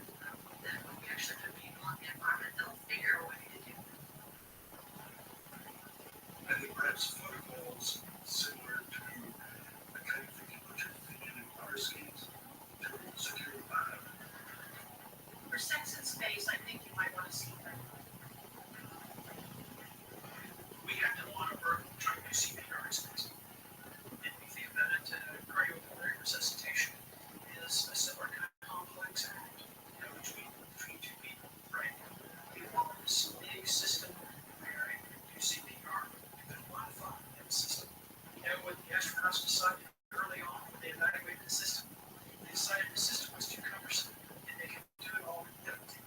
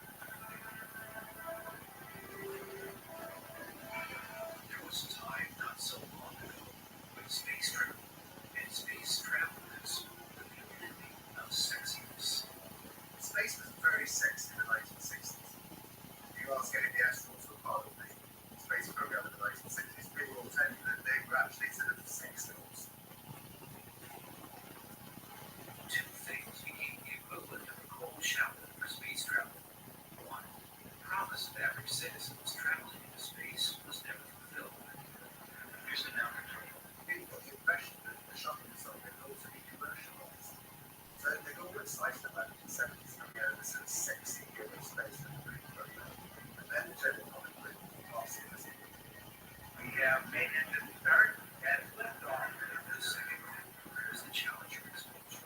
I think that caused a real sea change in public's attitude. They were actually just scared the idea that they would ever go to space. Well, that's all about to change, thanks to the private space industry. The first space tourism venture to take flight is Virgin Galactic. Brainchild of British billionaire Sir Richard Branson.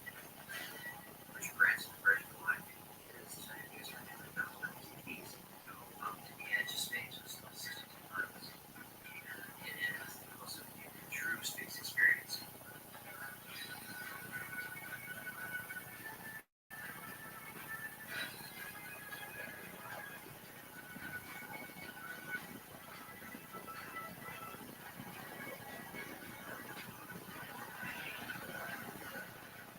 Virgin Galactic's maiden voyage is still a few years away. But that hasn't stopped the sexually adventurous, money-diverted, inquiring about private flights. They've inquired about the idea of indefinitely in space. And actually, as part of that process, consummating their marriage in space. And that is the idea that we are not going to follow up into start. We need to understand much better the risks that we could encounter. We need to contemplate the idea of allowing somebody to consummate their marriage in space. But the fact of the matter is that some people do want to do this. Groundbreaking as Virgin Galactic is, it's small potatoes compared to what the Space Tourism Society is cooking up. Heard of the Mile High Club? I've been talking about the 200-mile high club.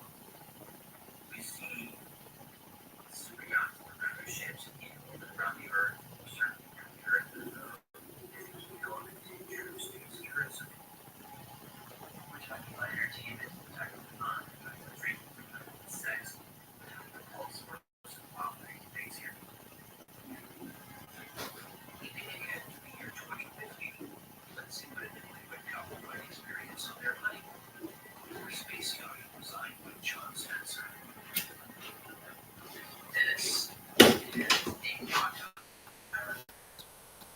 Money is a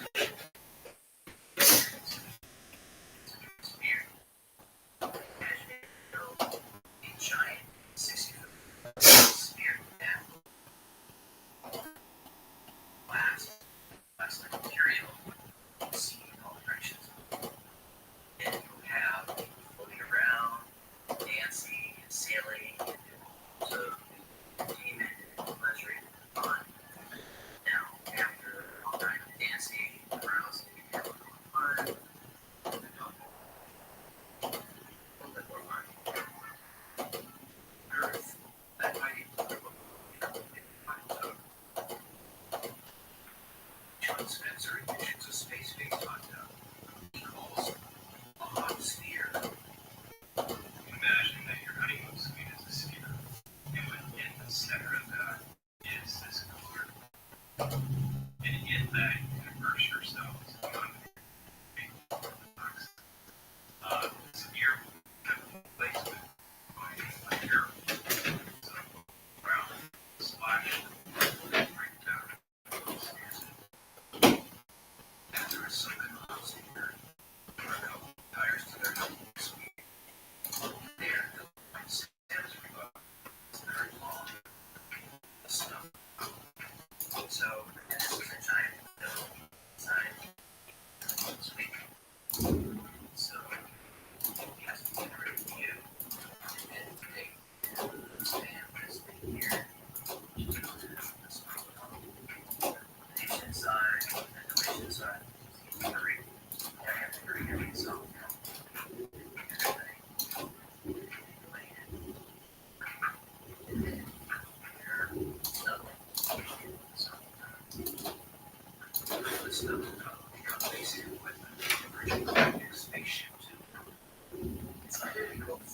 What up?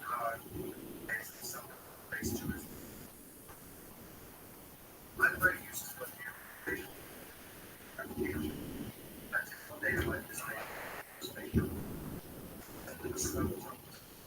It's only a matter of time before NASA jumps on the startup bandwagon. I've never heard of any plans at NASA to so maybe not.